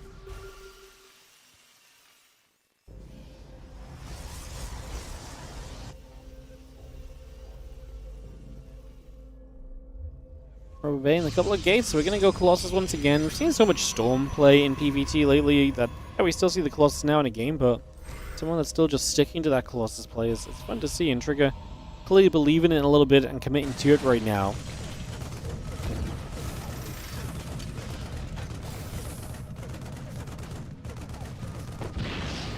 Probes just pulling back again, the +1, the charge both coming on the line, so we got a lot of that set up. Those gates still building.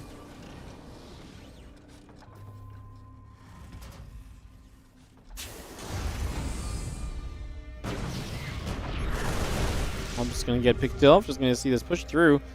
Again, Beyond always a keen eye for those observers, and now looking to try and get across the map. Bio tank looking to make a move. Combat shield, concussive shells, +1 attack. Hold of that building as well, so a lot of that coming up here. Tank's going to siege, Bio going to gather.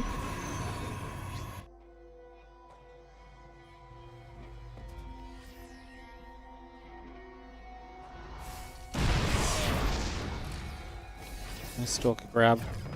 And make a little KO there. So again, anything to get rid of going to power up this push.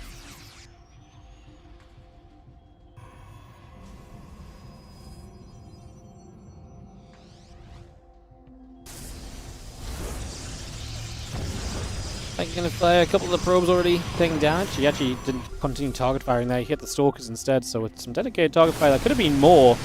As we are now going to see Bjorn with that stemming up, making this a dangerous shove in. A couple of Zealots taking some shots. And try and peel away from this right now. It's just going to try and stay out of trouble. A few more Zealots warping at the same time. Mobile facility going to be continuing to produce through at the moment, so we get that on the way. Raven just gets taken down. The anti-armor missile trying to strike onto those Zealots. Got auto mine shots looking to come through. Oh, Colossus stepping forward. That's going to get blasted. It's going to go down right away here. We're now going to see these medevacs continue to try and kite this back. Get us back on track as we see the Zealot Stalker continuing to chase. And, yeah, these Marines have to keep on running. The Stalkers are chasing Zealots coming after hot and heavy right now. This Bio going to try and turn away a little bit further once again, just trying to keep out of reach at the moment. And Medevac's taking a lot of damage. Bjorn again hurt hard in this counter. We could turn and get rid of this third base. That's going to be cancelled, so Bjorn gets thrown down to 2 bases while Trigger is expanding up to 4. And that is a disaster and a half here from Bjorn. I mean, suddenly you're down a lot of army supply. You don't really have much to play with anymore. And your opponent's going to start building Colossus and just mass expanding because you have no way to pressure them into not doing so. So now these next few moments really become very difficult. Like, you know, from this point on, where do we really go from here? It is going to be an absolute challenge, no doubt. The foreseeable future. We do just see the Vikings, the Marauders coming up, armor upgrade coming through. And we do see the starport still building as well. It's going to be second starport, get to a lot of Vikings. And Bjorn just going to try and reestablish a third base within his base at the moment. As unexciting as that might be, it's just the way of it right now. As we have a couple more Marauders and those Vikings still all coming on through. So a lot of that coming up.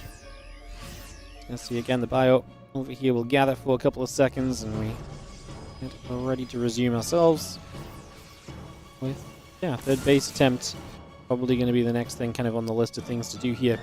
Get that third base going and away we will head. Marauder Viking, armor upgrade, medevacs in the Ghost Academy, all these bits and pieces coming up right now. When Marines hit that hallucination, Vikings will be there to hit the hallucination back as well.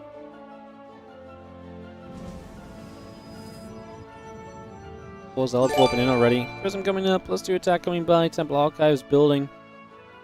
And Gates and company coming up still, so we get a lot of that coming in right here.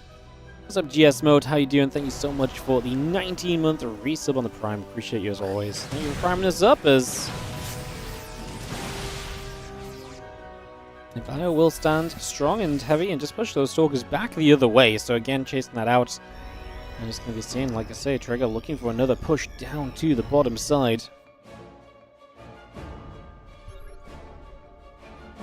It's a big army, man. I mean, Trigger's just in such an awesome position here. It's hard to really say anything otherwise.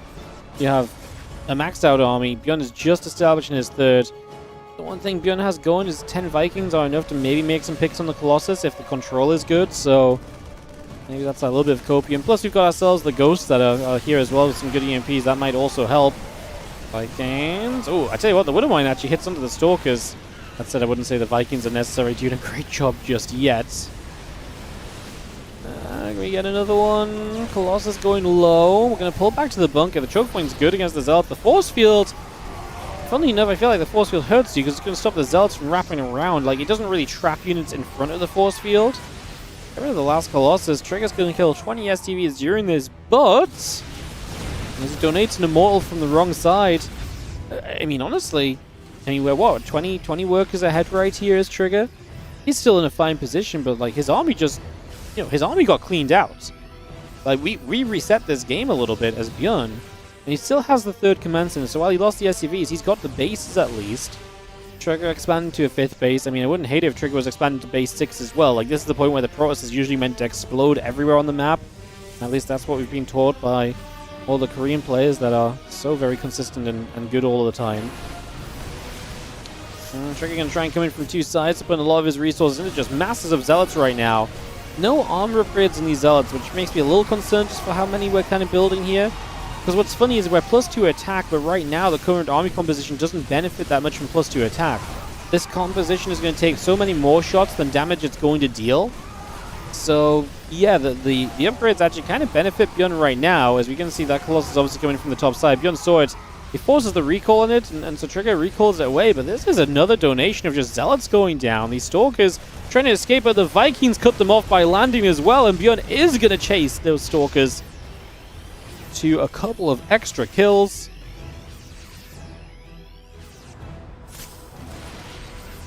Bio comes over, Stalkers go the other way. We will see the Bio Force still gathering. Medivacs will do some healing. Let's have ourselves a few more Zealots gathering with that Storm upgrade. Not far from being done from Trigger, so that's going to be a nice aid. But man, imagine he just hadn't thrown away so much into a 3-base Terran play who he did not really need to shut down from being on 3-base. Now Bjorn going to get over to this right-hand side. This Nexus is in some trouble. This pylon is going to fall. That is going to be a cleanup. Nexus goes down. There it is. The +2 attack coming in. Oh, nice Storm. We're going to hit a lot of the Bioforce right there.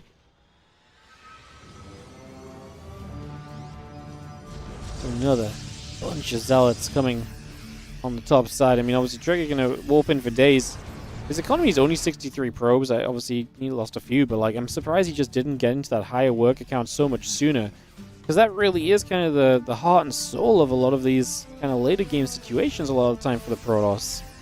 I feel like Trigger just felt like, I don't need to do all of this like mass expanding and economy building and prepping and stuff. He just sort of just was like, I'm just going to kill him. But killing him has not worked out. Like I say, Bjorn has found some good defenses and has kept himself in the game. Now, don't get me wrong, his game's not lost at all by Trigger. I mean, the supply is still in his favor, economy's still in his favor. Losing the 5th base a little frustrating, and like I said, I'd kind of love to see him just instantly rebuild it. Like, the moment you realize you're losing the base on the right side, why are we not building the base in the middle, you know? So I'd like to see a little bit more of that from Trigger, because he's got the money for it, right? Like, you know, you're not telling me that he's got 800 minerals just sat there banked at the moment. He's not gonna, you know, he couldn't afford to kind of just use a few to actually expand again. So yeah, I'd like to see him just be a bit more quicker in kind of action towards expanding and kind of keeping up in that regard.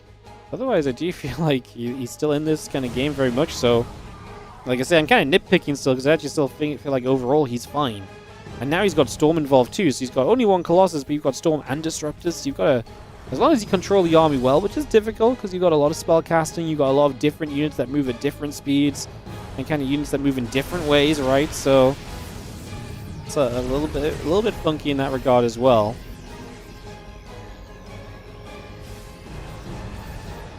We're going to move about, just going to see the High Templar. Ooh, very nearly getting sniped. It doesn't quite go down just yet. Doesn't fall for the moment.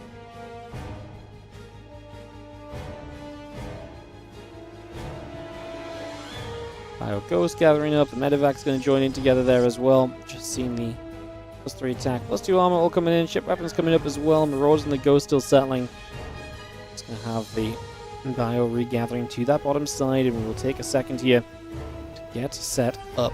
Now we're going to have the upgrades finishing from Beyond to be 2-2 to the 3-1, +2 armor finishing soon. The sooner we get armor, the better it is. This is still a very Zealot heavy composition. First couple of EMPs come down nicely just to begin with. More shots still trying to line themselves up. A couple of High Templars setting up as well, so again, they will see what they can do. Take a second or two, and an EMP onto the High Templar. One Storm comes out from it. Bjorn is getting a 4th base, and I didn't know if he was ever going to get a 4th base on what Trigger's army looked like, but I feel like Trigger should have been there to kind of put a bit more oomph on kind of stopping this, right? Because let's be real, that 4th base is unprotected right now. Like, it's a more open space you could maybe attack into. I feel like that's something Trigger should be trying to capitalize on right here. He does move into position for it. The High Templars just walk into range, though, and so that's a mistake. High Templars go down, and we are going to lose, I mean, 3 High Templars that were full of energy. A couple of Disruptor shots going off. Now we're going to get chased because we just lost a lot of our main splash damage. One Colossus doesn't exactly do a lot on its own accord, and then a couple of Disruptors can only do so much as well if Bjorn's micro is good against them. Trigger is really letting this game just, I want to say slip through his fingers, but like, I honestly feel like he's trying to... I feel like this game's a bouncy ball, and Trigger keeps throwing it on the ground as hard as he can. He's like, I don't want it! And then bounces back in his face. He's like, oh, it came back again! Because he keeps losing this game in my eyes. And then it comes back because he's so far ahead he just can't actually lose it. He's like, no, I don't want to win. He throws it against the wall. It comes bam, back in his face once again. It feels like there's a bit like that right now because he's done a lot of things to really hurt his chances in this game. And again, that's never fun to say or kind of talk about, right? We don't love, the players not playing great. But I do think he's gotten caught up in this game a little bit. I don't know. He's not trying to actively throw the game, obviously, guys. But, like, he's ending up in a lot of positions where it's just... I feel like a lot of these scenarios were very avoidable compared to where we are now, which is, obviously in... I mean, Bjorn's ahead on supply again. Look at the army size in this game. Look at the couple of armies fights that have happened. This fight here, terrible for Trigger. This fight here. And it's just all just Zealots. Another fight here, Zealots. Another fight here. Just so much going down. Resources lost in this game. It's only a 9k difference, which is kind of incredible, but I think a lot of that is actually more so just on the fact that this is only a... it's only... So it's only 9k, but it's also because he's only been thrown away Zealots, I guess. And honestly, all of this would have been fine if he'd actually just mined off more bases, which is what we're used to seeing. Like I say, getting to that higher base count is something I felt he was going to get to way sooner. Big fight here, and Bjorn is going to get rid of the Colossus on the top. It does cost him the Vikings, though. Well, keeps chasing. Obviously gets a base to this side. I mean, that shouldn't matter. Actually still have 2 Colossus from Triggers, so he does have some of that splash. Now the Viking count's not great, so maybe that's his way to actually take a fight.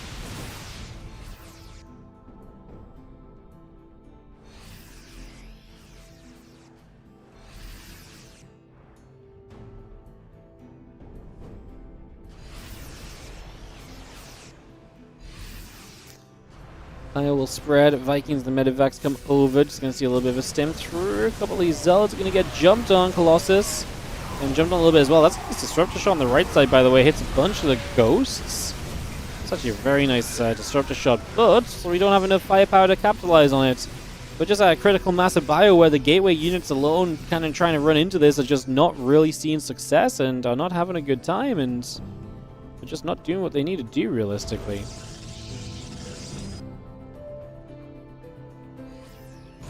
Big push on the left side, just going to chase through. A couple of Zealots get chased away, so here you go running for a moment or two, but this one is... I mean, at this point, you're down half the army supply, and Trigger is not mining from the bases, because the bases he has are kind of mining out, and the extra bases can't mine because Bjorn's killing them, so... Can you find something? Obviously, good few Storms might be able to make a difference. I just don't love that it's just one Colossus. Because one Colossus feels very like, like, is it really even worth having? Well, I guess better than not having it at all, but, I mean, the second one showing up, it's just going to die so fast, it feels like it adds nothing to this. The Zealots run in, and GG gets called. That's just going to be it, guys. That is going to be a game number 2 going to Bjorn. I don't think Trigger threw this game, like, I think Trigger was in a really good position in this game. I just think he made some misjudgments. And instead of just guaranteeing himself to get more and more ahead, he just kind of took some fights that I actually think a lot of the time were fine if he was just up another base with another 15 workers and then reinforcing to go again, right? So yeah, I think he had the lead. I think he had the advantage in this game, and he just misjudged where he was at in terms of being able to finish this game off and to close this out, which is obviously unfortunate, but alas. Sometimes that is StarCraft 2, figuring those things out and not making those mistakes. There's the difference between the wins and the losses that you see coming your way. That means we get one more map here between Trigger and Bjorn. Map 3 is going to be on White Rabbit. I'll just give it 10 seconds or so, guys, because I just had to run some ads, so I'll save you guys from missing the start of the game. We're doing replays, so we're in no rush to jump in game either. It's not like we're holding any players back or anything like that, so we'll take a few moments. Get set to resume soon. Do do do do do do do do bum bum bum bum bum.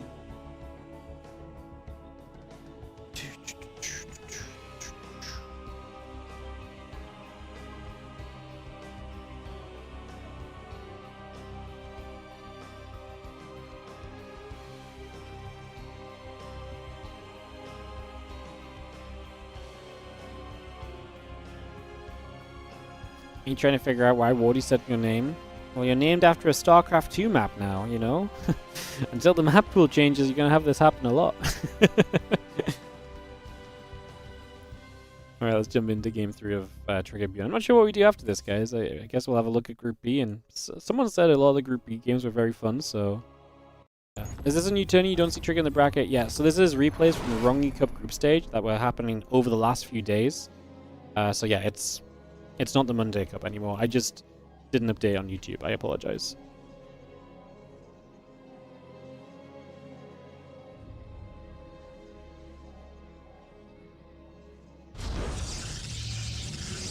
Bottom left trigger is going to be the Blue Protoss, who I feel like is probably going to be able to live and learn a little bit from that last game, honestly. I feel like that's one where we look at, we learn from a little, and I think we can move on from it. Like, I feel like we can move on positively. It's frustrating to lose it, but I think you learn a lot from that game, and I think a similar situation probably doesn't happen back-to-back here, because I think game to game, I think just getting out of the game and looking back and being like, okay, what just happened, and just taking that moment to like really process it will help him to play a bit better and differently in the scenario compared to when you were in the game and maybe you think he does the same thing a couple times over. It's hard to stop and process while you're playing to kind of figure out what you need to do different. I think between games, if we see something similar, like I say, in terms of the game state, I think it'll play a bit differently. So, but we'll see. To get this up and ready to go.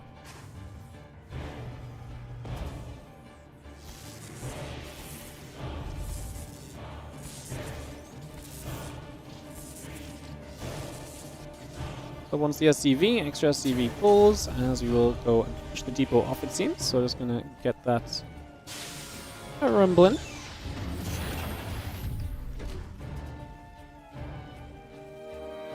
Orbital building, Reaper on the way, orbital building, Cybercore and the Nexus both coming online. Let me just get this one up and running. So a little bit of just getting established here early as we get set. Probe nibbling at the SCV.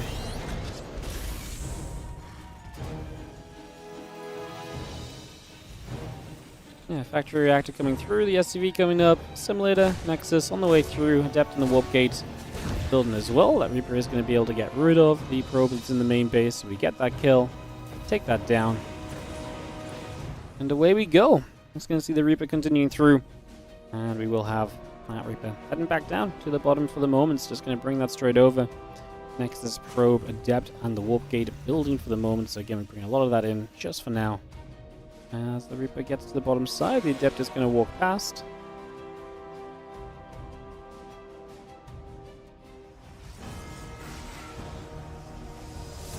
Adept cancelling that shade, Reaper into the natural, turning around, Twilight Council halfway done.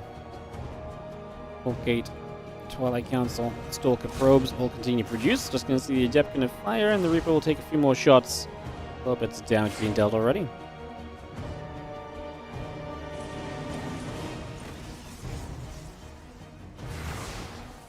Nice movement from the Adept, forces the Reaper back into the main, and the Stalker to play the KO.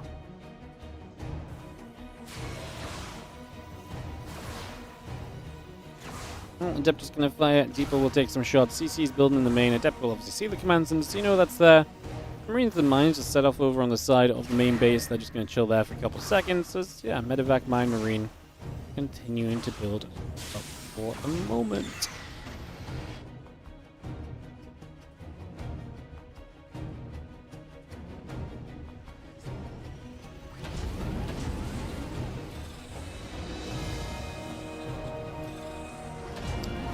Medevac, I'm just going to go boosting them, so it's going to be the triple Widow Mine drop to try and go across the map and deal some damage initially here.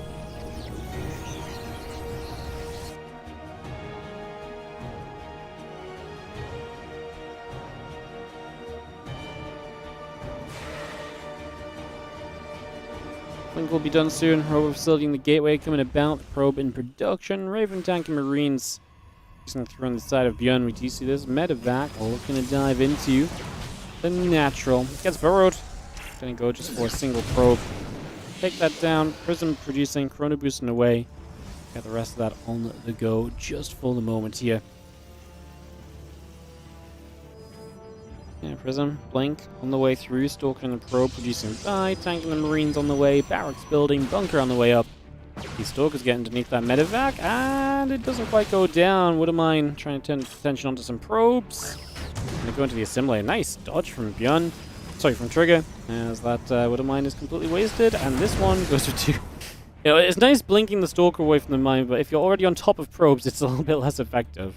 Not sure if he actually was intentionally trying for that, or if that was just a fail because he was actually just focused on trying to kill off the medevac, so he blinked after it, and then, you know, either way, a couple workers go down. Not the end of the world for Trigger, nothing worth getting upset over. At the end of the day, he's still fine. But just funny when you see the Stalker do the right thing, but in the wrong kind of way. Right thing for itself, but not the right thing for its buddies, is what it comes down to, I suppose. Stalker's still coming around. We are going to have the few Marines going to be there. The SCVs pull forward. We're going to jump onto this bunker and try and do a little bit of repairing initially. And the tank is going to fire some damage back the other way as well. So we've got some damage out on that. Raven is going to be here. Those probes pull over as well. They're going to get set up one more time. And we have more Stalkers setting up at the moment as well. Stalkers setting up, stepping through. Bunker goes down. Blinking forward, tank is going to be killed. I'm just going to see the rest of these Marines pushing in right now also. You just see our Stimpack Marines, SCVs building through, and those Marines are still damaging up those Stalkers, putting some work in for the moment, for sure. Alright, tank, Marines, the Stimp still building. We jump into this main. 6 probes down for Trigger. He's built a few SCVs. He's going to find a corner to hit the Stim on, but he's going to get bullied by the Siege Tank. It does damage to those Stalkers. Bunch of those taking a lot of hits early. It's going to be hurting. It's going to be rough as the tank Marine Stim still building through. The Engineer Bay Reactor coming up. Refinery coming online. The Stalker's going to step at the front again. One Marine going down already. Now we're going to see a Stalker going down also.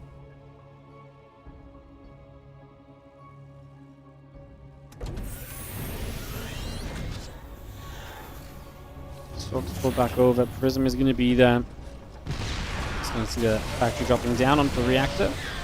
And the Stalkers just trying to fight a little bit. A couple of those Marines getting picked away at right now, so again, a bit of damage being done already. Just going to see the Stalkers warping in. The Observer steps over for a moment. Auto turret fighting. A couple of probes going down.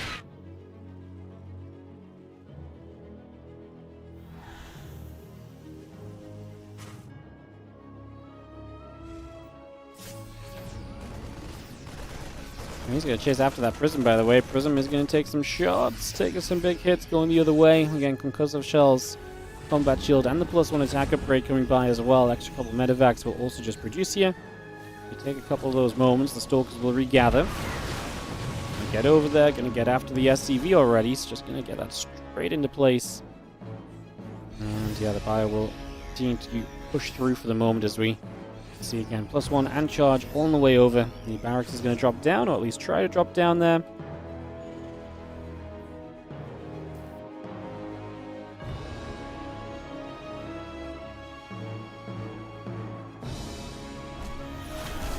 And Spell's just going to come back in. Trigger doing a good job of just keeping the pressure on right now.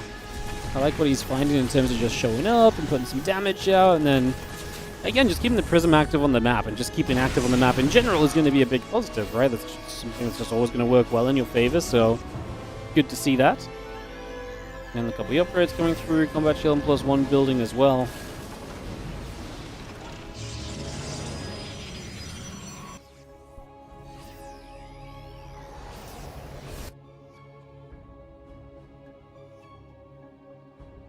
I mean, this game Trigger's going to throw that 4th base down. He's keeping control of the map.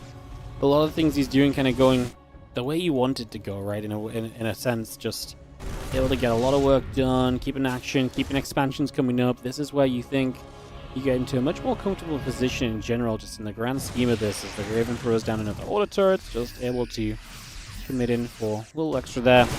We're going to see is that Stalker going to start running through, and the Bio is like, uh-oh, don't love that. So the moment you try and move out on the map, it just doesn't go well for you in the slightest. So that part really is not fun at all.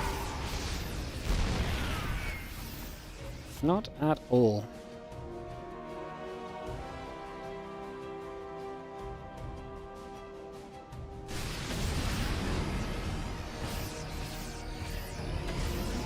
Gonna be seeing the bio gathering. A couple more units setting up as well. Just trying to see where we can go to. And ourselves settled in again. +2 thermal lens all on the way about here just for a moment or so. Gonna see the Stalkers settling at the front. They want to try and fight that bio army if the opportunity is there. So we'll try for that. Let's do set up and pull back a little bit. Couple tanks coming over. Bio settling. Big push from Trigger. Has the Colossus start backing this up as well. As Bjorn establishes the third base, he'll also have access to the access to ghosts. He does need to find an answer to the Colossus, because if those Colossus sit in the back and deal damage untouched the entire time, that is where Trigger is going to just see resources stacking up in his favor in the resources lost tab, able to just generate so much damage without really being touched is a problem. And yeah, the tanks will zone a little bit, but if the tanks have to busy themselves with zealots, then they can't protect against the Colossus the whole time. So definitely becomes a little bit of a question mark in the grand scheme of things.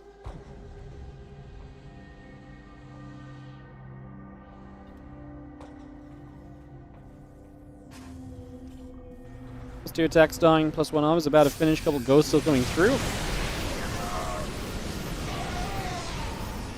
Bio gonna turn. The thing is, as beyond, is you've got to stop this kind of zealot force from getting into your mineral line while also trying to zone the main army out. So you really got to kind of play this balancing act at this point in time.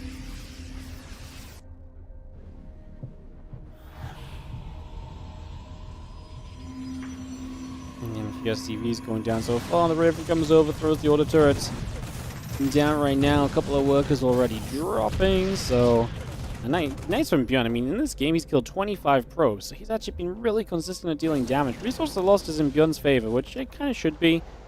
Again, this is what Tricky's taking a 5th base, but let's keep that probe count up. Like, I think that's why I got concerned from him. Like, I like the expansion rate from him a bit better this game, but let's make sure we have the probes to go with it. Like, having a 5th base without probes to put on it, is that worthwhile? You know, you can just afford so much more if you get to 80 workers now, and then try and, you know, put on all this pressure of the Prism and the main. And like, don't get me wrong, this is the right idea. He's doing the right thing. Just let's do this off of, you know, an extra like 15 to 18% economy, and it's just going to feel so much better for you.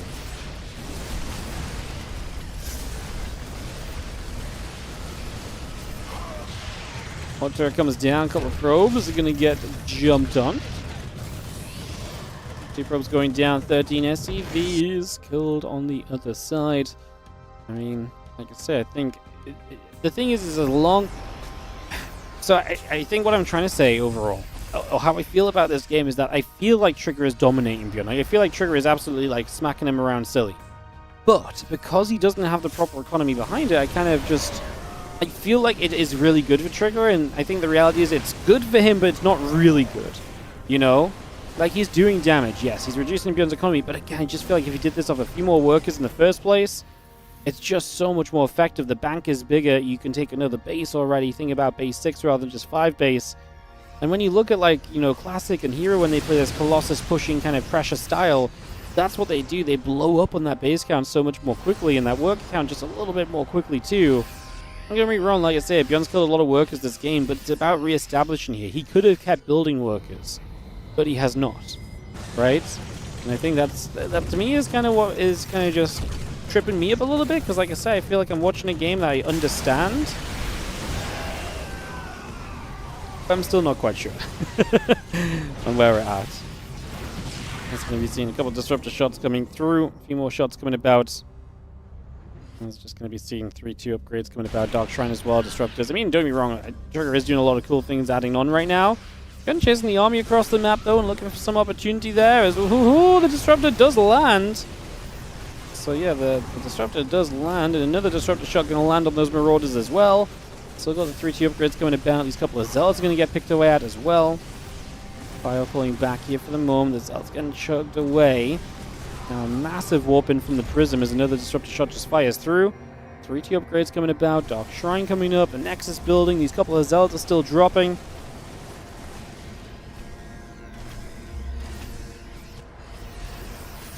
Clem and Trigger all continuing up. The Bio going to fight. A little bit of the Zealot Stalker taking damage as well. A couple of disruptors. 3-2 coming about as well. +3 attack upgrade on the Engineering Bay. That's about halfway done currently. You see our command center just joining on the fourth base. Floating over there for the moment, as yeah, we have the prism back around just for a couple more moments. Trying to see what else we can do.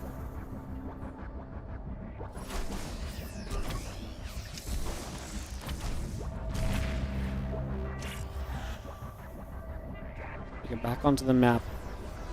Trying to re-establish the base that he just lost out on, so again, recuperating from some of the damage Bjorn dealt. Disruptor shot gonna fly dead center for that bio, but Bjorn so far good enough to dodge away from it, so not gonna let too much happen from that just yet. So nothing to chat on for now on that regard. It's gonna be seeing the Vikings still zoning out the prism. The Sorg's gonna blink over, not gonna get there in time to do anything.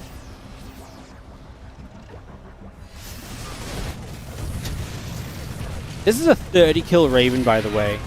Just 32 kills. They're pretty much all probes. He killed 39 in the game. Like, this is where all the probes have died to. It's kind of ridiculous that it's just one Raven that is making life such a misery at this point for Trigger. As this fight is just an absolute mess. I'm sorry. I was preoccupied with how crazy the Raven's been. And we see Bjorn actually having to retreat away, just very low HP on a lot of his units there. And that's going to be his bigger issue, as Zealots are going to charge up. Put some damage right now. More bio units coming about. They're going to fire through, looking for a little extra as well. Just trying to find extra bits and pieces, drips and drabs to add into this game at the moment. Zealots on the way, Colossus Disruptor, +3 armor. All those bits and pieces coming up as well, just bringing that online. As we do have this bio resettling itself for now. Colossus Disruptor and the armor upgrade all building through.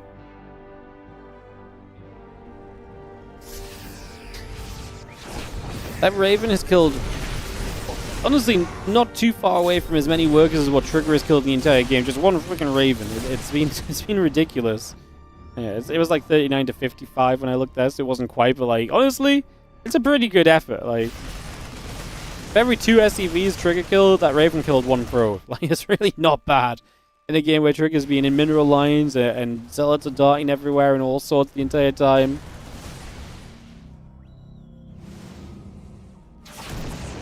Two-chip weapons coming up, +3 armor coming in. Zealot still pushing through. Widowmine shot goes off on the Zealots.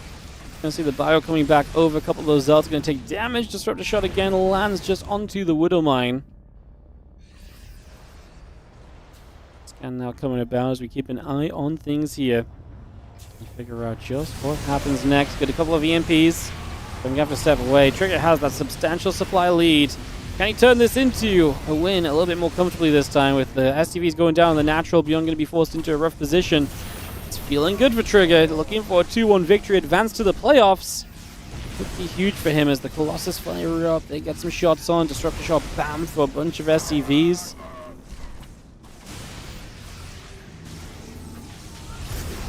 Both those Disruptor shots try and fire through too. A couple of ghosts go down. The SCVs are going to pull in as well. I think it's going to be GG. Trigger is going to take game number 3 of this best of 3. He advances into the playoffs over Bjorn.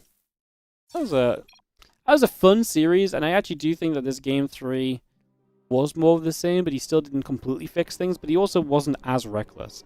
I actually think if that Raven didn't do so much in this game, I actually think it probably would have been fine. You know, if that Raven was like a little bit less effective, I think this probably overall would have been kind of okay for Trigger, really. Which is kind of crazy to say, because that Raven did a lot, so obviously, yeah, it would have been better, but I think he would have been, like I say, just a bit more okay in the grand scheme of things. Alrighty, guys, that's going to round out that matchup. Yeah, like I said, I think we're going to have a look at some Group B action, and just kind of pick a game that sounds fun. How am I going to do this comfortably? What's my best way of doing this?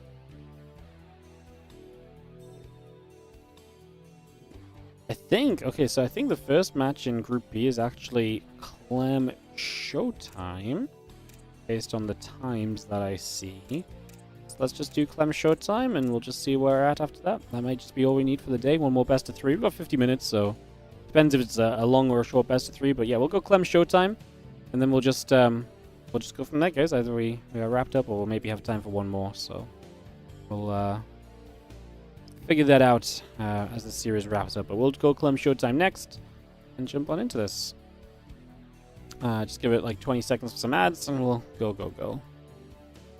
So yeah, if we start Group B today, what we'll do is we'll work through Group B, kind of into tomorrow. So tomorrow we're going to have more playoffs, but I just want to cast these games. It's a cool tournament, so even though we're going to be casting the groups after the playoffs, which makes no sense, I still think it's cool to kind of jump in and get to see the games. So yeah, I think we'll probably cast through the majority. So this is the first match of Group B, and we'll just start working on that, and we'll see how far we get tomorrow, and then we can make a bit of a better plan for Wednesday in terms of how much we want to cover.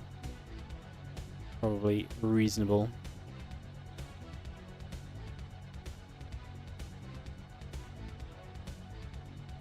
Alright, let's watch it. Send it.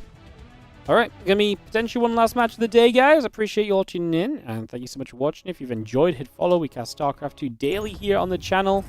So if you're new, if you've enjoyed the games, you want to see more, we cast every single day pretty much, unless I'm away for some reason. So whether that's our own tournaments or other tournaments, like I say, hit the follow button. And if you're on the YouTube and you don't already like and subscribe, then like and subscribe. We had so much YouTube viewership today. I know Twitch has been popping off with the front page, but man, like, YouTube hit like 600 views during the Clem series earlier today. That's pretty ridiculous in and of itself, to be honest. So YouTube just continues to be a pop-off kind of affair lately, which is so cool to see. Great to see it, just having a good time. Appreciate the love, guys. Appreciate y'all. Let's bring it home with one more game, or one more series. Showtime versus Clem. Game 1 of this BO3. Let's get this up and running. Okay, check this, the Chinese obs. I don't think it is. Oh, guys, give me 1 sec, because this is a different day, and it seems like they've got casters in a different order. Give me 1 sec. I don't want to spoil. Yeah, they've hosted in a different way, so they've got casters in a different order. So I just want to try and make sure we're on the right observer to be okay. So yeah, all right. So Showtime versus Clem, and get this on the way up. Yeah, because Group B was a different day to Group A, and they probably hosted like not in a party or something, so people are in a different order and stuff like that. So yeah, just take a moment to check on the right person. I just was afraid the length of the game might show up if I just clicked it on screen. So just to explain what happened. Nothing too crazy though. Let's just see a command center coming down, orbital command coming up. We got a lot of that building through just for the moment. So yeah, we got some things settling right now as we move on into play.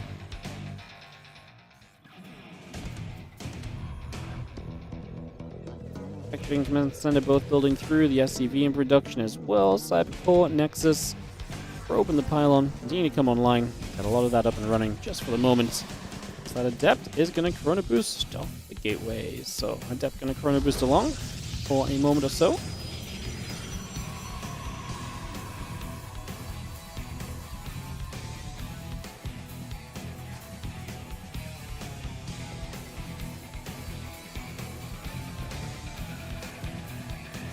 Patrick going to finish, bunker coming through.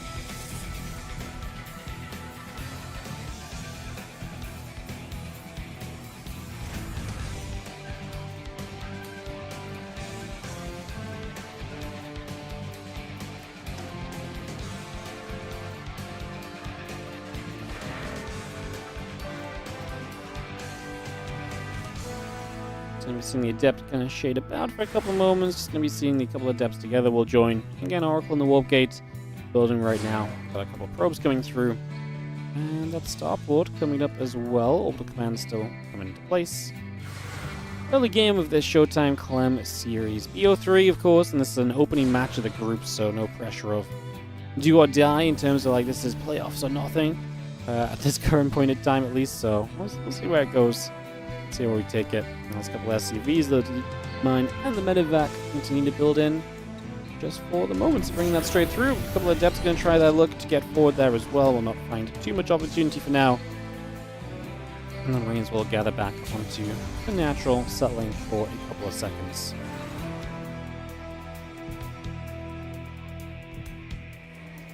Alright, Oracle's going to come over. Interesting to see a Stargate opening from Showtime. Obviously a big step away from what has been just Twilight Council opener after Twilight Council opener in this matchup in general as of late. As those Marines continue to fight, Oracles take damage. The Adepts take a bit more damage as well. The SCVs pull back over. 3, 4 workers going down. The Adept will fall. 5 workers going down. The Oracle still taking some extra damage. Nexus probes, Gateway coming about. Marines and the Viking coming through too.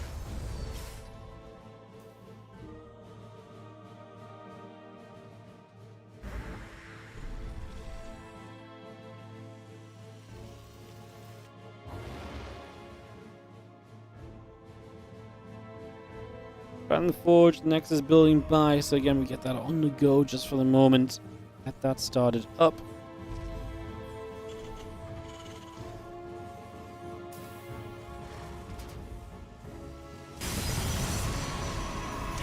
The Widowmine's trying to get in after those probes. Couple Stalkers hanging through again. Widowmine just going to retarget. Probe gets picked away at. We'll see the medevac coming back over there. Just going to look to relocate a little bit. I'm just going to be seeing the Widowmines dropping off. As the Cyclone and the Marines continue to gather. One more Stalker warping in. Extra barracks going to come through. Just going to see the medevac down that right-hand side. STVs, Marines, keep on gathering up.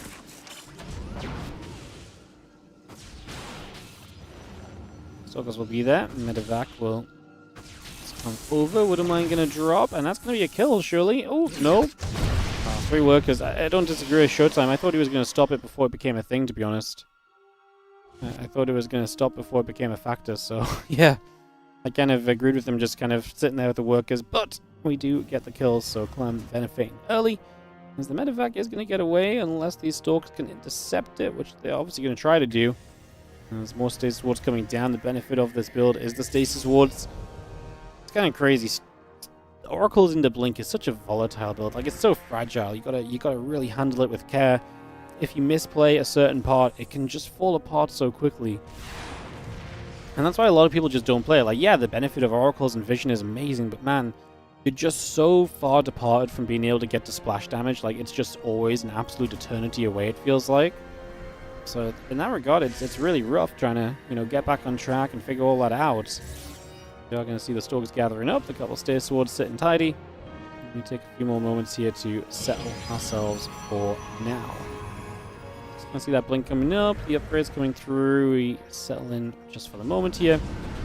And the Stalkers gathering, the medevac's boosting, and just trying to see where they can get to. Bunker is going to get filled, but no SCVs nearby, so the bunker will just die. We have a Cyclone, we have Mines. I don't think this is too troublesome for Clem. The triple drop across the map is a threat, and that's what Showtime has to get back for. He cannot allow this to get set up and start dealing damage, because then this falls apart, well, extremely quickly, basically, at that stage. So, yeah, gotta be readying up, and on top of that, ASAP is the TLDR, basically, as we are going to see this Bio coming through. A couple of Zealots going down. Stalker's going to try and fight. I'm actually going to get a blink onto the medevac. It's going to make this a pretty good cleanup for the moment. Pushing this away, the Bio kind of swing back around the top. A couple of Stalkers going down still. The Stalker still hunting. Medevac is going to fall. So medevac drops, and I think that's probably going to be about it on that one. So I think this is going to come to a little bit of the close.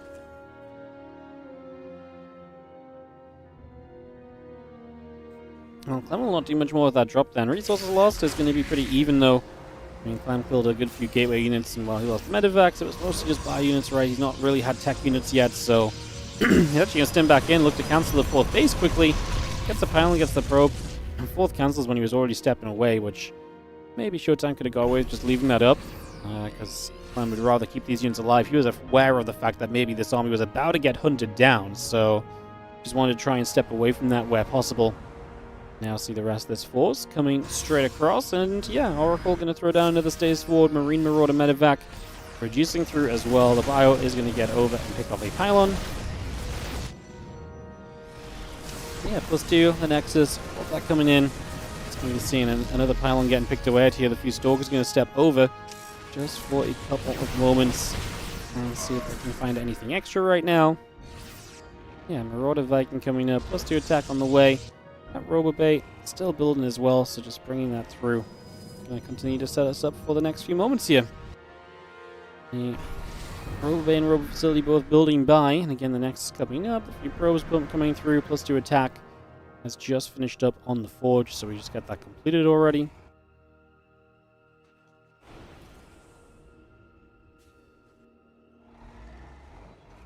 Bio Force of Clem looking to Stay on the map. A few Zealots peel away over to that right-hand side. Again, the Forge, the Robo Facility, and Robo Bay all coming up. The Prism and the +3 attack upgrade also producing through. We're just going to see a couple of revelations down from the Oracles. A lot of that coming by. And just going to see the rest of the Bio Army still moving around and seeing if there's anything we can get up to here for the next couple of moments.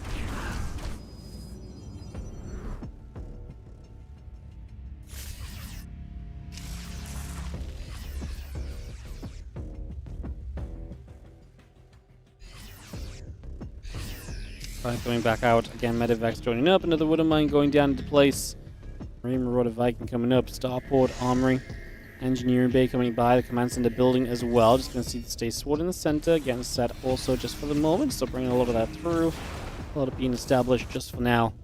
And again, Zealotstalker Sentry will join for the moment as well as we take a second to set up on all this. Right now, waiting to see what the magic is going to be here.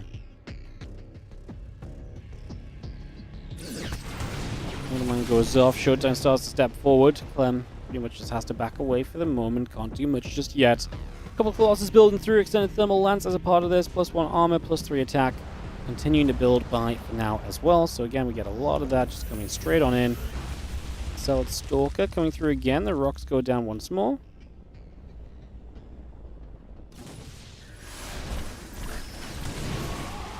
Fire coming back around to the bottom, and again, just seeing what we can do there. Is the army going to stem? Stalker's being chased. More Colossus coming up. Stays going to catch a bunch of that Bio Army as well. So again, just going to see that getting caught already. And again, 2-2 upgrades coming about. Marine, Marauder, Medivac still coming by. Mule dropping into play. We'll see another CC to the right side. Clem ready to keep expanding in this game. And throw Sun's Tower down. Try and keep an eye on which army, which direction Showtime might come from. Old Republic, a map with many pathways, so a lot of options in terms of where you come from and what goes on. So something we can definitely kind of keep track of there. You're going to see the Prism loading up. That's going to take its chance as well. I mean, obviously you got the Prism heading down the left. Clem doesn't see it preemptively, so that's really good for him. If there's anything there, just the missile turret will put some damage onto it, but the Prism will get into the base, so that is going to be good. For Showtime, he's going to lose the Prism now because he went back into a missile turret. I think if he went into the main, he wouldn't have lost it, and this actually would have been even better, because then he would have been probably able to warp in a bunch more Zealots, which is usually the goal, though he is maxed out, so maybe it wouldn't have actually mattered too much. Maybe he didn't actually need the warp in, because he was already kind of hitting max potential in terms of what he could do there. Bio and the Viking gathering, and we just again settle for a few moments as the Gravitic Drive comes up, so that Prism speed is coming online as well. 6 SCVs already dropping here.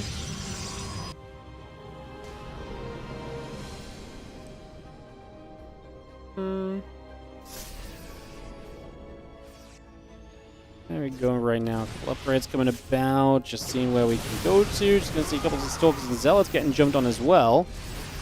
Taking a little bit of time for now. It's just going to be seeing the Colossus going to get jumped on as well. Just going to see some damage coming through.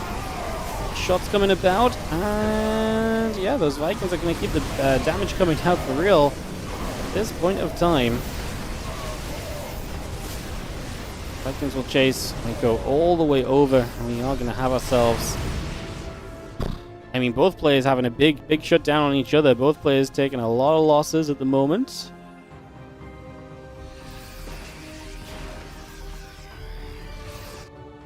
As units still gathering up and deciding just what we want to try and do for now. I'm coming over. We step through at the moment here, so again, just settling, and we do see the rest of the army getting ready to go as well.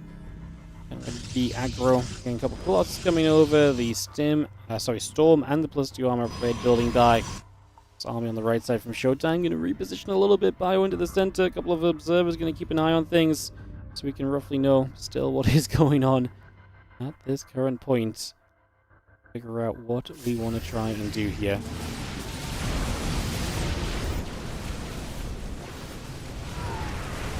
Get rid of this base. These units are going to be stuck, though. The Zealot Stalker force is not going to trade well, so Showtime will end up losing a good amount of these units. So that's actually going to become pretty costly. The Bio running out of there. Ooh, runs into a storm. The Marauders are going to disrespect the storm a little bit. I mean, they take damage, so this is one of those moments where everyone says, "Ah, Storm does nothing," but these units are still now low. Like, they went to half HP, so it does struggle a little bit to kind of keep going, or it uses a lot of medevac energy, so you can't do that forever as Clem. You've got to pick your moments to run through those storms, and he thought that one was worth it to kill some High Templar off. Now in this fight, is he going to have enough to keep going through? Colossus is about to show up as well. Going to get involved here, put some damage in. The biotech hits, the Zealot's coming over. Still chasing, Stalker's blinking underneath, going after those medevacs in that bio army. And the bio having to pull away a little bit as well. Just getting out of there for the moment. Tearing ourselves away from this. And Clem comes out of this down supply up against the 30 worker advantage of Showtime. Showtime can rebuild quick. And with a lot of stuff very quickly is going to be the real big kind of detail on this right now. As you can see, the Stalker's going to get jumped on. The Zealot and the High Templars taking damage. I mean, Showtime's chasing. He clearly feels the opportunity right now as he pushes straight down his bottom left side. Clem has to keep on running. He's going to try and stop and turn and fight when he can get an opportunity to, but it ain't going to be easy. The Stalker's still going, and Marauder goes down. Again, the couple Colossus, the 4 Zealots coming about as well. Oh, like I say, it's kind of dangerous for Clem. He's in trouble.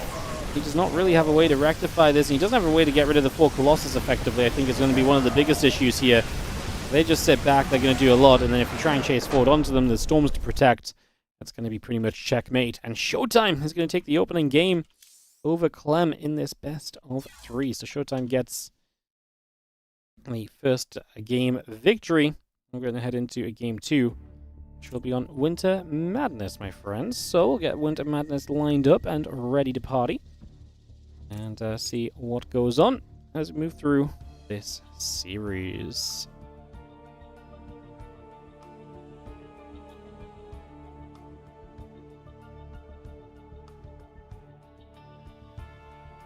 Let's give it 1 minute, guys. Which games are these? This is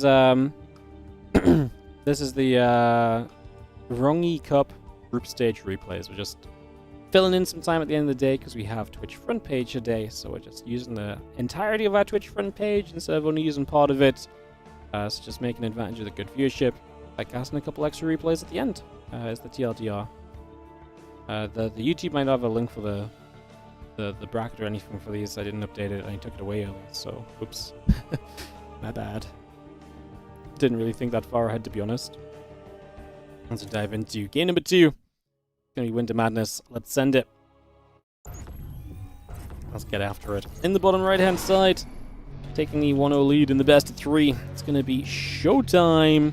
He battles against Clem, the blue Terran in the top left corner of the map. For game number 2 of this best of 3 series. And I just realized I need to do this for a second again to find my observer, guys. I apologize. There we go.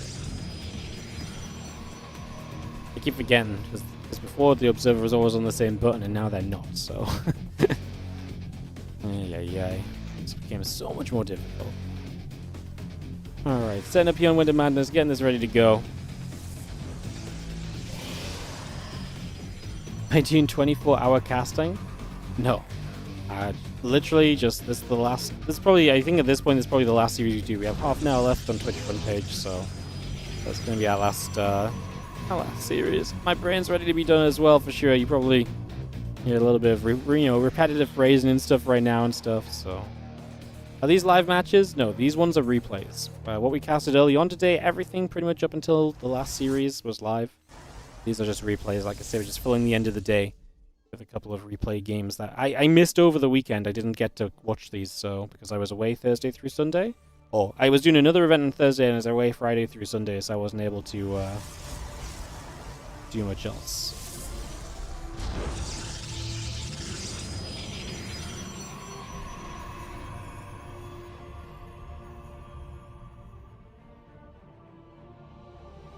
Got Cybercore coming through, Reaper in the orbital coming up.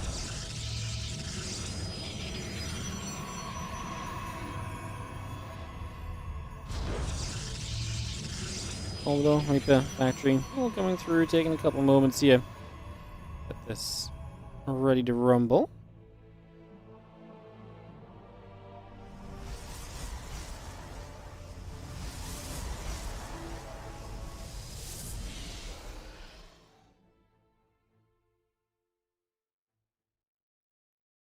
Pip and the Factory just moving through. Just taking a second to get set. Showtime with the 1-0 lead. Played a good game. When that Colossus style gets off to a good start, it's very fun to see just how much can continue to come about.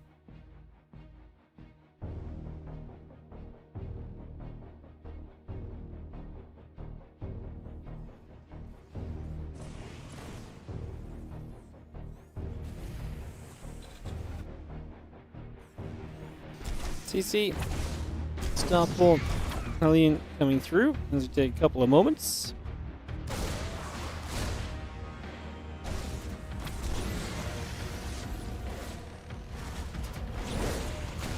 As you can see, a couple of these units going to fight.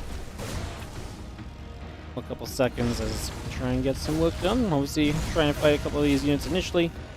Trying to see what we can do just first. Maybe that's all going down. Maybe a pretty decent shutdown on that just for the moment.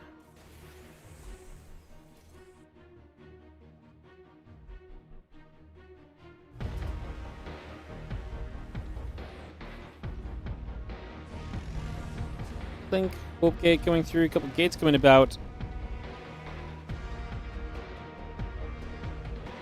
Let's have the couple Reapers and the Hellion coming back through.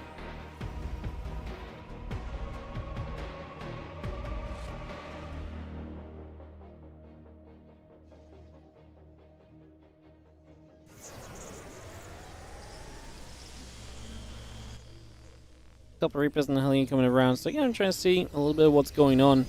The Robo facility's about halfway done. I'm just going to be seeing the Stalker going to be there to push the Reapers and the Hellion away. You have the Blink coming up as the gateway. So just coming through. And Medevac coming by and trying to see what is going on. Just going to see the Stalker in position. Reapers and the Hellion get turned around, and yeah, Tank and the Marines continuing up. The Barracks coming over. Just for the moment. Prism coming through, Blink on the way. We just see some pressure from Clem. There's Medevac about to drop in the back, so in we go. Let's see what we can do. A few Marines in the Cyclone. Defense from Showtime. There's going to be a few Stalkers, and he pushes us away pretty comfortably. If I donate $100, would I play another SCT commentator in a show match? Not pro, but like Upper Tree or Loco and around High Masters for 1.5k elo? I would get destroyed. And it's not the kind setting something up to get destroyed and does not sound like a lot of fun, so if someone invited me to play and I didn't have to organize it and you just found someone for me to play against, sure. I would not mind playing a little best of 3 show match or something, but I'd get destroyed. I don't play anymore, man. My MMR is bad. I don't know who casts that would be kind of my level-ish anymore, because I feel like everyone else still plays a bunch because that's kind of what they do in their stream at points. Yeah, I don't know. A weird one. Stalkers and the Adept can come through and take a couple of seconds to settle down. See the few Marines and the Cyclone just coming about right there. Stalkers and the Adept gather together for a moment or two, so we settle that in. And we are going to see the Stalkers going to come across, get some damage dealt. Pushing around. Observer still sitting overhead. And we do have the charge coming about, Nexus, Gateway, and the Forge continue to build.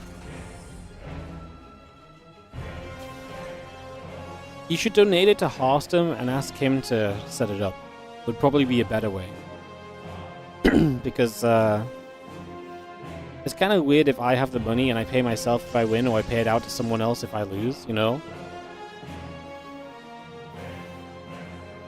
So, you think I should play some and show the community I can do a grind? Yeah, I don't really want to though. Like, the problem is I don't enjoy playing StarCraft 2 anymore, because this gonna surprise you, but when I play, I suck, and I know that I suck because I watch a lot of StarCraft, so I know how much I suck, and I know how much better I used to be. It's a pretty vicious cycle, because I play, I suck, it feels bad, it makes me not want to play more, and I just don't really enjoy it. I don't really want to put the time into learning specific builds and stuff, and I don't know, I'm just kind of happy to say I'm retired from playing, to be honest. I play every now and again, but it isn't fun. It's fun for like a game or two. It's fun for like a handful of games, but after an hour or something, it's just like, man, I'm real bad. Like, if a few things happen, I'm just like, man, I suck. Like, I just can't do anything right. I can just feel it, you know. I just know all the mistakes I'm making, and I just know I'm not good enough to come around. Play for fun? Yeah, but it's not fun when you know how bad you are. Because it's not about being bad, it's about knowing what you want to do and not being able to do it. That's not fun, that's frustrating. Like, I used to be better, right? And if I know what I need to do, but I can't do it, like, that's just not, that's not fun. That just is me realizing my faults. And I have to put in hours upon hours upon hours of work to fix those. Just to even begin progressing, you know? So... well, that was a good surround from Showtime. Cleans this up. Was Clem to come back.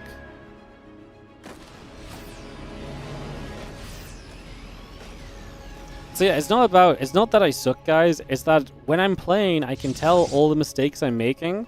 And so it's just frustrating because I know what I want to do, but I literally can't make my hands do the right things. And I literally can't, I just can't complete what I want to do. Like, I know I want to do something or time something in some way, and I just can't do it because I know my goal and I'm not able to carry it out. So that's not fun. That's frustrating, you know? And that's not being annoyed that I'm bad per se. It's just my knowledge of the game way supersedes my ability to play the game. And unfortunately nowadays that makes it more of a frustration than, like, it's just hard to find the fun in it. Because to me, the fun in StarCraft was grinding and improving and seeing progress and stuff. And the reality is, I am hundreds upon hundreds of hours away from being able to get to a point where I could start doing that again, you know? There's ladder anxiety, but this sounds like ladder depression. No, I play some games sometimes. It's just like, I will play like a few games every few weeks or something, and that's enough for me. Like, I don't need to...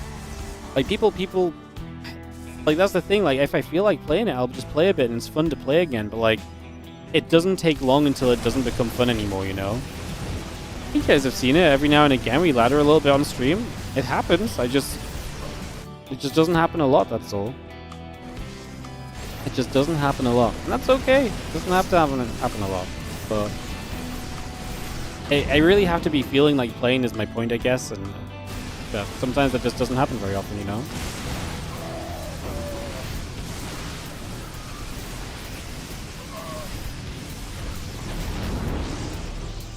Another Vex pull back. Let's do attack coming in. Looks like Thermal Lance coming through. Just going to be seeing my Marine Marauder Viking coming across. Armor upgrade coming over. And we get set and readied here. Gonna see a couple of these Marauders dropping down. And we get Clem ready to kind of keep on pushing a little bit.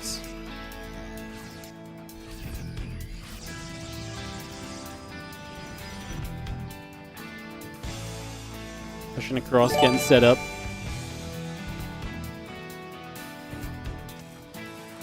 What's up, Honkus? Thank you so much for the 613 sub on the Prime. Appreciate you. Thank you very much. As you just see, our Bio can actually dive this Nexus and get the kill, so that's going to be a nice grab. Clem is going to get chased. He gets a good Widowmine connection on the Zealots as he runs. And just trying to pull these units away for a couple of seconds and try and escape away a little bit. Stork's going to get underneath the Medivacs. We're going to get one. We're very close to getting two, but not quite in the end. A few other Bio units coming back along. Just going to be seeing the probes continue to take damage. Stork's playing underneath. Medivac goes down. Just going to be seeing the Bio. He's going to continue to chase those Zealots away. What rank did I used to be? My absolute peak was like 5.4k MMR on on EU. And that was when 5.4 was not GM. It was like coming up to GM, like a couple hundred beneath it or so. Or borderline GM. I peaked there for like one time. I didn't get there frequently, but that was my peak. I averaged above 5k for a decent amount of time, but yeah, 5.4 was my peak. When I was practicing for one of the caster tournaments. It was the only caster tournament I genuinely had a chance to get on my group. Played some good games, but it wasn't enough. There's our army from Showtime. Backs up back down to the bottom side.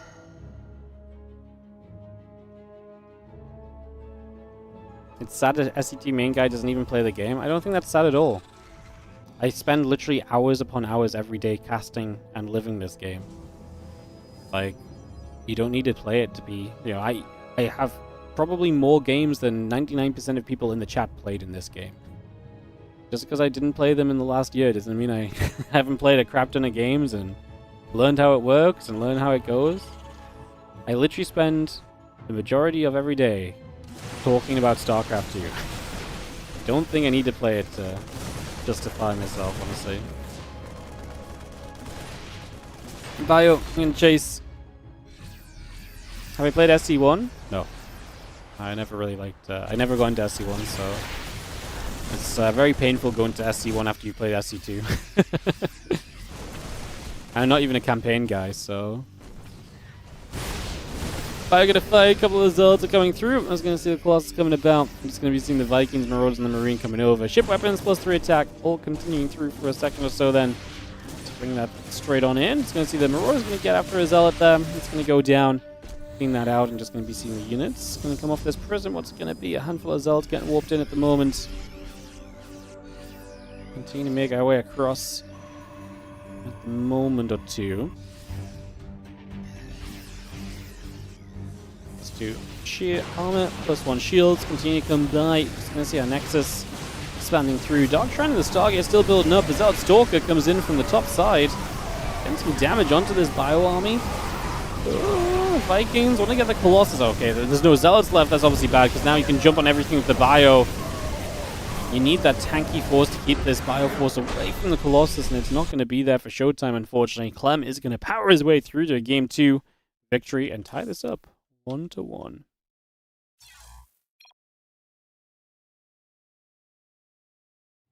GG's.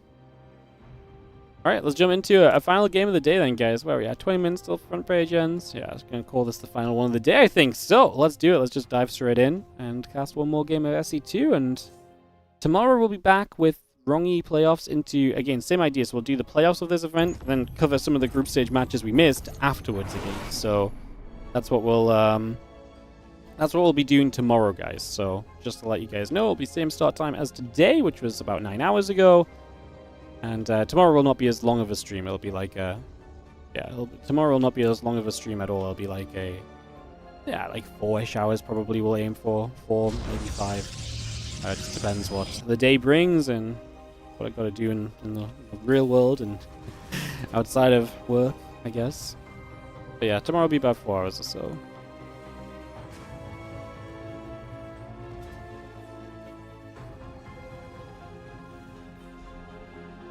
SCV probe coming up.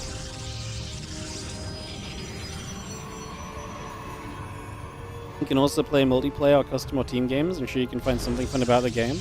Yeah, I tell you what I find really fun about the game. I really find fun in watching the game and casting it and talking about it and discussing the strategies and, you know, watching people that have continued to pour hours into this game do the things that make it a lot more entertaining and fun to watch, basically. So, yeah. that is what I find fun about the game, you know? I enjoy talking about it because I can enjoy the beauty of the game without my own lack of mechanics holding me back.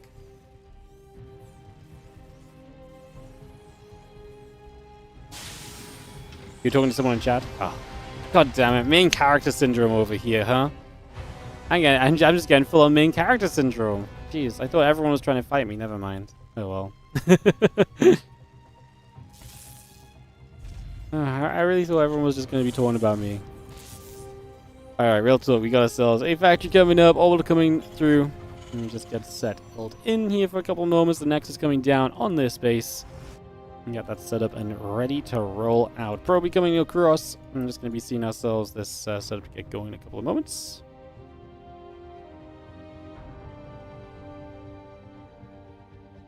Is it possible to get access to SC2 Chinese tournament match files to see them in your computer?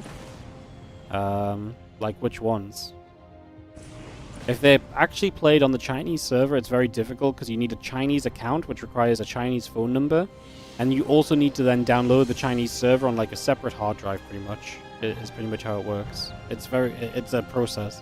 I don't really know how it works because I don't do that myself anymore, but yeah, it's definitely been a process when I had to do it in the past.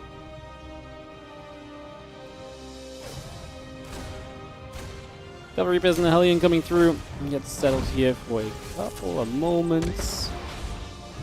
Just gonna have that Reaper going down. Stalker's able to get the grab on that already.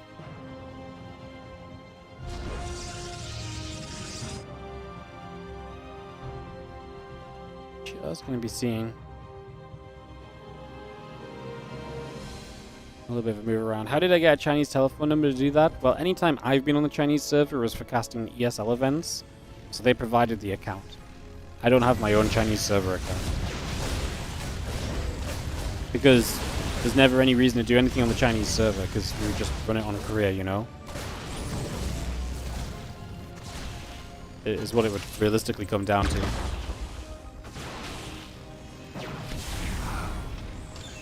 Stalker's gonna fight. Hellion's and the Reaper's gathering for a couple of moments here, so we take a second or two and see where we're gonna go. The couple Stalkers gathering up. Reaper Hellion joining. Another Reaper gonna be showing up as well right now, and they put some damage out. Gonna chase down this ramp, and the Stalker's gonna get pushed away right away here initially. So it's gonna be seeing the damage being done. That Stalker does not get recalled. So 3 Stalkers die for a Reaper, a Hellion, and 2 SCVs. And we've lost 2 probes already as well. I mean, that's not a good trade early for Showtime. So that's great damage from Clem. He's now going to have kind of a unit advantage as well, because the issue here for Showtime is he's not going to be able to defend everywhere he needs to. Hence the batteries that are coming down, because he's realizing like this is genuinely going to be a problem in these next few moments. The Stalkers at the front, the Reapers, if they pulled around the right side, yeah, it's a bit of a gamble where the units are going to be, and no one really knows. A bit of guesswork, and I think the guesswork does go in the favor of Showtime here.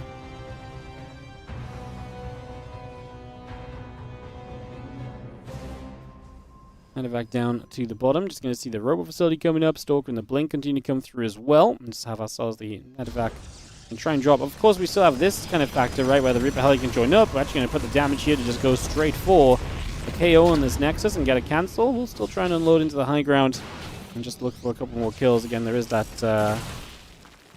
battery. That's not going to care about, or the Widowmine's not going to care about a battery, so it can try and do more. Oh my god, it gets reburrowed, and we'll just retarget to keep mining time off for as long as possible. Finally fires, and again, that's just a battle of micro. And again, the longer that you battle for there, the more of a denial you get on the economy, which is obviously great.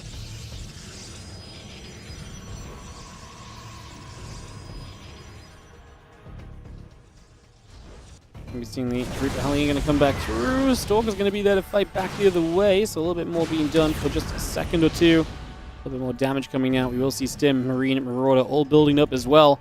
Clem on his way to that Bio Army here, tied up 1-1. And what is this opening match of this Group B?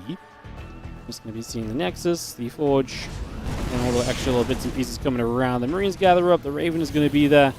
We got everything else settled in for the next couple of moments, and Stalker's is going to stay out the front. Clem still has units over on the left-hand side, though, so still has opportunity to kind of get by and maybe do some things over in that direction of the game as well. So we'll see what that ends up doing for us.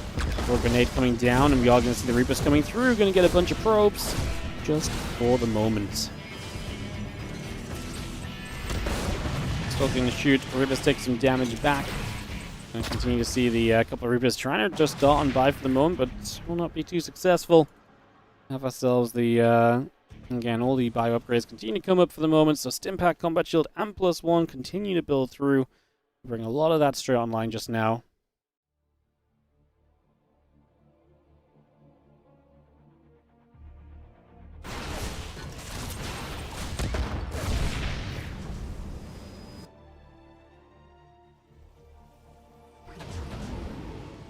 Stalkers moving over to the right side against Impact Combat and +1 coming through. Marine Marauder Medevacs coming by. Mines building up. It's coming into production. +1 attack. The Sentry and the Probes all coming through. The Stimpack is ticking along here from Clem, so we bring that over. Stalkers gather over on the right hand side. Again, the +1 on the charge coming up. The Observer is there, ready for us to maybe make a blink. Into the main, and we go. SCV gets grabbed. Actually, the Stalker's going to go in after the concussive shells, trying to get that denial. +1 charge. The Zealots coming through. We did not get the tech collab, so the concussive shell stays alive. These Marines do not quite catch anything out of position there, so no value for that little drop of units. And just reset for a moment or so here as we Have the Marines actually going to get in after the Stalkers here just for a second. So the Stalker going to take some hits. Damage done there. A couple more moments too. Again, charge, armor, zealots, all producing by just for an extra moment or so right here as the bio comes across the map, and I'm going to look to see where we get to with this for the next moment or two. Again, +1 attack upgrade coming about, Marine Marauder Medevac building in. We're going to put some damage out. Auto turret's coming down already. Let's set up to put some damage in right off the bat on this one.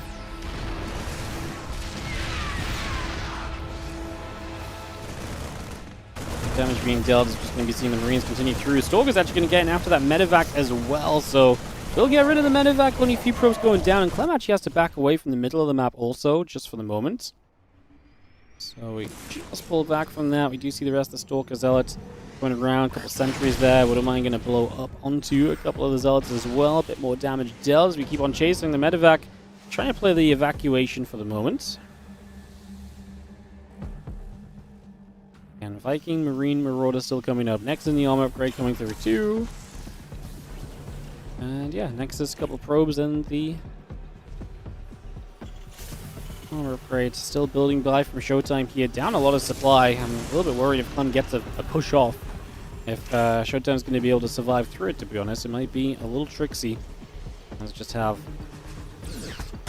a mine shot going off. Observer gets taken down already. He's just going to pick away at that straight away. And yeah, the Zard Stalk is still continuing over for the next few moments. Hallucination just going to pop. Going to make a bit of a journey.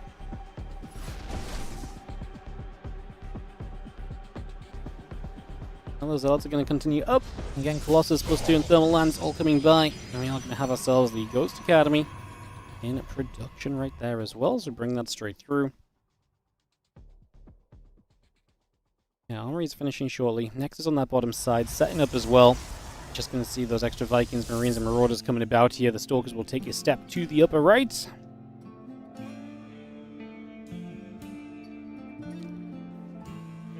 There's a Widow Mine right there, just kind of zoning for a little bit. Fourth base to the bottom side, also getting settled here.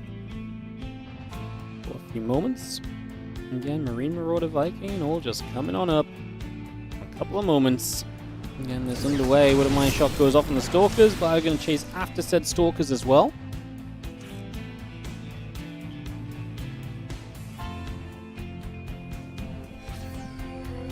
That Viking Ghost Army still coming through. Clem is going to lose the Raven though, so that's something at least that goes the way of Showtime. We'll grab that. But players getting very close to being maxed out in the next few moments, so we'll get maxed and ready to party on. I see there's our Stalker coming about. The Vikings are going to come through and get set to rumble. Command Center sets and moves right now, so away we go. A little bit of bio going to stem through. The Stalker's going to get chased. +2, +1 coming about. Ship weapons and ghosts, Marines and the Vikings all coming by as well. And Bioforce still gathering on in together. The Command Center looking to get to the forward base here. Showtime might be looking for an attack through. Let's see. And a couple extra Vikings and Ghosts still building by. That Command Center will land, and the Sentinel is going to plop down right next to it all. As here we go. The Zeld Stalker Force is ready in its advance, ready to charge on through. Over these next couple moments, Army is set, ready to push. Zelds are going to split. Scan comes down. We are going to be seeing the Zelds charging forward, and in we go. Clem pulls back. Colossus are going to fire, but they're getting stuck. A couple of them hitting the planetary / the siege tank there. Clem's going to get rid of these Zealots quickly, by the way. Now the Vikings are far enough away from the Stalkers. They're not going to be able to be protected.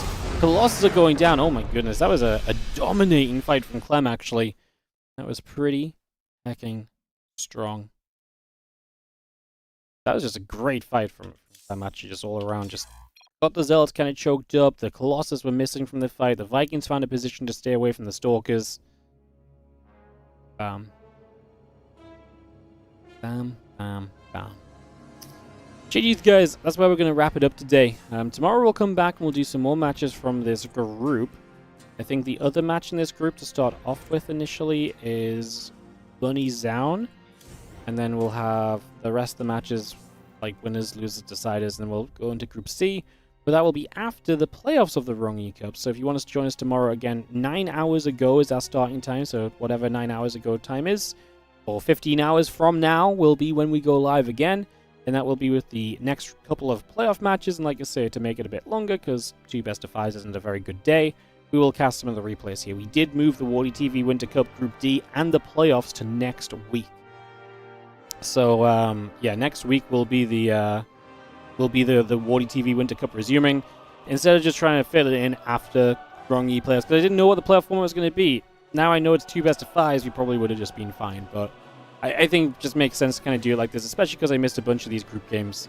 It gives us, we already have something to cast, and we can finish the Winter Cup off next week, and then we lead into the Winter Championship straight away. Should be a lot of fun. Thank you so much for watching, guys. Obviously, we had a lot of viewership today through the front page and everything, so I appreciate you guys if you dropped in from there. I appreciate you guys if you just dropped in just for some regular, good old normal kind of Wardy stream watching. I appreciate you guys big time. We'll be back tomorrow, like I say, with more StarCraft. Thank you for making the front page an awesome day today. Like I say, it was a lot of fun as usual. And yeah, we really, I think, made the most of it, to be honest. So thank you so much for being part of it, guys.